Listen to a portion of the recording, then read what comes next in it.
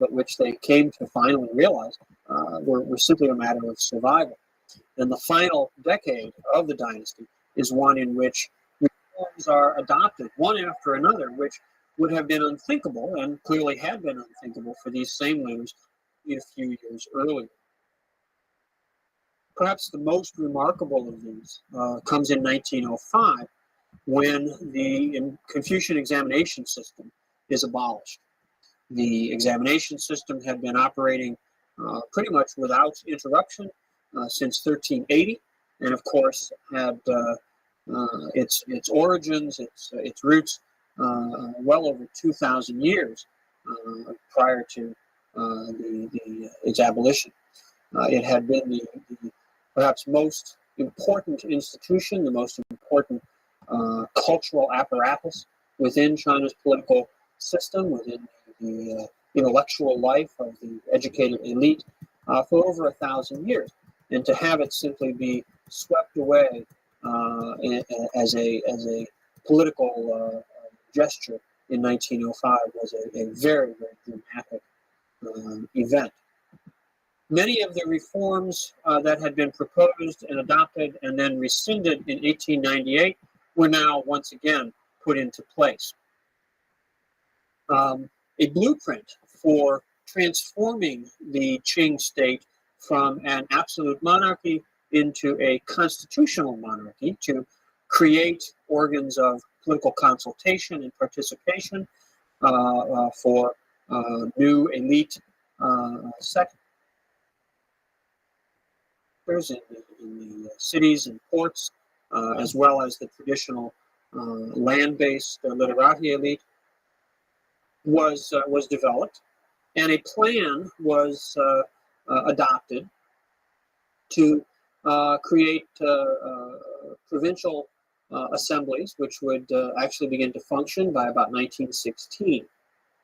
These measures, however, were not really sufficient to the situation. They were developed and began to be implemented in the years between 1901 and 1908.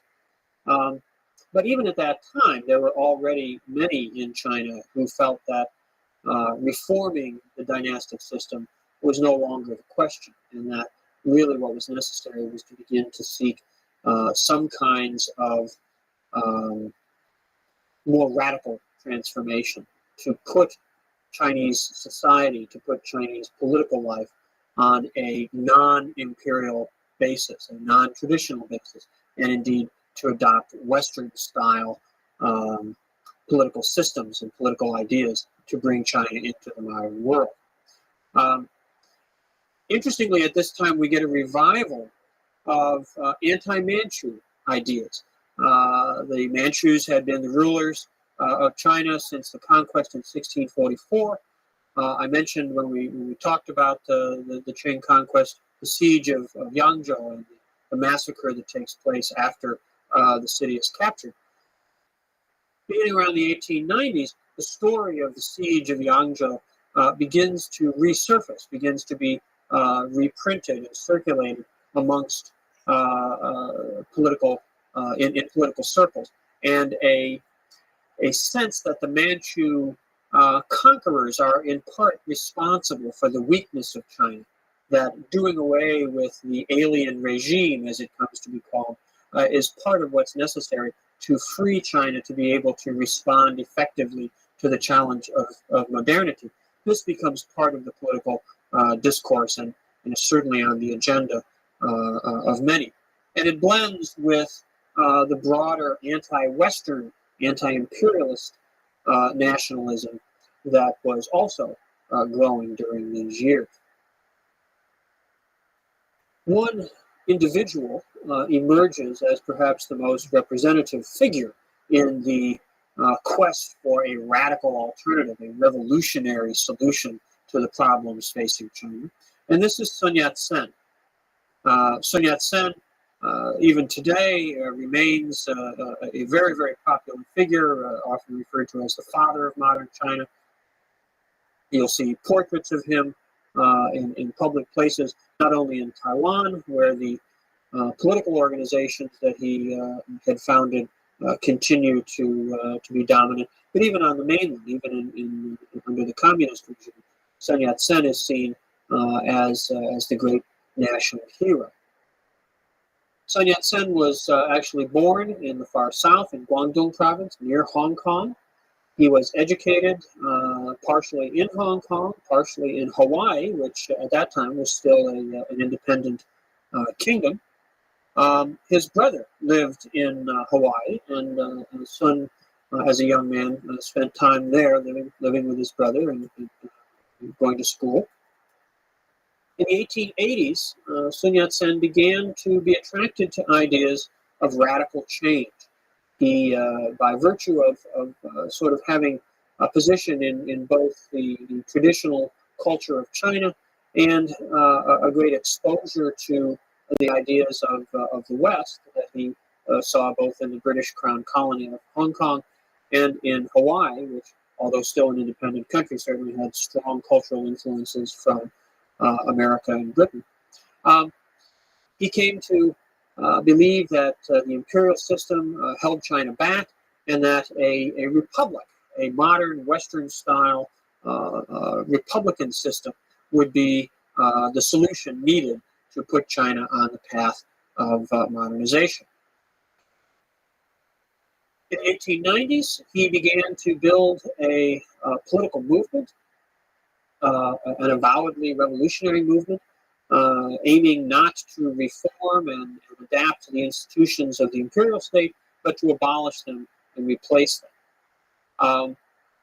After the defeat of China in the Sino-Japanese War in 1895, the failure of the reform movement in 1898, and the further debacle of the Boxer Rebellion in 1899 and 1900, Sun's ideas began to become more and more popular. Many young Chinese, educated Chinese, turned away from the efforts to salvage what they saw as the moribund regime of the Qing, and saw Sun's ideas of a revolutionary transformation of China as the way to go, as the more attractive option. He puts together, in the first decade of the 20th century, a sort of umbrella organization called the Tongmenghui, or the Revolutionary League, which brought anti-Qing groups of a range of ideas, with a range of particular political perspectives, together to strengthen them by giving them a common focus and a common program. He traveled extensively within China and increasingly outside China, around the world, speaking in public, speaking to overseas Chinese communities, and raising money. He was apparently a very effective communicator, did a very good job of political agitation and propaganda, and was a first-rate fundraiser. He probably made in some ways, his major contributions by raising money to support various kinds of revolutionary activities. Some of those revolutionary activities took the form of military uprisings, or at least violent popular uprisings against Qing government officials in various parts of China, particularly in the far south. None of these, however, were successful. They all were rather botched efforts, and the reputation of the nationalist movement, the revolutionary movement, was certainly not as a highly effective rebel organization or terrorist group, but rather more as a political movement. All these efforts to spark a popular rebellion which would overthrow the dynasty ended in failure. In 1911, however, the dynasty does collapse, and the way that this comes about was rather particular. The efforts of reform, which had been put in place in the wake of the Boxer Rebellion, begin to stall out after 1908. In 1908, both the Guangxu Emperor and the Empress Dowager. So she die. In fact, they die within just a few hours of each other. The Guangxu Emperor, the evening before the death of the Empress Dowager Cixi. And as a result of this, a little boy named Pui is placed on the throne, and he becomes the last of the Qing emperors, made famous, of course, by Bertolucci's film of that name, The Last Emperor. As a little boy, of course, he didn't exercise any actual political authority, and his conservative uncles, who constituted a regency council for him, slowed down the reform program, which Cixi had been presiding over. As a result of this, even the minimal progress that the Qing had been making towards sustaining itself through political adaptation comes to a halt, and the dynasty enters into a sort of final period of rigidity. Within the dynastic system, however, there is one sector where modernization and particularly modern ideas are becoming increasingly powerful, and this is the military. The military had been, of course, the subject of a lot of efforts by the self-strengtheners in the 1870s and 1880s and into the early 1890s. And even after the defeat of the modern Chinese army by the Japanese in 1895, there were still efforts made to develop a modern sector in the Chinese military.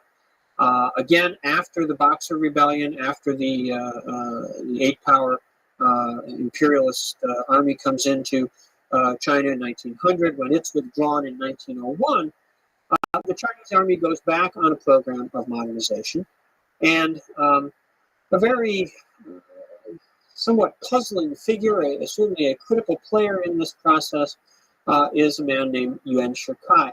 Now, Yuan Shikai, we met briefly earlier in the context of the 1898 reforms. He was one of the Chinese officials who turned against the reformers, sided with the Empress Dowager Cixi, and took part in the suppression of the reforms in 1898, which in some ways seems sort of out of character, perhaps as a modernizer, as an advocate of the modern army within the Qing state. One would have expected to see him be on the side of the reformers of 1898. But for his own reasons, he chose not to support them, and instead to ally himself with the conservative elements amongst the Manchu leadership. But that winds up preserving his power and influence, and in the first decade of the 20th century, he is one of the more powerful figures, and certainly one of the more powerful Chinese officials within the Qing government. In 1911, he comes to play a pivotal role. The modern military, the modern units within the military, had become a focal point for political activity.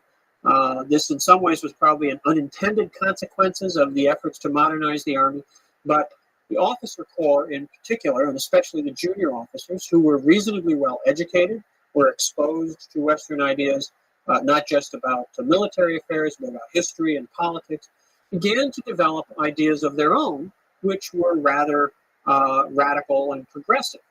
The Revolutionary League, the Tongmenghui, Sun Yat-sen's organization, devoted a lot of efforts to trying to organize among the ranks of the junior officers in the army, and they were reasonably successful in doing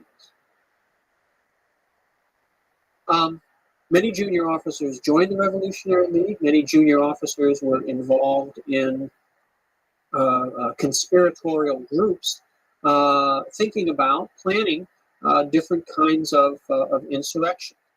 In October of 1911, one of these groups in Wuhan, in central China,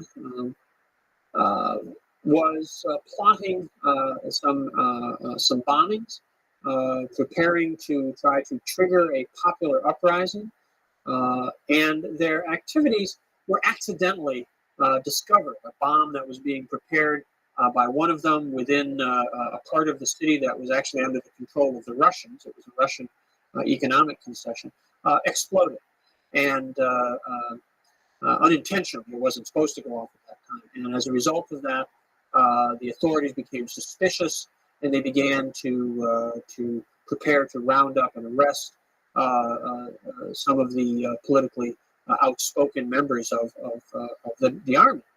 Well, this triggered a sort of defensive move on the part of the radical soldiers, and they launched a sort of coup within Wuhan, and arrested senior officers, arrested some of the local representatives of the Qing government, the local magistrates, and called upon the military and the people to support them in a rebellion against the Qing dynasty. They proclaimed a republic in the province in which Wuhan is located, Hubei province, and they proclaimed the independence of that province from the Qing Empire.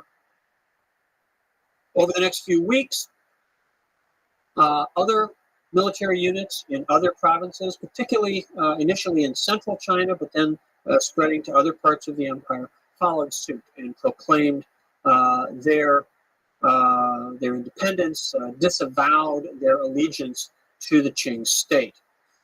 These events were largely spontaneous. They were triggered by this accidental uncovery of a plot in Wuhan, but they spread quite quickly and began to be coordinated from one location to another.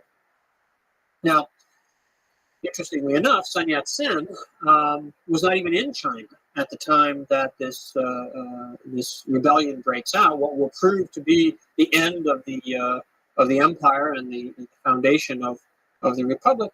The great revolutionary leader wasn't even on the scene. He was actually in Denver, Colorado, when he received word of the Wuhan rebellion.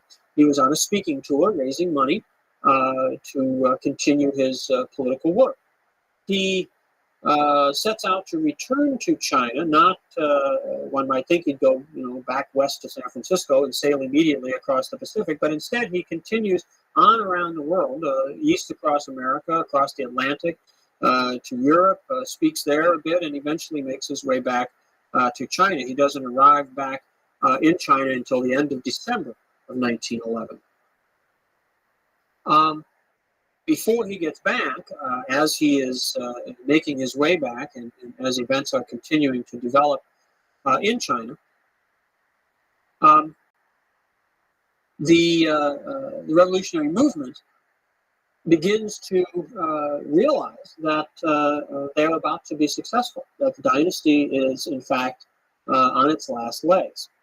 And they need to figure out what they're going to do about that, how they're going to cope with the disappearance of the Qing state. Well, this is where Yuan Shikai comes back into the story and plays what becomes a very, very critical and pivotal role. Now, Yuan Shikai was at this point the commander of what's called the Beiyang Army. Beiyang means Northern Ocean, and it just simply refers to the modern military forces that are in northern China. In that capacity, he was based very close to the capital, and of course he had very good political access to the Manchu elite. So what Yuan Shikai does is to position himself as the middleman, as the broker between the revolutionary forces in central and southern China, who are, after all, at this point, strongly based within the modern military. So he has a natural connection to them, and the dynasty, where he also has his political links. So Yuan Shikai is in an ideal position to be the broker, to be the intermediary between the two power centers at this time. And what he does is to negotiate on behalf of the nascent republic, the abdication of the Qing dynasty. Now, this becomes a very delicate process, and Yuan Shikai is certainly not acting as a sort of neutral and disinterested party.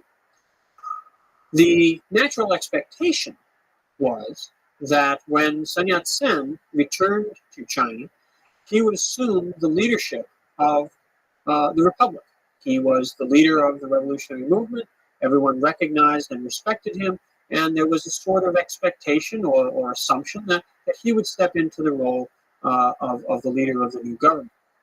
And indeed, on January 1st, 1912, when the republic is formally proclaimed, Sun Yat-sen is named as president, and he's going to, he is put in position as the leader of the regime. But as part of the deal that Yuan Shikai negotiates with the dynasty, Sun has to agree to step down as president when the emperor abdicates and to allow Yuan Shikai to become president.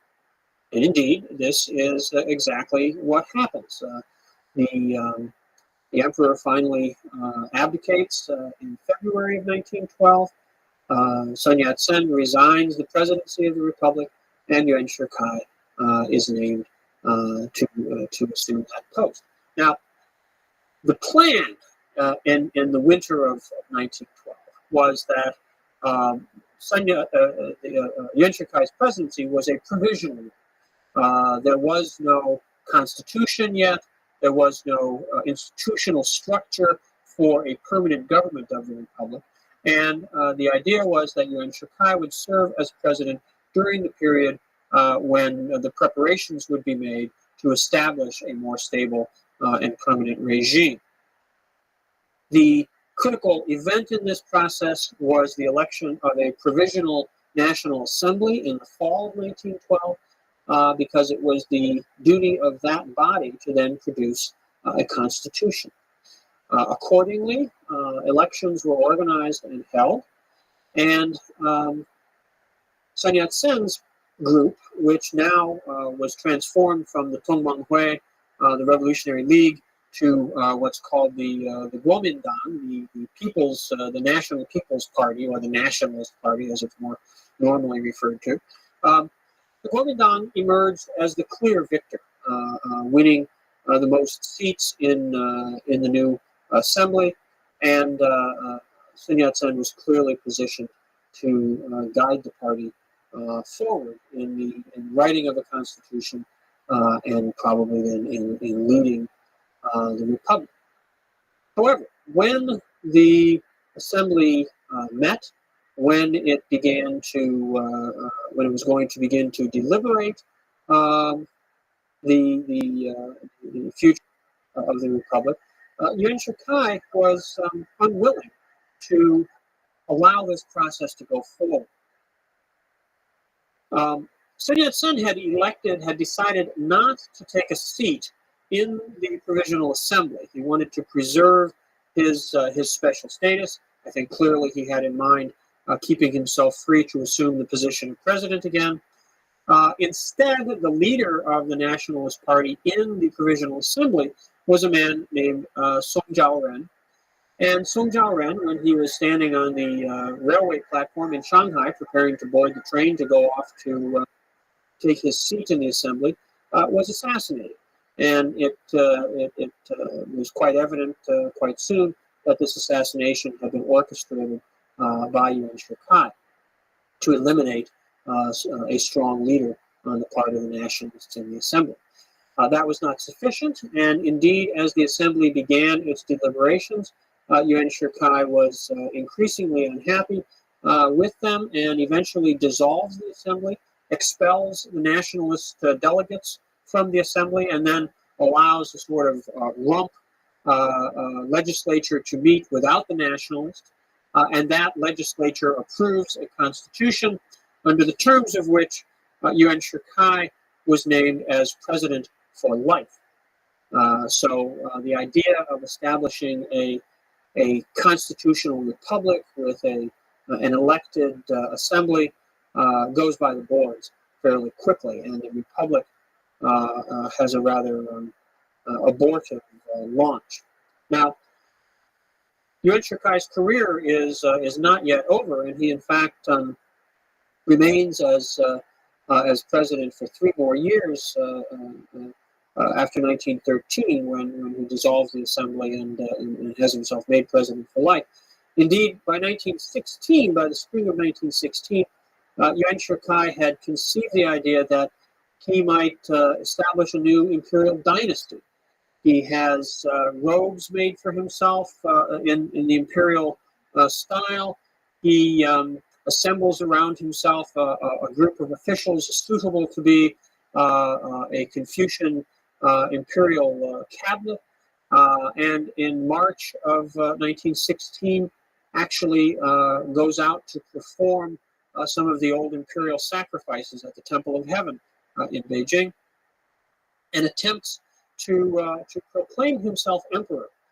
But this is too much, even for his more loyal followers. And his effort at an imperial restoration with himself as emperor collapses. He flees the capital just a short time after this, and on his way south towards his hometown in central China, he dies, ostensibly of a broken heart at the frustration of his imperial ambitions. Well, the death of Yuan Shikai, while in some ways certainly a relief, in some ways removing, it could potentially have been seen as removing an obstacle to the establishment of a viable republic, instead proves to be only a further stage in the collapse of political authority in China. Once Yuan Shikai dies, the last really strong, charismatic figure who had provided a sense of national identity, national cohesion, and some substantive organizational effectiveness is removed from the scene. And what follows is a period of about a decade during which China basically falls apart. Military strongmen emerge in different parts of the country. Some of them had been generals or high-ranking officers in the old imperial army. Some of them were individuals who had risen to prominence in the early years of the Republic under Yuan Shikai. Others were simply individuals who seized the opportunity now to grab power wherever they could, and warlords, as they come to be called, established control all across China. There really was, from 1916 until 1926 or 27, no effective central government in China. There was no single capital. Certainly Beijing or Nanjing continued to function from time to time as the seat of governments that claimed to be the national government of China. But in practice, there was no such thing during this period. The warlords fought amongst themselves, sometimes forming alliances, sometimes those would break up and former allies would go to war with each other. It was a time of great hardship, great suffering in China. It was a time when the foreign powers continued to enhance their own position. Particularly the Japanese became much more ambitious in their efforts to take over and control parts of China. And it was a time when this process of humiliation and weakness and breakdown that went back all the way to the Opium War really reached its peak. Out of that chaos, and in the context of that chaos, new voices, new ideas about ways to put China on even more radical courses of transformation began to be heard. And we'll start to listen to those in the next lecture.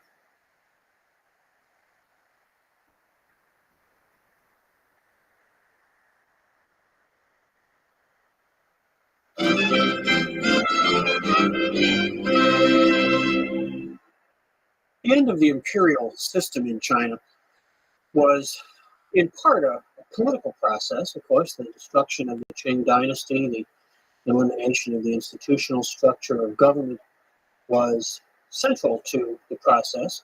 But the political culture that had surrounded the Qing state, the imperial state, itself was part of what many Chinese came to see as the problem, the dead weight of the past, it was often seen as, which was holding China back from its modernization, from assuming a new role in the modern world. With the collapse of the dynasty, many Chinese embarked upon a pretty thorough repudiation of really all aspects of the traditional culture.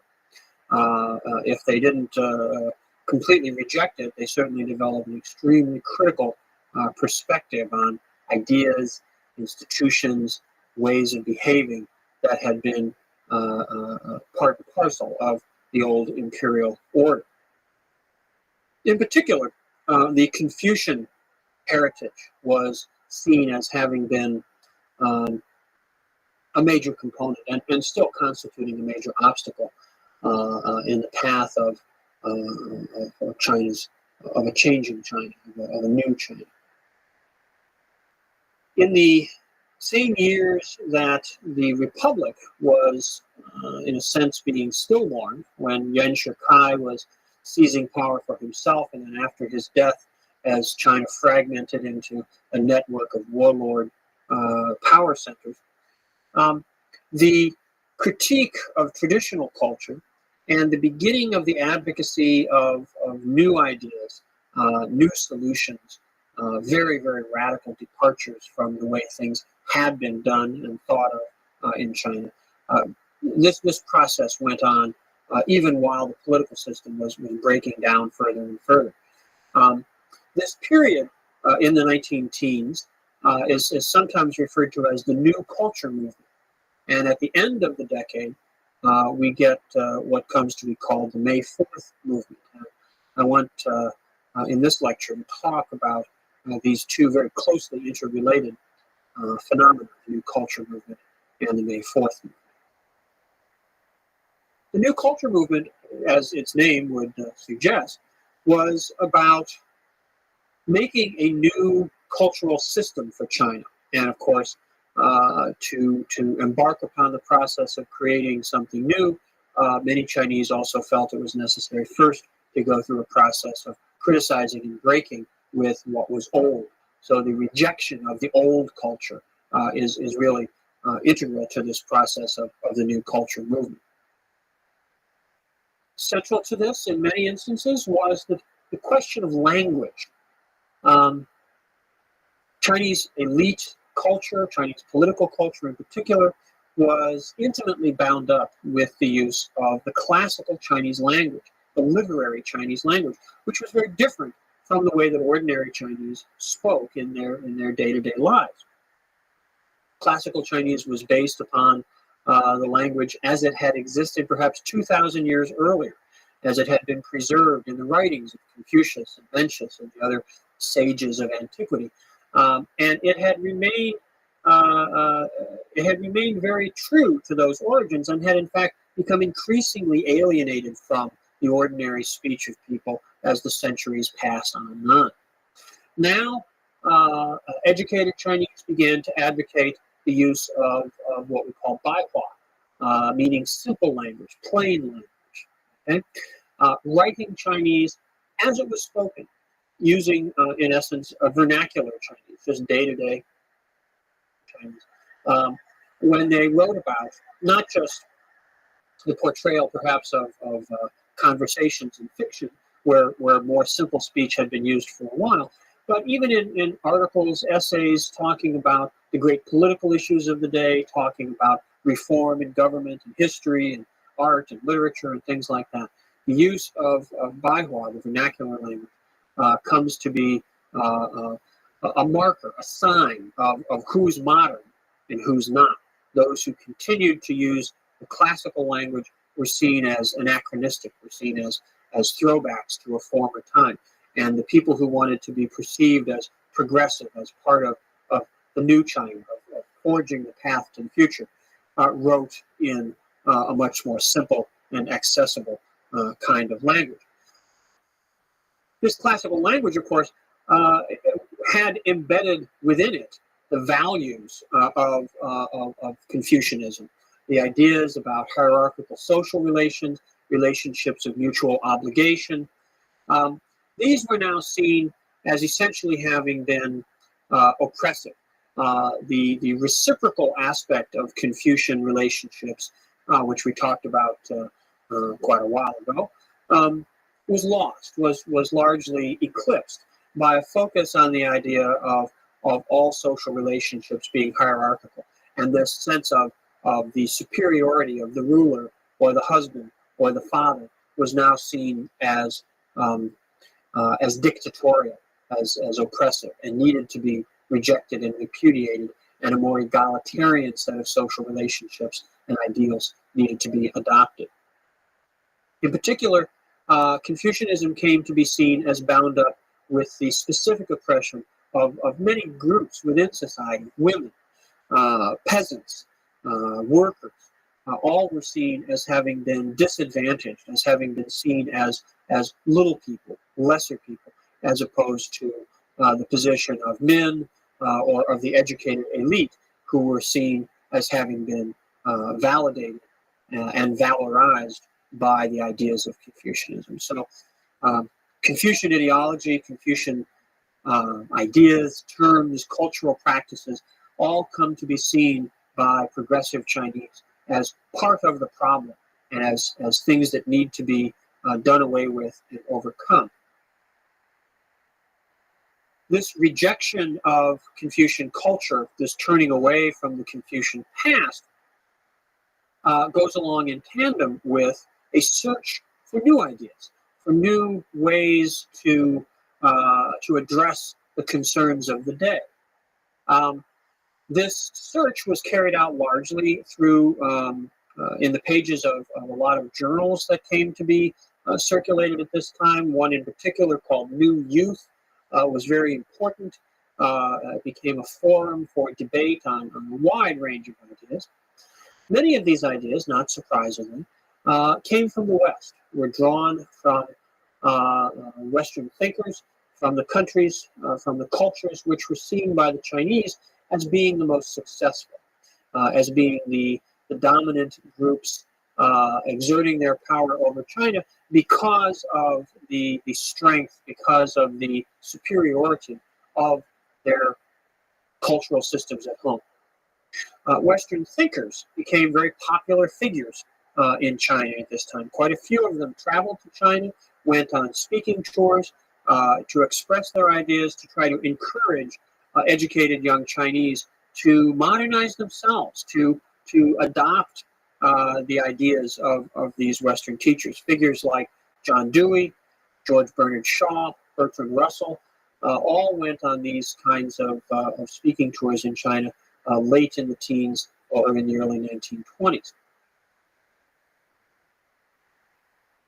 Other groups emerged within Chinese society during these years as well, with perhaps a less sophisticated set of concerns and programs, but which were also very influential in spreading new ideas and new ways of coping with the challenges of life in the modern world. In particular, interestingly, anarchists were very active in China. Anarchism at the end of the 19th and beginning of the 20th century in the West was a significant political movement. Anarchist groups in European countries like France and Italy, and perhaps most significantly Spain, were not simply isolated bomb throwers, but were large organizations of workers, often deeply embedded in trade union movements. And it was in this context that we can see the spread of anarchist ideas to China. Anarchism became a significant political force in Japan about this time, and overseas students, Chinese students who were studying outside of China, some in Japan and another group, interestingly, in Paris, in France, became very interested in the ideas of anarchists and began to write about these, publish journals about these, and ship these back to China. And indeed, the first unions, the first organized groups of workers in China were founded by anarchists even before the fall of the Qing dynasty. Actually, barbers in southern China were the first Chinese workers to be organized, and they were part of this anarchist movement. The anarchists spread ideas which were themselves rather diverse. They talked about socialism, they talked about feminism, they had very radical egalitarian ideas, and before long, other groups which were more devoted to these particular aspects of political thought, feminist groups, socialist groups, began to appear in China as well.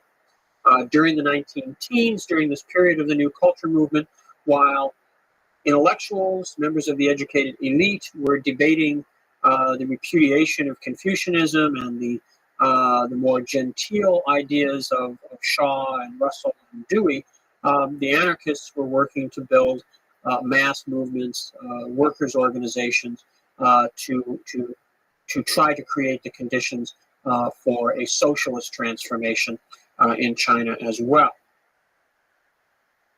World War I, of course, is taking place while all this is going on. World War I,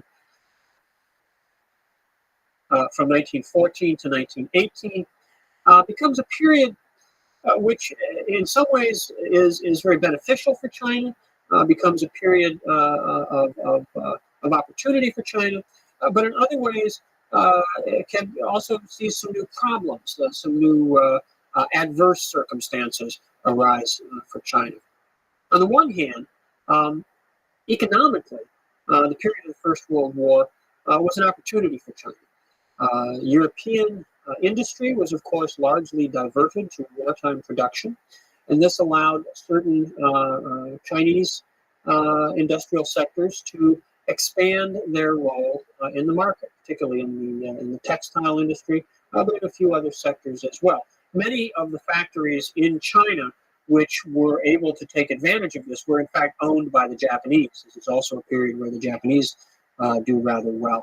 But some Chinese businessmen who own their own factories were also able to take advantage of this business opportunity during the First World War. And so there's a kind of mini boom for the business community in China during these years.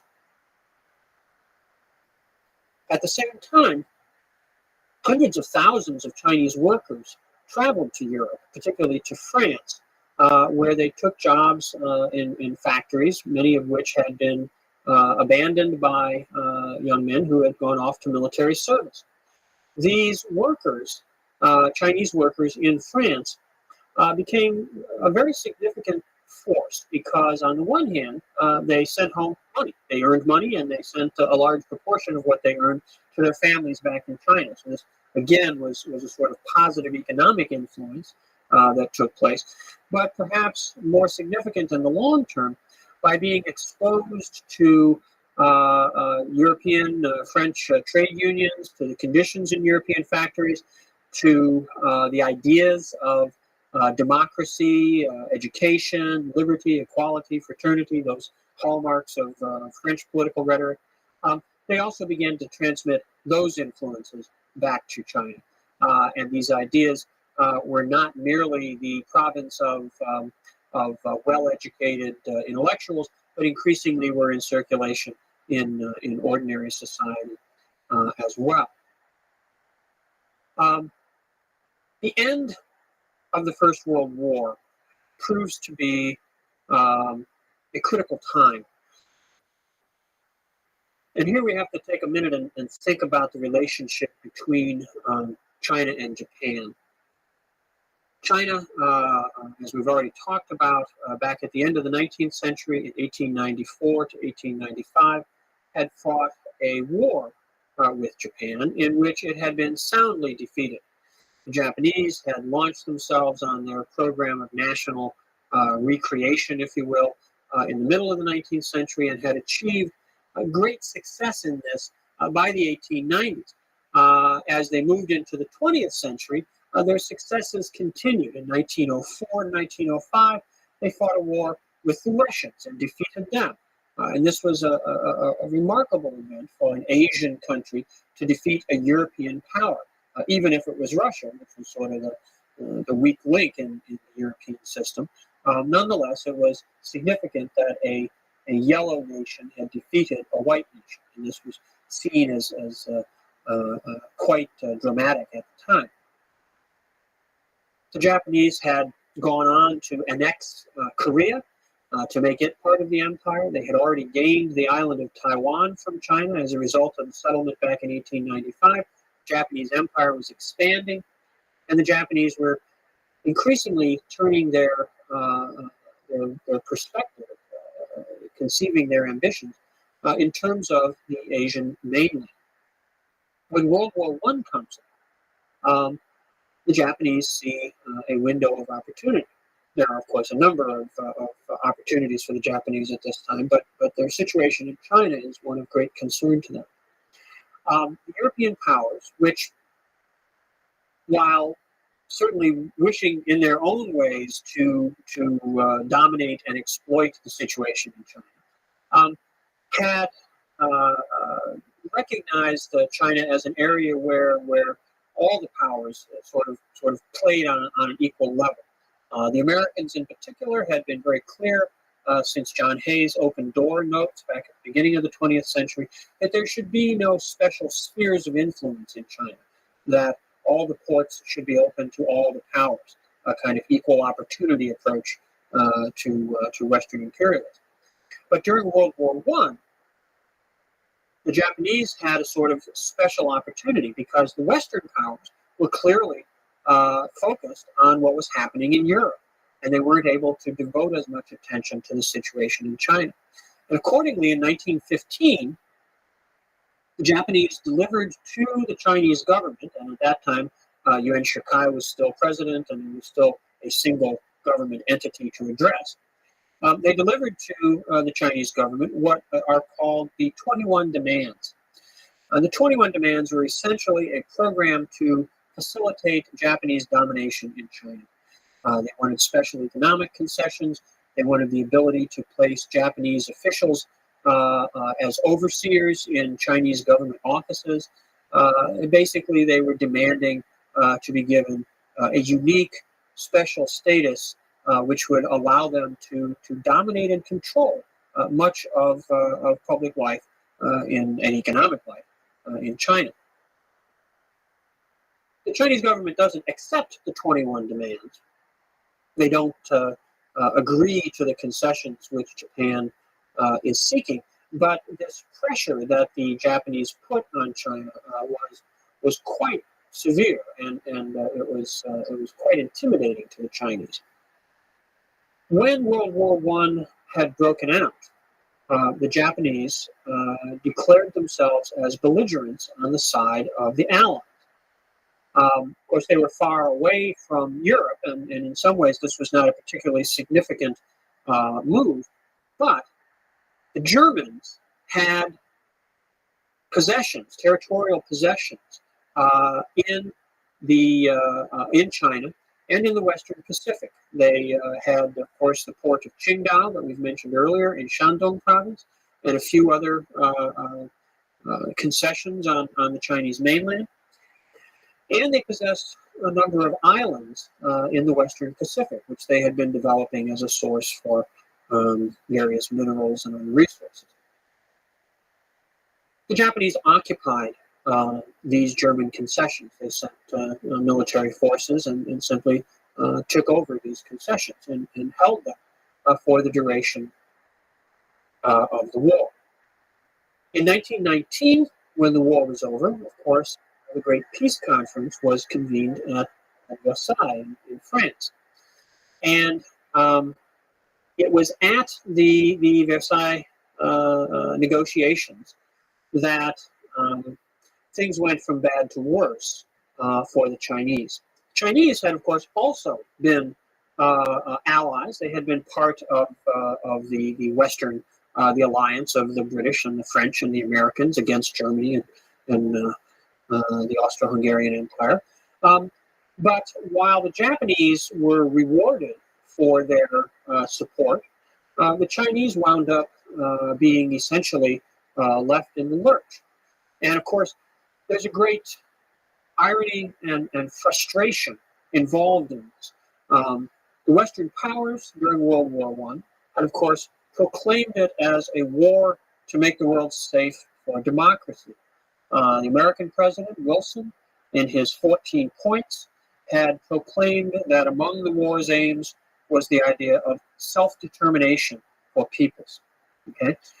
Not surprisingly, many people around the world, particularly in colonial countries that were colonies of the European powers, interpreted the idea of self-determination for peoples as meaning that after the war, after they had supported their colonial masters, after they had sent troops off to fight and die in the war, that they would then be allowed a greater role in self-determination, that they might even attain independence and self-rule. Well, it became very clear at the Versailles Peace Conference that the Western powers had no intention whatsoever of allowing the colonial peoples self-determination, that in fact the maintenance of the colonial order was at the top of the agenda for the Western powers. In particular, for China, this was made clear when the former German territorial concessions in China, rather than being returned to Chinese control at the end of the war, were granted to Japan. Japan had seized them militarily at the beginning of the war, and now was given the right to retain them. Well, this was seen as a real betrayal by the Chinese. And when word of this reached Beijing, a telegram arrives in Beijing, it sparked demonstrations, which became the focal point then of what we come to call the May 4th movement. The word came overnight from Paris on May 3rd that these were the terms of the treaty that China was being presented with. And students gathered the next day at noon at Tiananmen, the great gate at the southern entrance to the imperial city, where the government ministries were all located. This area today has been expanded into the great square, the great public space of Tiananmen Square.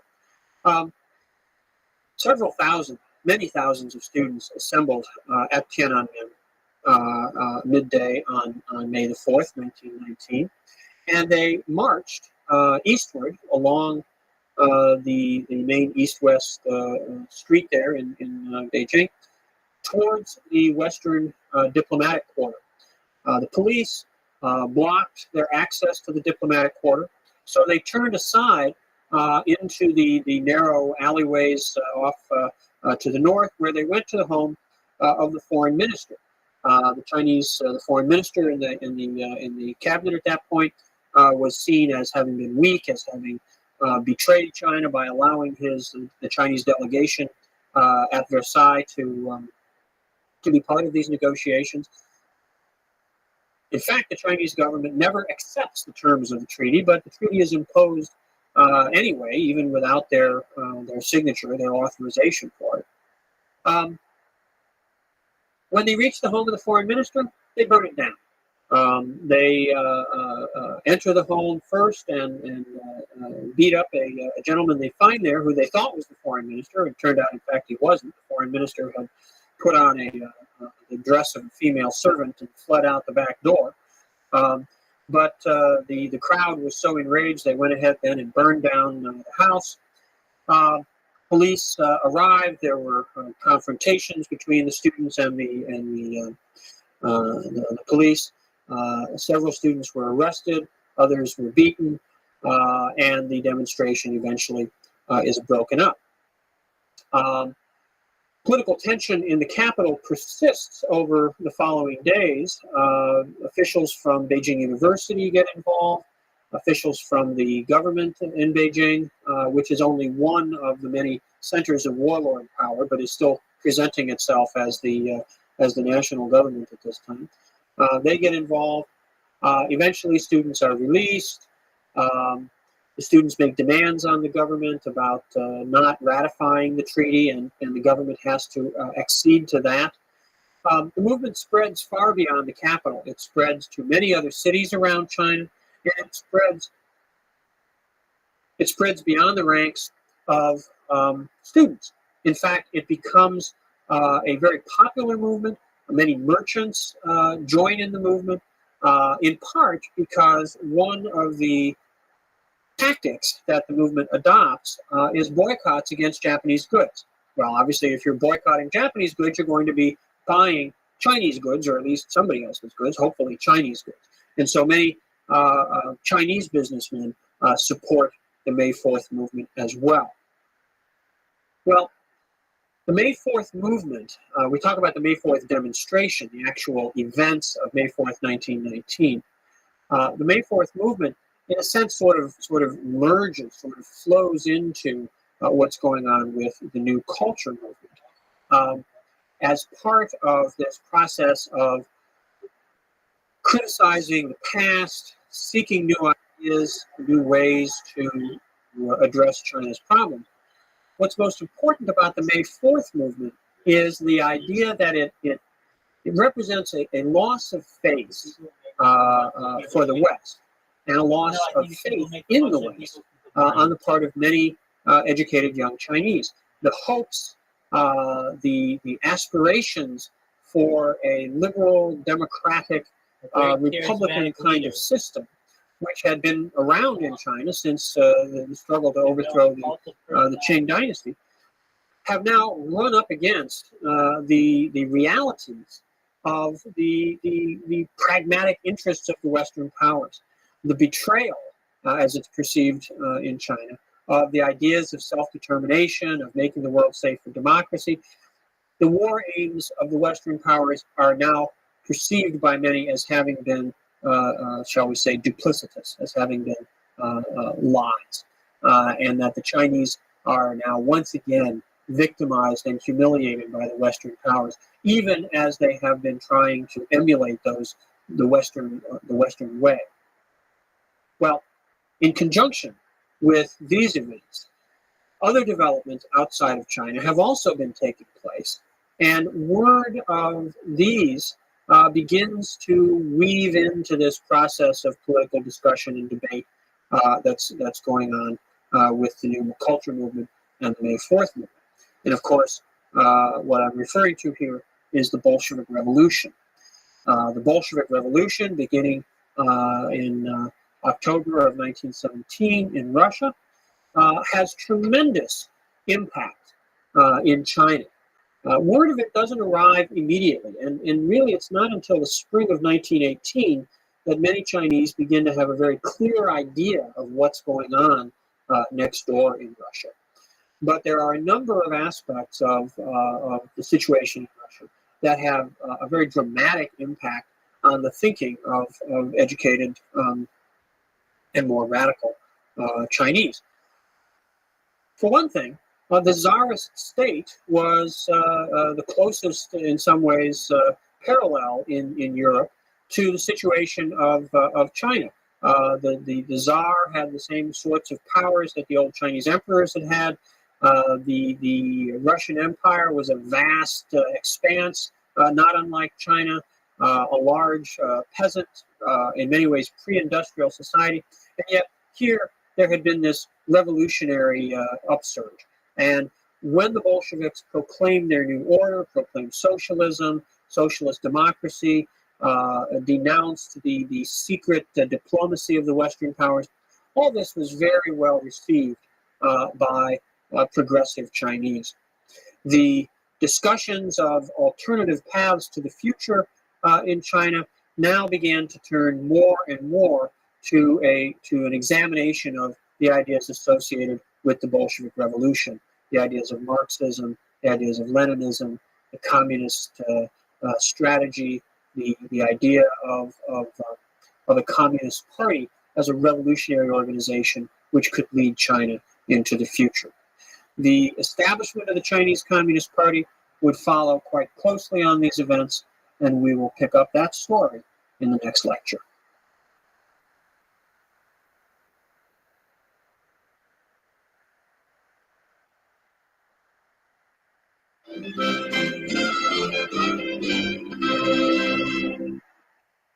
the end of the second decade of the 20th century, China had gone through 10 years of post-imperial turmoil.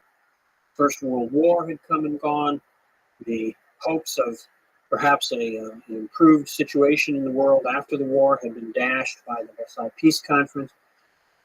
Many Chinese had begun to search for radical alternatives to the ideas that had brought China to its present circumstances, whether those were the traditional Confucian political culture or the more liberal democratic ideas associated with the hopes of the Republican movement.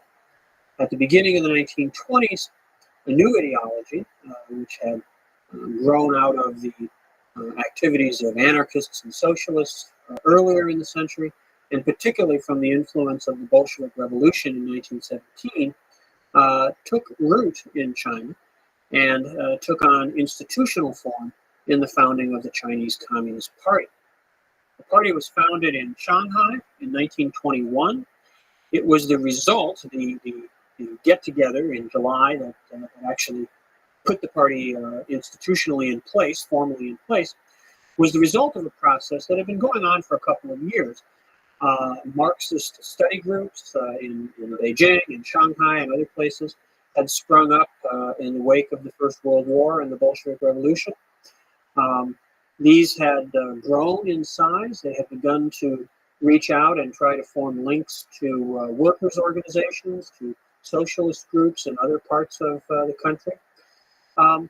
Beginning around 1920, as the Soviet Union began to pull itself together and the Communist International, the Third International, was established, agents sent out from Moscow began to visit various parts of Asia, and China in particular, to assist in the process of revolutionary organization. In China, agents from the Communist International were involved both with the establishment of the Chinese Communist Party and with the reorganization of Sun Yat-sen's Nationalist Party. We'll talk about the Nationalists in a minute, but first I want to finish up with getting the Communists organized. These advisors from the International who came to China worked with the Marxist study groups, began to do the groundwork to establish a national organization, and they helped to suggest the terms of a program, the organizational format for the new party. And in 1921, in the summer of 1921, assisted with the convening of the First Party Congress. There were only about a dozen delegates at the First Party Congress. Many people were unable to travel to Shanghai to attend. Some of the people who were among this first dozen sort of drifted off into relative obscurity afterwards. One individual who was present, although not because he had been all that important an actor up to this point, but certainly would become so later, was Mao Zedong. Mao Zedong from Hunan province in central China had been living in Beijing, had been exposed to the Marxist study groups there through his work at the library in Beijing, and had made his way to Shanghai and was able to take part in this initial gathering. The communist advisors to both the new party and to the nationalists put forward an analysis of the situation in China, which called for an alliance, a united front between the communists and the nationalists. The Nationalist Party, which was still under the leadership of Sun Yat-sen in the early 1920s, was reorganized internally along the disciplined lines of the Bolshevik Party, of the Russian Communist Party. And this made the Nationalist Party a much more effective organization than it had previously been. One of the problems, one of the frustrations that Sun Yat-sen had faced in his life was that he was a good orator, he was a good speaker, a good fundraiser, a good propagandist. He wasn't much of an organizer. seem to have figured out a way to make the Nationalist Party into a truly effective political force.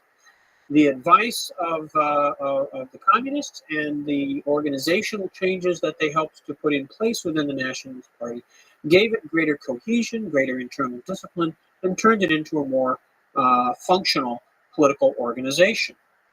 This did not mean that the Nationalist Party or Sun Yat-sen embraced the Marxist-Leninist ideology of the Bolsheviks or of the advisors from the International, but it did mean that Sun Yat-sen in particular was more open to some kind of cooperation, some sort of collaboration between the new Communist Party and his Nationalist Party.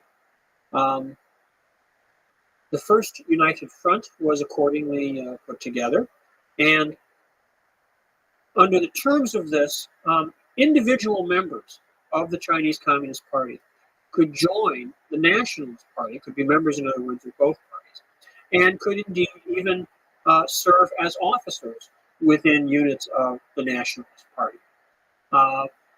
The Communist Party was not to join the Nationalist Party organization. In other words, there wasn't a merger between the two parties, but individuals could be members of both parties.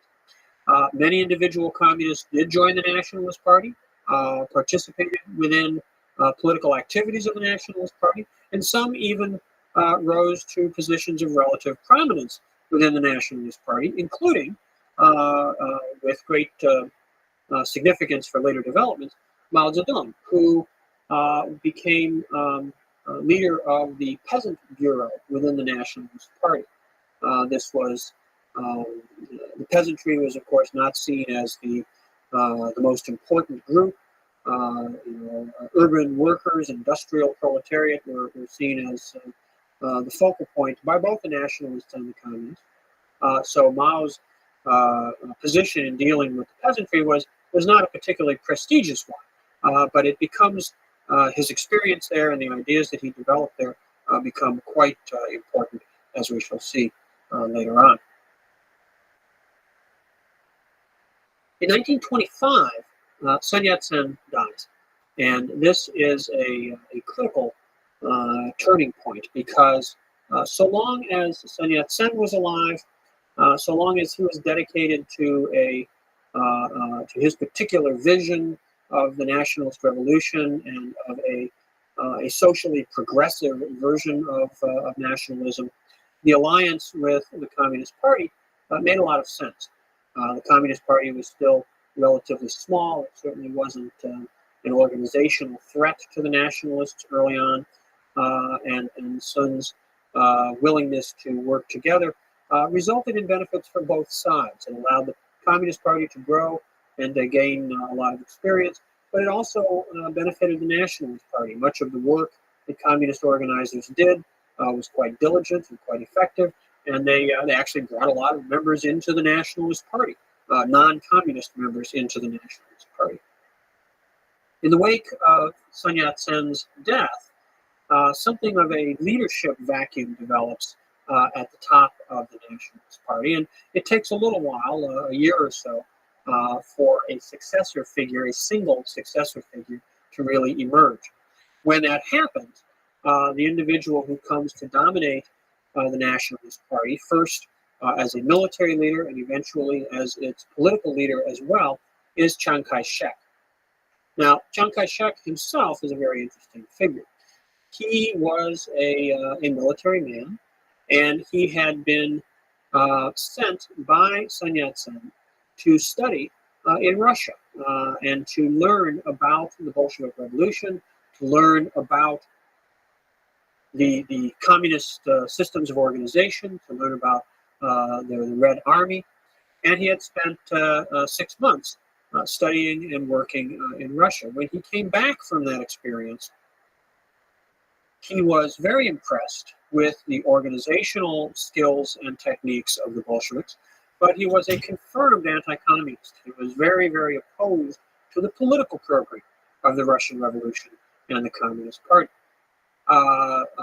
Chiang Kai-shek became the commandant of the Nationalist Military Academy at Whampoa, outside of Canton, Guangzhou, in Guangdong province. And in that position, was able to establish quite a network of personal connections and loyalties within the nationalist military. He used his influence within the army and his position as leader of the nationalist army to as a factor in the political maneuvering that took place after Sun Yat-sen's death, and used that as a way to advance his own position and eventually to emerge as the new strongman within the Nationalist Party. In 1926, the year after Sun Yat-sen's death, Chiang Kai-shek finally felt himself to be in a strong enough position within the nationalist movement, and felt the nationalist movement itself to be strong enough militarily to launch an effort to reunify China. And what he undertakes, we call the Northern Expedition. The nationalists had their base down south in Guangdong province. Guangdong province had essentially been the only part of China that the Nationalist Party could control. The rest of China had, of course, been divided up amongst the various warlords. And, of course, it's in some ways possible to see Chiang Kai-shek as simply one of these warlords who happened to have the Nationalist Party as his political machine. Be that as it may, the Northern Expedition, when it gets underway in 1926, proves to be a very successful undertaking. The nationalist armies essentially follow the same route that the Taiping movement had followed back in the 1850s, moving from Guangdong province up through central China, through Hunan, to the Yangtze River Valley, and then turning east and heading towards Nanjing. And moving a little more quickly than the Taipings had over the course simply of a few months, they managed to gain control of most of southern China. And this happens through a variety of mechanisms. In some instances, the nationalist forces fight against the forces of local warlords, and they generally win. They defeat the local leaders and absorb them into the nationalist forces. In other instances, Chiang Kai-shek was able to negotiate political arrangements under which local warlords would pledge their loyalty to him and would therefore sort of be brought under the nationalist umbrella. In other instances, he simply bribed people. He would, buy the loyalty of individuals who couldn't be appealed to on any other basis and whom he didn't feel like fighting or didn't wish to risk fighting. By one means or another, the Northern Expedition succeeds by the spring of 1927 in basically getting all of southern China, south of the Yangtze River, into nationalist hands. In April of 1927, the nationalist forces have reached the outskirts of Shanghai. And at this point, Chiang Kai-shek makes a decision that is of great political significance. He has reluctantly, up to this point, maintained the united front with the Communist Party, which Sun Yat-sen had put in place. Not wishing to jeopardize his own position as the heir of Sun Yat-sen, as the successor to Sun Yat-sen, he hasn't felt up till now strong enough to do anything other than continue this policy. But by April of 1927, having successfully carried out the Northern Expedition, having gained all this control over half of China, he feels his position to be much stronger. And so he decides to do away with the communists, to eliminate them, not just as partners in the United Front, but to try to drive them out, to try to destroy them as a political force in China. And accordingly, when the nationalist forces reach the outskirts of Shanghai, he stops. He does not take the nationalist army into the city, but instead allows communist organizers within the city and within the trade unions in the city. Shanghai was, by this time, the most industrialized city in China, many factories there, many thousands and thousands of workers most of whom were organized into trade unions with at least links to, if not being dominated by, the Communist Party. When the Nationalist Army is approaching Shanghai, the Communists launch an uprising. The idea being to seize the city from within so that the Nationalist Army won't have to fight its way in. But Chiang Kai-shek stops outside of Shanghai and doesn't intervene, doesn't come in. And the insurrection in Shanghai is then suppressed by a combination of the troops of the foreign powers. Shanghai is sort of an international city, so the British, the French, the Americans, the Germans at this time, the Japanese, rather, all have forces there. And those forces, those police and military units are mobilized to attack the workers, to attack the communists. And in conjunction with those government forces of the foreign powers, the secret societies, the sort of organized crime circles within Shanghai also come out and start to attack the workers and the communist organizers. And this combination of the foreign powers and the sort of Shanghai underworld destroy the communist movement in Shanghai. Many hundreds of communist organizers and leaders are arrested and executed. Others die in fighting in the streets. Many workers are shot, were arrested and imprisoned, and some of them executed, even if they weren't members of the Communist Party. It's a very bloody uprising and suppression of the communist movement in Shanghai, and it represents, it signals the break, the split between the Nationalist Party and the Communist Party. It takes a while for this political process to completely unfold. A sort of left-wing group within the Nationalist Party, which is centered at the city of Wuhan on the central Yangtze River, continues to ally itself with the Communist Party for a while. But before long, Chiang Kai-shek is able to convince them that they really need to split with the communists and stick with him, intimidates them militarily, and by the end of the summer of 1927, the left wing of the Nationalist Party reunites with Chiang Kai-shek's mainstream. And Chiang now is the undisputed leader of the nationalist movement, and of a nationalist movement which is no longer, in his view, hampered by this alliance with the Chinese Communist Party. Well, the Chinese Communist Party finds itself in a difficult situation.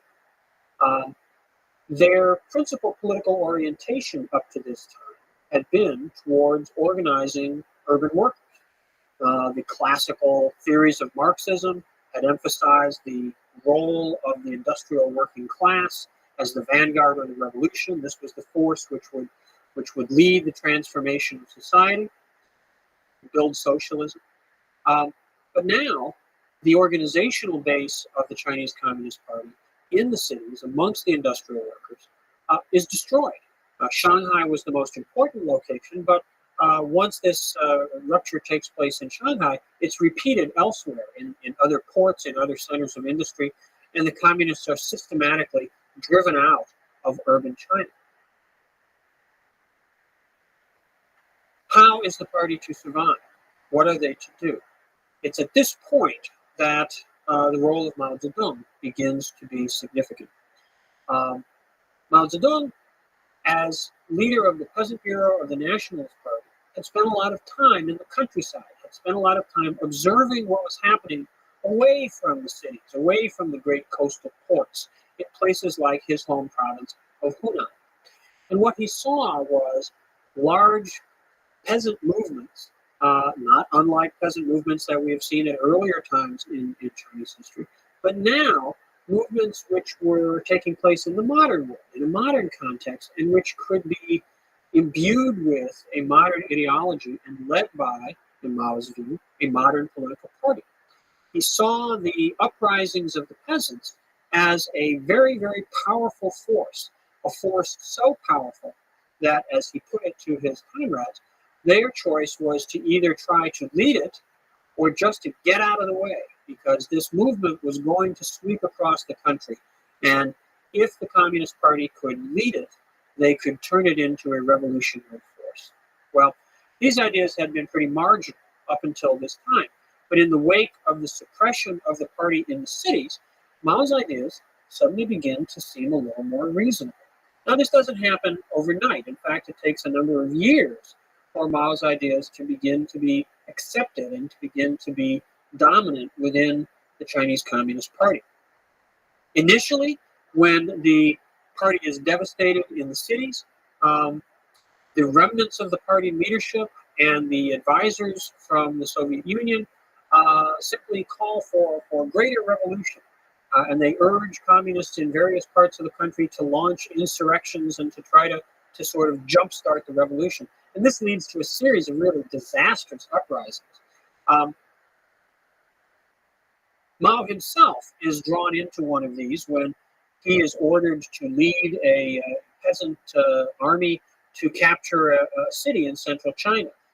They do so for a few days, but then they're driven out by the better armed and better organized forces of the Nationalist Army. And it's after this that Mao retreats with the remnants of his peasant army to the mountains of southern Jiangxi province. And it is there, along with other local communist leaders and the remnants of a few others of these abortive uprisings, that he begins to put together a new model for the Chinese Communist movement.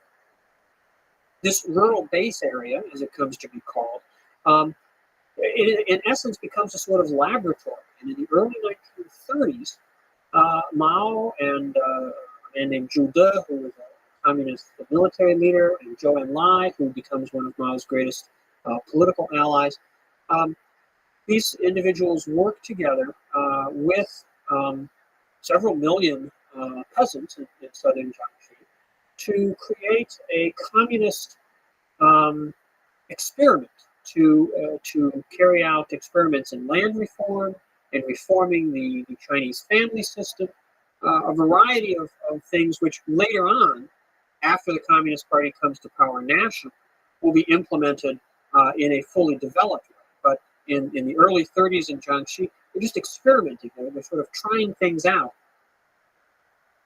in a sort of laboratory of peasant society. Well, Chiang Kai-shek went on after 1927 to complete the unification of China. In 1928, he takes his forces on to the north, defeats or wins over the remaining warlords, and establishes a reunified China, a single nationalist government, now based at Nanjing again, with Chiang Kai-shek as the leader, comes to be put in place. Even while he's completing the second half of the Northern Expedition, Chiang begins to have conflicts with the Japanese. Japanese military units are in Shandong province to protect their concession at Qingdao and some of their railway lines. There are confrontations between Japanese military units and Chiang's forces in 1928 in Shandong. Later on, the Japanese blow up the train of one of Chiang's warlord allies in northern China because they want to eliminate him as a threat to their position in Korea. So tensions between Chiang Kai-shek and the Japanese, between China and the Japanese, begin to show a little more clearly at the end of the 1920s and beginning of the 1930s. But Chiang Kai-shek determines that the real problem that he needs to deal with, the real enemy that he faces, is not the Japanese, but the Chinese. He says very famously that the Japanese are a disease of the skin, where the communists are a disease of the guts. And so he's willing to ignore the activities of the Japanese to a great extent and concentrates his efforts on fighting against the communists. The base area in southern Jiangxi, which is only one of a number of these areas where local communist forces establish control, but it's probably the most significant, becomes the focal point of Chiang's activities in the early 1930s. And he launches a series of what are called encirclement campaigns, where he basically puts a blockade, military forces completely surrounding the communist base area, and then slowly but surely closing the ring, moving closer and closer in. The first several of these efforts are defeated. The communists manage to fight back and drive off the nationalist forces, but Chiang keeps the pressure up. He begins in the 30s to get military advice from the Germans, the Nazi party that has come to power in Germany in the early 30s, begins to form a fairly close working relationship with Chiang that will be suspended later when they become even more closely allied with the Japanese. But for a while in the mid-30s, German advisors are very helpful in leading the anti-communist campaigns for Chiang Kai-shek.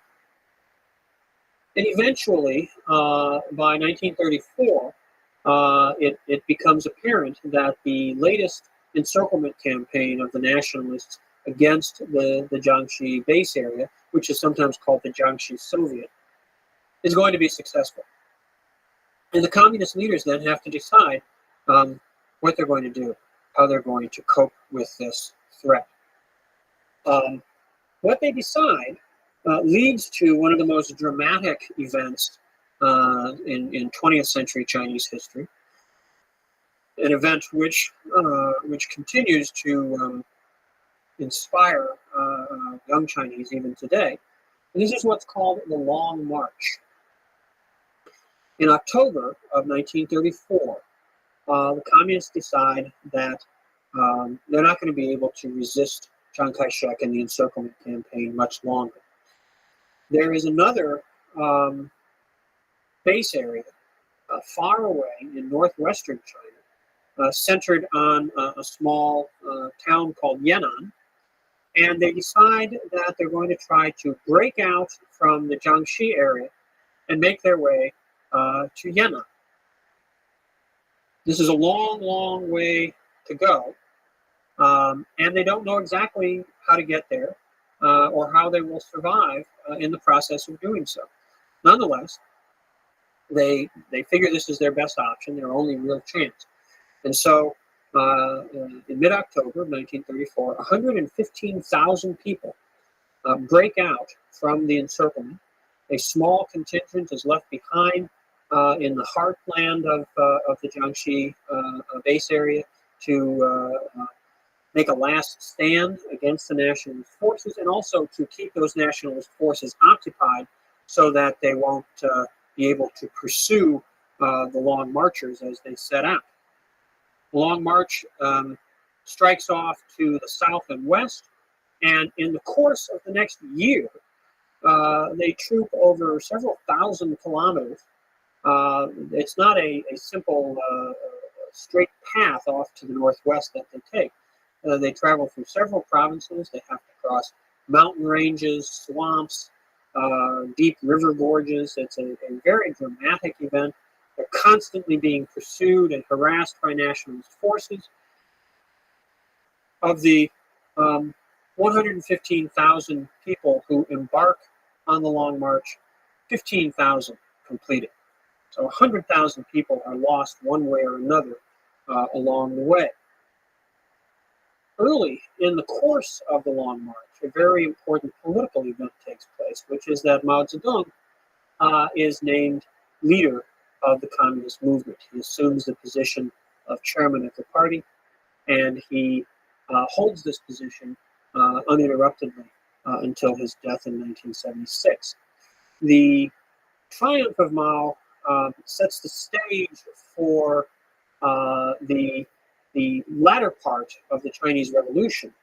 Once the Long March reaches Yan'an at the end of 1935, the great age of what comes to be called the Yan'an era, or the Yan'an base area, gets started.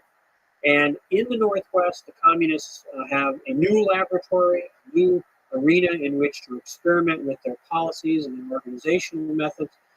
Later on, when the Japanese invasion comes, the Yan'an base area will be the center of resistance against the Japanese invasion. And indeed, by by the end of 1936, from their position in the Northwest, they're able to enter into a second united front with the Nationalists. We'll see the circumstances of that and how the war with Japan and the revolution which follows it play out in our next lecture.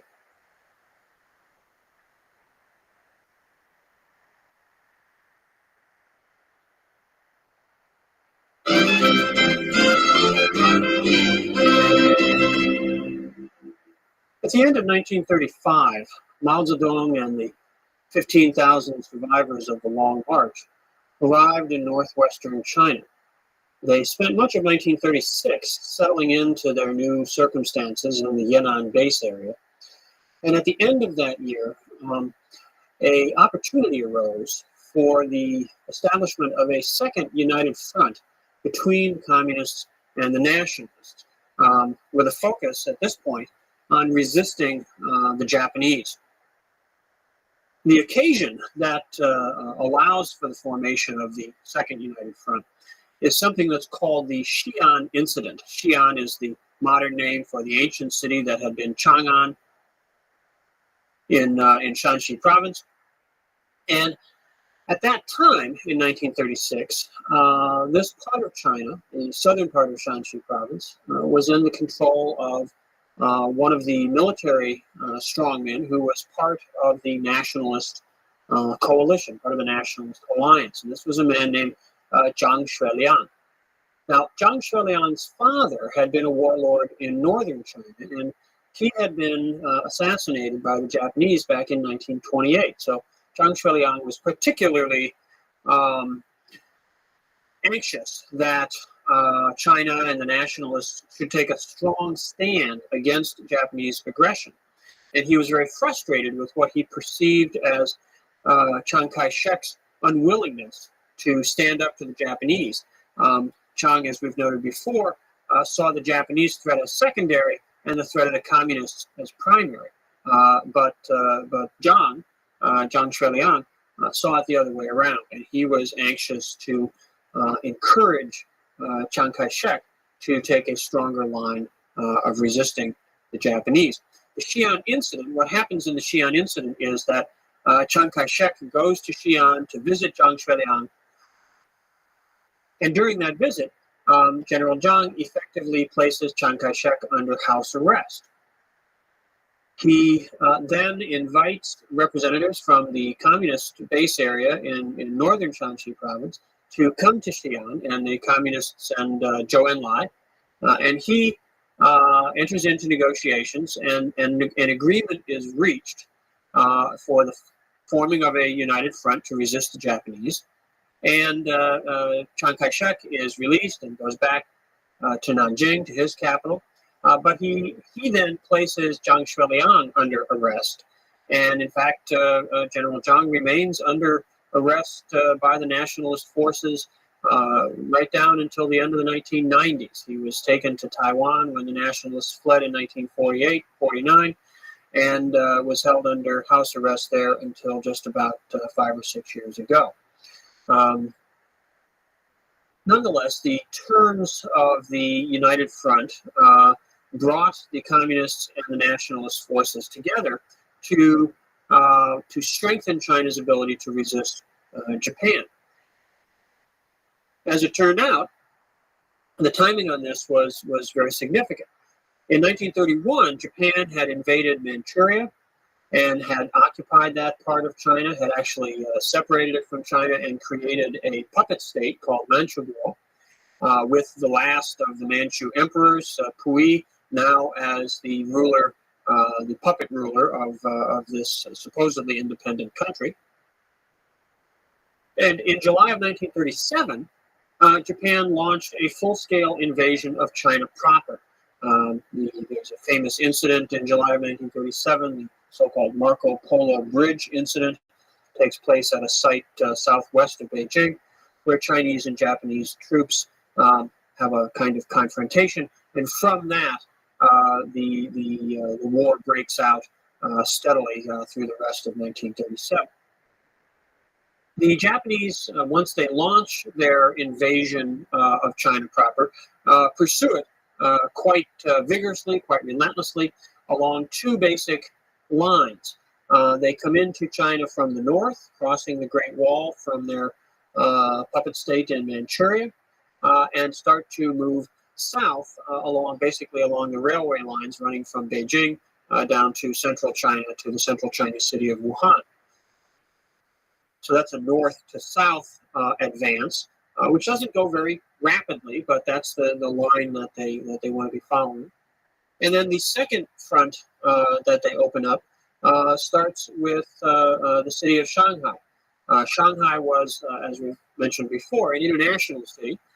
There were British, French, Americans, Russians, and Japanese and others living in Shanghai, and many of the foreign countries that were represented there had their own troop concentrations, their own military units there. In the fall of 1937, Japanese forces based in Shanghai attack the Chinese part of the city, the western side of Shanghai, and then begin to fight their way west up the course of the Yangtze River. The Japanese plan was that the group moving west up the Yangtze River and the group moving south down the railway from Beijing would meet at the central Chinese city of Wuhan. And they expected this to happen fairly quickly. The idea was to have a sort of almost a blitzkrieg, a lightning sort of invasion. But that did not work out. In fact, both in North China and especially along the Yangtze River, the resistance that the Chinese put up was much more intense, much more fierce than the Japanese had anticipated. And in some ways, this should recall the experience that both the Mongols and the Manchus had had in invading China, where the greatest resistance that they met was in the Jiangnan region. They were coming into the region from the north and the west, whereas the Japanese were invading from the east and coming out of the city of Shanghai. But in either case, the Jiangnan region proved to be a very, very difficult area for a foreign conqueror to move through. Nonetheless, the Japanese were able to eventually achieve their initial military objectives, and the nationalist government was forced to retreat, first from the city of Nanjing, west up the river to Wuhan, and then eventually forced to abandon Wuhan and move on up through the Yangtze Gorges to the city of Chongqing in Sichuan province, where they established their what proved to be their permanent wartime headquarters. Now, when the Japanese reached Nanjing, which had been the nationalist capital, it took them until December, the beginning of December of 1937, to actually get there. And when they did, again, sort of in recollection or certainly in resonance with the events of the Manchu conquest, the Japanese carried out at Nanjing a great massacre. They were very upset. They were very frustrated with the resistance that the Chinese had put up. And when they took the city of Nanjing, although the Chinese military had largely withdrawn, the Japanese unleashed a very serious campaign of terror against the civilian population of Nanjing. Hundreds of thousands of people were killed. Many women were raped. The incident comes to be known as the Rape of Nanjing and is still today a source of very severe tension sometimes between China and Japan. The atrocities that were perpetrated there and elsewhere in China, while they were certainly intended by the Japanese to terrorize and intimidate the Chinese, often had exactly the opposite effect, certainly of frightening people, but had the opposite of the intended effect, which was to make the Chinese stiffen in their resistance, to make them even stronger in their hostility to the Japanese invasion. Well, once the Japanese had managed to occupy particularly northern China, the war, after the first year or two, begins to settle into a more stable pattern. The nationalists were based in the west and the southwest. They had their political center at Chongqing in Sichuan province, and another very important center down at Kunming in Yunnan. They also had troops still in various parts of South China. the Japanese did not occupy all of South China by any means. And so there were pockets, there were areas where nationalist forces continued to operate long after the initial Japanese invasion. In the north, the Chinese Communists, of course, had their base area in Shanxi province, around the town of Yan'an. And from there, the Communists pursued a campaign, a very vigorous campaign of guerrilla warfare all across North China. The idea that the Japanese were occupying all of North China was a little simplistic. They, during the daytime, could extend their presence over many areas, but at night, except for the areas right along the main railway lines and in the main towns, much of the countryside was in the hands of popular forces led by communist guerrillas. So there was lots of sabotage, lots of fighting, ambushing of Japanese troops, blowing up of bridges and railway lines and things like that, designed to harass and tie down large numbers of Japanese troops who could not be spared then for other kinds of military uses.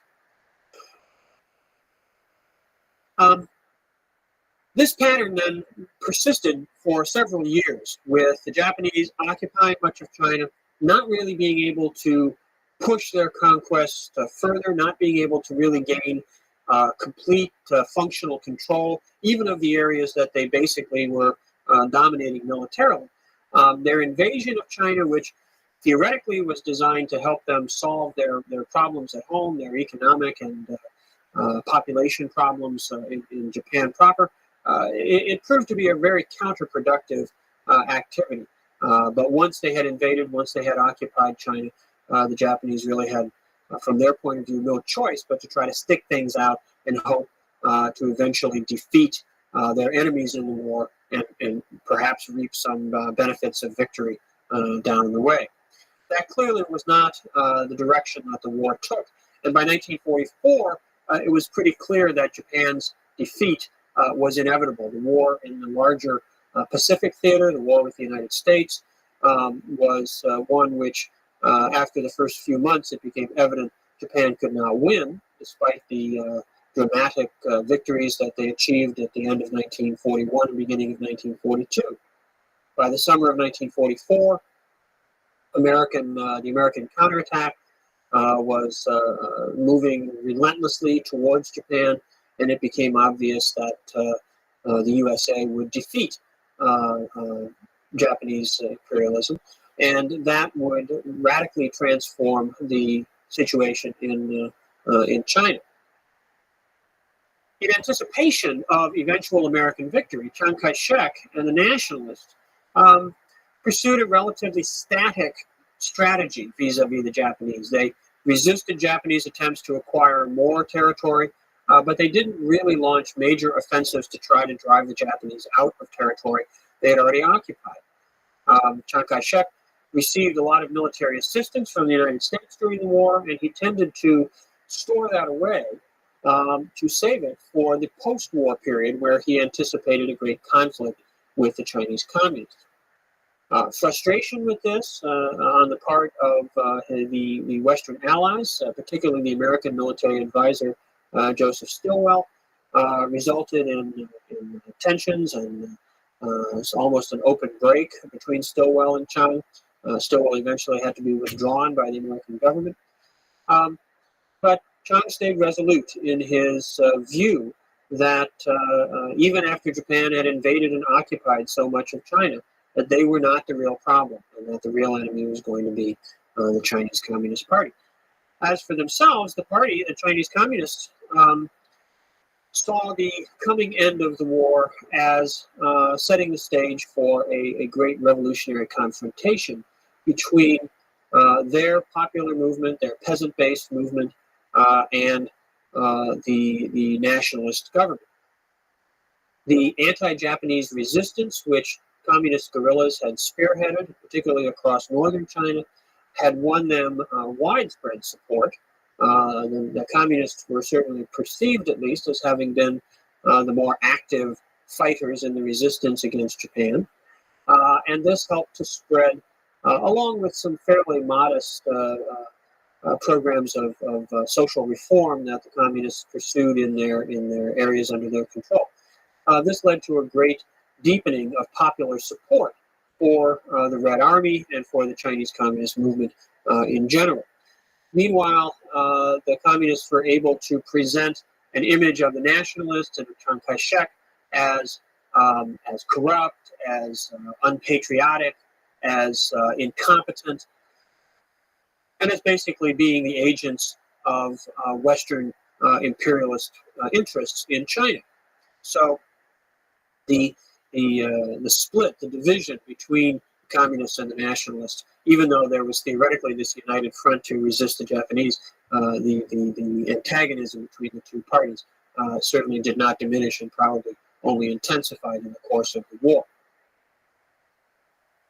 When Japan surrendered in August and September of 1945, there was a period in China where efforts were made to try to negotiate some sort of post-war, perhaps coalition government. The United States sent negotiators 2 or 3 times to China to bring leaders of the nationalist and communist movements together. But while that was going on, there was a lot of maneuvering taking place on the ground. The Russians had come into the war at the very last minute in August of 1945, just shortly before the atomic bombs were dropped on Japan. But in doing so, they had come into northeast China, into Manchuria, and occupied a lot of the territory that had formerly been in Japanese hands.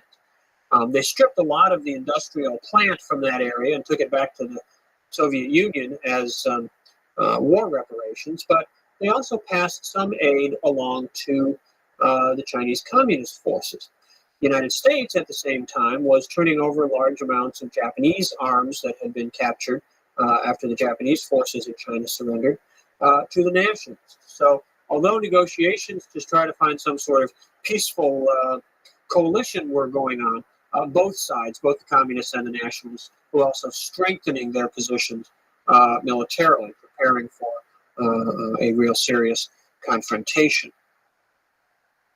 When these efforts to negotiate some sort of compromise solution broke down, which didn't take all that long, certainly by the end of 1946, full-scale fighting really breaks out between the communists and the nationalists. The nationalists first drive the CCP out of their base area in the Northwest, but that proves to be a relatively meaningless victory because it's in the North China Plain, the great heartland of peasant farmland, that the communists now have their greatest strength, and up in Manchuria. So northern China, Manchuria and the North China Plain, falls fairly quickly under the control of the communists. Southern China and the Southwest tends to remain in the hands of the nationalists initially, and then a great military confrontation between these two areas follows. In 1948, late in 1948, a great battle takes place called the Battle of the Huaihai. The Huai River runs through central China between the Yellow River in the north and the Yangtze River to the south. And on the plains surrounding the Huai River, a great battle takes place, a great tank battle, one of the few really large conventional warfare sort of set-piece battles that we have in the Chinese Revolution. And the communist forces emerge victorious. They defeat the nationalists. The nationalist military is deeply demoralized by this time. Communist propaganda is being increasingly effective in presenting the communists as the wave of the future, the true nationalists in some ways, the true patriots, and the corruption, the inflation that's taking place in the zone under nationalist control is making the lives of ordinary Chinese increasingly difficult. And so it's not surprising that political support for the nationalists disintegrates, and the military situation deteriorates for them as well. After the nationalist defeat in November of 48 in the Huaihai battle, Chiang Kai-shek begins to withdraw his forces to to the island of Taiwan, which will become his last outpost. There are still large nationalist forces spread across southern China at this time, and most of those will eventually be withdrawn over to Taiwan. Some nationalist forces in the far southwest wind up going across the border into Burma, and their descendants, many of their descendants, remain there even today. The withdrawal to Taiwan is preceded late in 1948 by an uprising of the indigenous Taiwanese population, who are not too happy about the idea of their island being taken over by the nationalist forces from the mainland. But Chiang Kai-shek carries out, nationalist forces carry out a fairly large-scale massacre of dissidents and resistors in Taiwan, and pacify the island to prepare it for the nationalist withdrawal. The state of martial law, which is imposed on Taiwan at that point, late in 1948, stays in effect for over 40 years.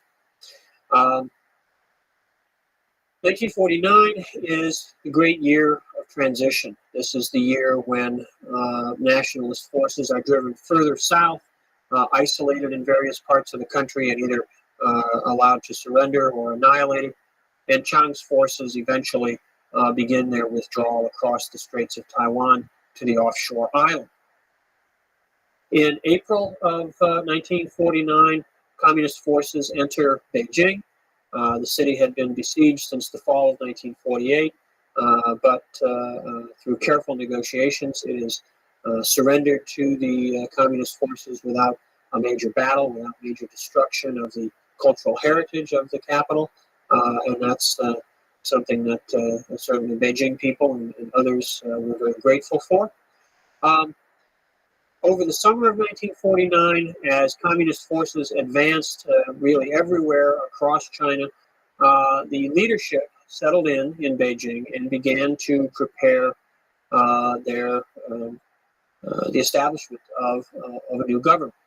And on October 1st of 1949, that new government, the People's Republic of China, is proclaimed by Mao Zedong in a speech at Tiananmen, the Gate of Heavenly Peace, the former southern entry to the Imperial Palace complex. And he, at that point, issues his very famous statement that the Chinese people have stood up. And the establishment of the People's Republic is portrayed certainly by the communist leadership as finally achieving the goals that had led to the overthrow of the old imperial regime back in 1911, 1912, had been frustrated with the failure of the republic initially, had been threatened even more by the fragmentation of China under warlordism, and then through the Japanese invasion and the civil war with the nationalists. Finally, here in October of 1949, Mao was saying, this is over. The long period of warfare and division and oppression by foreigners and by reactionary forces in China is over.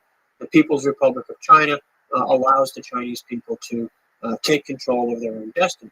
A very dramatic moment, a very dramatic speech by Mao, and not entirely out of line with the realities of the situation, which were that for the first time in a very long time, there was a single unified national government in China with a coherent and disciplined and basically honest, not corrupt institutional core in the Chinese Communist Party.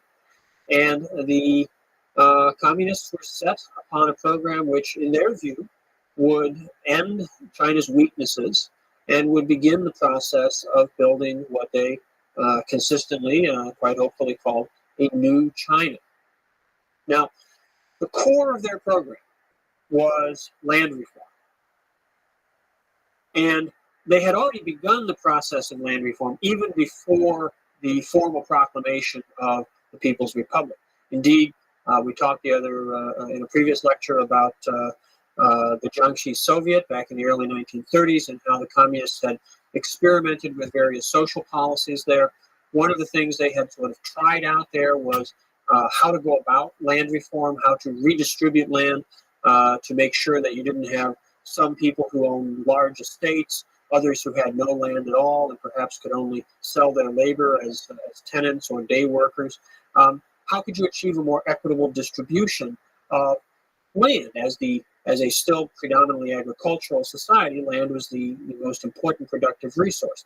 So land reform becomes the core of the new program. And beginning in 1948 and continuing into the early 1950s, the new regime, the Communist Party and the government of the People's Republic, oversaw a fairly comprehensive program of land reform, first in the areas in North China, which they had occupied and controlled pretty consistently since the end of the Second World War, and then extending this into the newly conquered areas, the newly controlled areas in South and Southwestern China. The process of land reform was a very complex one, and the communists were very careful not to simply impose a new structure, a new system on the vast population of rural China. Instead, what they set out to do was to act almost as facilitators in a process. They would send work teams into villages, and they would seek out the people in the villages who had grievances, who seemed the most politically motivated, and they would work with them to identify who the landowners were and what the power relationships within a particular village were. And over a period of weeks or sometimes months, they would prepare for a moment when they would have mass meetings and assemble the farmers and have them denounce the landlords and seize the estates or seize the deeds, the titles to the land. Many landlords were beaten. Many others were killed in this process. It was a violent transformation of the agricultural system of ownership.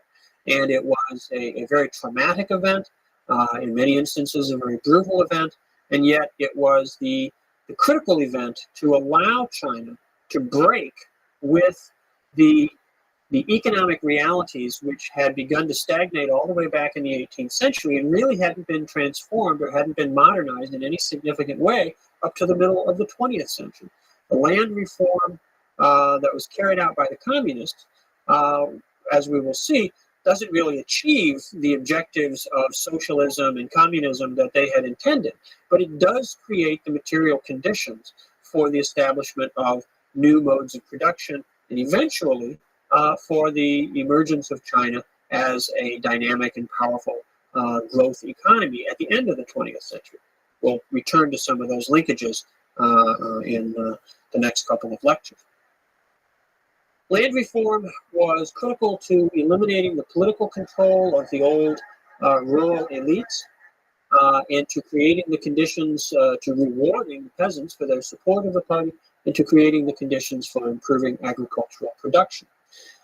It was carried out in tandem with other reforms that were directed also at transforming the traditional rural Confucian sort of popular culture. And the most critical step here was the passage of what's called the marriage law. The marriage law was meant to abolish certain traditional practices, principally arranged marriage.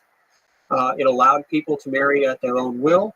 It allowed for divorce. It allowed both men and women to initiate divorce.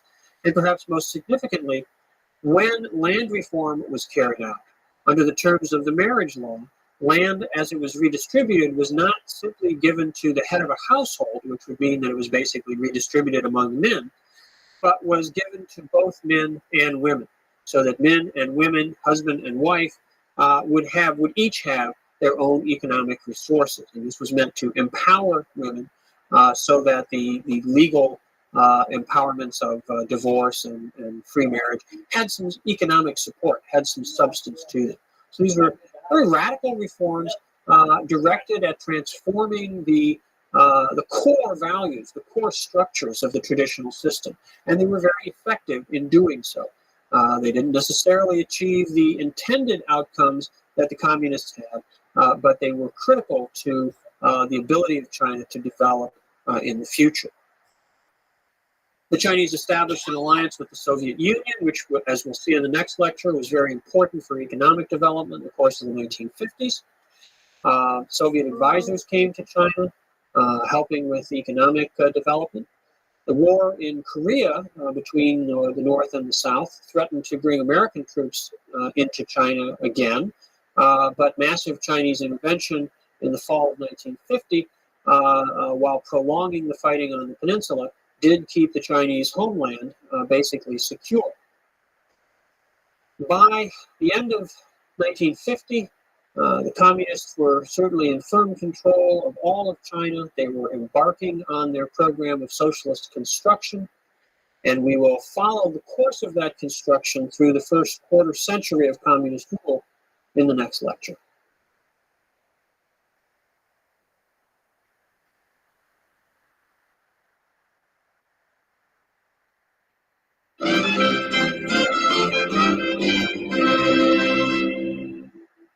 From 1949 to 1976, Mao Zedong was the leader of the new China.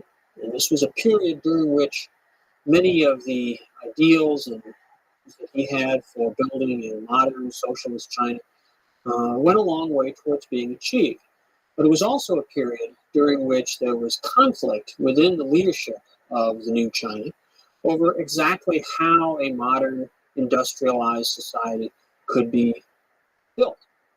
And these disputes eventually brought the party close to self-destruction. And by the time Mao died in 1976, China was poised on the brink of a further radical transformation. What I want to do in this lecture is to consider China under Mao, look at the high points of development along the course of his under his leadership, and see how the splits between different groups within the leadership affected the ways in which China evolved and developed during this quarter century. Mao Zedong's vision of a new China was the dominant rhetoric throughout this period. What Mao said, Mao's writings, his speeches, these were the public goals. These were the ideals that the Chinese Communist Party and the People's Republic of China officially pursued. But almost from the beginning of the People's Republic, there were different groups within the leadership who interpreted the goals of building socialism and building a modern industrial society in different ways. We saw different roads, different paths, if you will, that could be followed in pursuit of these objectives. These debates were generally kept within the leadership of the party. The parties present as long as possible a unified public face. But we know now, particularly in retrospect, that many of these divisions became quite acrimonious, and on occasion they broke out into more public forms of conflict. Mao was generally able to prevail, at least in terms of keeping the party line, the stated positions of the party, in accord with his views. But from time to time, he was forced to compromise, sometimes to give up some of his control over various aspects of the government, and he never really was able to have the kind of absolute power over all aspects of development, all aspects of the program of the party or the government, which he probably would have wished, and which would have allowed him perhaps to pursue his particular vision more successfully. In the 1950s, the principal area of contention between different groupings within the party had to do with agricultural policy. China at this time was still overwhelmingly an agricultural nation. The agricultural sector within the economy was far the largest, and nearly 80% of the Chinese people still lived on the land and were still involved in farming. So how to deal with the agricultural sector was a critical question. Land reform, which we talked about in the last lecture, was carried out across the country and was very effective in redistributing land, getting land into the hands of farming families so that basically all the peasants, all the farmers across China had some land. Everybody wound up with something. They had individual titles to this land. They could cultivate it themselves. And the great estates, the great landlords were largely done away with, either given smaller plots of land to farm themselves, or in many instances driven off the land or sometimes killed. And a completely new setup in the countryside seemed to be taking shape. But the goal of land reform and the goal of the communist movement was not simply to redistribute land to small-scale peasant farmers and have them then go on with a system of small-scale private property, but was instead to build up a collective system, a system of collective or cooperative farming, which would allow various kinds of economic reforms to take place, and which would allow for economies of scale to be developed and would increase the productivity of the land. So in the early and mid-50s, incremental steps were taken towards agricultural collectivization. It's a very long and elaborate process, and I won't go through all the individual steps of it, but essentially from a widespread body of individual farmers to small-scale cooperative units, to larger-scale cooperatives, and then eventually to even larger-scale collective units. This was a sort of year-by-year process of development. And up until about 1956 or 1957, each stage in this process seemed to be very effective. There was very little popular resistance or resentment to this, largely because the kinds of reforms that were being carried out, the introduction of some small-scale mechanization, the introduction of better knowledge about techniques of cultivation, the use of fertilizers, cooperation between working groups, the ability to share certain instruments of production, whether it was livestock or farm tools of one kind or another. All these factors combine to result in increasing yields. And if you look at the statistics on food production, grain production in China during this period, year to year, they go steadily up. And indeed, grain production increases at a rate faster than population growth, which itself is taking place significantly during these years. And that means that the available food supply per capita was also increasing. So the reforms that are carried out in the early and mid-50s were very effective and were very successful, and therefore were well received. By about 1957, Mao becomes convinced that it's possible, building on these initial successes, to accelerate the timeline, to shorten the amount of time needed to achieve complete collectivization. And he begins to announce that moving to the highest level, moving to what come to be called the people's communes, which were very, very large collective entities, now is the time. He says that communes are a good thing. And a movement effectively sweeps across the country to leap up to these highest level cooperatives, collectives, and to then launch what comes to be called a Great Leap Forward. And the Great Leap Forward is, in some ways, the logical culmination of Mao's vision of unleashing the productive capacity of the Chinese peasantry, of moving to economies of scale, great large-scale cooperative labor projects to build water reservoirs and irrigation systems and all this kind of thing. The Great Leap achieves many very positive objectives, but it runs into some even more powerful negative forces.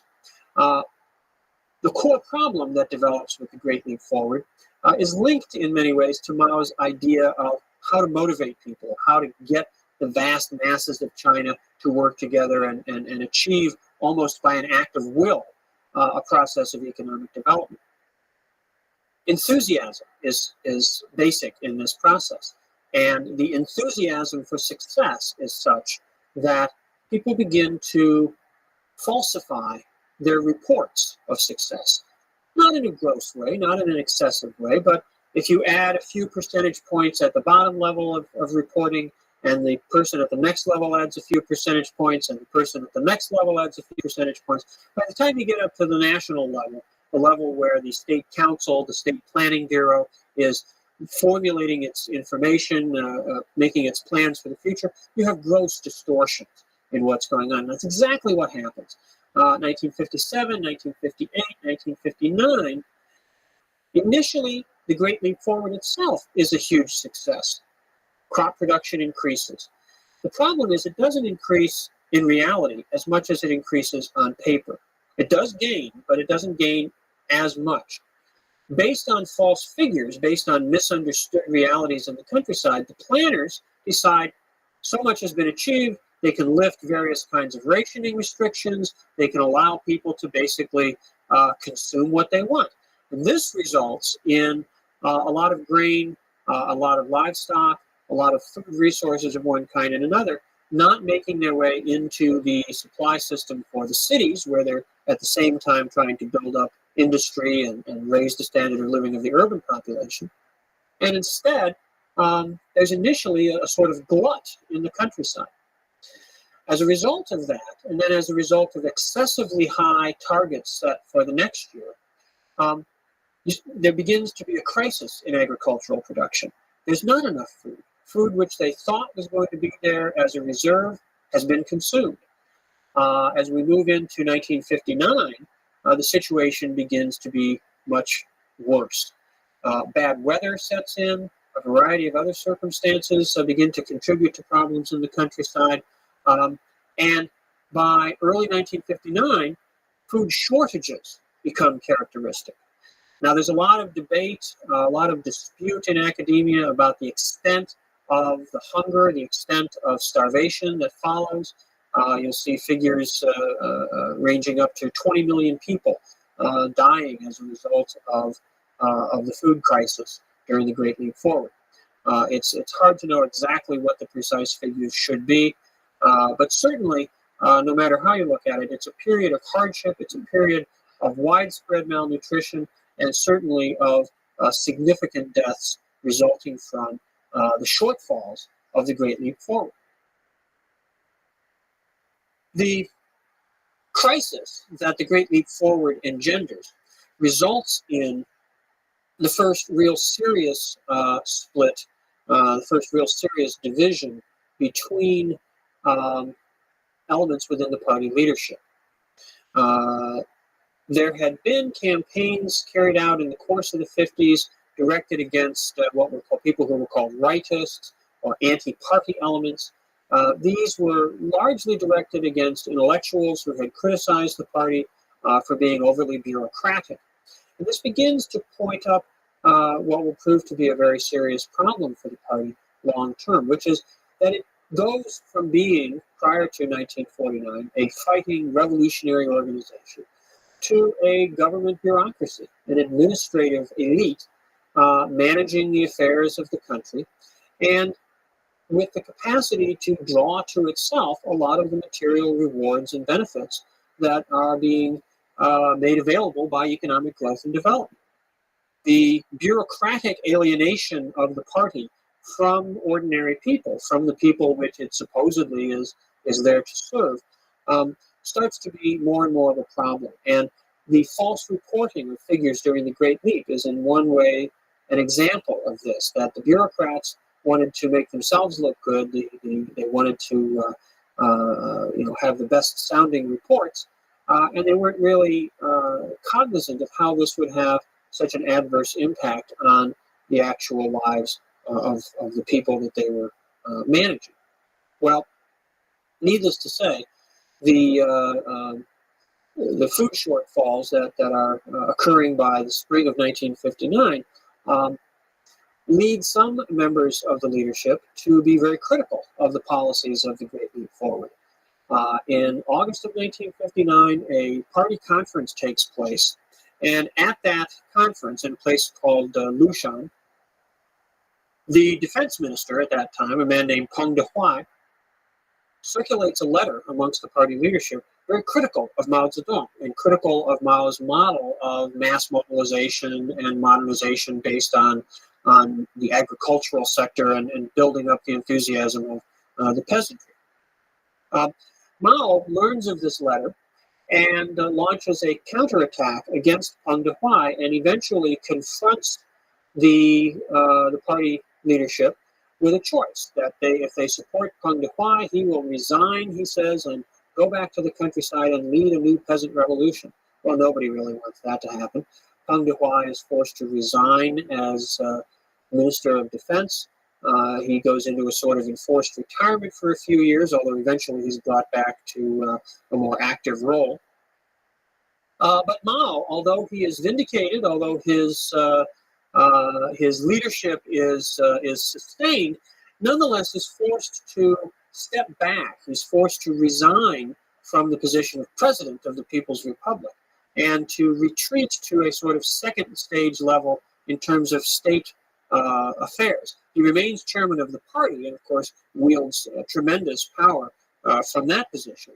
But it does represent a sort of a political compromise that inhibits Mao's ability to manage the operations of the state machinery on a day-to-day basis. From 1959 until 1962, that state machinery comes to be controlled more and more by a group within the party leadership, sometimes referred to as the pragmatists, and led by Deng Xiaoping and the president, the man who replaces Mao as president, a man named Liu Shaoqi.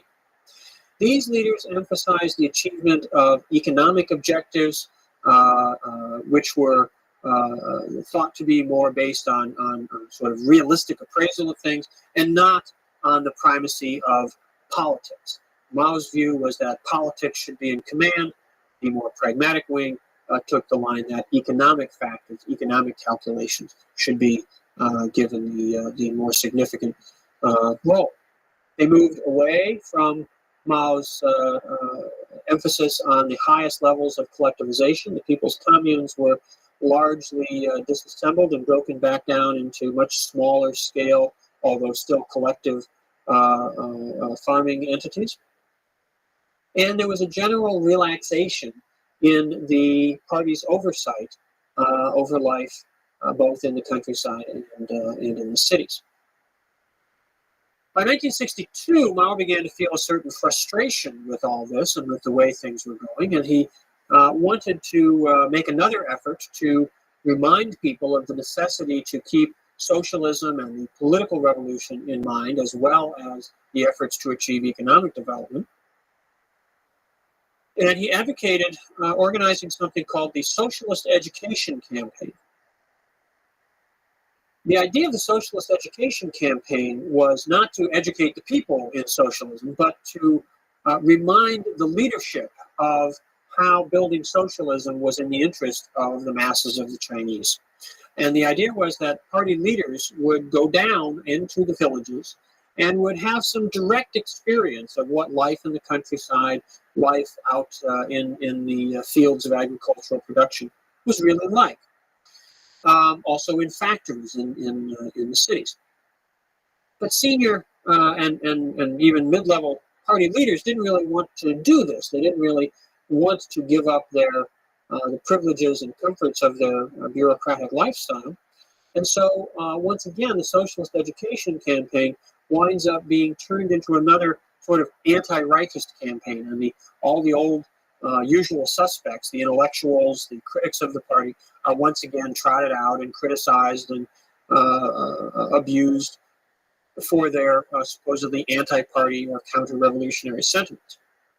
Well, Mao found this to be extremely frustrating. He had meant to reform and reinvigorate the party leadership, and instead the party leadership had taken this as an occasion to sort of further alienate themselves from elements within the larger population.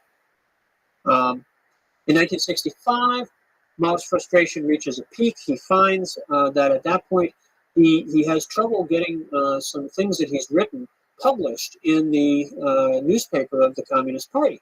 And this for him is just almost unthinkable. He leaves the capital, leaves Beijing, goes down to Shanghai, where he has there's a group of supporters that share his views and his thinking, and he prepares to launch what comes to be called the Great Proletarian Cultural Revolution. This gets fully underway in the spring of 1966, and over the next 2 or 3 years engulfs China in a tremendous public drama and public trauma. What Mao does in the Cultural Revolution, essentially, is to call upon the broad masses to criticize the party. Okay, he says that it is important. He talks about attacking the headquarters. He says that it is right to struggle against reactionaries, and by reactionaries he means people in the party who are reactionaries. He talks about opposing those in the party taking what he calls the capitalist road, whose policies, in his view, will result not in the building of socialism, but in China returning to the capitalist way. By calling on the masses, the vast numbers of the Chinese people, to attack the party, Mao unleashes some very powerful forces. And we see late in 1966 and into the first half of 1967 some very radical activity. The workers in great cities, most particularly the city of Shanghai, the most industrialized city in China, the greatest port in China, where millions of factory workers lived and worked, but other big industrial cities as well. Large-scale mass organizations of workers are formed. Street demonstrations demanding various kinds of reforms take place. In some ways, what Mao unleashes, the kinds of popular movements that spring up, particularly in places like Shanghai, are almost anticipatory of things like the Solidarity movement in Poland a decade or so later. In Shanghai, in the winter of 1966 to 67, this actually reaches the point where these popular workers' organizations set aside the leadership of the Communist Party. The Communist Party Committee of Shanghai, the municipal party organization, is dissolved, and something called the Shanghai Commune is put in place in February of 1967. But it doesn't last very long.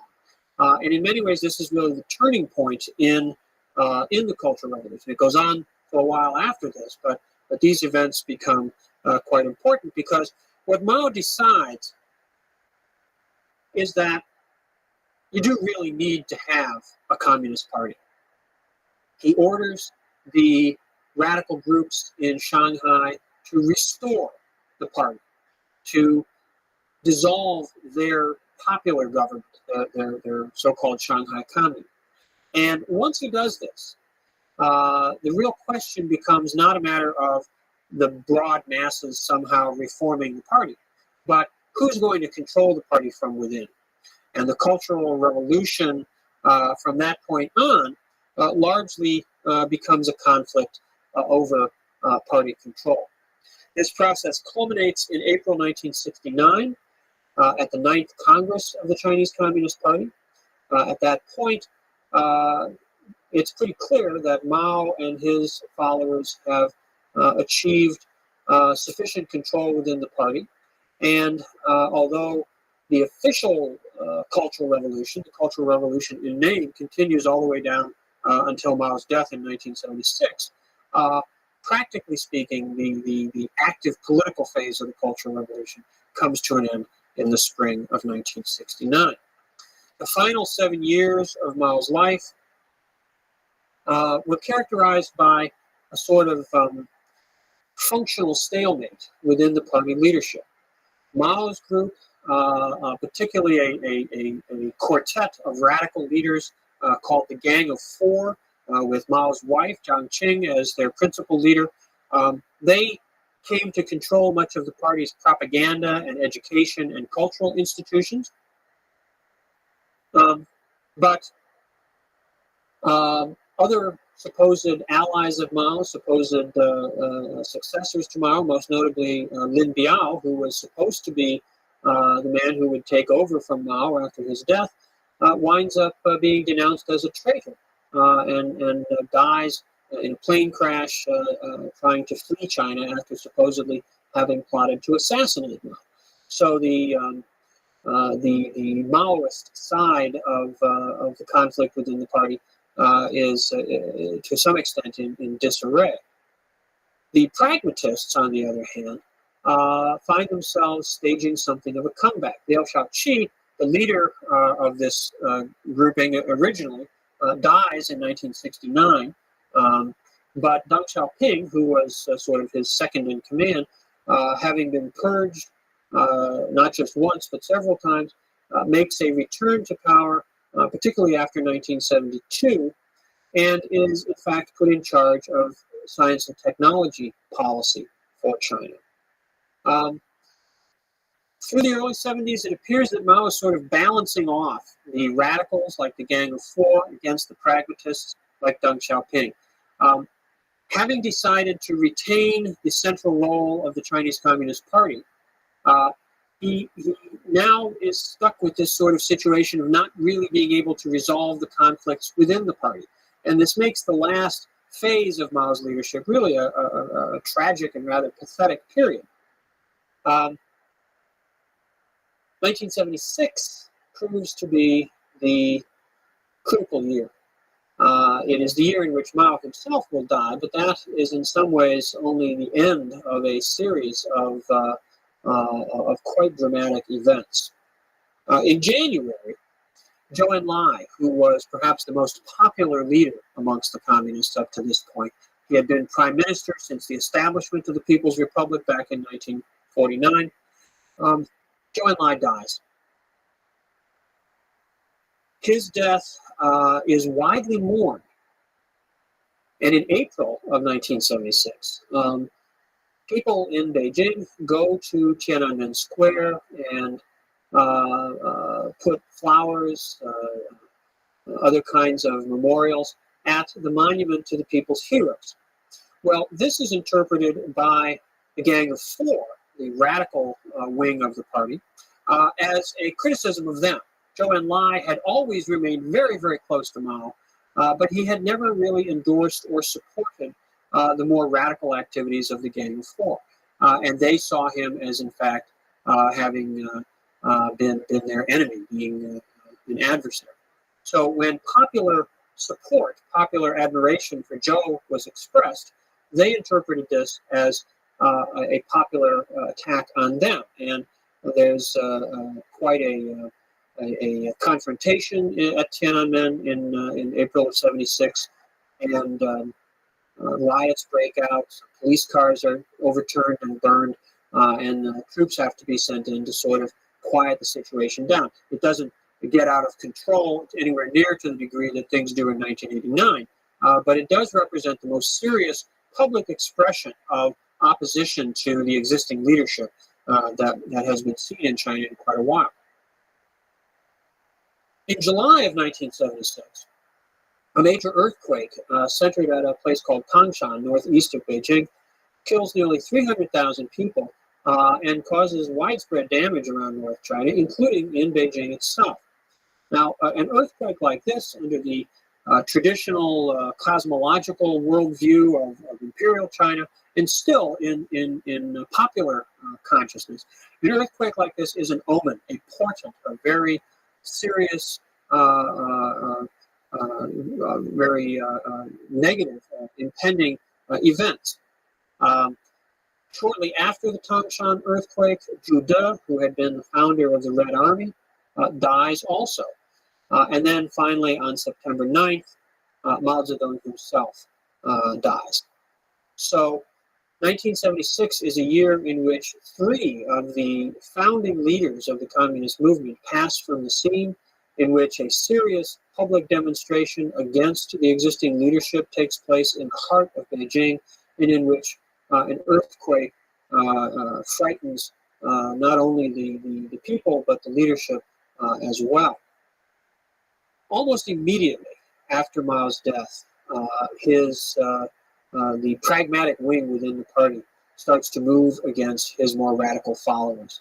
By early October, the Gang of Four are arrested, and the machinery begins to go to work for the final return of Deng Xiaoping leadership and to preside over a fairly complete reorientation of the Chinese Communist Party and of China's course of development in the modern world. In our final lecture, we will turn to the situation of China after Mao, to China at the beginning of a new century, and we will see where China stands as we move into the future.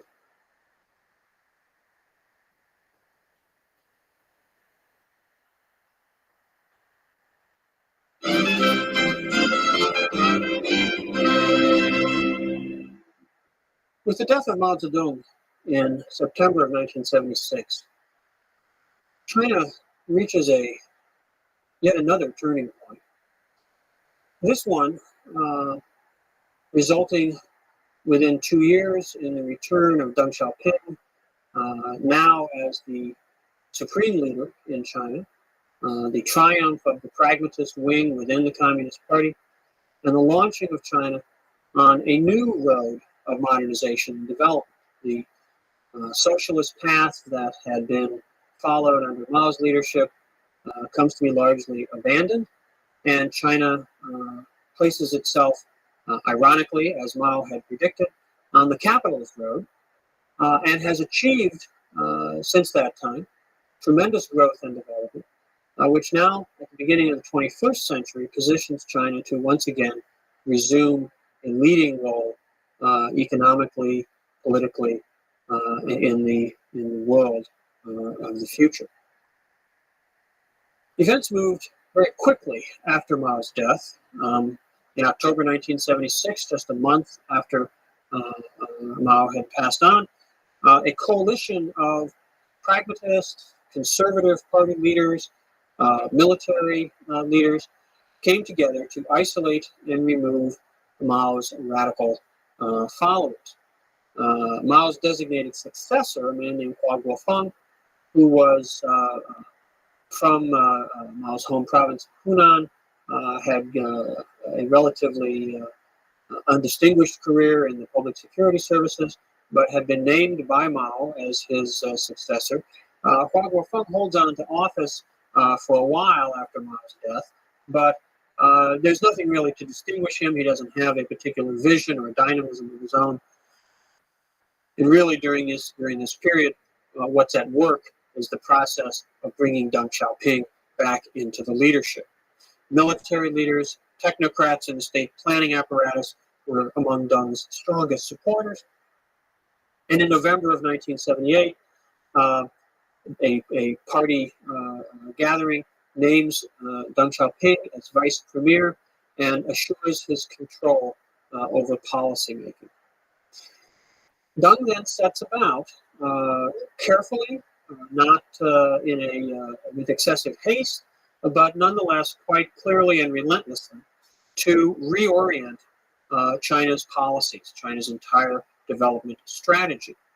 The technical expertise of planners, of managers, of party leaders is emphasized over their political characterization.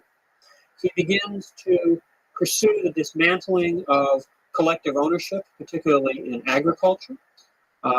He adopts measures for family planning.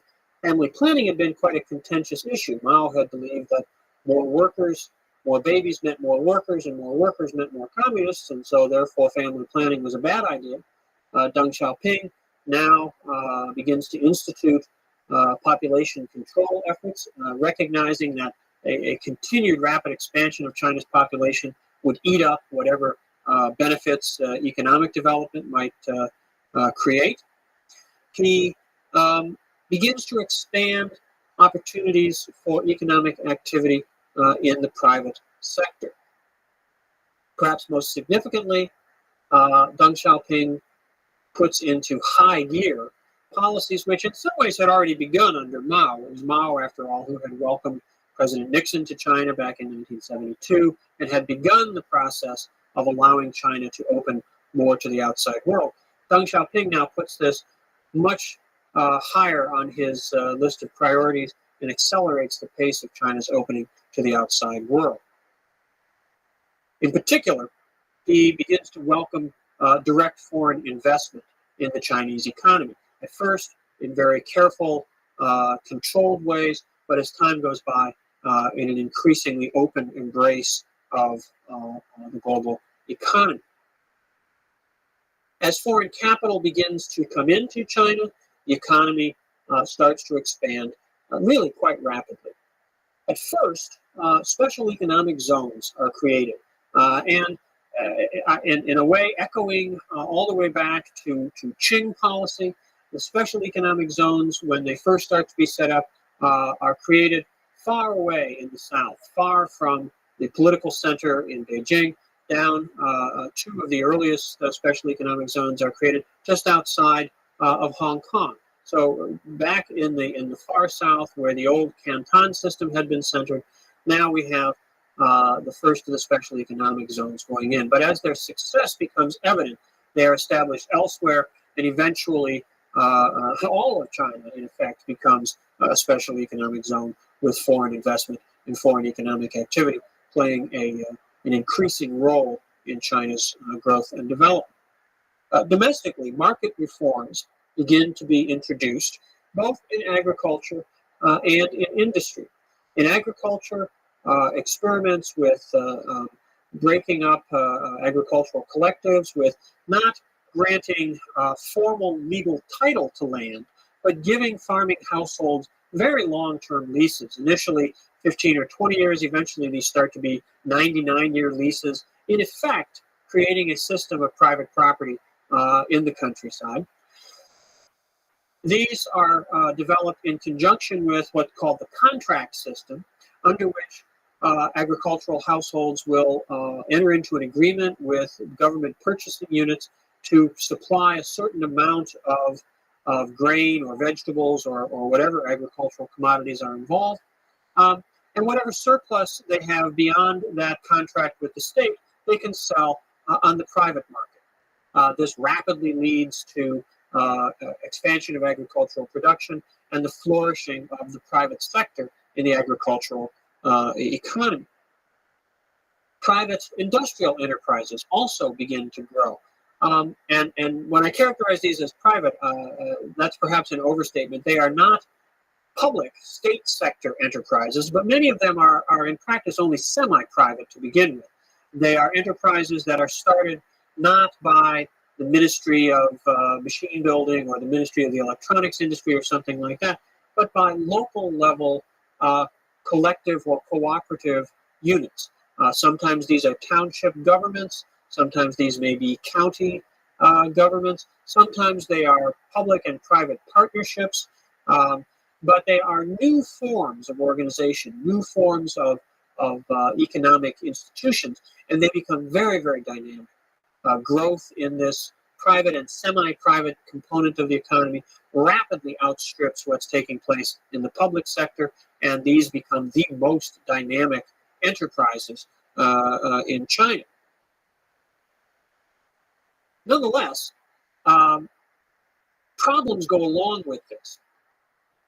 Because of the heritage of socialism and because of the central role of the Chinese Communist Party, the process of transforming the economy, both institutionally and in terms of the actual allocation of resources, is one which comes to be distorted by the role of the party and to some extent of the state machinery, but the party is perhaps most important here. Because to operate a private venture or to operate one of these mixed public-private enterprises, different kinds of permits or licenses will need to be acquired. And to get permission for those, the party secretary or the party officer of a particular government unit has to approve. And so opportunities for corruption, for bribery, for getting shares of equity, perhaps, in a new company as a sort of favor for the people in the party who have to grant approval.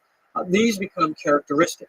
And corruption becomes a significant component of the economic growth and development that takes place. And as we'll see shortly, concern about this, frustration with this, resentment about this becomes a very significant political issue. There's other consequences of economic growth and modernization that begin to manifest themselves as we move through the 1980s. Some parts of the economy, private enterprises, public-private partnerships, joint ventures between Chinese enterprises and foreign investment begin to grow and flourish. Incomes rise, wealth is being created, a more prosperous middle class begins to emerge.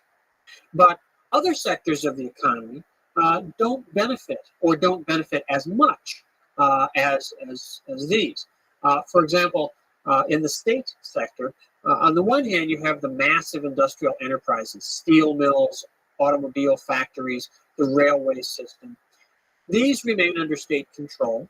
They're not very profitable in a sort of classic economic sense, and yet their position in the Chinese economy and social system are vital because they employ tens of millions, probably hundreds of millions of workers, and they provide a whole network of social services, educational services, health services, retirement services, which would otherwise have to be picked up by the government itself. So the reform of the state sector becomes a serious problem, a set of contradictions, a set of tensions pulling in different directions. Some of the state enterprises manage to adapt themselves a bit and become more profitable, more rationalized in an economic sense, and remain competitive. Others tend to stagnate and just sort of operate on a business as usual basis.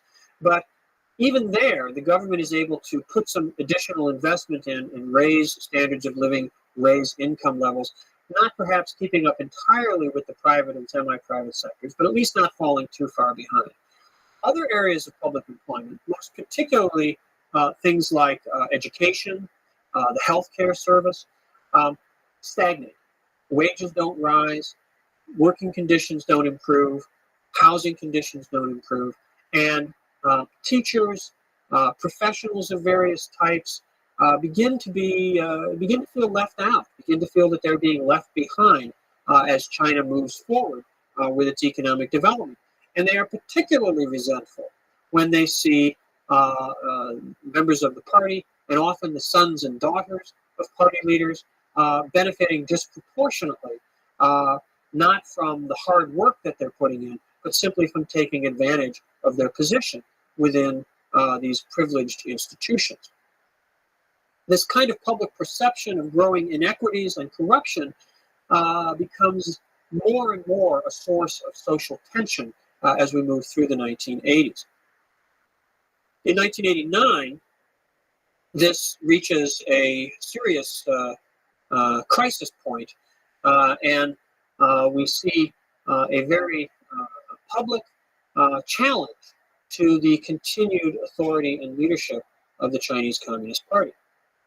Now, all through the 80s, and particularly from 1986 on, there had been small-scale, localized demonstrations of protest, of frustration. Some of these were in the form of anti-Japanese protests. The hostility between China and Japan, the lingering legacy of events like the rape of Nanjing, are still part of popular consciousness in China, even among young people today. And the opening of China to the outside world, the influx of outside investment, well, some of that was coming from Japan. And the Japanese became a sort of convenient target. Frustration with economic change, frustration with corruption within the Chinese system could be vented in the form of anti-Japanese political actions. And those took place a number of times in the mid-1980s. Other demonstrations, other protest movements criticized the party leadership more directly. Some outspoken intellectual figures came to be quite prominent in their criticism and challenging of the party leadership. At the same time, within the party leadership, there were individuals who began to emerge as more sympathetic to these protests, and a reform wing, or perhaps a more rapid reform wing, begins to be discernible within the party leadership. These debates are now a little bit more public, a little more easy to observe than they had been back in the 50s or 60s, and we know that individuals such as Hu Yaobang or Zhao Ziyang came to be advocates of more rapid reform, more liberalization, more opportunities for the participation of ordinary people in the political process. Hu Yaobang, who had become very popular in this role and who had in fact been disciplined to some extent by the party leadership for being maybe a little too outspoken, dies in April of 1989. His death, echoing back to the death of Zhou Enlai in 1976 and the popular demonstrations which had followed it, Hu Yaobang's death becomes the spark, the starting point for the student protests and the mass demonstrations in Beijing in the spring of 1989. A number of factors come together at this time to make this such a dynamic and potentially explosive situation. Hu Yaobang's death leads to the outpouring of public sentiment in support of him, in favor of more reform, more liberalization. Almost at the same time, just a matter of a week or two later, the Russian reformist leader Gorbachev was making a visit to China. And the Chinese leadership was very proud of this, to have the Russian leader coming to China. This was seen in some ways as a recognition of China's success, of the status that China was achieving, and the Chinese leadership was very proud of this. When Gorbachev arrives, Tiananmen Square is occupied by student demonstrators, and it's impossible to bring Gorbachev for the big ceremonial welcome at the Great Hall of the People. This is a humiliation and embarrassment for the party leadership, and this begins to turn them against whatever sympathies they might have had for the student demonstrations. The leadership still remains divided. Debates take place within the very top levels of the party over how to respond. Should they impose martial law? Some articles are published in the paper denouncing the students' demonstrators as anti-revolutionary. Other forces within the leadership want to have a more sympathetic line towards the students. The Western media gets involved, of course, and outside reporters start to talk about this as threatening the overthrow, threatening the collapse of the government, threatening the end of the rule of the Chinese Communist Party. Of course, from the point of view of the Western media, this was a desirable outcome. But for the communist leadership to be hearing this on the world news only made them more determined to hold on to their to the existing status. It is ultimately Deng Xiaoping who resolves this conflict. He decides, in some ways reminiscent of Mao's decision to maintain the leadership of the party during the Cultural Revolution, Deng decides that the demonstrations have to be suppressed and that force will be used as needed to do so.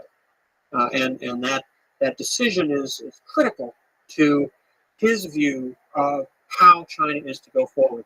Deng Xiaoping was a believer in pragmatism, in the leadership of experts, of technicians. He wasn't necessarily a great advocate of popular participatory democracy. And we can see that in this instance, fear of unrest, his fear of instability and potential chaos far outweighed his desire to have popular support for reform. He wanted to modernize China. He wanted to make China a wealthy and powerful country. but he didn't necessarily want to allow that process to be guided by forces outside of the Chinese Communist Party. Well, on June 4th of 1989, the forces of the People's Liberation Army move into Beijing. There are very dramatic and violent confrontations between people in the streets of the city and these military forces coming in from east and west. Certainly hundreds of people are killed in the fighting that night, and eventually the troops reach Tiananmen Square. A negotiated agreement is reached to get the last of the students holding out in the square to leave, which they do. Many of them are pursued and arrested in later days, although many of them also managed to escape and flee to the west. Martial law is in place in Beijing, and this challenge, this movement to confront the government, to repudiate the corruption, the inequities that are emerging in the course of economic reform, and to call for greater popular participation is brought to an end. In 1989, in the summer of 1989, many people looking at China thought that they were in a very, very serious crisis, that the leadership of the Communist Party had been permanently undermined, that China's ability to continue to attract foreign investment and thereby to continue to pursue its course of economic development was going to be seriously curtailed, and that the future looked rather bleak, both for the Chinese Communist leadership and for the people of China. In the years since 1989, the actual course of events has proved to be rather different.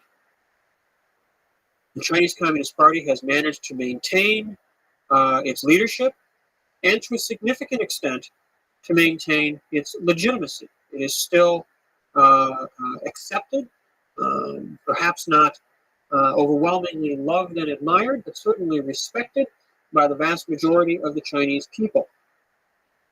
The foundation for this is really very straightforward, which is the capacity of the Chinese leadership to deliver steadily improving material standards of living and steadily increasing degrees of individual freedom to the Chinese people. China today is perhaps the most rapidly developing country in the world. Certainly of any countries of any significant size, it is the most rapidly developing country in the world. Chinese economy continues to grow at exceptionally fast rates. Average growth over the years, over the last 20 or 25 years or so, has been over 7%. This year's growth rate is anticipated to be over 9%. The leadership recently announced that they were going to try to cool things off next year in the future by reducing growth to only 7%. Most countries would be delighted to have 7% growth, and the idea that this represents a conservative turn for China only indicates how rapid their overall development has been. The economic growth of China has lifted the material standards of living for hundreds of millions of people. Between 1990 and 2001, almost 300 million Chinese had their incomes rise enough to place them above the United Nations poverty line. There are still over 100 million Chinese living below the United Nations poverty line, but no country in history has ever lifted so many people out of poverty in so short a time. So these achievements of growth, of development in China are truly phenomenal. Most recently, perhaps, the dynamism of China, China's ability to become a modern country has been demonstrated by their launching of a man into outer space. The first orbital flight by a Chinese astronaut on a Chinese space vehicle. This technological achievement was, of course, wildly welcomed in China and is seen by the Chinese as a demonstration of their return to to prosperity, to stability, and to a place of significance in the world. Now, these achievements, however, have not come without considerable costs. The problems that were often associated with the old China, certainly with the China of the middle years of the 20th century, problems of healthcare, problems of disease, problems of crime, problems of drug addiction, problems relating to the status of women.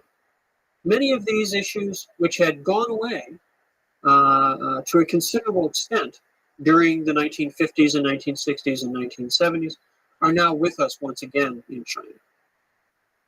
A function, certainly at least a byproduct of the economic reform programs that have given China tremendous growth, have also meant that social services have deteriorated. The educational sector has gone from one in which the goal was universal public education and expanding higher education for high school graduates. China was far from achieving its objectives, but was moving steadily in that direction, to one in which the public educational sector has stagnated.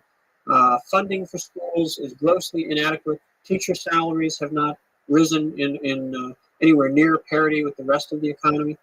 And this has become so much a problem in China that in the cities, wealthy families, of which there is a largely and rapidly growing supply, are sending their children to private schools.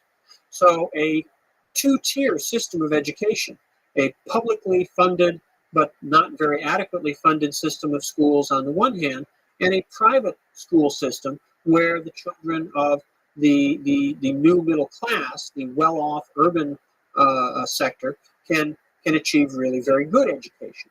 So a movement away from the egalitarian ideals of socialism and the building of a new China to a system much more similar to the capitalist economies of the Western world.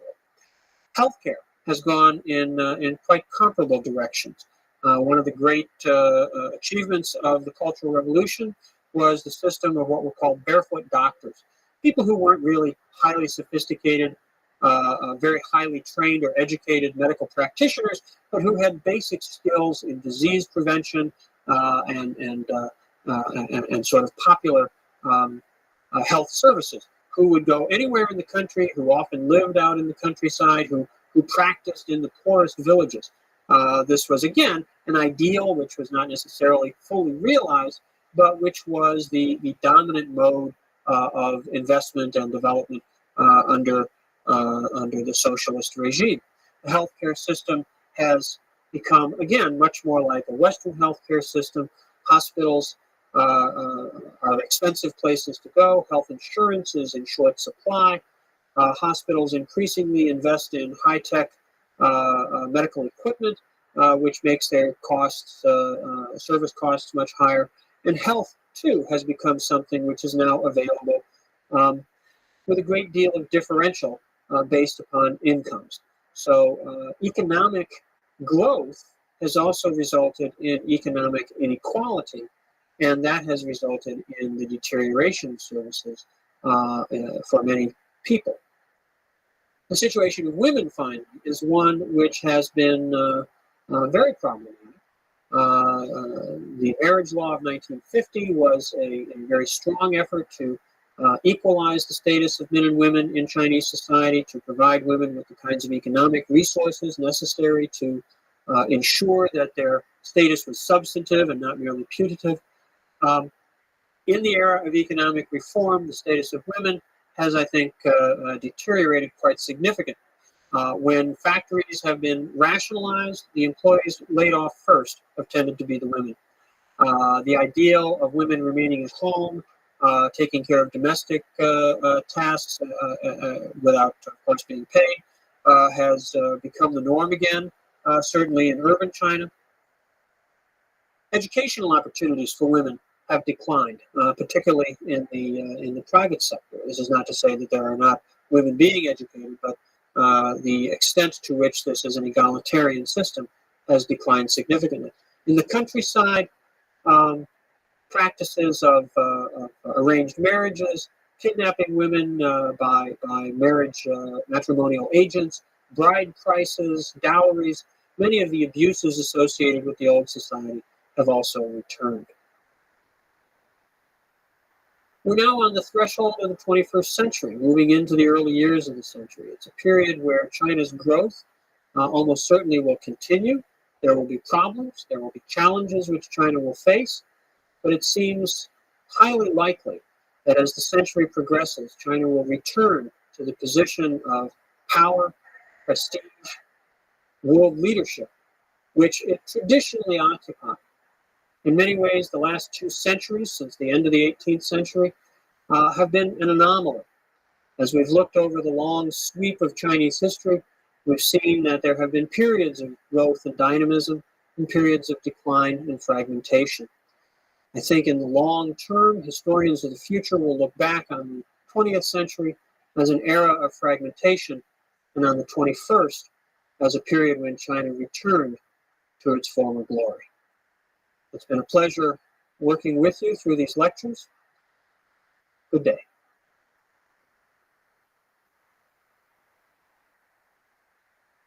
Hey, Melissa, the Biden administration's economic policy toward China is going to come into view beginning on Monday when the U.S. Trade Representative gives a speech outlining her views and the conclusions from her agency's top-to-bottom review of China. And I learned from sources familiar with the matter that in that speech, the U.S. Trade Representative, Ambassador Catherine Tai, will declare that China is not in compliance with the Phase 1 trade deal that was signed in January 2020. Under that deal, China had 2 years to buy $200 billion in additional U.S. goods over the course of each of those years, and China's purchases have fallen well below that target. What is unclear, Melissa, is how exactly USTR is going to respond to that.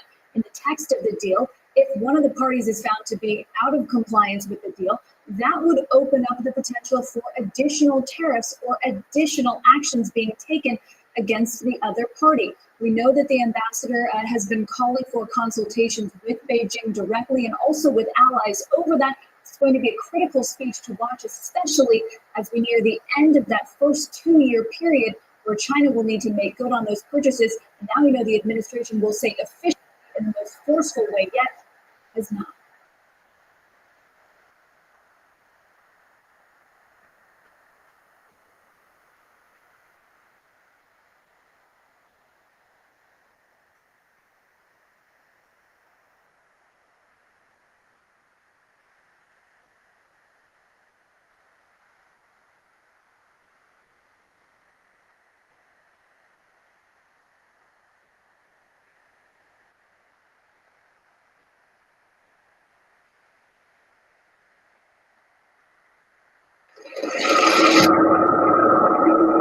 These are the 7 most powerful men in China. They represent the top leadership positions of the ruling party, and their identities are revealed every 5 years at a carefully choreographed political event called the National Congress. China's Communist Party unveils its new leadership over the next 5 years. The order of appearance is symbolic. The first person to emerge is the head of the party for the next 5 years. At the most recent event in October 2022, that person was Xi Jinping, China's president for the last 10 years, who walked out in the top spot a historic 3rd time after getting rid of China's presidential term limit that restricted all his predecessors to 2 terms, a signal that he may be planning to stay in power for life. The world hasn't seen a Chinese leader like this since Mao Zedong, the revolutionary founder of the People's Republic of China, whose ruthless dictatorship scarred the Chinese people for generations. Xi's been compared to Mao a lot, and he clearly draws from Mao's playbook. But there's something else that connects these two. When Xi was just a young boy, Mao ruined his life. Generations apart, their paths crossed unexpectedly, and a teenage Xi from an elite family in Beijing ended up in exile, condemned to hard labor in the countryside. 50 years later, Xi is one of the most powerful political figures in the world and the only leader since Mao to have unchecked power over China. So how did he go from being banished in his country to taking complete control of it?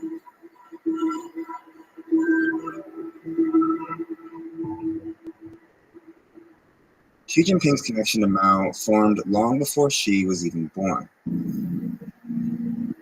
It goes back to when a bloody civil war was raging in China. A group of radical communist revolutionaries, including Mao, gained influence over large swaths of mainland China and controlled a communist military called the Red Army that fought the Nationalist Party ruling the Republic of China at the time. At this point, the communists were losing bad. The bulk of their army was pinned down here, in a communist-controlled region originally established by Mao, now surrounded by nationalist forces. And they were running low on food. So the Red Army decided to launch a bold attack to break through the nationalist forces and evacuate the roughly 130,000 communist soldiers and civilians stuck here. On October 16, 1934, they made their move and attacked a weaker part of the enemy line. They broke through, and even though their numbers quickly dropped, with thousands dying and thousands more fleeing to the countryside, around 86,000 stuck together and pushed on. This was the beginning of a year-long historic retreat called the Long March, the journey to establish a new communist base far from the nationalist forces. Mao, who used to be a military leader, wasn't in charge at this time. He'd insisted on using guerrilla tactics, which had heavily influenced the Red Army earlier in the war, but that approach had fallen out of favor and he was demoted. The Long March changed that. After escaping the siege here, the Red Army continued to suffer relentless attacks by the pursuing Nationalist Army. The military leaders of the march had pushed for a more traditional wartime strategy of direct confrontation rather than Mao's guerrilla tactics. And the result was catastrophic for the Red Army. Less than half of the original escape group survived the first 3 months alone. So it was at this first stopping point where Communist Party leader Zhou Enlai handed military leadership back to Mao. And Mao picked an endpoint for the march, here, 800 miles away in rural northern China. But they didn't go straight for it. Mao led the Red Army deep into the mountains, where he predicted lighter resistance. And he was right. But the journey was still brutal. It was 9 more months of non-stop marching and fighting along this several thousand-mile route, before they ultimately arrived in northern China, where a guerrilla base led by a communist revolutionary named Shi Zhongshun offered Mao's army refuge, bringing the Long March to an end. That man was Xi Jinping's father. In the end, fewer than 8,000 of the original marchers survived. Even though thousands died on the Long March from starvation, fighting, and disease, Mao's leadership was credited with saving the Red Army from total annihilation, and he became the de facto head of the party as well as the military, entrusted with rebuilding the army to take on the nationalist forces for total control of China. Wherever and however the red troops move into battle, they spread the glory of Mao Zedong. This is a good stopping point in the story to talk about how power in the Chinese Communist Party, or CCP, works. Officially, the highest level of authority is a group called the Central Committee, and is responsible for all of the party's major policy decisions. Within the Central Committee is a select group of officials called the Political Bureau, or Politburo. In most communist parties, like that of the former Soviet Union, the Politburo represents the most powerful members of the party besides the General Secretary. But the Chinese Communist Party has a key distinction that makes it unique. It has one more, even smaller selection of top officials who ultimately have the final say, an elite class of Politburo members called the Politburo Standing Committee. This group, which includes the General Secretary, holds supreme control over the Central Committee, dictates the will of the party, and is in full control of the Central Military Commission, which oversees China's defense. Mao's promotion during the Long March landed him here, in the highest position of the military and the Politburo Standing Committee. Even though he was considered the de facto head of the party when the Long March ended in 1935, he officially became head of the party in 1943. With both the party and the military under his control, Mao began to exploit the system to ensure he remained at the top for the rest of his life. At Mao's first National Congress as the official party leader in 1945, the party introduced a resolution that brought his influence to a whole new level. It unified the party around a single understanding of its history and declared Mao's political ideology, later called Mao Zedong thought, or Maoism, as the unquestioned guiding principle of the Chinese Communist Party. Basically, Mao's ideas or policy decisions could no longer be challenged by anyone. It was here he unveiled his equivalent at the time of the Politburo Standing Committee, the 4 other top party leaders, all long marchers deeply loyal to Mao, like Liu Shaoqi and Zhou Enlai, who would go on to hold some of the most powerful positions in the future government. 4 years later, Mao declared final victory for the communists in the decades-long Chinese Civil War and established a new country, the People's Republic of China, the PRC. Mao Zedong, once a lowly party worker, now assumed the stature of the dominant figure in all of Eastern Asia. But winning a revolution isn't the same as running a country. Because now that you're running a country, there's all these other things you have to do, like deliver the mail and like build a dam and stuff like that. You can't possibly have the party do all these things. So the party set up a government that would take the policy decisions made by the Politburo Standing Committee and figure out a way to make them a reality. And so it evolved to a system where the party would make all the important decisions, and especially the Politburo Standing Committee. Then, as it is today, many of these decisions would go to the State Council. So the State Council is the highest decision-making body on the state side, led by the Premier of China. The Premier of China, by the way, is almost always a member of the Politburo Standing Committee. One way Mao kept a tight grip on power over the years was by promoting those loyal to him to top positions in the party and government, whether they had government experience or not. For example, Zhou Enlai, the former party leader who helped Mao rise to power during the Long March, became China's first premier. The advantage of that is that they could never challenge him. The disadvantage of that is they didn't know what they were doing, and so administration suffered, policy outcomes suffered. Long March survivors often became party elites under Mao. Xi Jinping's father, for example, was appointed Secretary General of the State Council. And as the son of a Long Marcher, young Xi was given the informal title of Princely. Mao succeeded in never giving up his power during his lifetime. His unchecked policies resulted in massive famines and widespread persecution that cost between 40 and 80 million lives over a span of decades, and culminated in the disastrous Cultural Revolution, a violent final attempt for Mao to consolidate his power and force loyalty to the practice of Maoism. The idea was to make himself and his ideas eternal, the way he viewed communist figureheads like Lenin and Marx before him. Anyone that didn't fall in line with Mao's ideology was publicly humiliated, impoverished, excluded from society, and in many cases, executed, either at the hands of the army or by a militant youth group obsessed with enforcing Maoism, the Red Guards.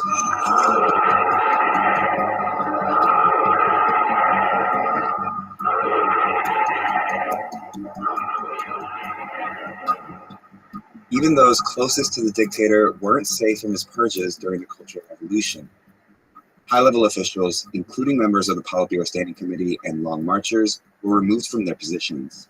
Liu Shaoqi was denounced as a traitor and died while imprisoned under harsh conditions. Mao also removed the chief of staff of the army and replaced him with a Maoist, leaving no one left to oppose him in the military. Mao's handpicked successor, who always appeared loyally by his side in photos and propaganda posters, died under mysterious circumstances when his plane crashed as he was fleeing to the Soviet Union. Mao later denounced him as a traitor. He denounced Xi's father too. This is a photo of Xi Sr. being restrained and publicly criticized by the Red Guards at the height of the Cultural Revolution. He would remain a prisoner in Beijing for 8 years following this. With his father purged, Xi Jinping, 15 at the time, was expelled from his elite school in Beijing and sent to work in the countryside. He had to live in a cave and, do hard manual labor. His food was barely enough for, a growing young person. And Chairman Mao was responsible for all of it. But then Mao died. The Cultural Revolution ended. His successor was Deng Xiaoping, one of the Politburo Standing Committee members who was removed from power during the Cultural Revolution, who, just when Mao died, started making a promise to fellow exiled party veterans. Deng Xiaoping signaled credibly to all the surviving Long Marchers that he wanted to rehabilitate people. So when Mao died, they all supported the rehabilitation of Deng. And as soon as Deng was rehabilitated, he went ahead and rehabilitated all these people, With experienced leadership back in place, the party needed to figure out how to prevent something like this from ever happening again. In order to undo Mao's cult of personality, the party introduced a second historical resolution in 1981. It condemned periods of Mao's rule and emphasized a renewed commitment to collective leadership, vowing to oppose the consolidation of power around one person moving forward. The successors to Mao didn't want a dictatorship, so they divided up these positions and put them in the hands of different people. Like Mao, Deng kept tight control over the Central Military Commission as its chairman, and held a leadership position in the government, but was never head of state. He never held the highest position in the party either. Instead, he set up a new advisory commission and served as its chairman, which allowed him to influence the party's direction without positioning himself directly on top of it. This allowed a power-sharing structure while still making Deng the de facto leader of China until he stepped down in 1989, following the army's massacre of students protesting in Tiananmen Square. A protester suddenly ran into the middle of the street and in front of the oncoming tanks. Anger at Deng Xiaoping, the entire Chinese government, it had the real feeling of rebellion in the streets of Beijing. People want to fight the military out of their city. Deng and his ideology, which moved away from Maoism, set a precedent of sharing power. He opened up China and established economic ties with these countries, and was the first PRC leader to visit the US in 1970. Today we take another step in the historic normalization of relations which we have begun this year. Deng's reforms became the foundation for decades of economic prosperity that led China to having the world's second largest economy over time, and being on the verge of becoming the world's next superpower. Communism is creating a consumer society. Also reminds you that the standard of living in China is going up. Here, capitalism rules. One thing power sharing did lead to was a lot of policy innovation and then some degree of decentralization. And both of these things helped China's economy enormously. Which is why this period of economic growth and reform, stretching over roughly 30 years, is known as the Deng era. Whether he wanted to or not, Deng kept his word and never tried to consolidate absolute power around himself. He did end up sharing power, and that set the stage for power sharing in the party until the rise of Xi Jinping. So what was Xi doing all this time? When Mao died in 1976, Xi was back in Beijing studying communist philosophy. Even though the Chinese Communist Party had ruined Xi's family, he had joined it, just as the Cultural Revolution was winding down. But why?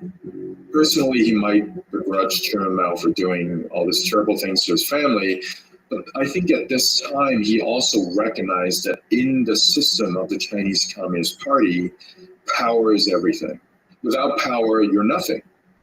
But in order to get that power, Xi did something unexpected. He left Beijing. As his competitors were fiercely competing with each other in the 1980s and 1990s, he sort of got out of their way and went to the provinces. He took positions in party leadership in rural, poor provinces all around China, where there were no other princelings to compete with. First in Hebei, a poor rural province outside of Beijing, where he easily reached the top spot as party secretary. Then in Fujian, a heavily militarized region where top members of the army were stationed. He moved up the ranks to party secretary here too, before becoming the governor of the province a few years later. After making powerful friends in the military, Xi went here, where he once again assumed the office of party secretary and grew his support on the civilian side. This strategy of moving around didn't just give Xi a leg up in areas where competition was slim, it also gave him credibility as a humble, hardworking party leader, and he cultivated a growing group of supporters who would come back into play years down the line. It was his last stop, and his shortest one, that ultimately got him back to Beijing. A brief stint in the top party spot in Shanghai in 2007, where he rehabilitated the city's image following a high-level corruption scandal. Xi developed a reputation here as a prudent leader who toed the party line. Just 7 months later, he finally returned to Beijing, having been promoted to the all-powerful Politburo Standing Committee. Basically, the people who were deciding on top leadership at the time, they wanted a princeling, but they didn't want a princeling who was too ambitious or too strong.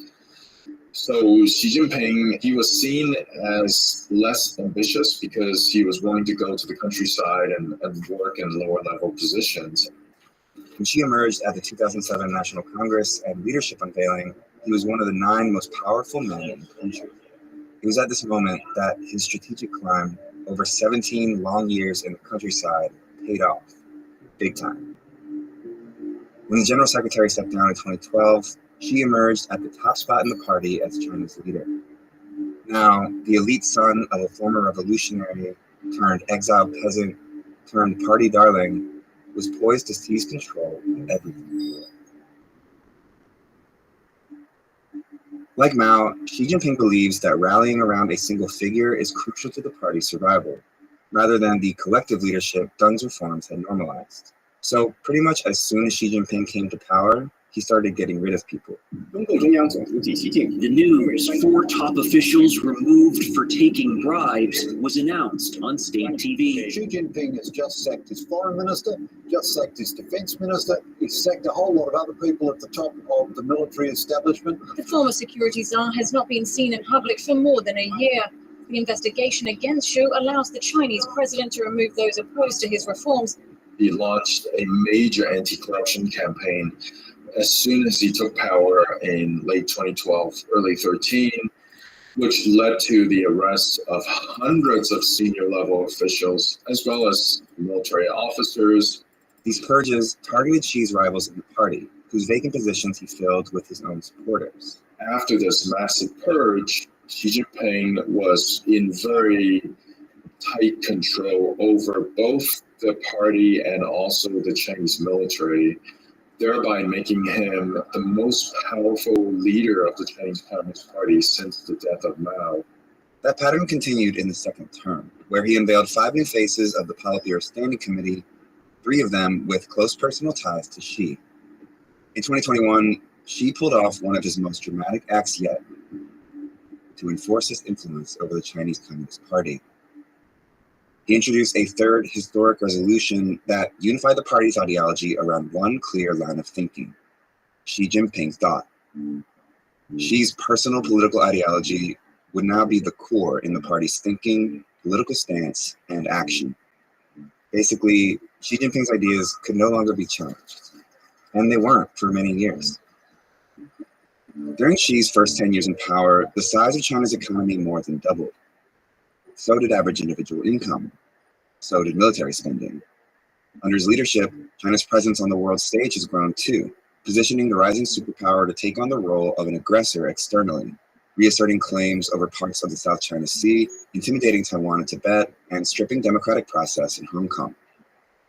Inside its own borders, strict internet censorship and surveillance are widespread, and oppression of Uyghurs, a mostly minority Muslim ethnic group, is marked by human rights abuses.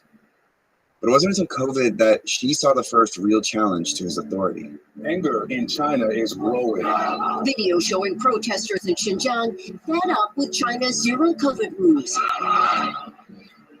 The boldest public challenge yet for leader Xi Jinping. With these protests all around the country and the party's reputation in peril, Xi reversed the failed policy, but is now faced with a shaky economy and cracks in his unchecked authority.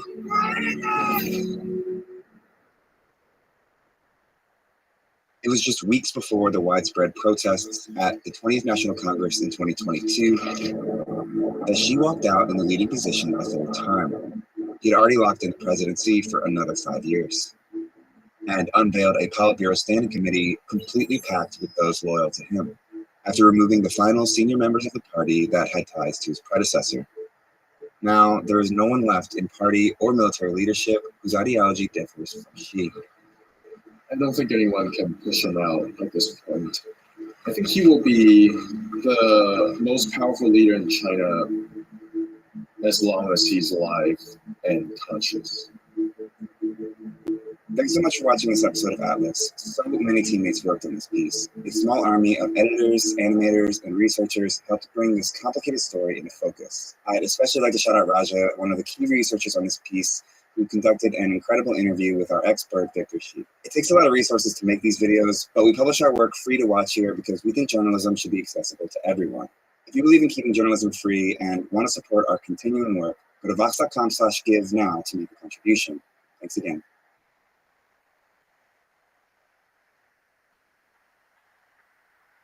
Hi everybody and welcome to this documentary on timeline. My name's Dan Snow and I want to tell you about History Hit TV. It's like the Netflix for history. Hundreds of exclusive documentaries and interviews with the world's best historians. We've got an exclusive offer available to fans of timeline. If you go to History Hit TV, you can either follow the information below this video or just Google History Hit TV and use the code TIMELINE. You get a special introductory offer. Go and check it out. In the meantime, enjoy this video. The enormity of total war is expressed in terms of the destruction of life, land, and property by the narratives of attack and defense, victory and defeat. But the effect of war, the impact on nations, borders, politics, and population is another story. And that story, viewed from the 21st century, suggests that the most influential battlefield of the Second World War was not Europe or the Middle East, North Africa or the Pacific. It was the Oriental battlefield. It was China, where war raged for years longer than anywhere else. A war that caused suffering on a scale and often of a brutality that it is almost impossible to comprehend. Caused more casualties than anywhere else, and was the war that changed the world.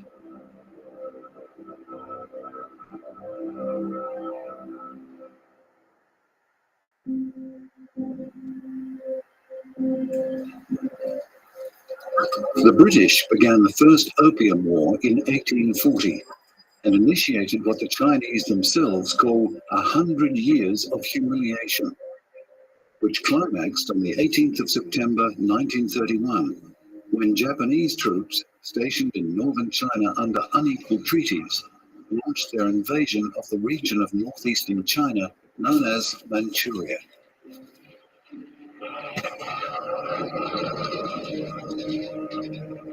That invasion became the war which did not end until the defeat of Imperial Japan in 1945. 14 years of pain and ruin. And yet, in 1972, Chairman Mao Zedong was not entirely joking when he asked Tanaka Kakue, the visiting Japanese Prime Minister, whether he should thank him for the invasion, because it had inspired China's national awakening and changed the destiny of China. This story explains how.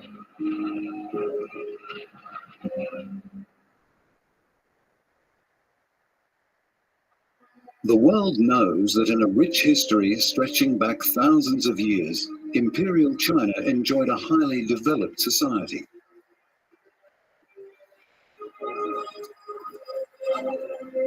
So many of the ordinary things of our daily lives originated in Imperial China. From a postal service to paper money, from porcelain to gunpowder, from tea to silk. And yet, it was Europe that invented the modern world. In 1793, Britain dispatched one more mission, hopeful of encouraging China to open its borders to trade. Lord Macartney took 600 packages of gifts from his monarch, the king of the red-haired people of England, the Chinese said. Their emperor's reply was, "I set no value on strange or ingenious objects and have no use for your country's manufactures." The fate of Imperial China was sealed. By 1931, almost 150 years later, imperialist pressure, foreign troops, and colonialist gunboats had changed China. Unequal treaties forced the Chinese to grant concessions, and there were international settlements where British, French, German, Russian, American, and others lived.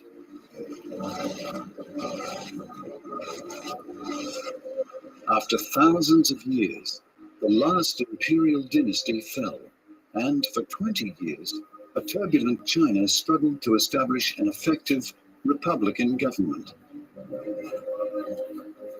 Into this turmoil stepped an Asian country that had not made the mistake that China made when faced by Lord Macartney.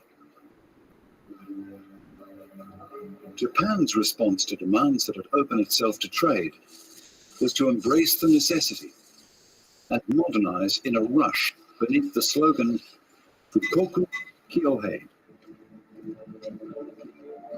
Enrich the state, strengthen the military. In little over 70 years, it had remade itself as a significant modern military power. What Japan needed was room for its people and resources that were so lacking in its home islands. It turned itself into a colonial power. The Ryukyu Islands, the Chinese island of Taiwan, and the Korean peninsula had been taken, and Japanese eyes were firmly on China. On the 18th of September 1931, Japanese troops deliberately fabricated an incident that they used as a reason for taking over the whole of the northern region. Japanese troops are steadily advancing into Manchuria and occupying towns and villages. A population preyed upon by bandit overlords and baptized in military brigandage crowds the highways and attempts to flee.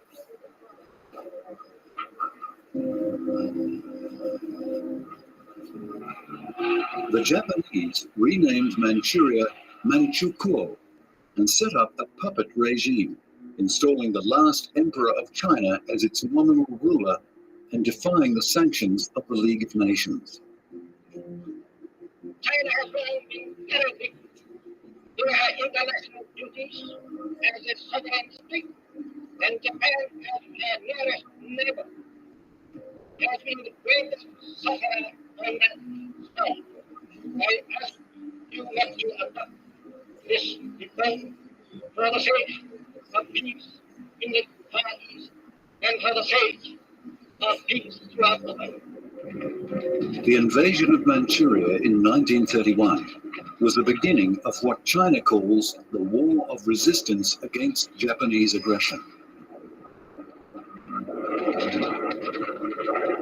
We cannot understand the course of a war that was, according to official government figures, to claim 35 million Chinese lives, and with the anvil on which the new China was forged, without understanding both the physical and the political landscape that the fighting was to so transform.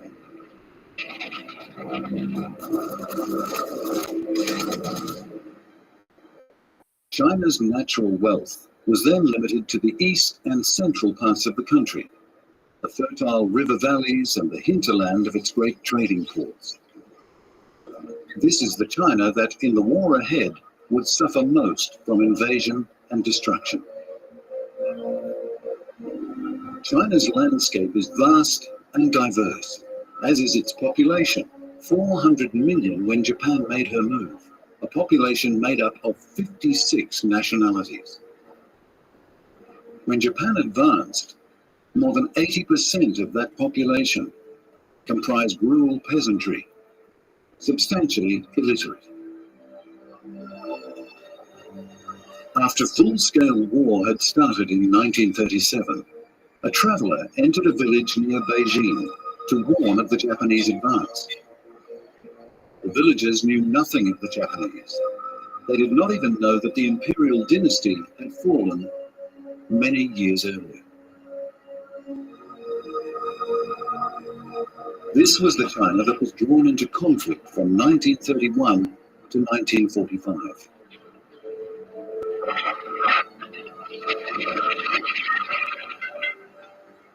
The two great Asian powers had already fought each other. The First Sino-Japanese War of 1894-5 had been short and decisive, a Japanese victory that had cost China numerous concessions, including Taiwan and the Pescadores.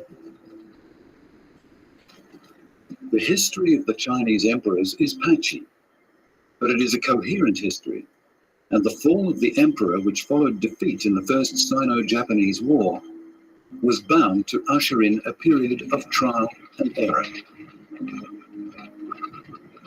It started when Dr. Sun Yat-sen declared a republic. He was soon chased out by Yuan Shikai, a warlord who fancied making himself the new emperor. But then Yuan died, and Dr. Sun returned from exile in Japan. But then Sun died. By the time the Japanese invaded Manchuria, Sun's successor at the head of the nationalists, the Kuomintang, was head of the government. His name was Chiang Kai-shek, and his hold on government depended on alliances and accommodations with factions and warlords, and on his being able to suppress the rising Chinese Communist Party, which had, in 1921, opened its first Congress in the house of two party members.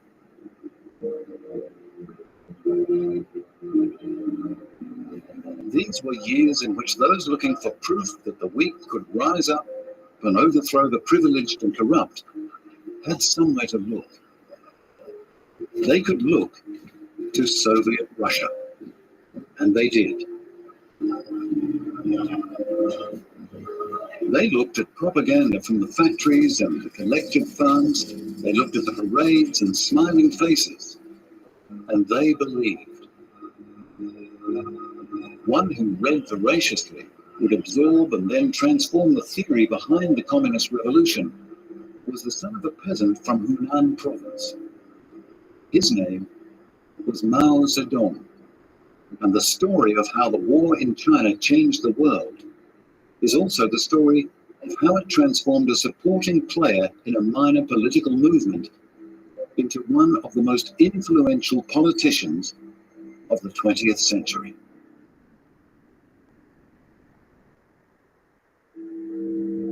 From 1924, the Communist Party worked with and within the Nationalist Party. This so-called United Front was torn apart when Chiang Kai-shek's faction moved to suppress rising communist influence. By 1934, the party and the main part of its army had been driven into a retreat from the encirclement and violent opposition of the nationalists. This retreat to a remote part of the country is known to history as the Long March. The march took some of those involved as much as 2 years, covered more than 12,000 kilometers, and went through some of the least hospitable terrain in China. A main force reported at 130,000 broke out of the nationalist encirclement. They went west, then north. Between 25 and 30,000 people completed the journey. They reached Shanxi province, finally establishing in Yan'an the base that was to become famous, Red Yan'an, where the party could take stock and build the strength of its army.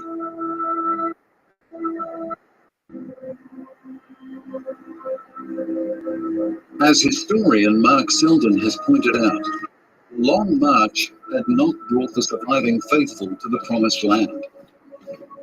It had rather, as Su Te-li, education commissioner in the Communist administration, told the American journalist Edgar Snow, brought them to one of the darkest places on earth.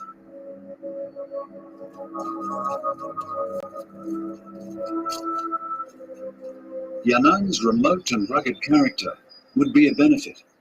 Here, experiments could be conducted in education, culture, military tactics, land reform, a government in waiting could develop and test its theories. And emerging at the head of that government was Mao Zedong, who called the march the phenomenon of the Great Strategic Shift. Mao had been elected chairman of the Chinese Soviet Republic in 1931. From that time, he would always be known as Mao Chu-si, Chairman Mao. Less than 3 months after setting off on the march, he formally joined the Politburo of the Chinese Communist Party and entered both its political and military core leadership. He would become chairman of the party's Politburo and Secretariat and remain in Shanxi until 1947, 2 years after the War of Resistance ended. He had been there for 13 years. The story of the war, of battles won and lost, guerrilla tactics and fearful suffering runs parallel in our narrative to the story of Yan'an, the years of experiment, of consolidation of power, of the development and promotion of policies and philosophies that became known as Mao Zedong thought.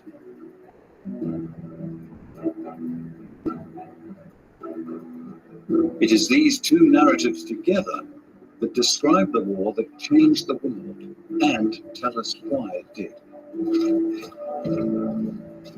The full-scale war started a year after the end of the Long March in 1937, when the Communist Party's hopes of ever ruling China were virtually nil.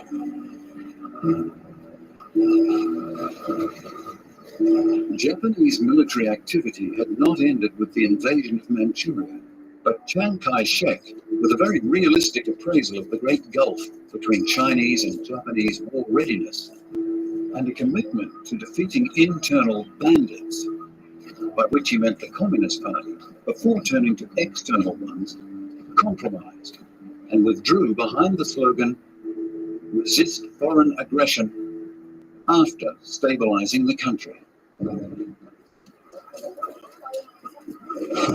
Many in Manchuria disagreed with Chiang, and the armies of the Northeast, comprising elements from every part of the society, including the People's Revolutionary Army, continued the fight against Japan.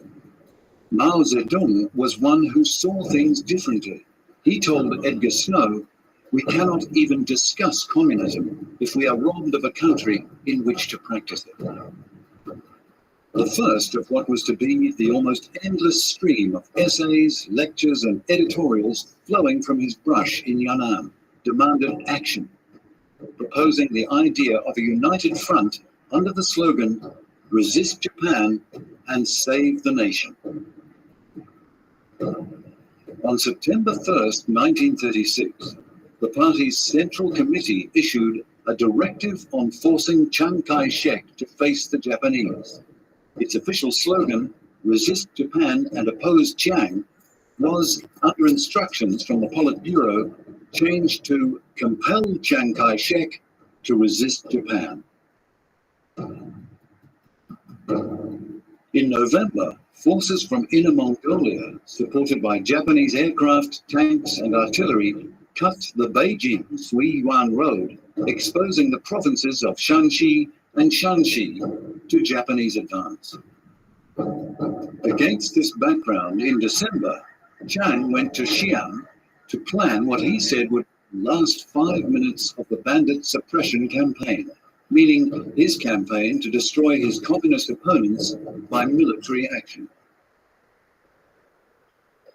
He was arrested by 2 of his own generals, Zhang Shuiliang and Yang Hucheng, who had become frustrated by their failure to persuade him to focus on the Japanese invader instead of the Communist Party, which said, "The whole world rejoices about the arrest of the mother of all criminals." The solution to what has become known as the Xi'an incident was reached on Christmas Eve. Mao had decided that unity was the only way to resist the enemy and sent Zhou Enlai to negotiate a settlement. The result was the establishment of a second united front which the Communist Party had been proposing in speeches as far back as 1931, and which they offered to Chiang in a telegram in 1937. So, it was agreed that all parties would unite against the Japanese. For 6 months, the United Front held, and it may be that this was enough to persuade fiery elements within the Japanese Army of Occupation that they had better move quickly.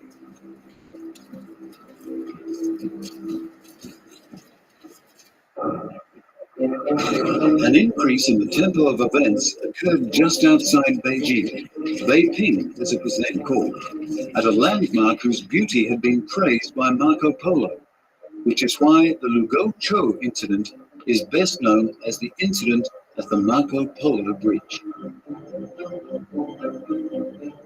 It was July the 7th, 1937. Japanese troops stationed to protect the railway line were on maneuvers. Shots were fired.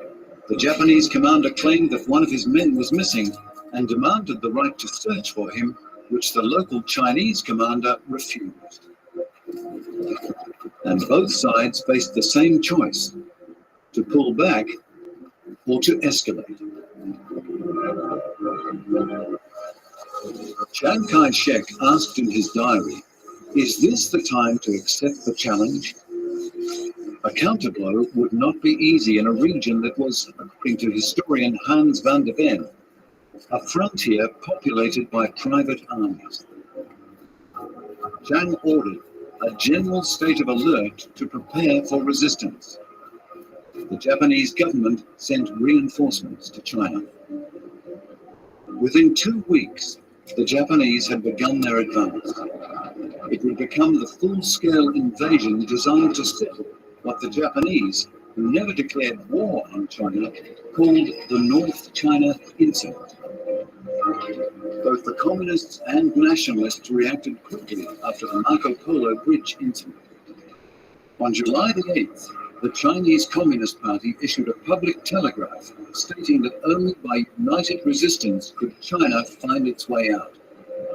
It called on all Chinese people, armies and governments to unite together to build a great wall of an anti-Japanese invasion united front. On July 15th, the party delivered the declaration of the Central Committee of the Communist Party of China to Chiang Kai-shek. And on the 17th, Chiang made a speech pointing out that the Marco Polo incident leaves no chance of making compromises. If we give up an inch of sovereignty or land, we would be sinners to all Chinese people.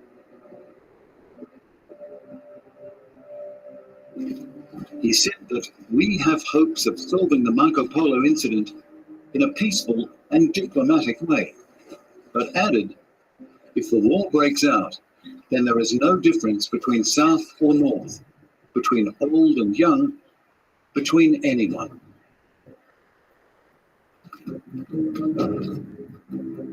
War broke out. The Japanese offensive began on July 26th.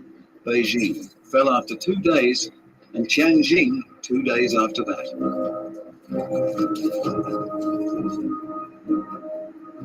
When the help he expected from Britain or America failed to materialize, the options available to Chiang Kai-shek as commander-in-chief did not include doing nothing.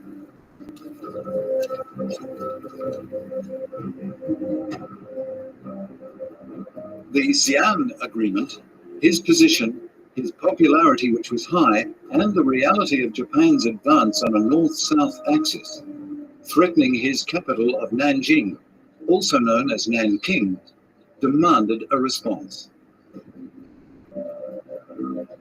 On July 31st, he said, "Since all hope for peace has been lost, all we can do now is resist to the bitter end." The Communist Party announced that all armies in the country, including the Red Army, support Mr. Chiang Kai-shek's declaration. Of the Red Army, American journalist Anna Louise Strong noted that most of the new recruits, like most Chinese peasants, were illiterate, but, she said, they were immediately taught to read and write.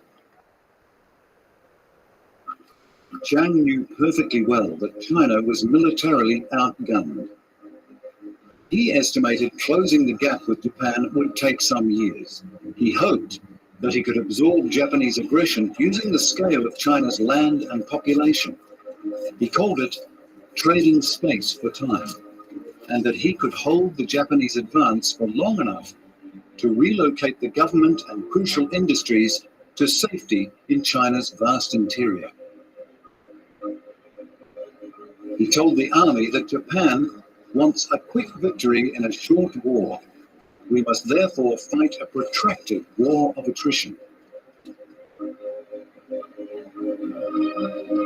He decided to meet the Japanese advance in Shanghai.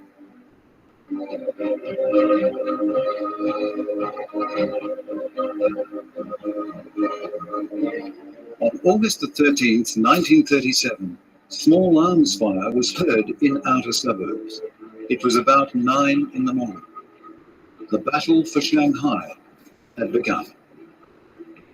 It would last for over 3 months. 700,000 Chinese and a little less than half that number of Japanese would be deployed.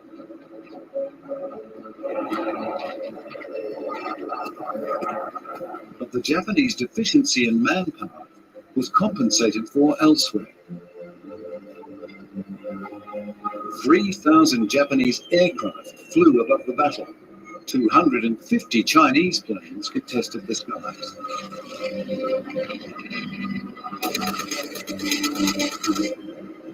130 ships from the world's third most powerful navy lent support. They were faced by a navy which, as one historian noted, was incapable of stopping smugglers. There were more than 280,000 Chinese casualties. Less than 100,000 Japanese. A Chinese unit diary recorded intense Japanese artillery fire, as if it would level the mountains and wipe out the sea.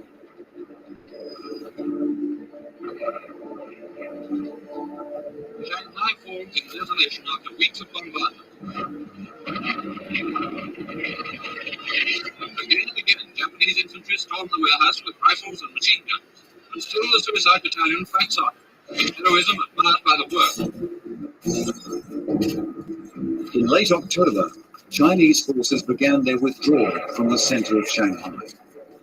They had bought time, allowed for the removal of government and some industry, but the cost was high. Not just the casualties, but the destruction of much of Shanghai. A preview of Japanese tactics that included indiscriminate bombing and the use of gas. The loss of the very best of nationalist Chinese units. Chiang having decided to commit his elite divisions to the battle, and the laying open of the road to Nanjing, on which the Japanese now advanced towards a famously murderous bloodbath.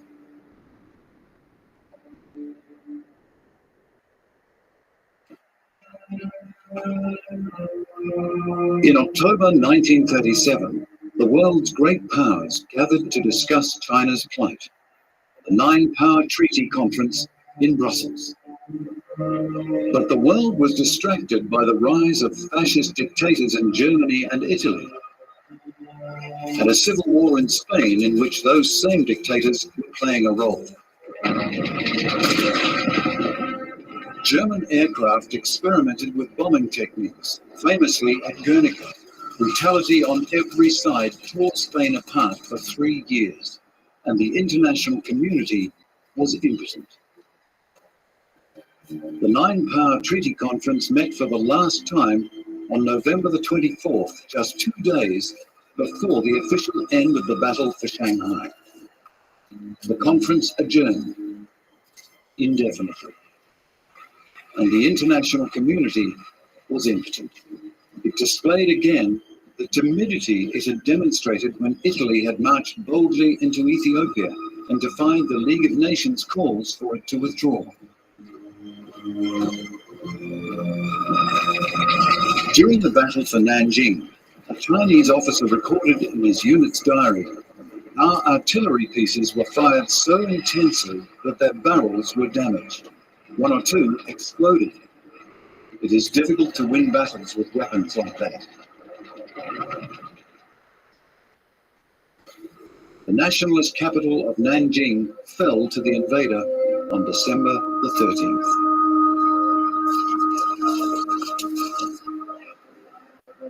For 6 weeks, the streets of the capital belonged to the troops of the invading Japanese army.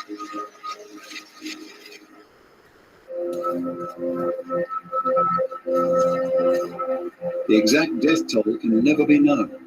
300,000 is the number given in the post-war trial of those responsible for an atrocity which some continue to deny.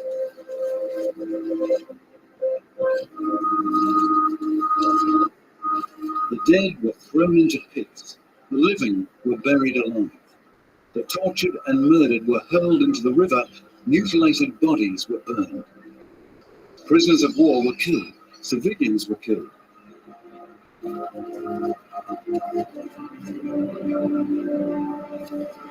Women were raped and disfigured.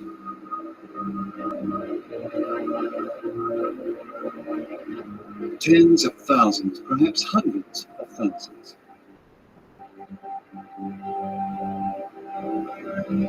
Such mayhem could not have occurred. It could certainly not have occurred in the Japanese army without approval from the chain of command. After the war, a Japanese officer, in a testament in which he admitted to his role in numerous atrocities, wrote, "In times of peace, these acts would be totally unthinkable and inhuman. But in the strange environment of the battlefield, they are easy."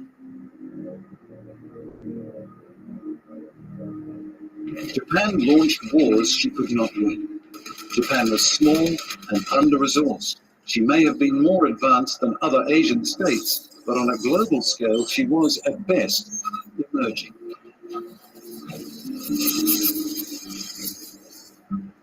Her dreams of conquest and expansion cost her more than 50% of the national budget spent on the military, a figure that rose to 70% before the war ended. Japan's hopes of victory lay not in conquest, but in surrender, in forcing the enemy into submission, or at least peace talks.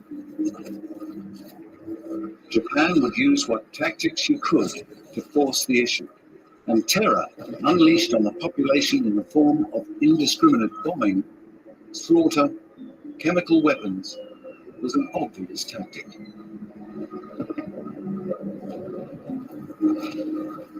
In the last months of 1937, following the fall of Nanjing, the almost unopposed Japanese Air Force bombed more than 50 Chinese towns and cities in 9 provinces, many of the targets completely devoid of any tactical value.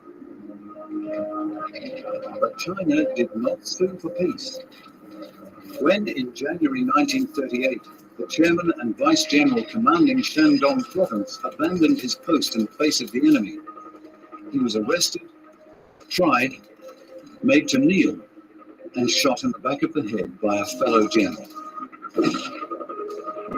Japan, expecting victory within 6 months, the more optimistic had suggested 3 months, was trapped in a long war without a strategy. Stalemated in China, she would, in the years ahead, gamble dangerously on the greater East Asia co-prosperity sphere and fail disastrously. But that was years away.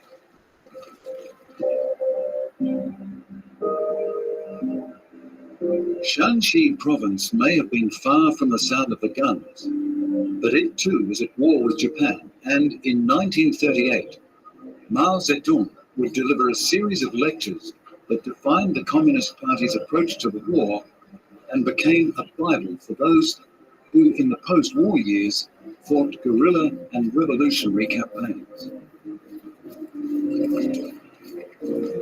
As early as 1935, Mao had written that Japanese imperialism wants to turn China into a colony. He developed his thoughts in lectures he gave at the Red Army College, which was later renamed the Anti-Japanese Military and Political University. Oppose fixed battle lines, he wrote. Favor fluid battle lines. Oppose the principle of maintaining one large rear area and uphold the principle of small rear areas. On August 22, 1937, the Communist Party's Central Committee held an enlarged Politburo meeting at which it set out the policy that distinguished it from the Kuomintang, the policy of a united front involving all the ethnic groups in China. In May of 1938, Mao would deliver the lectures on protracted war and problems of war and strategy. In protracted war, he said, the mobilization of the people throughout the country will create a vast sea in which to drown the enemy. And he saw the most practical path to mobilization: launch guerrilla warfare in the rear of the enemy, he said, and so secure overwhelming local superiority. In Problems of War, he used a line that he had first used a decade earlier, and that later generations of Maoist thinkers would quote: political power comes out of the barrel of a gun.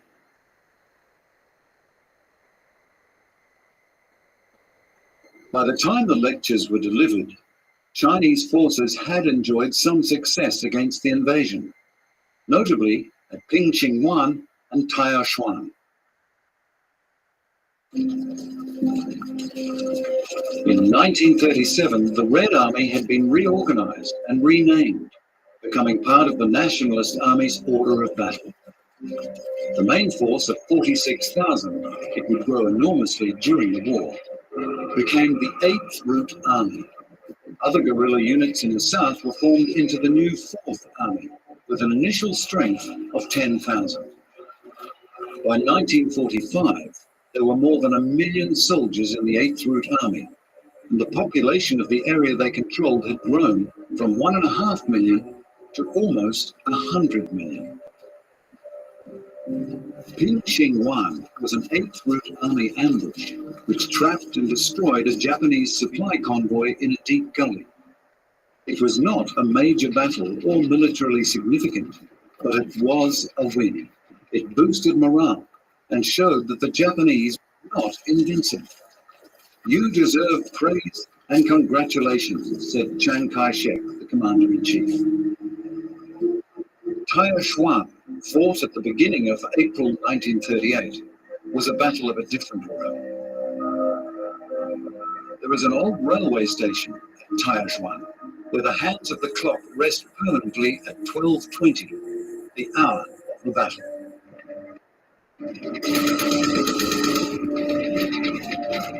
Elements of the new 4th Army engaged the Itagaki Division of the Imperial Japanese Army. One Chinese estimate states that 11,000 Japanese were lost and acknowledges 7,500 casualties on its side. Other figures are lower, some higher, as many as 15,000 to 20,000 casualties on each side. For Taiyuan, as for much else in the China theatre, it is difficult to find agreement on the data. What is not in dispute is that some of the casualties were victims of weapons forbidden under the Geneva Convention, to which Japan was signatory. The enemy in the Fanxia district, wrote Liu Binghuan, a nationalist officer, is using massive amounts of poison gas. To conceal their actions, the Japanese referred to the gas as special smoke. Victory at Taiyuan did not stem the Japanese advance, and it did not dwell long in the consciousness of the world. Exactly a week after Taiyuan, the world's attention was distracted by the Anschluss, Germany's annexation of Austria. Germany moves into Austria. These pictures will perhaps stir emotions in some of you which you may find it hard to repress. but sit through them calmly. They will teach us something, they will illustrate the seriousness of the times in which we live, and they will reinforce our determination to meet the difficulties of our world with courage.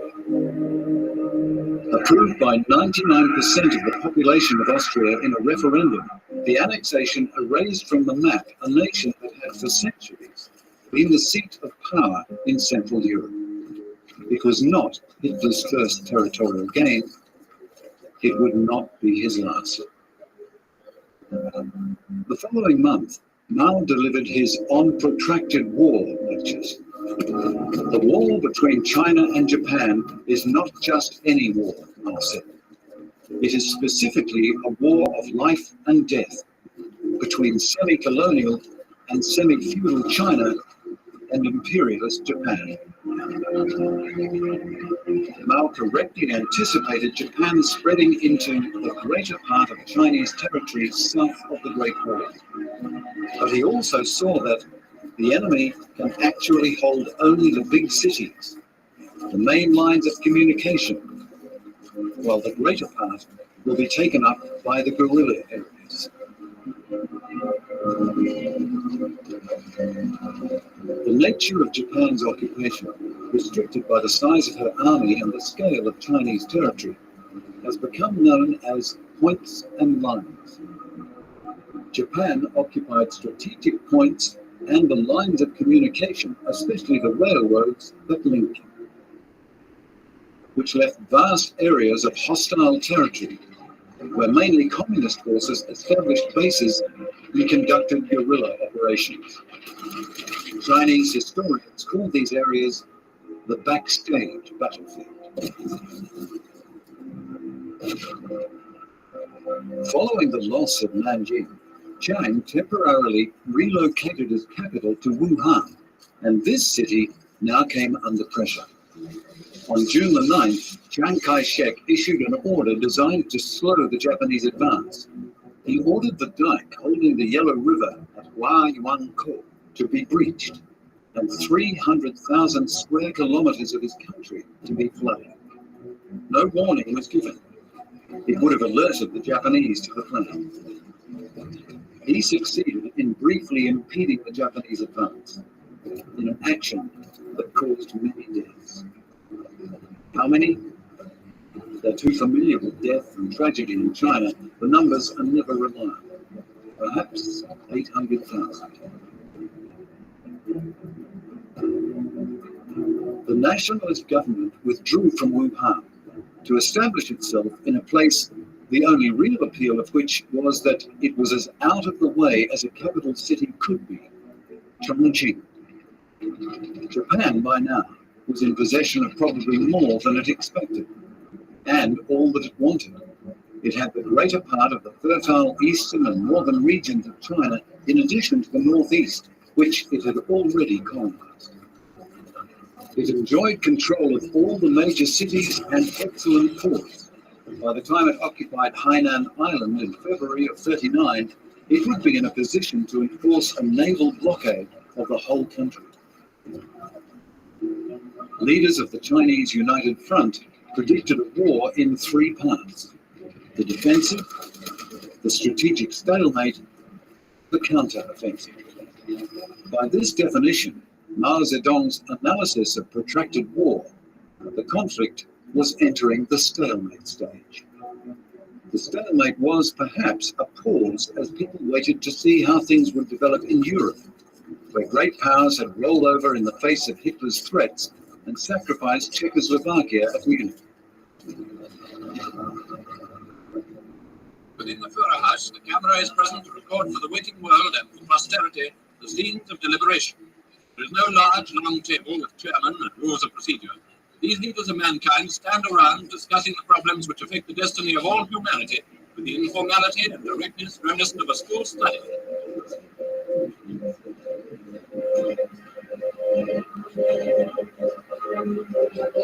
British Prime Minister Neville Chamberlain's shuttle diplomacy, his apparent trust in the word of a gentleman who was not a gentleman, has made him a figure viewed by some as profoundly comic, by others as profoundly tragic. Of his appeasement policy, Mao Zedong said it was like lifting a stone only to drop it on one's own toes.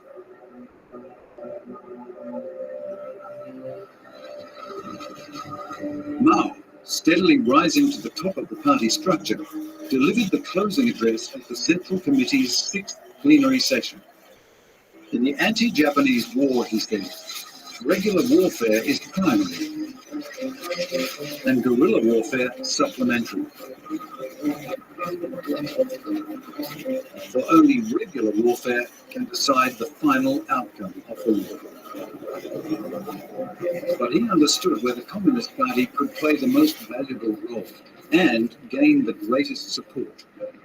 Through guerrilla warfare, Mao said, explaining one of the great insights of Mao Zedong thought, we shall build up our strength and turn ourselves into a decisive element in the crushing of Japanese imperialism. The main Japanese offensive, as 1938 drew to a close, would be directed at Wuhan, but the guerrilla bases in the north were not left unmolested. In September, 25 columns of the Imperial Japanese Army moved to encircle 8 Fruit Army bases in 3 provinces, Shaanxi, Chaha, and Hebei. In a 48-day campaign, the 8th Fruit Army managed to extricate itself and dividing into smaller units of 1 or 2,000 to harass the Japanese in hundreds of small actions. The new 4th Army similarly disrupted activity behind Japanese lines, and nationalist forces also attempted guerrilla tactics, though with less success than their communist allies. The Chinese defense of Wuhan was supported by volunteer pilots from the Soviet Air Force. Their contribution, ordered by Stalin, was a material benefit to the Chinese cause. That cause was damaged when Stalin withdrew all support on signing his non-aggression pact with Japan in 1941.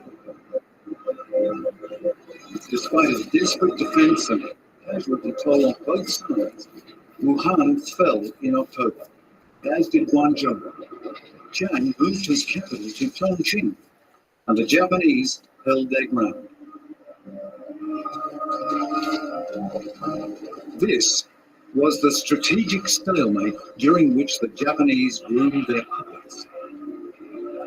Japan's best strategy for managing the lands she had conquered was to rule through proxies. She had set up effective puppet regimes in the territories she occupied and put significant effort into doing the same in China. The best option was a man named Wang Jingwei, and in later war years he would indeed lead a puppet regime. As 1938 ended, the playwright Tien Han, who wrote the lyrics for 1934's March of the Volunteers, which became and remains the national anthem of the People's Republic, wrote a verse summarizing how he saw the war. With 400 million actors and a front of 10,000 li, the globe itself as an audience watches our great historical drama. The war in China entered its 3rd year. It was a year in which the war would begin to change. In 1939, Europe burst into flames.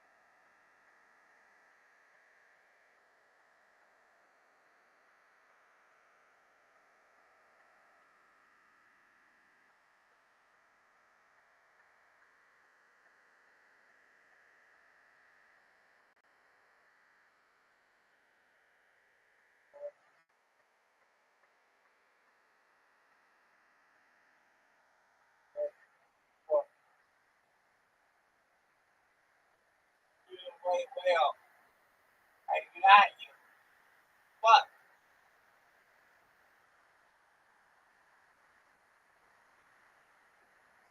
Look. I got you, you little bitch. You stupid slut. Fuck.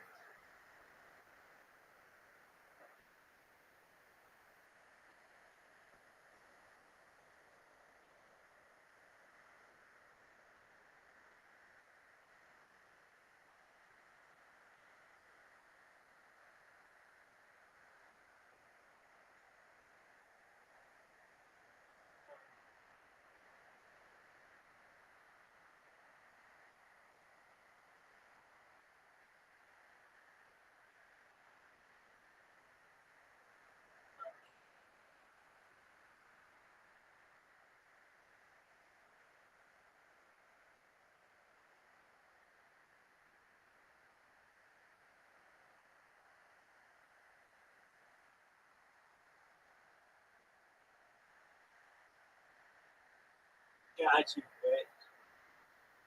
Fuck you.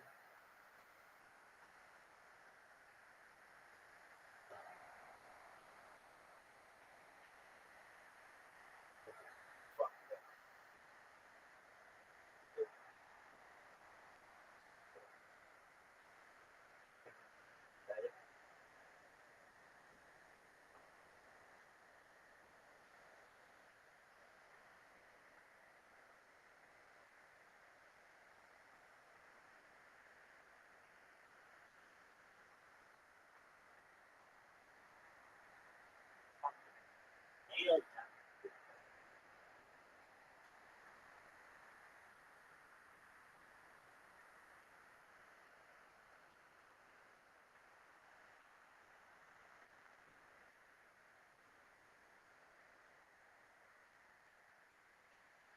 That shit was just tits.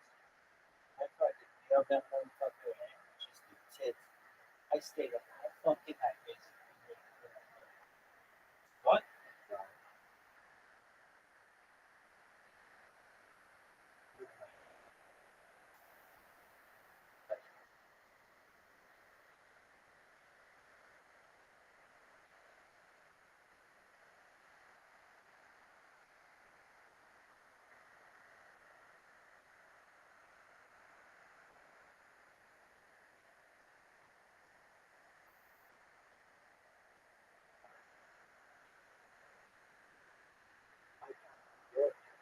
So good.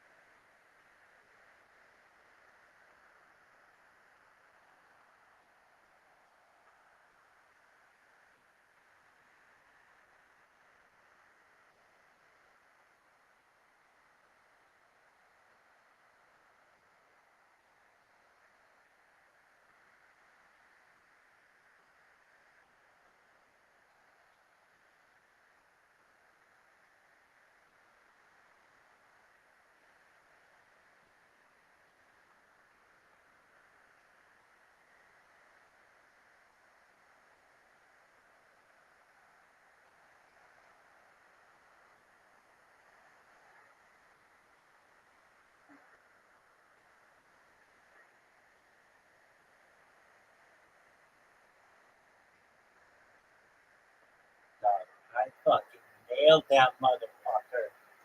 I fucking nailed that motherfucker. That motherfucker said, hey, Rabbi, I'm awake here. And Rabbi is like, I'm good at doing a bit. And he fucking get it, dog. Get it. Like, fuck you. Oh, man, I'm so glad I got you. I got the white whale. Fuck.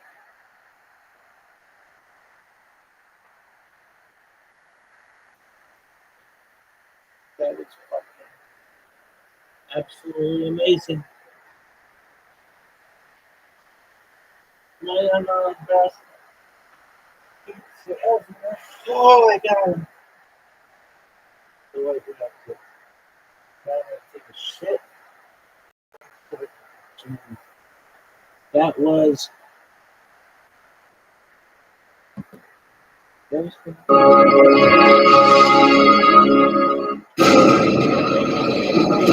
Less than a decade after the guns have gone silent over the Korean Peninsula, a new era of the Cold War begins. This time between the two greatest powers of the communist world, China and the Soviet Union. Frustrated by an unequal relationship is China's supreme leader, Mao Zedong. Mao's ambition to put China on the world stage would shape her transformation as a nation. But it would create an irreparable rift with the Soviet Union, one that would break out into open war. For so long, China's bitter rivalry with the Soviet Union has been shrouded in secrecy. Now, eyewitness accounts from PLA soldiers reveal a conflict that has been brewing since the beginning of the Sino-Soviet alliance. This is the untold story of Mao's Cold War with the Soviet Union.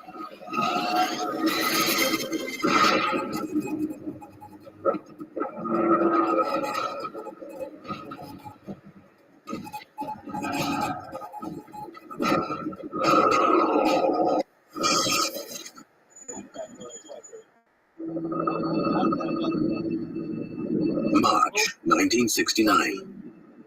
On a tiny island in the Ussuri River between China and the Soviet Union, war has broken out. 19-year-old Wang Yanqi is about to face an enemy once considered China's closest ally. 我叫王连起，今年62岁。1969年2月6号，我离开了大连，就直接来到了牡丹江。在23军67师201团新兵连。哎呀，整个船团真是群情激愤，要我们执行公共任务，执行什么任务呢？我们不知道，但是我们大家纷纷猜测，可能要上珍宝岛了。 In the most dramatic turn in state-to-state relations in the Cold War, China and the Soviet Union are at war at Zhenbao Island.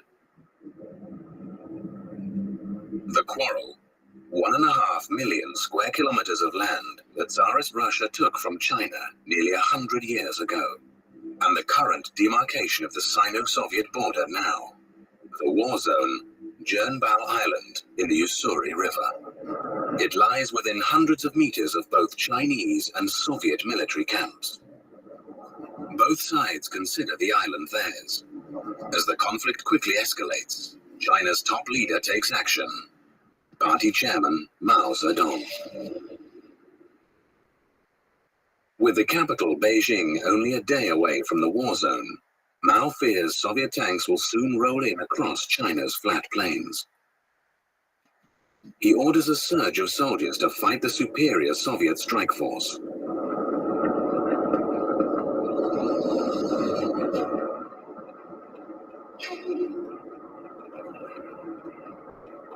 Barely 1 month after his enlistment, Wang is sent to the front line on Zhenbao. 当时我们心情是非常非常的激动和高兴。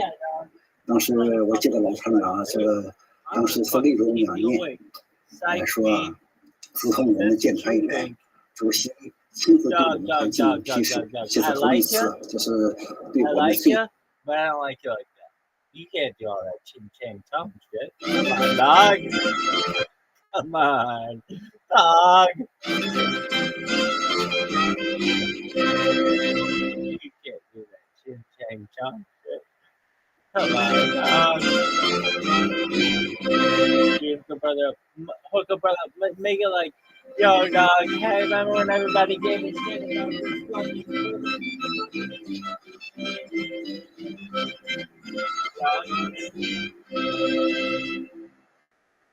Hello.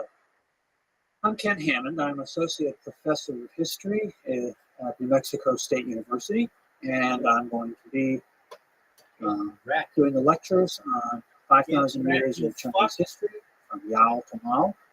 We'll try to make some sense of what the title means as we go along. Before we begin to deal with the actual course of Chinese history, I want to take a few moments to suggest some of the general themes that we're going to be engaging with as we go through these lectures.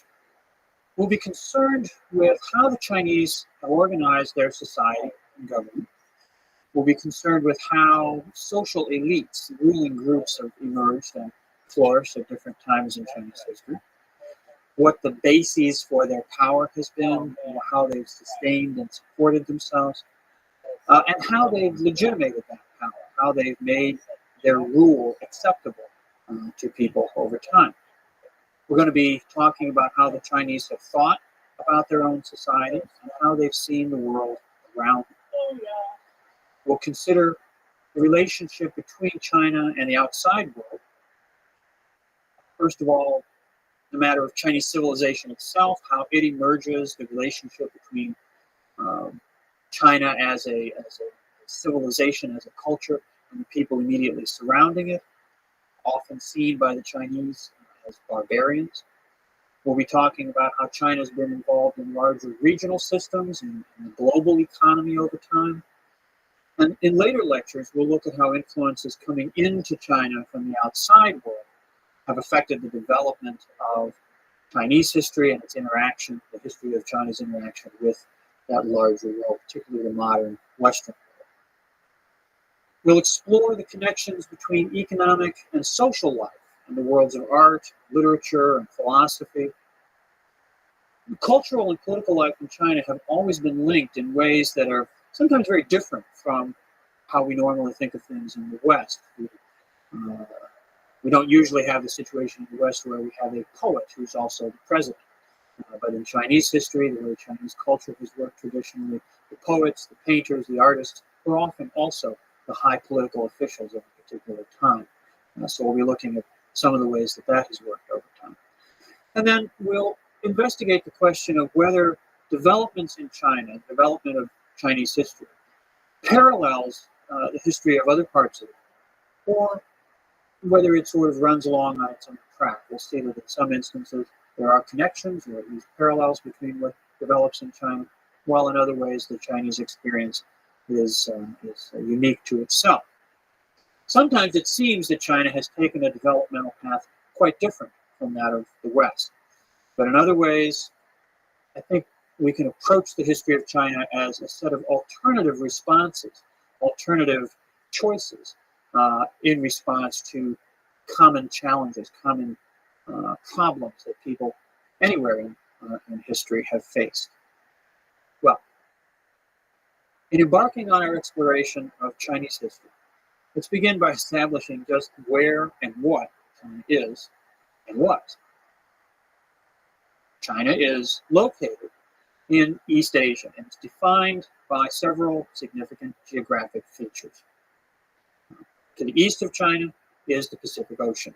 China has a long coast on the Pacific, running from fairly far in the north to the tropics in the south. In the south, beyond the area settled by Chinese people, Southeast Asia, countries like Vietnam, Burma, Thailand. The heartland of China is bounded on the west by mountains, high mountains, the mountains that go up to the Tibetan Plateau, Burma, and also further north by the Gobi Desert, the vast inner expanses of Asia. And then to the north of China are the grasslands of Mongolia, and a little bit sort of northeast, the forests and mountains of what today we call Manchuria. That's what surrounds China. That's what sort of defines China as what China isn't. What China is, what we refer to historically as China proper, is the core, the area where the Chinese people, in their hundreds of millions today, have always lived. This area we can think of as containing sort of four subregions.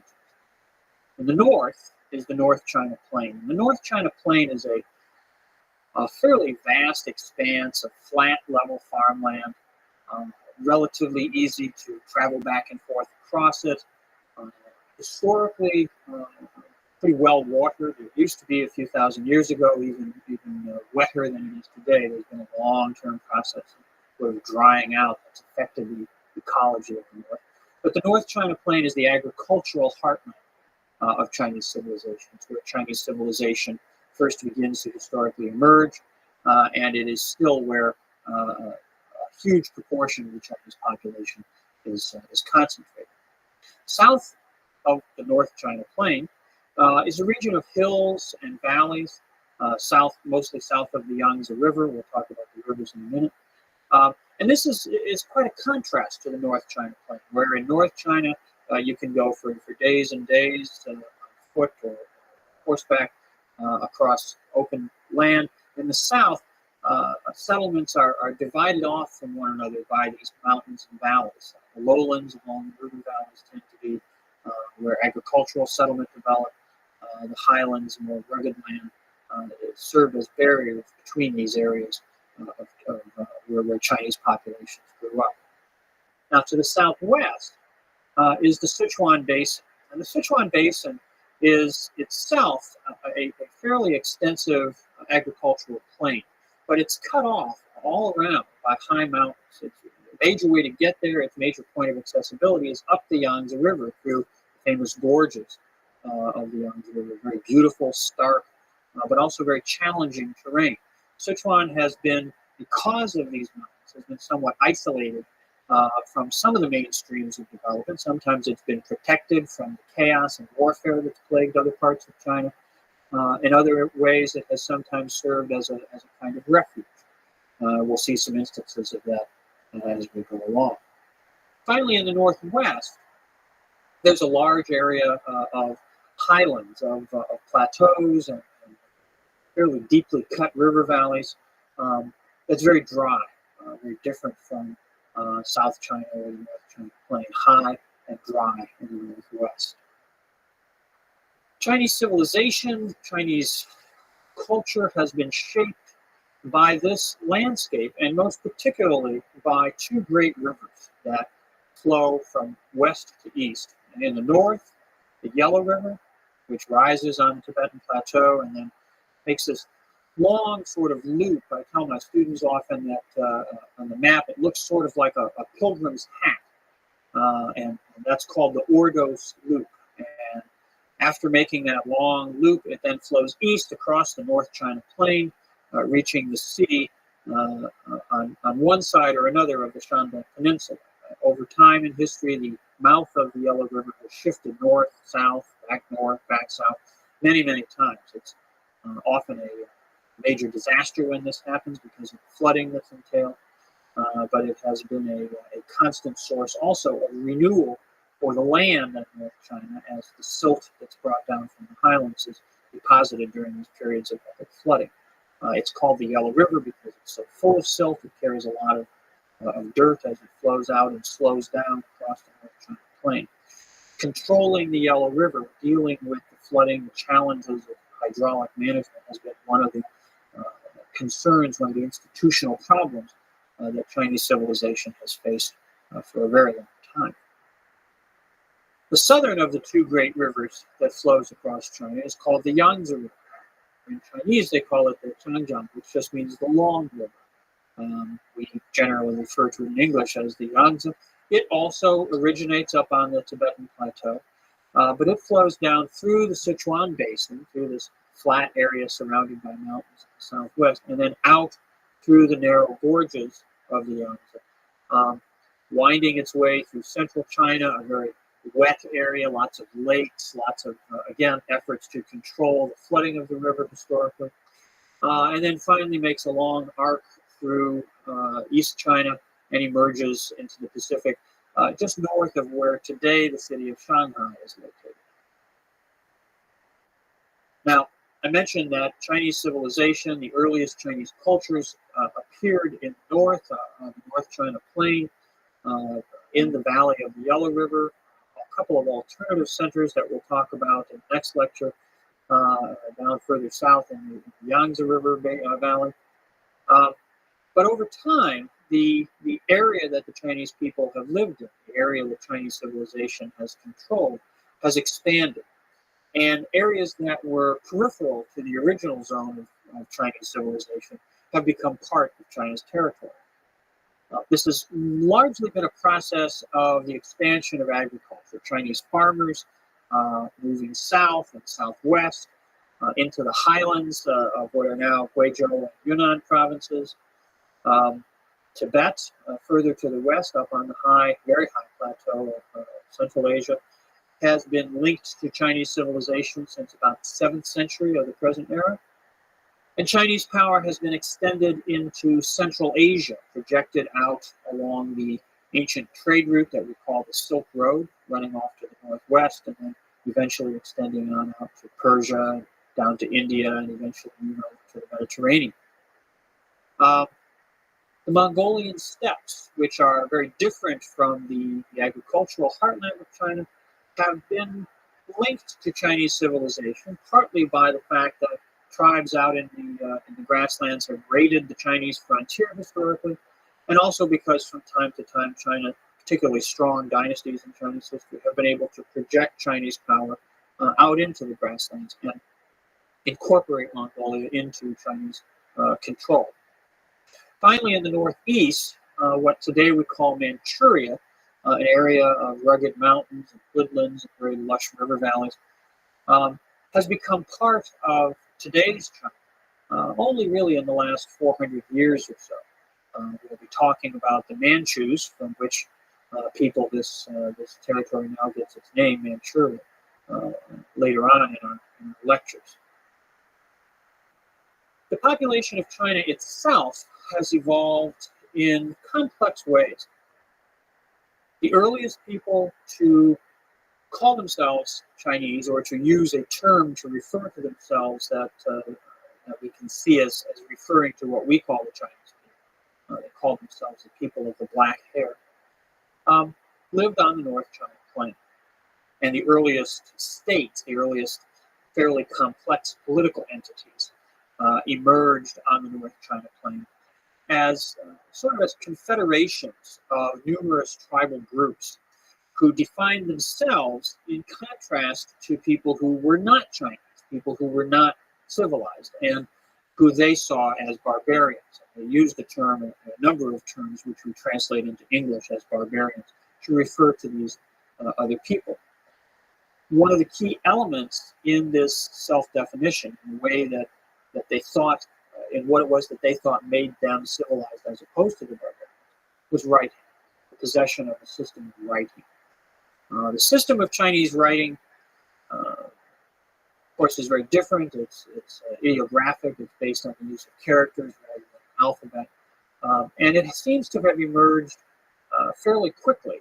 We don't have a lot of transitional evidence about the emergence of writing. When it's there, it shows up as a fairly fully developed system. So we don't know a lot about its early stages of development. But at some point, about 3,500 years ago, there it is. And that's the time at which we can begin to see the Chinese people as a self-defined community, and this possession of a writing system to record their own history, to record their activities, is one of the key elements of that process. As Chinese civilization was expanding, neighboring peoples, particularly in the south, were either displaced or assimilated. That is to say, Chinese farmers who were moving largely south drove the indigenous populations either out or up, or intermarried with them and brought them into the community of Chinese civilization. When we talk about moving them out or up, some peoples in the south, when Chinese farmers began to come in and take over good land in the valleys, just packed up and left, just moved away. People who today we call the Vietnamese people are an example of this. They formerly lived on the southeast coast of China, and as Chinese populations migrated south or moved south, these people traveled further down to where they live now in Southeast Asia. The Thai people that live in Thailand and Laos today had lived further inland in southern China. And again, as Chinese settlers filled up the river valleys, the people who today we call the Thai migrated off to the south and the west and settled eventually in their present territories. Other populations moved up out of the river valleys into marginal highland territories. And they have remained in place so that today, all across South China, there are non-Chinese ethnic communities living at higher elevations, living up in what are generally called hill tribe communities. Many of these groups maintain their distinctive identities, they retain their own languages, they retain their own cultural practices, and today they constitute about 5% of the population of China as a whole. The vast majority of the Chinese people, more than 95%, are what we call the Han people. They derive that name from one of the great dynasties that we'll be talking about, the Han Dynasty.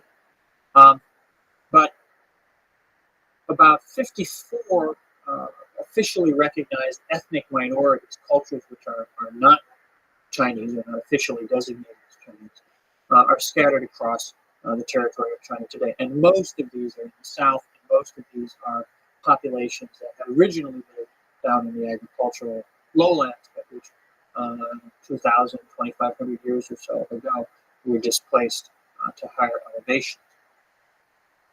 Well, let's return to the story of the emergence of Chinese civilization, its origins. Most of what we know about this process, we know from archaeology. We know from the excavation of the material remains of people who occupied the territory that is today China, that have been dug up largely in the last 100 years. We know, for example, that ancestors, hominid ancestors of humans, lived in various parts of China more than 50,000 years ago. The famous remains of Peking Man, found in caves located southwest of the modern-day capital of China, were dug up back in the 1920s and 1930s, and these were dated to about 500 to 600,000 years ago. Similar fossils have been found in the far west of China and southwest China, so that it's clear that there were very early ancestors of humans all around East Asia at this time. More recently, about 40,000 years ago, fossils of Homo sapiens, the present-day human species, begin to be found in China. And this is roughly the same time when we begin to see Homo sapiens in other parts of the world, suggesting that the expansion of modern human populations was fairly rapid. The emergence of Homo sapiens took place all across the Eurasian landmass shortly after the first appearance of these people coming out of Africa. There's a series of stages of cultural development wherein more and more sophisticated stone tools are deployed, and stages of civilization are defined generally in terms of the tool complexes that are used. Now, about 10,000 years ago, about 10,000, actually about 12,000 years ago, about 10,000 BC, a very important set of developments takes place in central and southern China. And this has to do with the domestication of grains, in particular the domestication of rice. The earliest evidence of rice farming has been found in what is today Jiangxi province, which is south of the Yangtze River, and dates to about 12,000 BCE. That development, the domestication of grain, creates a situation, sets up the conditions for a dramatic transformation in cultures in China, as indeed the domestication of grain does in civilizations, other civilizations emerging in other parts of the world. Because the shift from a hunting and gathering culture, from a culture in which communities of people, tribes, if we want to call them, move around on a fairly constant basis to one where the cultivation of a crop keeps them located in a particular place over time, leads to a number of transformations in culture. Okay? Probably the most significant that we see in China is the emergence of villages, the beginning of sedentary lifestyles, of a way of living where people remain in the same communities, remain in the same settlements, from not just from season to season, but from year to year, and eventually from generation to generation. What we get, first in southern China and then in more elaborate developments in the north, are a series of cultures that begin to be identifiable, begin to have characteristics, begin to possess cultural traits that we can now link directly to historical Chinese civilization when it emerges. Okay? The Yellow River Valley becomes the focal point for several of these early civilizations. We can begin to identify these mostly through the pottery that they made. The beginning of the production of pottery, it really changes the way that we can look at culture, the way that we can talk about communities of people, because suddenly we have very elaborate sets of artifacts that begin to be decorated, begin to be not merely functional objects, but seem to have some sort of aesthetic qualities along with them. And the communities that we begin to define, we can tell from the way that their pottery is made, and then from sort of the geographic distribution of their pottery, we can tell more of the history of specific groups. It becomes easier to identify specific groups and then to trace to some extent their interactions. In North China, there's two particular groups that emerge about 6,000 or 7,000 years ago that the archaeological record tells a very interesting story. In the west, about where the bend of the Yellow River turns to the north, there's a civilization or a culture that we call the Yangshao. And the Yangshao people settle in villages. The villages tend to be demarcated by ditches, by trenches, moats, if you will, that are probably defensive in function. Within the villages, people live in houses, in huts that are partially excavated, or partially dug down into the soil, and then a superstructure is built up over that. There also appears to be some social differentiation, some hierarchy that starts to emerge within the Yangshao culture. We know from burials, from the excavation of graves, that some people were buried in a very elaborate fashion. They were buried with particularly higher quality grave goods. Nicer objects were put into the grave with them. And others were buried in more common graves. Some were placed in what may be ritually significant posture, while others were simply put into the ground sort of random. What's interesting in the Yangshao culture is that the individuals who are placed in the higher status graves are almost all women. And this suggests that at this time in Chinese history, that the societies that were emerging had a kind of leadership which was provided by women. Anthropology suggests that in a lot of emerging cultures, women play a role as spiritual leaders, that they are shamanesses, that they provide a link between the human community and the spirit world, and there are indications in the graves of the Yangshao culture that this is the case in China as well. Off to the east, in what is now Shandong province, at the lower end of the river, a different culture emerges, and this is called the Longshan. Longshan means Dragon Mountain. It's named after a particular site where these where objects associated with this culture are excavated. The Longshan culture has a pottery that's very different from the Yangshao culture. The Yangshao culture, pottery is fairly heavy, tends to be sort of buff-colored. It's very elaborately decorated. Lots of images of fish, animals, eventually geometric designs on the surfaces. The Longshan pottery is very different. It's black. The surface is undecorated. The walls of the pots tend to be very thin, which indicates that the technology of production was somewhat more sophisticated than what the Yangshao culture had.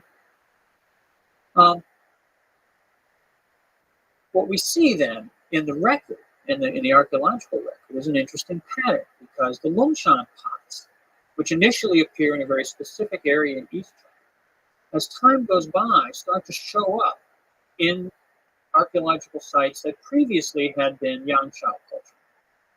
Eventually, the Longshan pottery spreads all over North China. And what this suggests is that a single culture comes to dominate the North China plain. Now, this is going on in a time frame that's between 4,000 and 6,000 years ago. And this brings us down to a threshold where we cross into recorded history, into the actual historical record of Chinese civilization.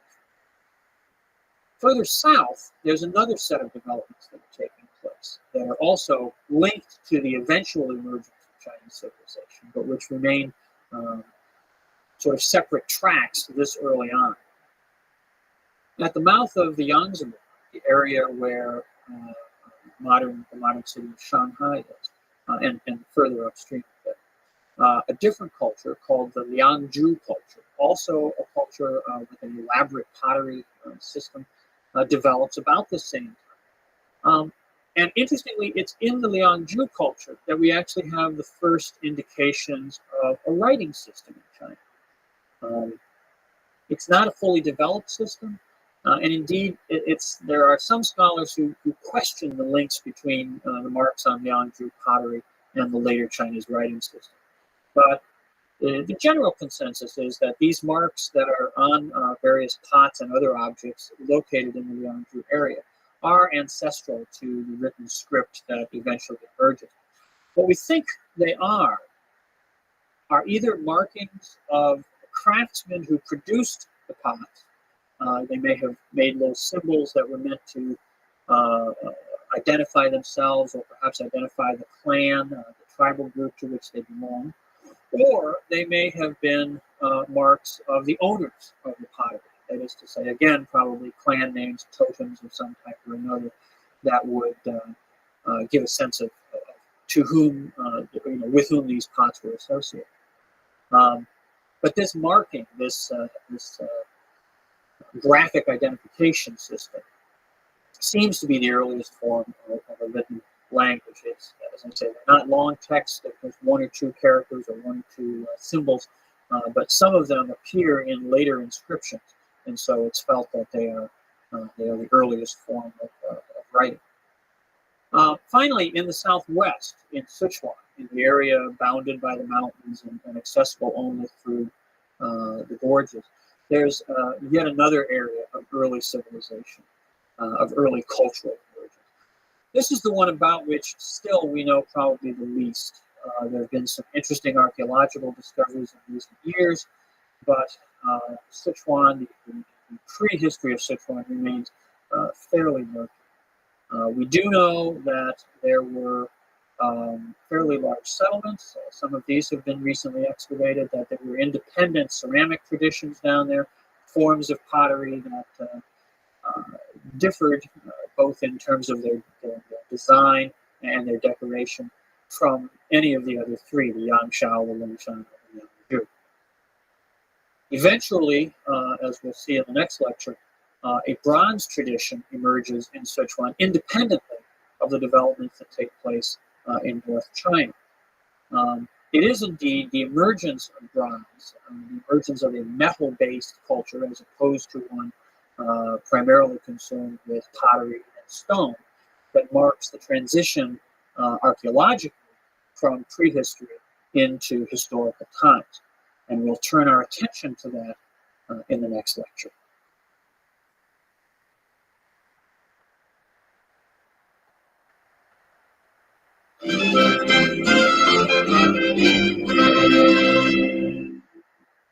Last time we were talking about the emergence of Chinese civilization from prehistory into historic times. The threshold for this takes place with what we sometimes call the Neolithic transition, which is to say a change from patterns of culture, patterns of economic life that were based on hunting and gathering, to the emergence of settled agricultural society. In China, this takes place beginning about 12,000 years ago with the domestication of grain, and then with the higher and higher development of village cultures and a series of early civilizations, particularly in North China, the Yangshao and Longshan cultures, and some other centers, the Liangzhu culture in the southeast, and the Sichuan Basin area in the southwest. By about 4,000 years ago, this process of change has brought us to a point where we really move into a different kind of historical time, a time that we can know not only from the archaeological record, although archaeology certainly still remains very important, but where we begin to also have textual traditions, writings about Chinese history by the Chinese people themselves. Critical to this transition, critical to the emergence of a new stage in Chinese history, is the emergence of bronze, the emergence of metallurgical industry, the mining of copper and tin and other metals, and the development of a technology which allows people to refine and smelt and then produce metals like bronze that are very useful, very strong, and give to both the tools, the implements of war, and objects of both beauty and spiritual significance, a more enduring quality. The ceramics, the pottery that had preceded this, that had been characteristic of the early cultures, certainly remains in place, but is now supplemented by the emergence of bronze and the adoption of bronze for a variety of purposes. This brings us to the real first historical state in Chinese history, which is called the Xia. That's spelled Xia in the modern Western romanization system, the pinyin system of spelling Chinese words. The Xia.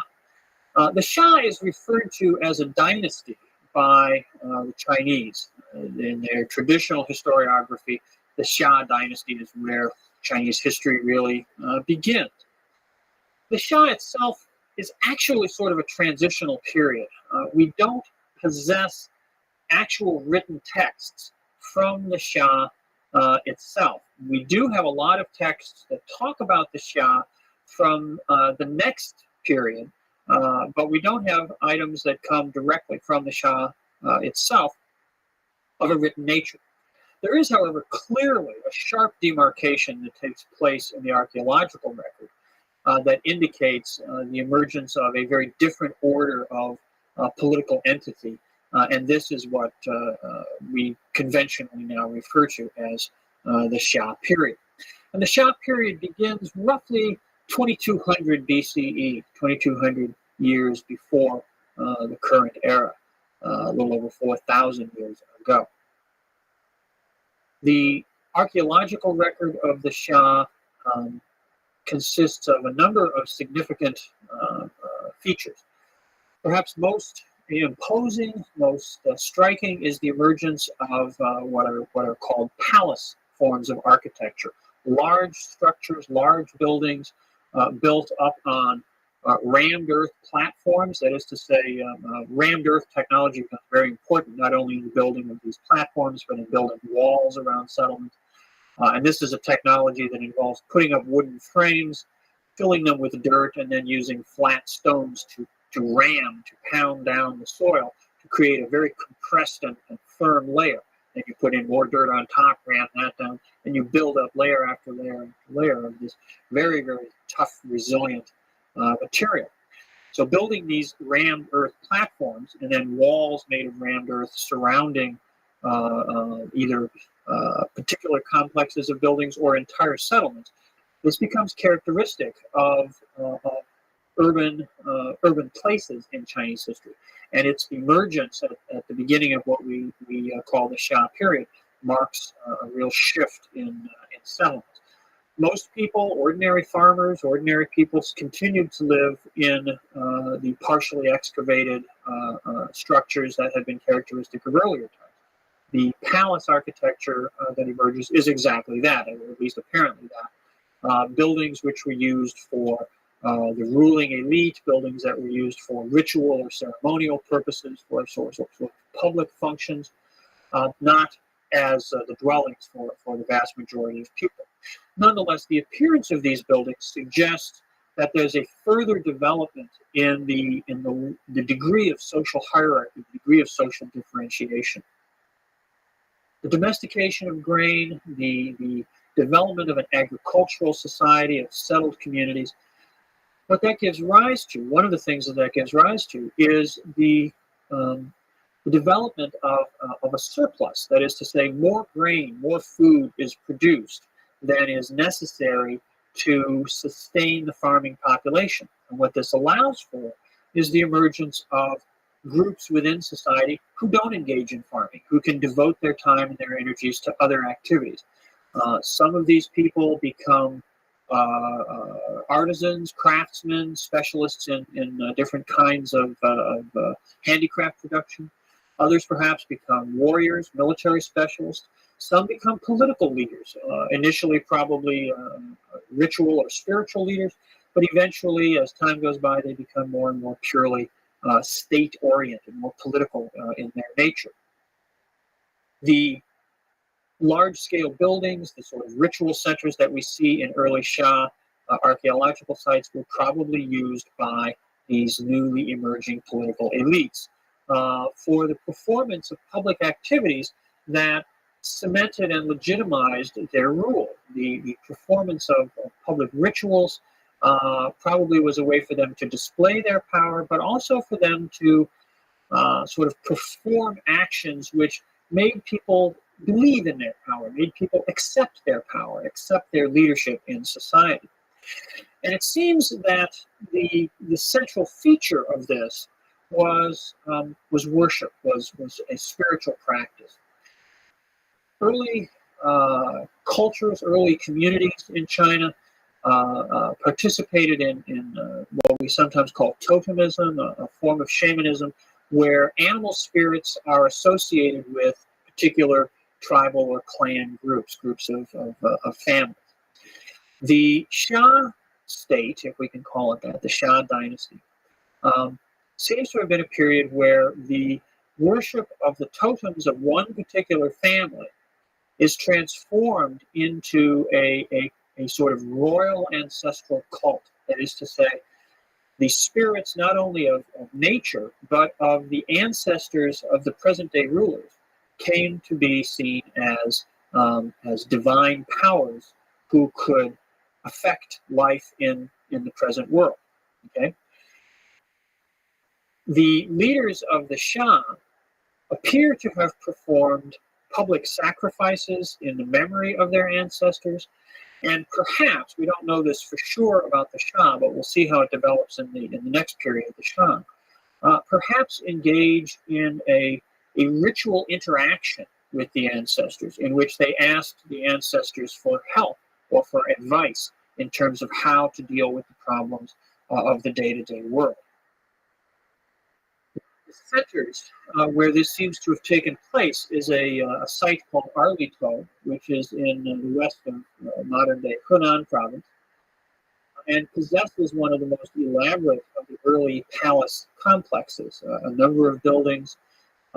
These buildings are built with what we call a post and beam system of construction. That is to say, up on the rammed earth platform, a series of upright posts would be erected, and then beams laid along the top of those posts, and then a roof built up on the surface or on the top of that. This is a very useful form of architecture for North China. It uses a relatively minimal amount of timber timber was not in great abundance, and so you couldn't build big elaborate structures out of wood. But by using this post and beam system, you could create a framework which then could be filled in, often with what's called wattle and daub, a kind of woven organic fibers plastered with mud. And that allowed the walls to be very light, not to have to carry a lot of weight. All the structural weight was borne by the posts. And it allowed you to enclose a fairly extensive interior space. And that allowed space where people could be assembled inside to observe and perhaps participate in some of these ritual activities. Now, a lot of what we think about the Shah period is based upon a sort of projection back in time from what we know much more concretely about the Shah. There are a lot of features of the Shah and the Shang civilizations that look pretty consistent. The difference being that when we get to the Shang, we have written records. So we have a much detailed understanding of what goes on during the Shang period. The Shang begins roughly about 1500 BCE. The traditional date, the Chinese have a very elaborate and precise traditional chronology, which says that the Shang begins in 1766 BC. But that has not been borne out by archaeological investigations. And so now we use a somewhat vaguer chronology. And if we say around 1500 BCE, that's probably good enough in terms of a starting point for the Shang. What's interesting is that we get fairly quickly with the Shang a historical documentary record. And this is in the form of what we call oracle bones. Now, oracle bones are a really interesting phenomenon. Some of them are literally bones. There's two kinds of objects that are involved in what we call oracle bones. One are the shoulder blades of oxen, which are fairly good-sized bones. The other are the plastrons, the underside shells of turtles, which are also, these were big river turtles in North China at that time. They could also be fairly good size. These shoulder blades of oxen or plastrons of turtles were dried out until they became very brittle. And then they would have little indentations carved in them. And then at the appropriate moment, a sharp, very, very hot object, perhaps a bronze poker. Some scholars believe these may have been thorn branches that were burned and then, just blown out and used. But a sharp object is pushed into this carved little pit or crater on the surface of the bone, and that causes the dry bone to crack. And they cracked in a very specific way that either pointed up or pointed down.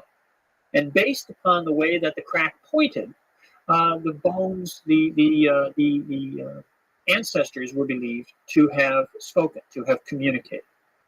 The oracle bones were produced as part of a royal ritual cult of the Shang, in which they asked questions of the ancestors. They would ask questions of very specific ancestors. They would ask King Cheng, who had reigned 200 years earlier, about a very specific problem.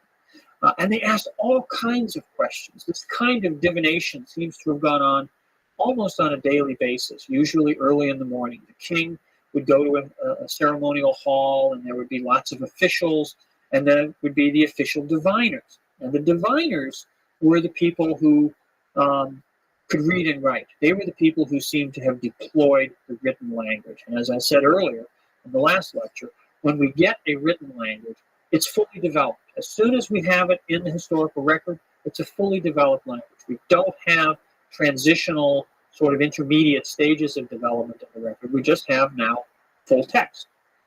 And what these texts consist of are questions posed to the ancestors, the answers, which are read from the cracks, and then, because already the Chinese are emerging as good historians, they write down what actually happened. I'll give you an example of what I mean by this. A particular morning, they might ask is the harvest going to be good this year? Okay, so they would ask this question, and they would write this down. They would carve this into the bone. Will the harvest be good this year? And then they would crack the bone. The diviner would read the crack, and he would say, yes, the harvest is going to be good, and they would write that down.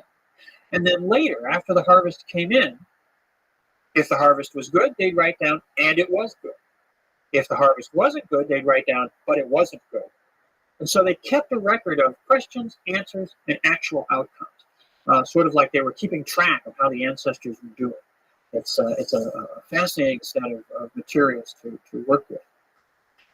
They did this over and over again, too. They didn't just ask a question once. They would ask it 5, 10 times. And they seem to have taken sort of an averaging approach, that if they got 6 good answers and 6 bad answers, well, that wasn't a very clear outcome. But if they got 8 good answers and only 2 bad answers, then it was probably going to be good. So they kept these records. They recorded all kinds of information. I mean, they asked about whether the queen would have an easy delivery of a child, whether a toothache would go away, whether it was an auspicious time to send off a military expedition. They just asked all kinds of questions to the ancestors. Now, the function of this seems to have been, again, to legitimize, to authenticate the power of the present-day kings. They were not the kings merely because they had control over certain resources or because they were the most scary guys around. They had power. They were the leaders because they could consult with the ancestors, because they had access via this process of divination to the spiritual world. And they could use that access to guide the affairs of the community, to guide the affairs of state. Okay? We know a lot about these oracle bones because they've been dug up in huge quantities in the 20th century. Back in the 1890s, peasants living in the area where these were buried in the ground had been digging them up. They knew there was something important about them, powerful about them, but they didn't understand. They couldn't read the texts. They didn't even know they were texts. And they ground them up and used them for medicine.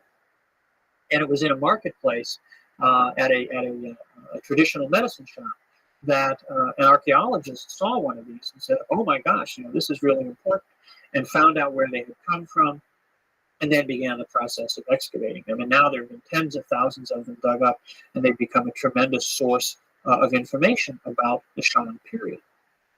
Now, the royal cult, which was at the center of this process of divination, was also maintained in other ways. The divinations were very important, but there were other ways in which the ancestors could be worshipped that were perhaps equally important.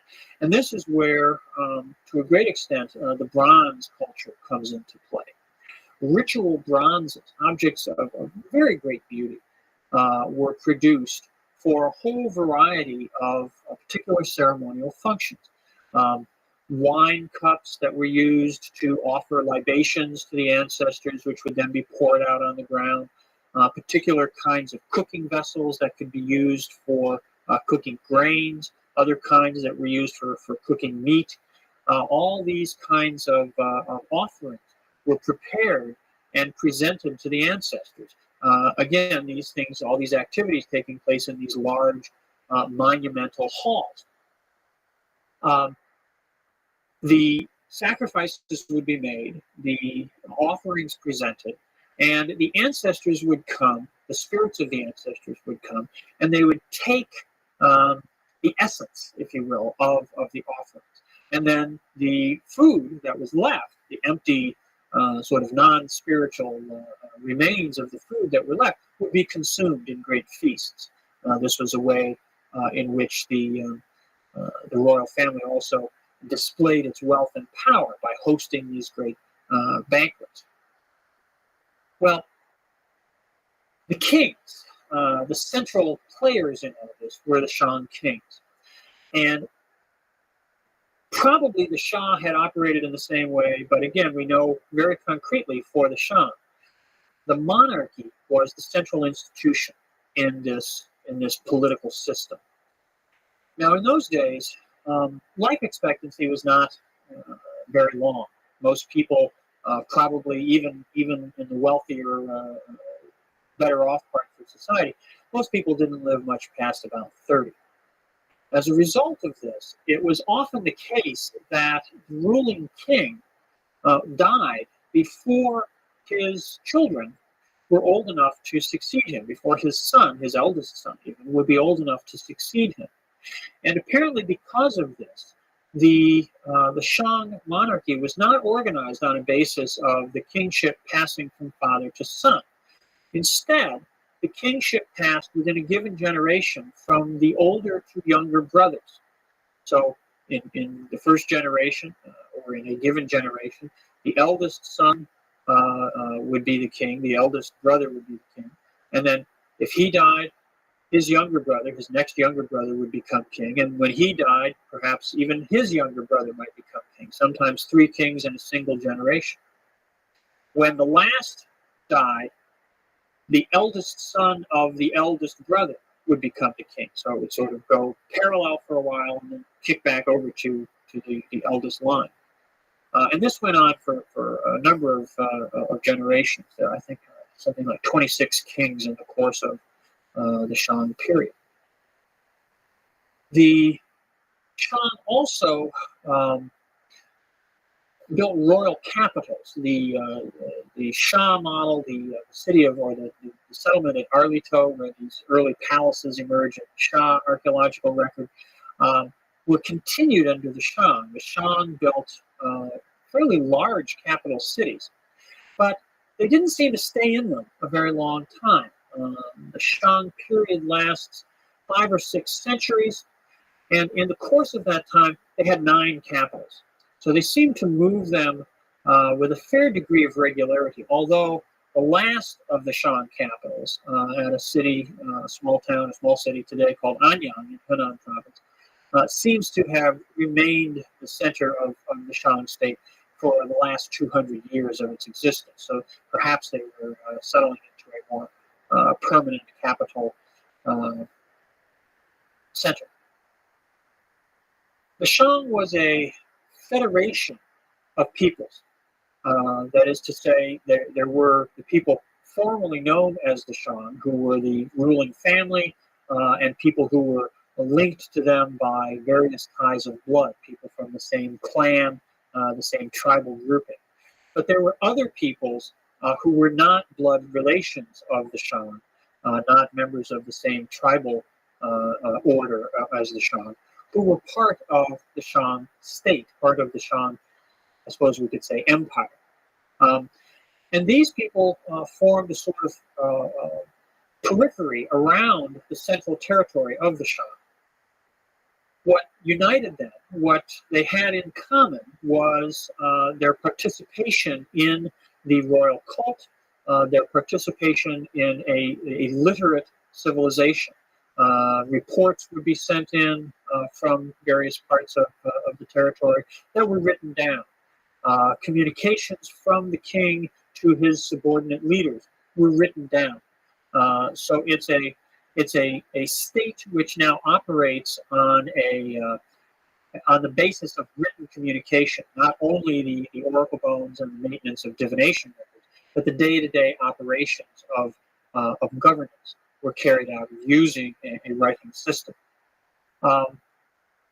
It was a fairly elaborate system, and perhaps the best way to get a sense of the high degree of sophistication of the Shang state is to think about the metallurgical industry. The bronze objects that were used in divination, that were used in the ritual cult, were, as I say, very elaborate, very beautiful objects.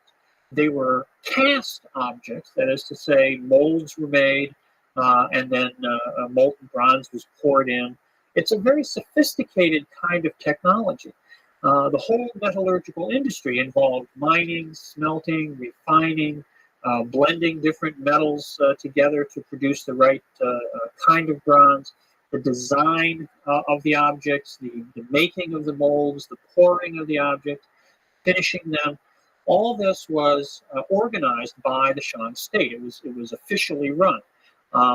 And that involved the organization of large numbers of people. It involved activities at a number of sites. The mines were not in the same place as the the centers of Shang civilization. We know from the excavation of the last Shang capital at Anyang that there were huge workshops, forges,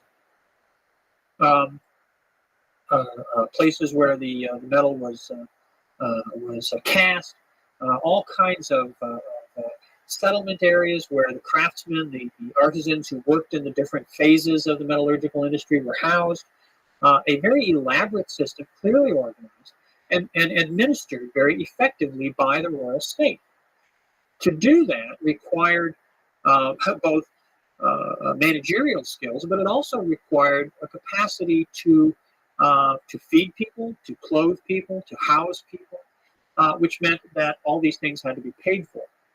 And this is how we know that the Shang had an elaborate taxation system. We know from the divination records and from other inscriptions from the time that so-called tribute payments were made by various subordinate peoples who were part of the Shang polity.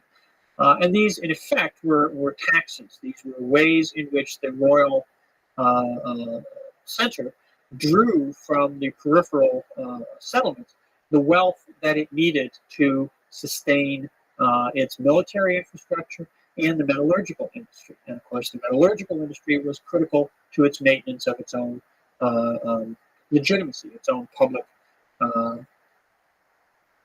authority. All right. Now, this system functioned pretty smoothly for a long time.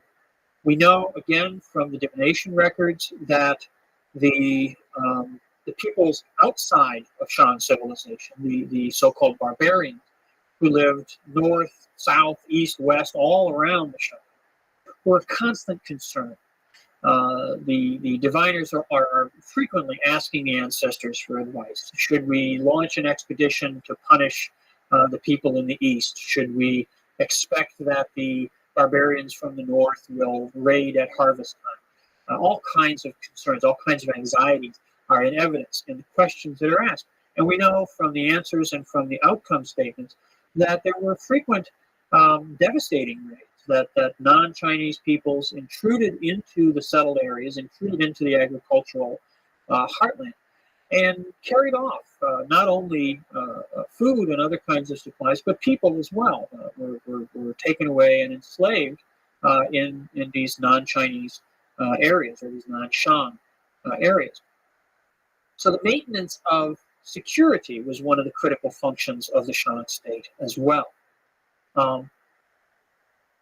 In that function, they ran into some problems as time went by. And these problems had to do with mobilizing resources and deploying force to secure the state, to secure the territory. But that generated tensions and unrest within the Shang territory itself. What seems to have happened is that subordinate peoples, and there were many of them, became resentful as time went on of the tribute that they paid to the Shang rulers, particularly as security around the perimeter of the Shang territory seemed to be breaking down. If they were going to be paying tribute, if they were going to be offering up wealth to the Shang kings, then they expected to live in secure and stable conditions. But increasingly, as we get down to about the 11th century BC, those conditions were not being maintained. That led to unrest and frustration among the people, among many of the subordinate peoples who constituted the Shang polity. And that unrest eventually led to efforts by some of those people to overthrow the Shang and to establish their own power in succession, just as the Shang had emerged as the successors to the Shah. We'll turn our attention to the overthrow of the Shang and the emergence of the next dynasty, the Zhou dynasty, in the next lecture.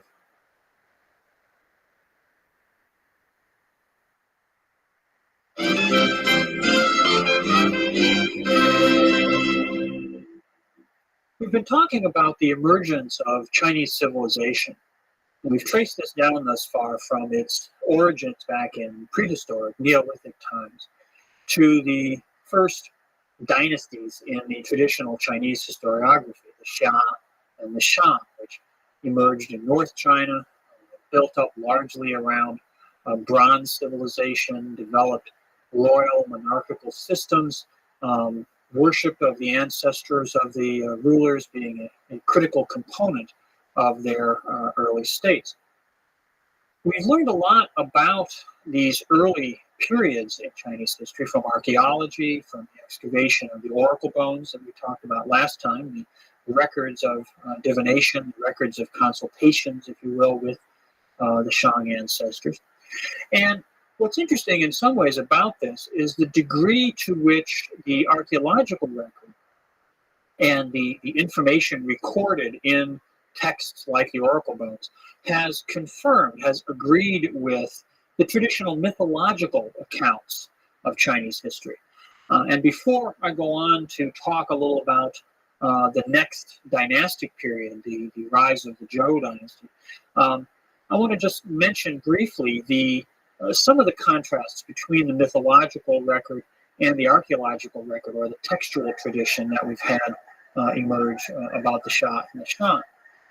The Chinese have a very elaborate account of their own origins. They don't have a creation myth in exactly the same way that many Western civilizations do. But instead, their traditions begin with what we sometimes call the sage kings or the sage emperors, figures of high antiquity, posited to be long before the emergence even of the Xia. Perhaps the most notable, a pair of early kings or early emperors, Yao and Shun. Yao being the first man to pass the throne on to a successor. Prior to that, there had been a number of critical leaders, but it's Yao who begins the process of continuous rule, of having a regular succession from one king to the next. What's interesting about Yao is that he does not pass the throne on to his son, nor, on the model of the Shang, does he pass it to a brother, but instead, Shun, the next emperor, the next sage ruler, is chosen because of his moral qualities, his moral virtues. Yao's own son is considered to be weak and decadent, and so he searches around in the kingdom, in the empire, for a worthy successor. And Shun is brought to his attention, is picked out, and is given the honor of inheriting the throne. It's interesting because it's a contrast with the actual practice of all the historical dynasties that we know of in China, where succession was a matter of keeping the throne within, keeping power within a particular family. But it's important, it highlights another aspect of Chinese political culture, which is the centrality of moral qualities. We'll be looking at the more elaborate discourse of morality, the way in which morality is articulated in early Chinese thought, when we come to talk about people like Confucius and Mencius and Lao Tzu in the next few lectures. But when we turn to the Zhou, we see the emergence, really for the first time in the written record, of a moralization of political events. And that really follows on very nicely from the allegories or the early mythical accounts of rulers like Yao and Shun, who made the state, made political power something that was not just the property of a family, but involved the moral character, the moral quality of the rulers. That kind of moral critique is at the heart of the story of the transition from the Shang to the Zhou. The Zhou people, the people who found the dynasty that we call the Zhou, were one of these subordinate communities within the Shang Empire. They were located on the western side of the territory that the Shang controlled, and they had a very interesting mythological history of their own.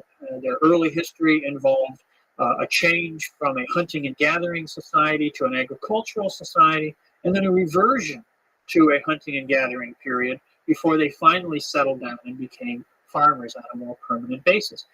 This probably reflects the unsettled environmental conditions in the northwest of China 4,000 or so years ago, when the environment was wetter than it is now, sometimes cooler, sometimes warmer, but things had not stabilized, or at least had not reached the conditions which we've come to think of as characteristic during historical times.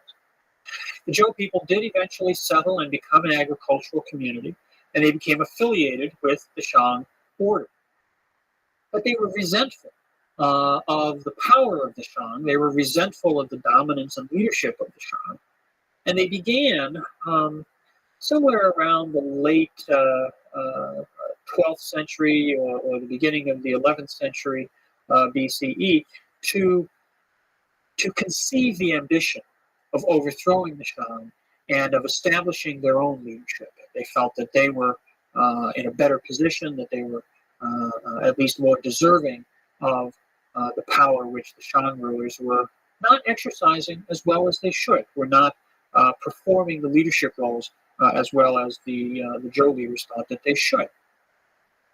A leader of the Zhou people, a man named Kai, articulates this ambition quite explicitly and puts in place a plan which over the next 3 generations the Zhou people follow, they carry out. And this involved a number of activities. In the first instance, they migrated physically. They moved from their original homeland, which was sort of on the far northwest perimeter of the Shang territory. They followed along a river valley called the Wei River eastward into closer proximity to the center of the Shang state. They also began to have greater communication, greater interaction with other subordinate peoples, particularly on the west side of the Shang territory.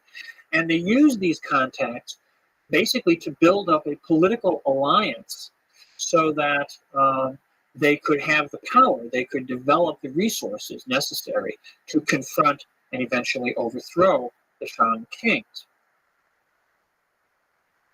Finally, around the year 1050 BC, a king of the Zhou people, or a man who is at least in later records referred to as a king, the leader of the Zhou people, was a man named Wen, and he's called King Wen. And King Wen puts in place the final plan to bring about the victory, the triumph, the rise to power of the Zhou people. His son, whose name is Wu, is actually the man who, or the king, the ruler, the leader of the Zhou people, when the attack, when the war against the Shang is launched. We don't know exactly when that happened. We don't have a precise date for it, but some very interesting work has been done recently by scholars in a field known as paleoastronomy, which is the study of the sky, or the relationship of information about the sky to historical records of the far past. And what paleoastronomers have been doing with Chinese history is taking information from all kinds of sources about celestial events, about comets, about exploding stars, about eclipses and things like that, and correlating them with events that are described in the historical record. Doing that, a series of scholars have narrowed down, based on references to certain things like lunar eclipses, the range of possible dates for when the Zhou war with the Shang took place to within a few years, around 1045 BCE. So we can't select amongst a few dates, but we have a pretty good idea. It was right around 1045 that these events took place. What happens is that the Zhou armies and their allies march to the area of the last Shang capital, which is by the modern-day settlement of Anyang, and draw themselves up on the west side of a river. The river is still there, although its course seems to have changed since the time of the battle. And in the morning of the day when the battle takes place, King Wu, although he's rather a young boy, he's not a mature individual yet, gives a speech calling for the overthrow of the Shang, and then leads his armies forward into the Shang capital. There are a number of ancient documents that describe this conflict, describe the conquest of power by the Zhou. In one of the most sacred texts in China, a book called the Classic of Documents, there are several texts that relate to this. There's a purported transcript of the speech that Wu gives. There's a number of other texts that relate to the political rationale for the conquest, and we'll be returning to those in just a minute. And then there's a description of the battle itself, which is really quite graphic. It talks about the wailing and the screaming of the combatants, and the idea that in the streets of the Shang capital, the blood flowed so deeply that blocks of wood floated in it. It was a very violent battle, being fought, of course, with bronze weapons, lots of swords and axes being wielded. And at the end of the day, the Shang king had been killed, the Shang state had been destroyed, and the Zhou were in control. The Zhou were in command. Now, King Wu, as I say, was the ruler of the Zhou people at this time, but he was still rather a young boy. And in fact, probably the most important individual in this process is his uncle, who we know simply by his formal title, which is the Duke of Zhou. The Duke of Zhou was the younger brother of King Wen, but unlike the Shang, the Zhou people passed the monarchy, passed their leadership along from father to son. They did not pass it from elder to younger brother. The Duke of Zhou has always been seen as a sort of virtuous leader, a paragon of restraint, because he did not usurp the throne. He did not take power when he probably could have in a moment of great political turmoil and great political crisis, but instead simply acted as a sort of sagely advisor to his nephew, King Wu. The Duke of Zhou becomes a prototype for the sagely advisor in later Chinese political culture. Now, I mentioned the idea of the Zhou conquest, the transition from Shang rule to Zhou rule, as being the first instance where we have an elaborate moral context or moral rationale involved, and how this in some ways links back to the mythological traditions of figures like Yao and Shun. The rationale that is deployed for the Zhou conquest comes to be one of the central doctrines, central ideas in Chinese political culture ever after, all the way down, indeed, to the present day. You still hear it talked about in Chinese political rhetoric and discourse today. And this is what we call the idea of the mandate of heaven. The mandate of heaven. Now, to understand the mandate of heaven, we have to think a little bit about the Chinese concept of heaven. The Zhou people worshipped what we translate as heaven. In Chinese, the word is tian, and it's a difficult concept to translate, as many Chinese spiritual and philosophical concepts are when we put them into English. But if we think of tian not as a heaven, as a place, as a sort of spiritual realm, the way that often I think we use the term heaven in Western religion, but rather as a sort of natural operating system. It's sort of the overarching mechanism that governs the functioning, the operation of everything in the universe. Okay, so it's an organic system rather than it's not a divinity or a deity. It's not an all-powerful God, but it is an all-encompassing system. However, it does have the capacity for action. And perhaps the most significant action that heaven performs from a human perspective is what we call bestowing the mandate, or conversely, withdrawing the mandate. Now, the mandate of heaven, which is the doctrine that the Zhou developed to justify their conquest of power, says that there is a proper way for society to be organized. There's a proper way for people to live together in human communities. And central to that proper way, central to a well-ordered community, is a good ruler. The king is the focal point of society, the focal point of the state, of the community. And the king has to be a good king, okay? Heaven bestows upon someone the right, the power to rule, okay? And once that is done, that right, that authority, that legitimacy remains with that individual and with his descendants, okay? So a king can pass the throne on to his son, and then it goes to the grandson and the great-grand. It can just continue.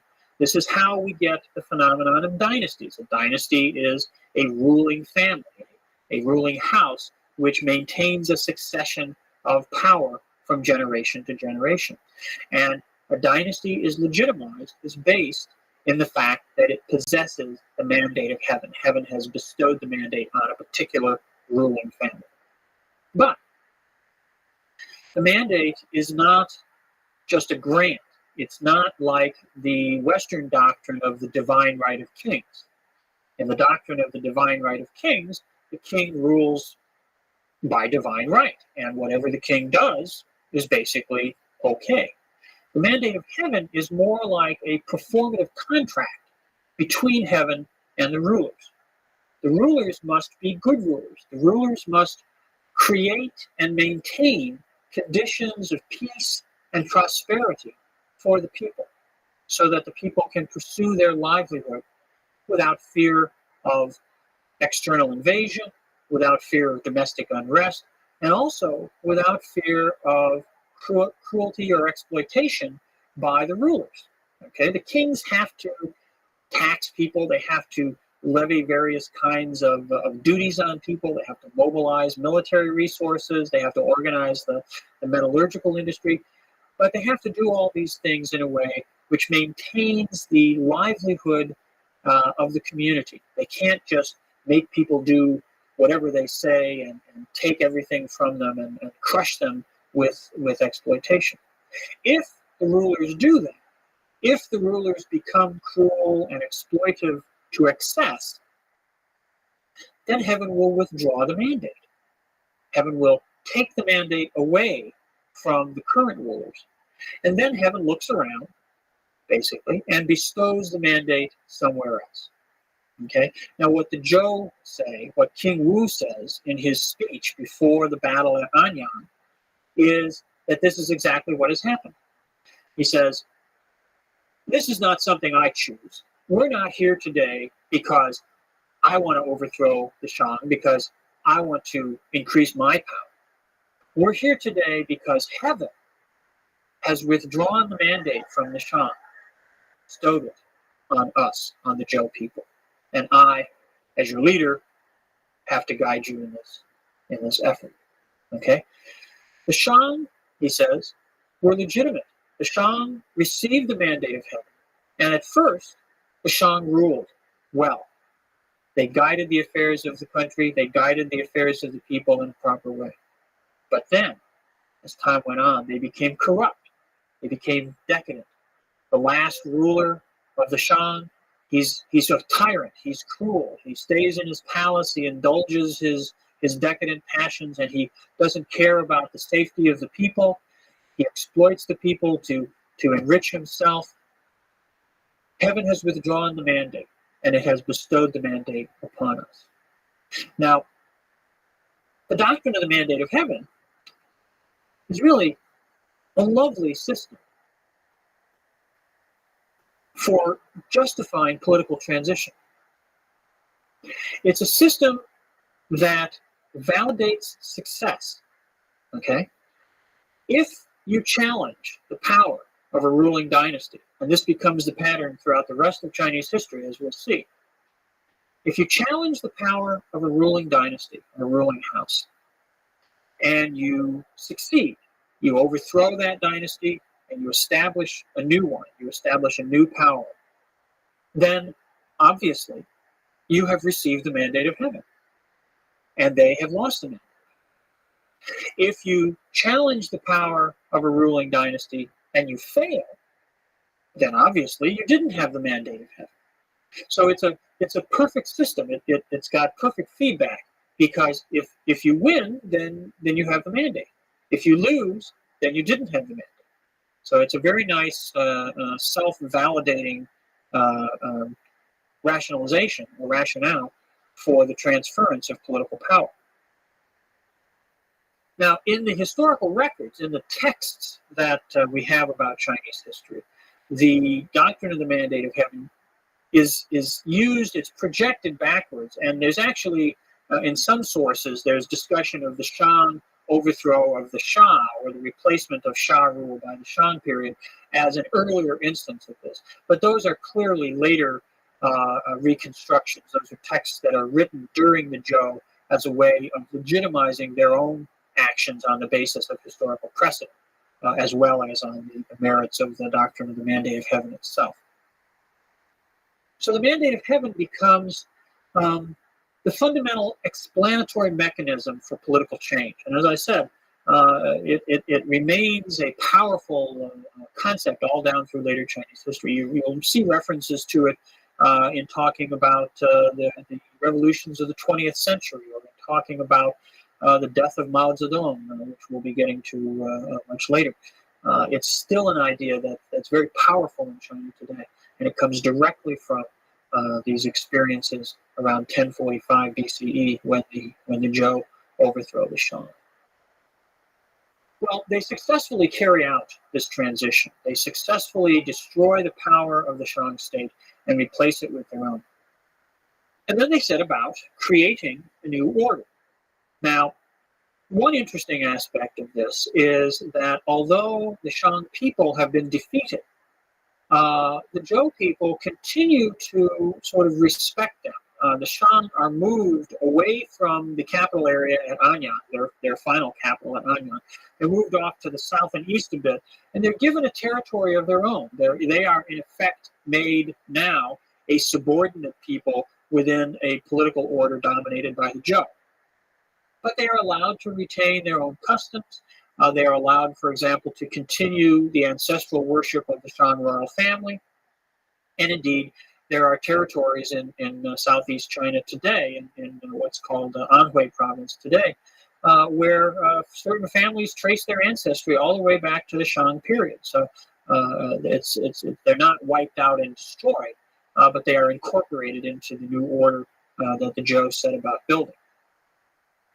The Zhou shift the center of the state away from Anyang, away from the old heartland of the Shang territory, off to the west, off to their own ancestral homeland, into the valley of the Wei River. And they build a new capital at a place, they call it Shenyang. It has a number of names in history. Today, it is the city of Xi'an, which is the capital of Shanxi province, and is one of the great historical sites. We'll be talking a lot about this particular location because it serves as a capital for a number of later dynasties. But it is the Zhou who make it the first capital city. And the Zhou establish a pattern for the building of capital cities, which itself becomes the standard for all later dynasties, just as the mandate of heaven becomes the ideological standard for the assumption of power in later dynasties. The design, the physical design of a capital city laid out by the Zhou becomes the standard. And it becomes such because it has cosmological significance. The city is designed to be a physical representation of a well-ordered world. For one thing, it's laid out as a square or rectangular space surrounded by a wall. It's oriented on a north-south axis. It has a compound in the northern part of the city along the central axis, which is the residence of the ruler. And then in the southern part of the city are residential areas for ordinary people, markets, activity centers of daily life. Surrounding the city at the four cardinal directions are ritual complexes, altars, where the emperor comes out from time to time in the course of the calendar year and performs sacrifices or other ceremonies to regulate the agricultural cycle. Okay, so the city, the capital city, becomes a model of order in human society and the connections between a well-ordered human society and the natural world around it. And this concept of rulership, this concept of the emperor as the link between human order and natural order, becomes a much more sort of rationalized and abstracted phenomenon with the Zhou, but it's clearly a continuance, a refinement of the ways in which spiritual power, the ability to communicate with the natural and spiritual world, has been linked to political authority going back through the Shang and the Shah before that. Now, I mentioned in talking about the doctrine of the mandate of heaven that the Zhou people worshipped heaven. And this is a little different from the spirituality of the Shang, who worshipped the royal ancestors. The Zhou people also worshipped their ancestors. And indeed, ancestor worship becomes, perhaps the most characteristic feature of Chinese civilization overall. It spreads from the political elite out into ordinary society. And as time goes by, certainly over the last 3,000 years or so, most Chinese participate in the cult of ancestor worship to one degree or another, usually to quite extensive degrees. The Zhou people also worship their ancestors, and royal ancestor worship is part of their state cult as well. But they worship heaven as a transcendent power, as a system, an all-encompassing system.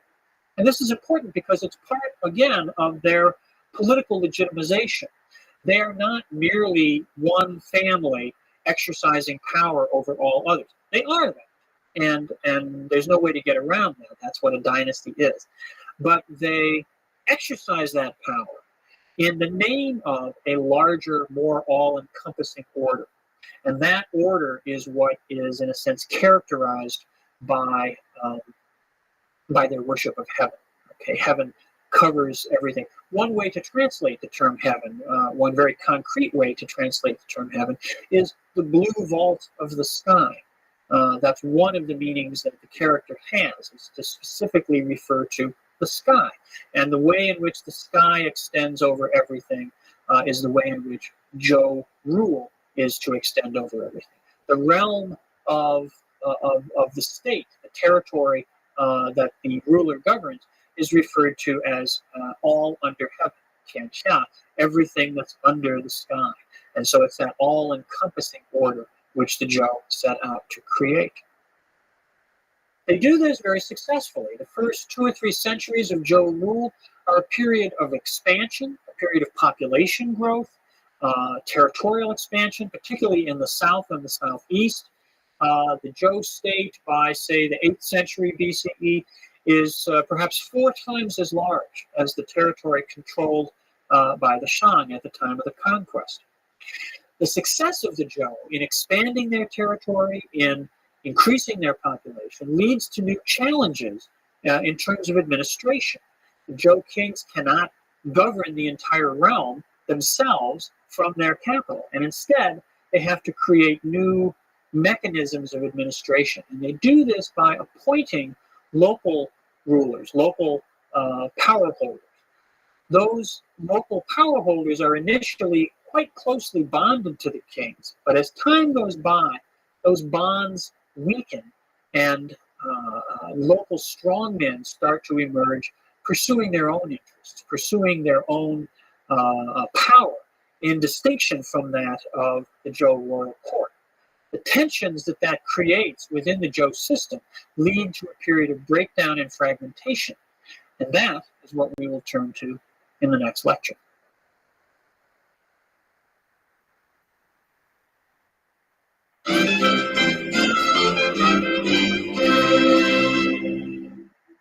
The Zhou dynasty was founded when the Zhou people overthrew the Shah around 1045 BCE. And as we talked about last time, they set about then creating a new order, a new empire. The Zhou dynasty lasts a long time from its founding in the 11th century BCE. It's finally extinguished only around the year 253 BCE. So it has a very long run. It's in simple chronological terms, the longest lasting of the historical Chinese dynasties.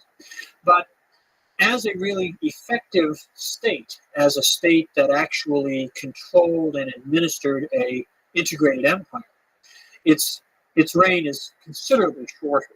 The formal extent of the Zhou dynasty and the actual rule of the Zhou kings are two very different things.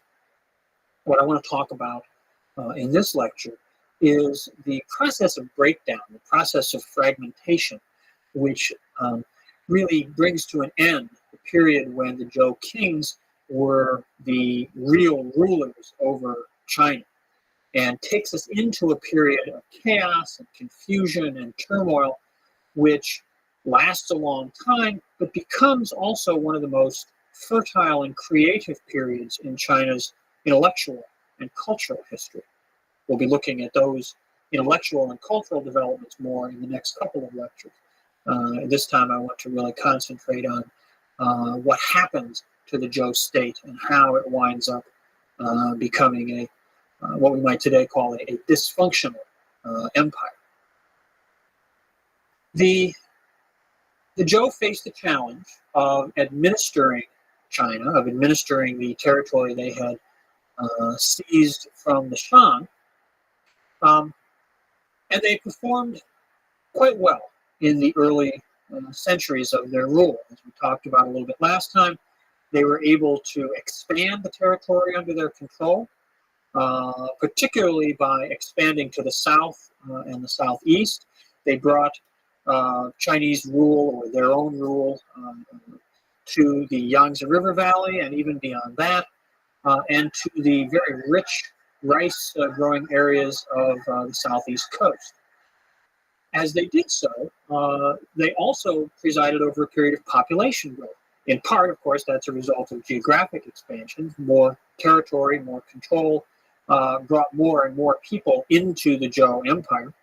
But they also were successful in creating a stable and peaceful domestic order, which allowed for the economy to develop and allowed for the population to grow. So they fulfilled the terms of the mandate of heaven. They fulfilled the requisite provision of conditions of peace and prosperity, which were embodied in their own ideological justification for seizing power by creating conditions in which people could pursue their livelihood, in which the agricultural cycle could move along and harvests were brought in regularly and all this. They successfully lived out their own political ideas, their own political rationalization. But they also, in the success that they achieved, they also faced problems. There were things they had to do which the old order, the way that they had, the way of governing that they had seen under the Shang and that they had used in the early days of their rule, were no longer adequate. The empire became so large, so extensive, that they couldn't administer it, the Zhou kings, right from their royal court.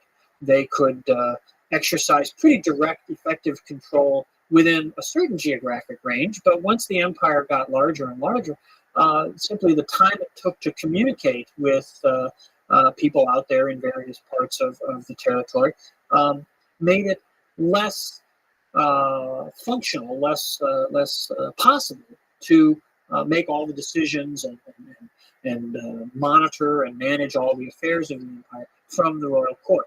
So they had to appoint local administrators. They initially began to delegate power to members of the royal family. The Zhou royal family was a very large, extensive clan group. And so initially they were able to sort of delegate power to brothers, cousins, nephews, sons, and share the administrative burden that way. When that sort of reservoir was fully used up, and they still had more territories to deal with, they appointed a lot of military leaders, individuals who had proven their loyalty to the Zhou in battle, in the process of conquering new territories. Often it became the practice that the military commander of forces who brought new territory into Zhou control would be appointed to be the political supervisor of those territories as well. In the first 3 or 4 reigns of kings, this system worked very well. The personal relationships between the kings and the individuals that they were appointing to administer local territories were quite close. But as time went by, changes took place both at court and out in local circumstances. At court, the monarchy became an established thing. The dynamism, the charismatic leadership of the early Zhou kings gives way to a more routinized political center. The kings who come along after the first century or so of Zhou rule have grown up in conditions of power and prestige. They've grown up in the palace, in the capital. They accept the leading role that they have and that the Zhou have almost without questioning it, and they become perhaps a bit complacent about that. At the same time, out in local society and local communities around the empire, the power holders there are the descendants now of the individuals who were initially appointed by the early Zhou kings. Often these positions of local leadership became hereditary. And they begin to ask themselves why they're acting as subordinates, why they are forwarding, for example, large amounts of wealth to the royal court.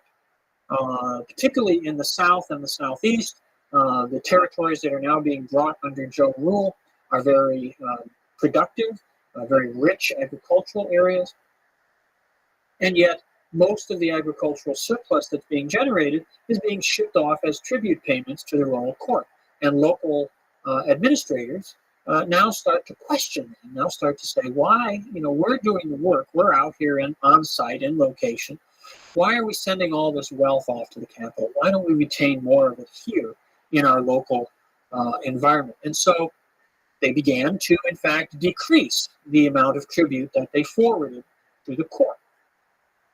At the same time, they began to also question on the one hand, but on the other hand, actually subvert the order of hierarchy that had been in place up till this time. And what we can see most clearly, or perhaps the way we can see this most clearly, is in the use of terminology, in the way that they referred to themselves. These individuals, these local strongmen, were appointees of the Zhou ruler. And the Zhou ruler at this time, the term for the chief leader in China at this time was the king. In Chinese, the term is Wang. What we see beginning in the 8th century BCE is that certain local administrators, certain individuals exercising power theoretically on behalf of the Zhou king, begin to refer to themselves as Wang, as kings. Okay, in their writings, particularly in the documents that they're using in their local context. They may still refer to themselves in appropriate terms when they send reports or messages to the court, but in their own local settings, they start to call themselves kings. Okay, now, what should have happened in some sort of theoretical model is that the first time somebody did this, the Zhou king should have said, if you heard about it, the Zhou king should have said, you're not allowed to do that. You can't call yourself a king. I'm the king. There's only one king. There can't be 2 kings. So stop it. And then sent out sufficient force to compel whoever was doing this to stop. But that doesn't happen. It doesn't happen because the Zhou, right at this time, early in the 8th century BCE, suddenly have to face a different kind of problem, a different kind of challenge. And this is the beginning of insecurity, the beginning of unrest on their own western frontier, actually in the very territory where the Zhou people themselves had first originated, out in the far west of the Wei River Valley, what's now southwestern Shanxi province. A new people begins to emerge in that area, a new historical identity, a people called the Qin, which in the pinyin system is spelled Qin. The Qin people. Now, we'll hear a lot more about the Qin people in about 3 lectures from now, because the Qin will become one of the most powerful people to rise up during a period of great chaos and warfare in China, and we'll follow their story later. But for right now, what's important is that in the early stirrings of the Qin people back in the 8th century BCE, they began to pose a threat to sort of the rear guard of the Zhou people.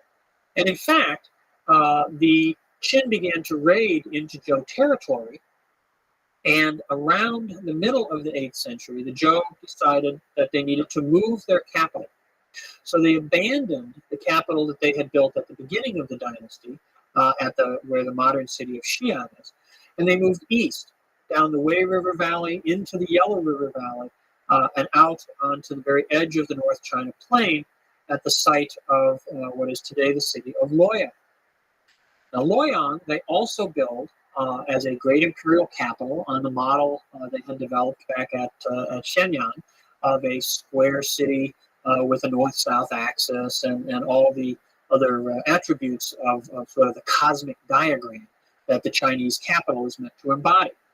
And Luoyang becomes a capital city for the Zhou. It's a subordinate capital, a secondary capital in a number of later dynasties. It remains a very, very important political and cultural center in later times. But in the 8th century, its significance is that it represents a shift in the center of Zhou rule. And it represents a weakening of the Zhou state, because they're forced to abandon what had been their capital, what had been their ancestral homeland, and move into a more secure area in the heart of the agricultural core of China. Because of this, because of the attention that they're spending on these, the rise of the Qin people and the move of the capital and trying to stabilize their system at the center, they're unable to attend to some of these developments taking place out in more peripheral areas where local strongmen are arrogating to themselves, are usurping for themselves the terminology of royalty. Now, in some ways, this change in rhetoric, this change in terminology might not seem to be particularly significant, but what's important is that it constitutes a challenge to the authority of the Zhou. It constitutes an erosion, a subversion of the proper order, okay? And so this begins to call into question the legitimacy of Zhou power itself, the legitimacy of the Zhou king. Now, for the next few hundred years, China becomes a sort of schizophrenic political culture, because throughout the ensuing centuries, the Zhou rulers remain in place. They remain in Luoyang. One king follows another upon the throne. There's a legitimate succession of power and authority. And most local strongmen, most rulers, as they emerge around China, continue to pay some sort of formal lip service to the supreme position of the Zhou king. But the political reality is that the Zhou do not control territory beyond maybe 30 or 40 miles outside their capital. And all the rest of China begins to break down into small local states ruled by independent kings. Okay? What we get here is a period from the middle of the 8th century down to about the year 500 or so, 480, somewhere in there. You see different chronologies used for this, that we call the Spring and Autumn period. The name comes from a particular text, a book called the Spring and Autumn Annals. The annals are records that are kept describing the events that take place year to year in one of these little local states that emerges. The particular one that we're concerned with when we talk about the Spring and Autumn Annals is a state called Lu, the state of Lu. The state of Lu is very important. It's very significant in a number of ways. For one thing, it is ruled, the ruling house in the state of Lu claims that it is descended from the Duke of Zhou. You remember we talked about the Duke of Zhou at the time of the Zhou conquest. He was the younger brother of King Wen, who had planned the overthrow of the Shang, and he was the uncle of the young King Wu, who was actually on the throne at the time, or takes the throne at the time of the Zhou conquest. The Duke of Zhou was the archetype for the sagely advisor, the wise counselor, the individual who exercised restraint and didn't seize power for himself, but instead served the greater interests of his people. Well, the rulers of the state of Lu trace their descent from the Duke of Zhou. So they are, while not the royal line in Luoyang, they are sort of as close to legitimate as any of these minor states can be. The other thing that's important about the state of Lu is that it is the home state of Confucius. Now, we'll be talking about Confucius in the next lecture, his ideas and his political philosophy and how those develop. One thing that's interesting about the Spring and Autumn Annals is that the Chinese traditionally believed that Confucius himself had edited this book, that he selected the particular entries from the historical records of the state of Lu and compiled them into this book form. The Spring and Autumn Annals is a quirky text. The entries in it are very short. They're often rather ambivalent as to why they're even in there, what they mean, what their significance is. And that is believed, or was believed traditionally by the Chinese, to be an indication of Confucius's thinking. He selected particular events, particular incidents to illustrate his moral philosophy. We'll make more sense of that when we talk about that moral philosophy next time. But the Spring and Autumn Annals is a record, year by year, of how the state of Lu in particular was governed and how it interacted with other states around it. And it's just one of a number of similar texts, others coming from other states, but it's exemplary of this kind of record.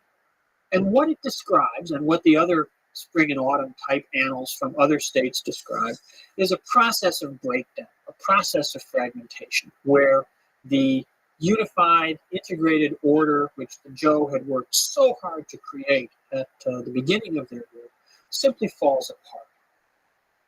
Local rulers call themselves kings, even though officially they should be referred to as dukes. There's a whole hierarchy of nomenclature that is formally used in the official records of the Zhou kings, but which everybody else starts to ignore. And as they assume these titles, they basically set up in their local administrative centers sort of mini royal courts.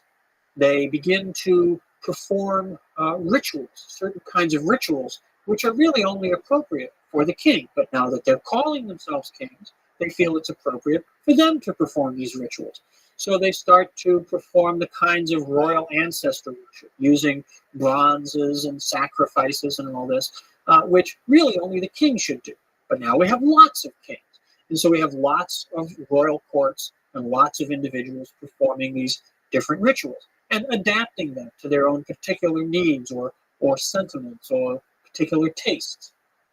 They start to wear clothing that's appropriate king. They start to sit in court and have their subordinate officials come to them and perform the kinds of ritual gestures that are appropriate for a king. There's a whole emulation, a whole appropriation of royal regalia and royal ceremonial in these local courts. Well, not only do they go their own way in adopting the trappings of royal power, that would be bad enough in its own right. But what makes this period so problematic is that with the breakdown of a single authority centered on the Zhou kings and embodying, in a sense, that all-encompassing system that we talked about as being everything under heaven, the Zhou worship of heaven as a symbolic representation of their all-encompassing rule. Without that, order begins to break down. One king in one territory says to himself, well, I like what I've got, but I'd like a little more. And he looks around, and maybe one of his neighbors isn't quite as powerful, isn't quite as wealthy, or maybe one of his neighbors has some particular resource or asset that he covets. And so he launches a military attack, and he conquers his neighbor. And once that starts, once you get violence becoming a legitimate means of political activism, then things break down quite rapidly. And you get the emergence of a phenomenon that we call the hegemons. In Chinese, the term is the Ba. And when you read Chinese accounts of this period, when they talk about these so-called kings, they consistently use the phrase or the term Ba Wang, which means a king in power but not in right. Okay, kings who rule because they have the power to do so, but not because they have the legitimate authority to do so. There's only one king who really has legitimate authority, and that's the Zhou king. So these other individuals we refer to as hegemons, people who have power but don't have legitimate power. Well, the hegemons begin to fight amongst themselves, and for a couple of hundred years, we have a process where the number of states constantly increases. And you go from a state of one, the single Zhou Empire. By the time we get down to around the year 500, there are perhaps 250 small states scattered all over the territory of China. Obviously, some of these are quite small. Some of them consist of perhaps only a single fortified town and the agricultural fields necessary to support it. Others are larger and more extensive. But each of them claims the power and legitimacy of being a sovereign government. Again, they may continue to acknowledge on some level the overlordship, the supreme position of the Zhou king, but it's merely a ritual exercise. The Zhou kings exercise no substantive power, no real political authority outside of their royal domains. Now, while all this is going on, while power is fragmenting and kings are popping up all over the place and royal courts are proliferating, there's a very significant development that takes place, I suppose we could say, in the political society. And this is the emergence of an elite strata in society that we call the Shi. The Shi become the class of professional political administrators. Okay, now they develop, in a sense, out of what we saw back in the Shang period, the royal diviners. The royal diviners in the Shang period were the people who were literate. They were the ones who knew how to read and write the Chinese language. They were the ones who recorded the questions, answers, and the outcomes on the oracle bones. They were the ones who maintained the records of state administration. When we get to the Zhou, there are at the royal court similar individuals, ritual specialists, people who know the traditions, who can read the texts of the past. But as the number of royal courts proliferates, the number of individuals required to perform these functions, not in one single royal center, but in some 250 different sort of mini courts all over China, grows accordingly. And so we have the Shi now as a much larger class, perhaps something like 4 or 5% of the Chinese population eventually becomes involved in this social group, in this social formation. And the Shi are, as I say, the professional administrators. They are literate. Their command of the written language is perhaps their single most identifying feature.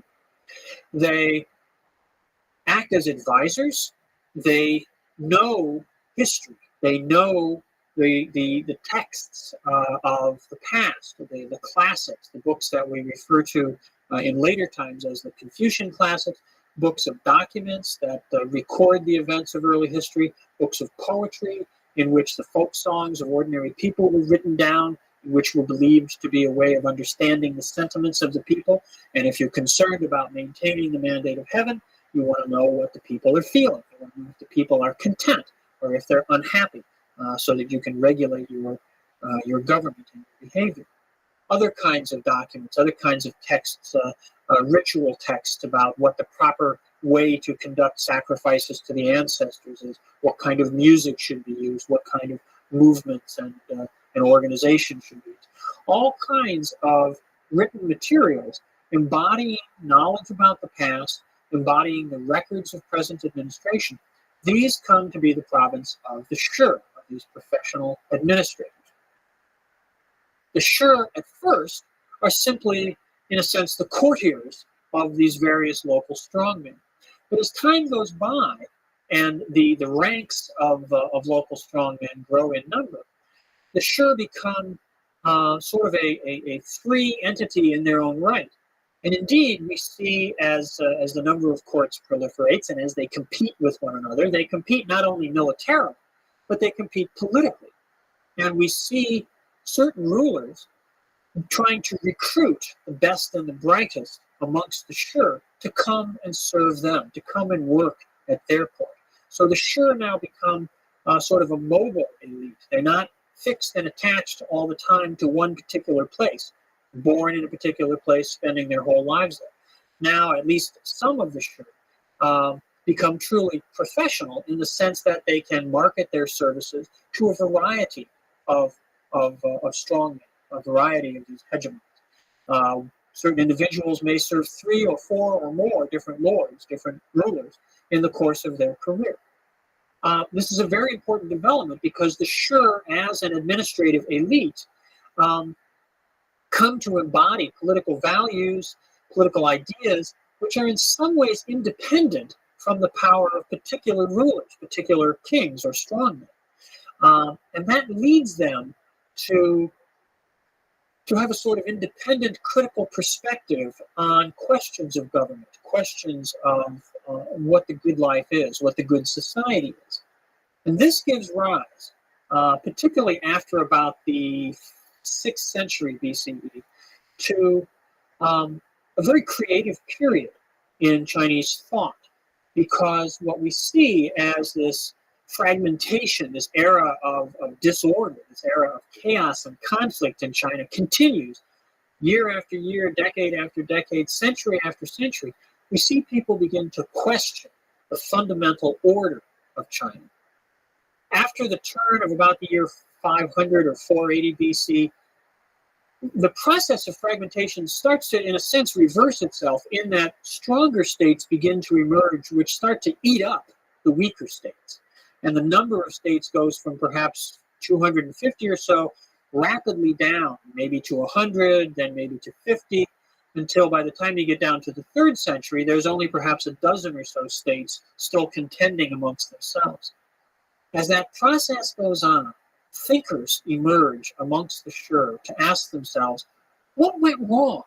How did things get so messed up? How did such chaos and violence and conflict come to China when we had a well-ordered society in the early Zhou?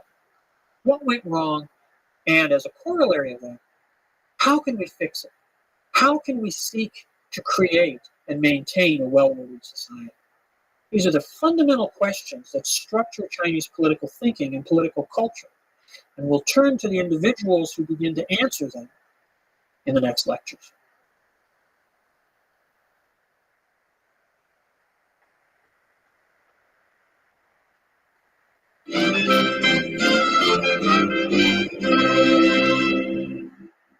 The Warring States period in Chinese history comes after the breakdown of the Zhou order, which begins back around the 8th century BCE.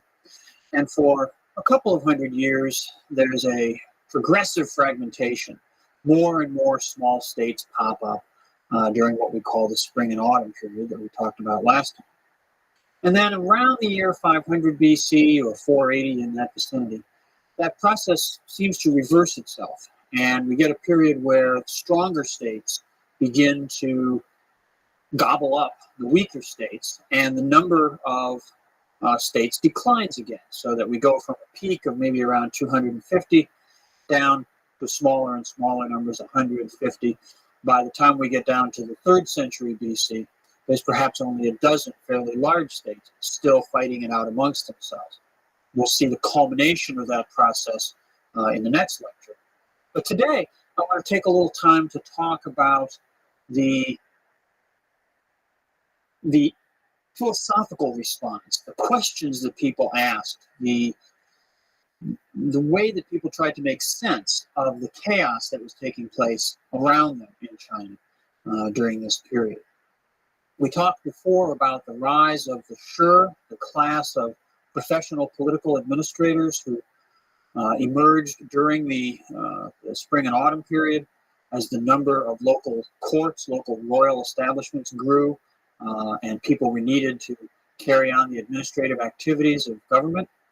The literate class, the group of individuals who read the records, wrote the records, used the historical precedents, the knowledge of the past to advise their rulers on government policies. These individuals reflected on the problems that were confronting China, confronting the many states now that constituted China. And they asked questions about why things had gotten to be as difficult as they were. What had gone wrong with the order that had existed? The early Zhou dynasty had been a period of great success, great expansion and growth. Why had that gone wrong? Why had that broken down? And as a corollary of that, what could be done to put the world back into order? What could be done to fix things? There were many, many responses that different individuals came up with. And we'll talk about some of those today and some of those in the next lecture.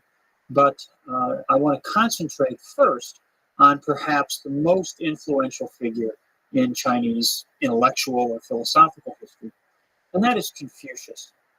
There are two important schools that remain linked to one another throughout Chinese history from this period on: Confucianism and Taoism. They emerge about the same time. They in some ways represent a polarity of thought about government and good society and a properly ordered world. Confucianism is the one that I'm going to start with, not because it's more important or because it's right and Taoism is wrong or anything like that, but simply because you have to start with one of them, and I'm going to start with Confucianism. We don't know a lot about the historical individuals who started these schools of thought. Confucius lived between about 550 BC and 480 BC. Exact dates are hard to determine. There aren't really contemporary records of him, but we do have information about him written down by his students and their students in later generations. We know, for example, that he spent a fair amount of time traveling around in eastern China, essentially offering his services to the rulers of different states. As we mentioned in the previous lecture, Confucius was from the state of Lu in what is today Shandong province. It was a very successful state, one of the more prosperous states. It was a state that was ruled by a family which traced its descent back to the Duke of Zhou, so a very prestigious ruling house in the state of Lu. And that was where Confucius grew up. That's where he learned his craft, if you will, of politics. He was, of course, a member of this Shi elite, this professional administrative class. And as we talked about previously, by this time it was possible for members of the Shi class to not simply serve in the place where they were born, but to offer their services to travel around to different locations. And this is what Confucius did. But he wasn't very successful at it. he never seems to have achieved the kind of position that he was looking for, to really be an influential advisor, to guide the affairs of state, to guide the actions of a ruler. He had a number of relatively minor positions, and eventually he gave up this effort to try to achieve political success through serving in administration. He went back to his home state of Wu, and he settled into a longer career as a teacher. And it's from his role as a teacher that we really know about his ideas, because his students and then later individuals that they passed their knowledge on to wrote down many of the things that he said, many of the talks that he gave. And that's the information that we have about Confucius. Confucius's teachings, the core of his ideas, are about human relationships. When he looked at the world around him, when he looked at the problems facing China, and he asked these questions about what went wrong, why are things so messed up, what can we do to put things back in proper order, his response was to say, people need to understand the relationships between human beings in society. If we want a well-ordered society, we want a society in which people can live together peacefully and in prosperity, then we need to recognize that society is a network of human relationships. He saw the family as sort of a microcosm of this. The relationships within the family served for Confucius to represent the kinds of relationships that were desirable in society as a whole. They were relationships that involved, on the one hand, obligations, duties, responsibilities, and on the other hand, bonds of affection and compassion and caring. Confucius defined a set of what we call the 5 great relationships, which were not meant to be an exhaustive catalog of all possible relationships. They were sort of archetypical. They represented how human relations worked in general. But he defined 5 concrete examples which serve to represent this. And these are the relationship between the ruler and the subject, the relationship between father and son, the relationship between husband and wife, elder brother and younger brother, and the relationship between friend and friend. Now, 3 of these are family relationships, father and son, and wife, elder and younger brother. And this reflects the centrality of the family in Confucian thought. It's not just a coincidence that he chose these part of the overall fund. All of these relationships have certain characteristics. They're all what we might call hierarchical. That is to say, in each pair, one side plays a leading role and the other side plays a following role. One side is dominant, one side is subordinate. The ruler is dominant over the subject. The father has a leading role in guiding the development and training of his son, who's in a subordinate learning role. The husband and the wife, the elder and younger brother, even in the relationship between friend and friend.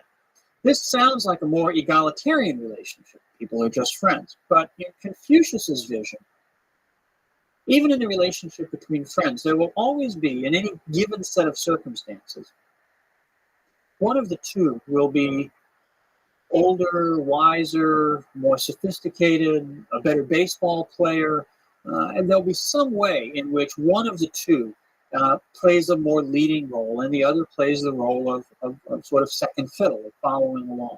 That isn't to say that given 2 individuals, they will always be in the same relationship. It may be that in one circumstance, friend A is the leader and friend B the follower.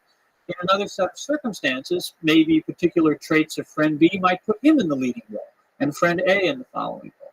But in any particular situation, there will be a hierarchical relationship. So these relationships have a hierarchical dimension. But that's not the totality of them. They also have an aspect of reciprocity, which is to say that they're not just top-down. It isn't the ruler is the ruler and the subject is the subject, and therefore the ruler can do whatever they want, and the subject is uniformly obligated to obey, or the father and the son, or the husband and the wife, any of the relationships. The ruler or the father or the husband must be a good ruler or father or husband. They must fulfill their role in a proper way. They have to do the right thing. If they abuse their role, if they are cruel, if they are exploitive, if they are negligent, then the subject, the son, the wife, is released, in a sense, from the bond of obligation. Okay? The reciprocity of these relationships is what makes them, in many ways, really work.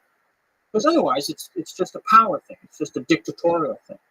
And top-down power may be effective in certain circumstances, but it's not the basis for building a long, living, functional society. It's not the basis for viable relationships. So for Confucius, the dual nature of human relationships is central to his ideas. They're hierarchical. People should, in normal circumstances, understand their role, whether they're leading or following, and they should fulfill that role. They should act that role out appropriately. But it's based upon the necessary fulfillment of these reciprocal obligations. The subject has an obligation to the ruler, but the ruler has obligations to the subject. If both sides are fulfilling their roles properly, then society will function smoothly. Everything will be as it should be. Now, these relationships structure society, but to make them work, obviously, people need to know where they stand. People need to understand the system of relationships as they encounter it, as it actually exists out there in the world around them. To do that, to make it easier to enact relationships properly, Confucius relies on ritual. He sees ritual as central to the operations, sort of day-to-day operations, the implementation, if you will, of this order of relationships. Ritual is, it can be anything. It can be something very simple. When two people meet on the street in our society, they shake hands. And that action of shaking hands is a ritual gesture. It's a gesture which, in our system, indicates, hi, we're on a level of equality. We're on a level of mutual interaction here. But it's a ritual gesture. Or a ritual can be something very elaborate, a college graduation or a presidential inauguration, something like that, which involves large numbers of people performing certain actions in certain ways, music, colorful uniforms or costumes or something like that. Ritual can be very elaborate, be very simple. It can be anywhere in between. But ritual serves to facilitate the enactment of the relationships that Confucius suggests are central to a well-functioning society. Now, in looking back at history, in looking at the condition of China during the Warring States period, what Confucius says is, this is the key. This is where things went wrong. Things went wrong in China when people violated the proper ritual order. Ritual structures the way that we interact. Ritual marks the relationships of a properly ordered society. So he looks back and he says, as we talked about before, back there in the 8th century BCE, when people started taking for themselves the title of king, when people started performing at their local courts the rituals of royalty, when people started wearing the garments of the Zhou king, they violated the proper ritual. They broke with the right way of ordering society. All the chaos, all the warfare, all the suffering that has been afflicting China stems from that violation of the ritual order. And so for Confucius, the initial action, the basic program, what Confucius advocates as how to fix things, he talks about returning to the rites, returning to the ritual order of the early Zhou. Not necessarily in terms of going back and figuring out exactly what color robes they wore in the year 1000 BC or something like that, but returning to the properly ordered ritual system, which was characteristic of the early Zhou, rather than the chaotic order or lack of order, chaotic disorder of the Warring States period. He also advocates something called the rectification of names. At one point, Confucius is asked, what would you do if you were given power? He had, of course, gone around looking to be an advisor to a ruler. One of his students says, what would you do if you were given power?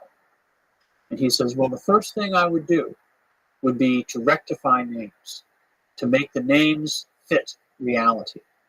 And this is a reference, of course, to the usurpation of the title of king by the first of the hegemons back in the 8th century.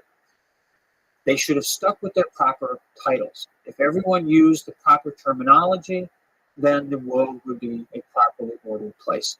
So ritual order, linguistic order, human relationships understood, properly defined, everyone acting out the role in which they belong.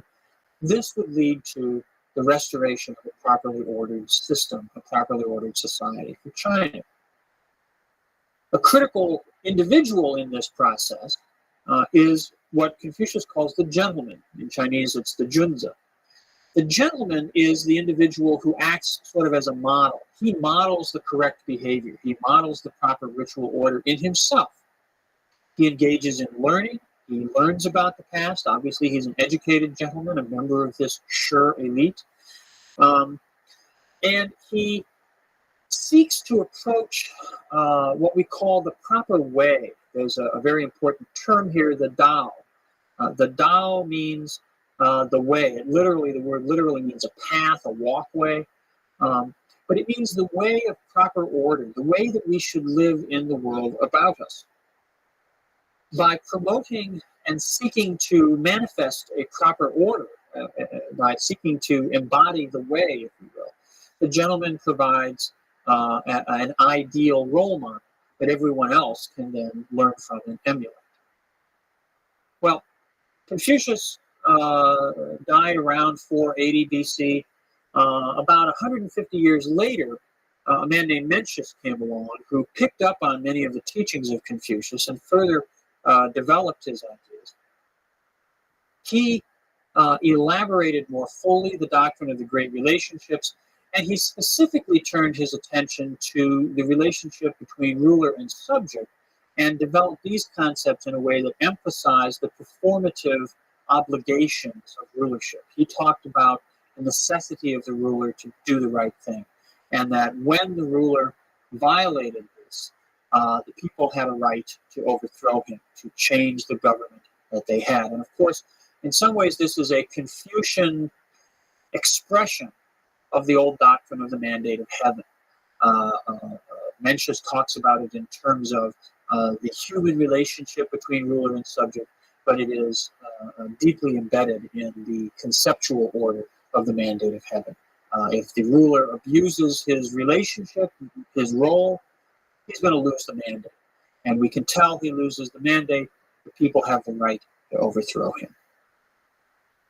Well, Confucianism, as you can tell from the way I've just described it, has a fairly positive vision of the world and how to deal with it. Confucianism tells us that there is a proper order for society, that we can know what that proper order is, and that it is the obligation of the individual, particularly the gentleman, to seek to restore that order, to seek to create, to foster that order.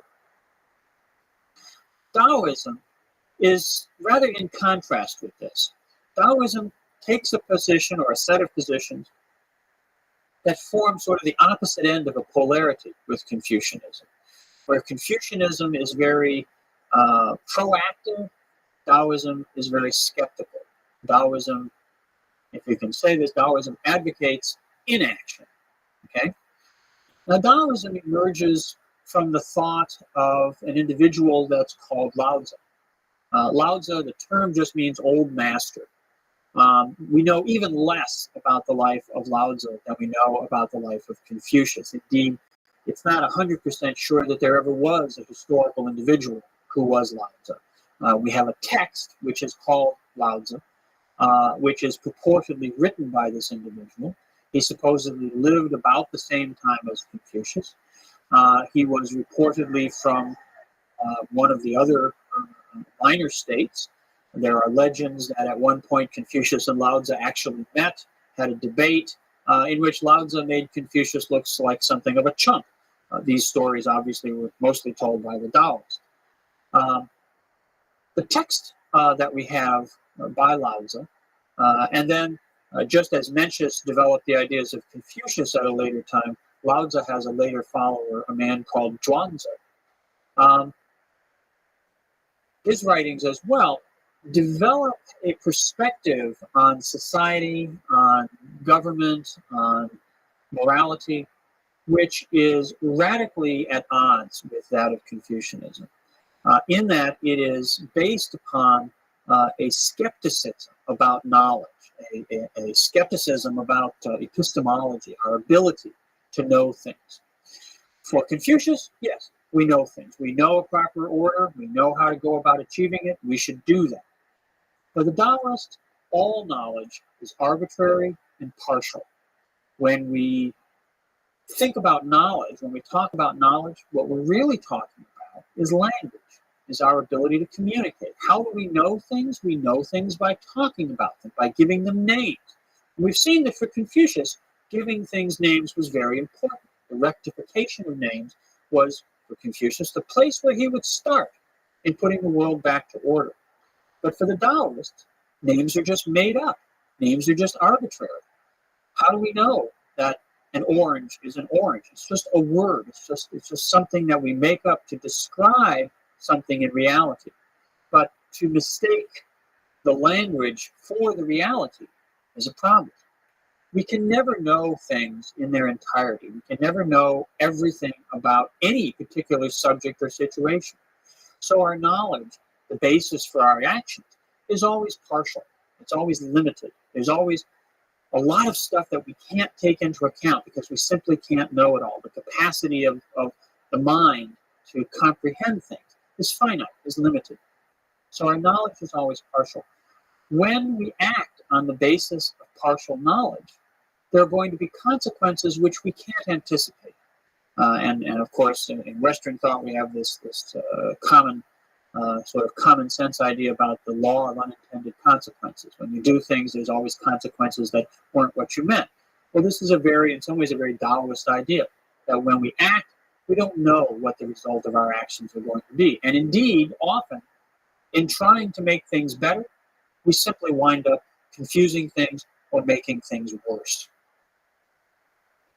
Zhuangzi, the follower of Lao Tzu, who develops these concepts down around the 3rd century BC, spends a lot of time. Zhuangzi likes to tell fables. He likes to tell stories. And he spends a lot of time playing with the idea of knowledge. He writes about a great bird that soars so high in the sky that when it looks down on the ground, it just sees sort of patterns of color. It doesn't see individual trees or rocks or animals or anything like that. And by contrast, a little sparrow that hops around on the ground never gets up very high above the tops of the trees and sees everything up close, sees all the little grains in the stalks of wheat and sees all the little ants and bugs around on the ground. Who's right? Well, neither one is right and neither one is wrong. It's simply a matter of your perspective, of where you're looking from.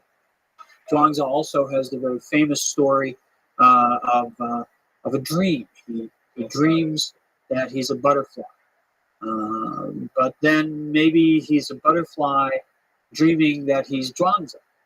And when he wakes up, he's not sure whether he's the Zhuangzi who was dreaming of a butterfly or whether he's now the Zhuangzi that's the butterfly's dream.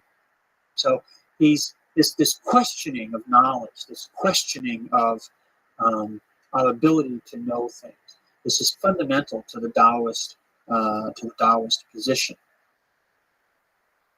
This has further implications for politics, for government. I don't want to suggest that Taoists aren't concerned with the problems facing China, because they are.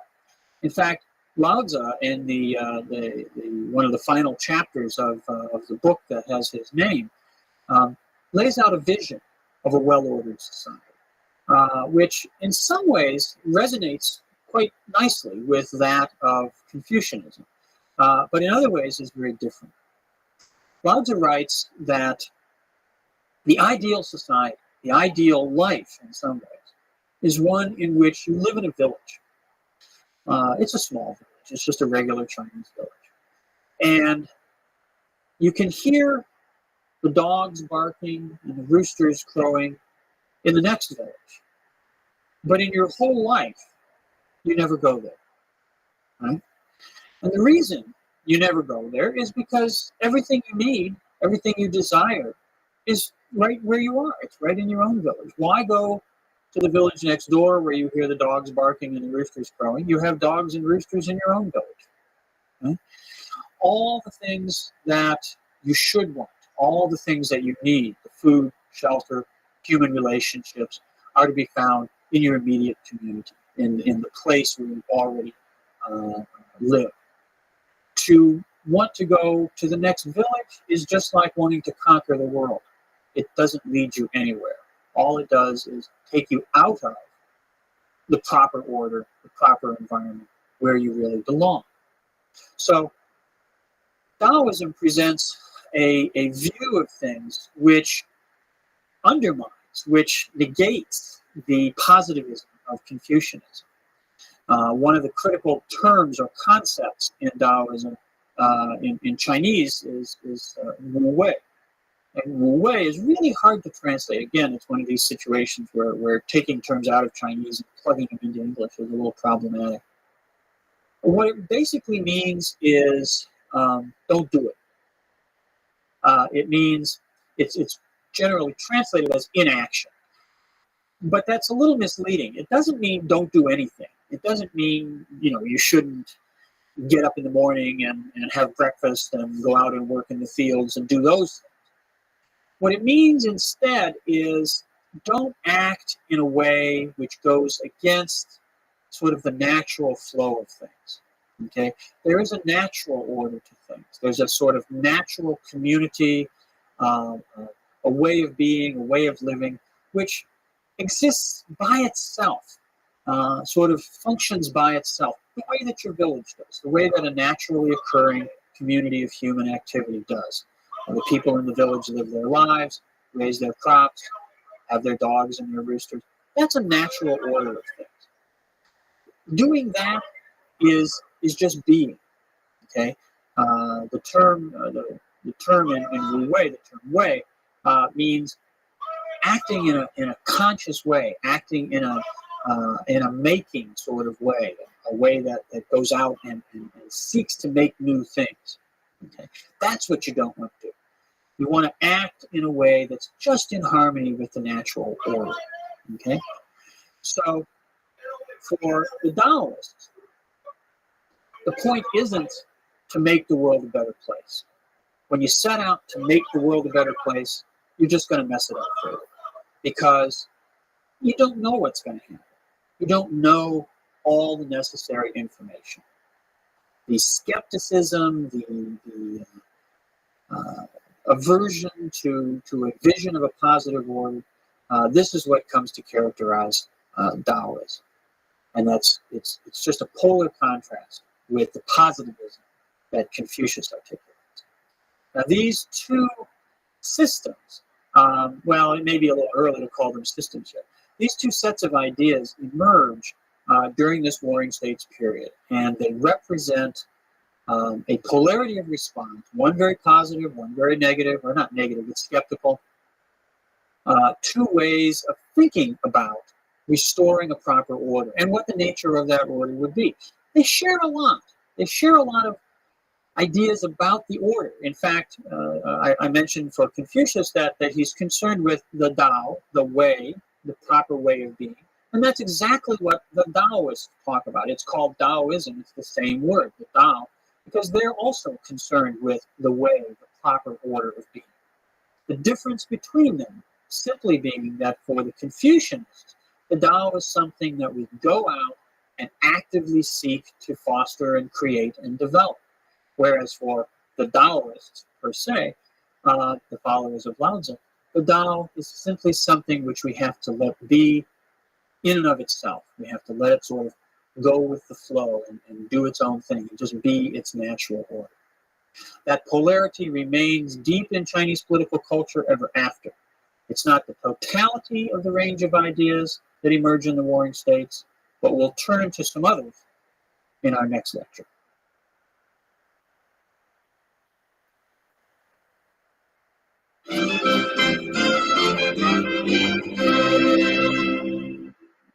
We've been talking about a period in Chinese history of great intellectual ferment. This era is sometimes referred to as the 100 Schools. It takes place during the Warring States period, which is the second half of the long age of fragmentation, the breakdown of the order of the Zhou dynasty. The first half, the spring and autumn period, an era where the number of states grows and proliferates, and the second half from around 500 BC on down, the period where stronger states start to eat up and absorb the weaker states, and the number of overall states begins. Because of this chronic conflict, the Warring States era is an appropriate name for it. It's a period of great instability, of great uncertainty, a time when people were very disturbed, very agitated about what was going on in the world around them. And many people, particularly individuals from the Shi, the elite of professional administrators that we've talked about, asked questions about the order of the world, about how things had gone so wrong, and how they could be put right. Last time we talked about two of the most important responses to these questions, the ideas of Confucius and Mencius, the ideas of Lao Tzu and Zhuangzi, the schools of Confucianism and Taoism. While those schools persist and become very, very important and long-lasting in China, there were many other schools of thought, many other individuals who put out ideas during this period, which perhaps didn't become as dominant, didn't become as obviously a characteristic feature of Chinese culture, but contributed in various ways to the development of Chinese political life, of Chinese philosophical discourse. And I want, in this lecture, to look at a couple of the other schools in particular, but first just reflect a little bit about the range of ideas, many of the different schools that were around at this time.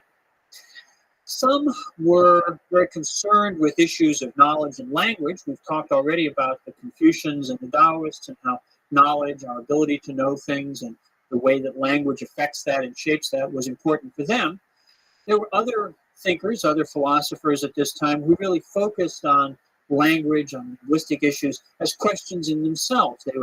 They would speculate on, for example, whether when we talked about a white horse, we were talking about something which was essentially white or was essentially horse. Which linguistic term was the primary determinant?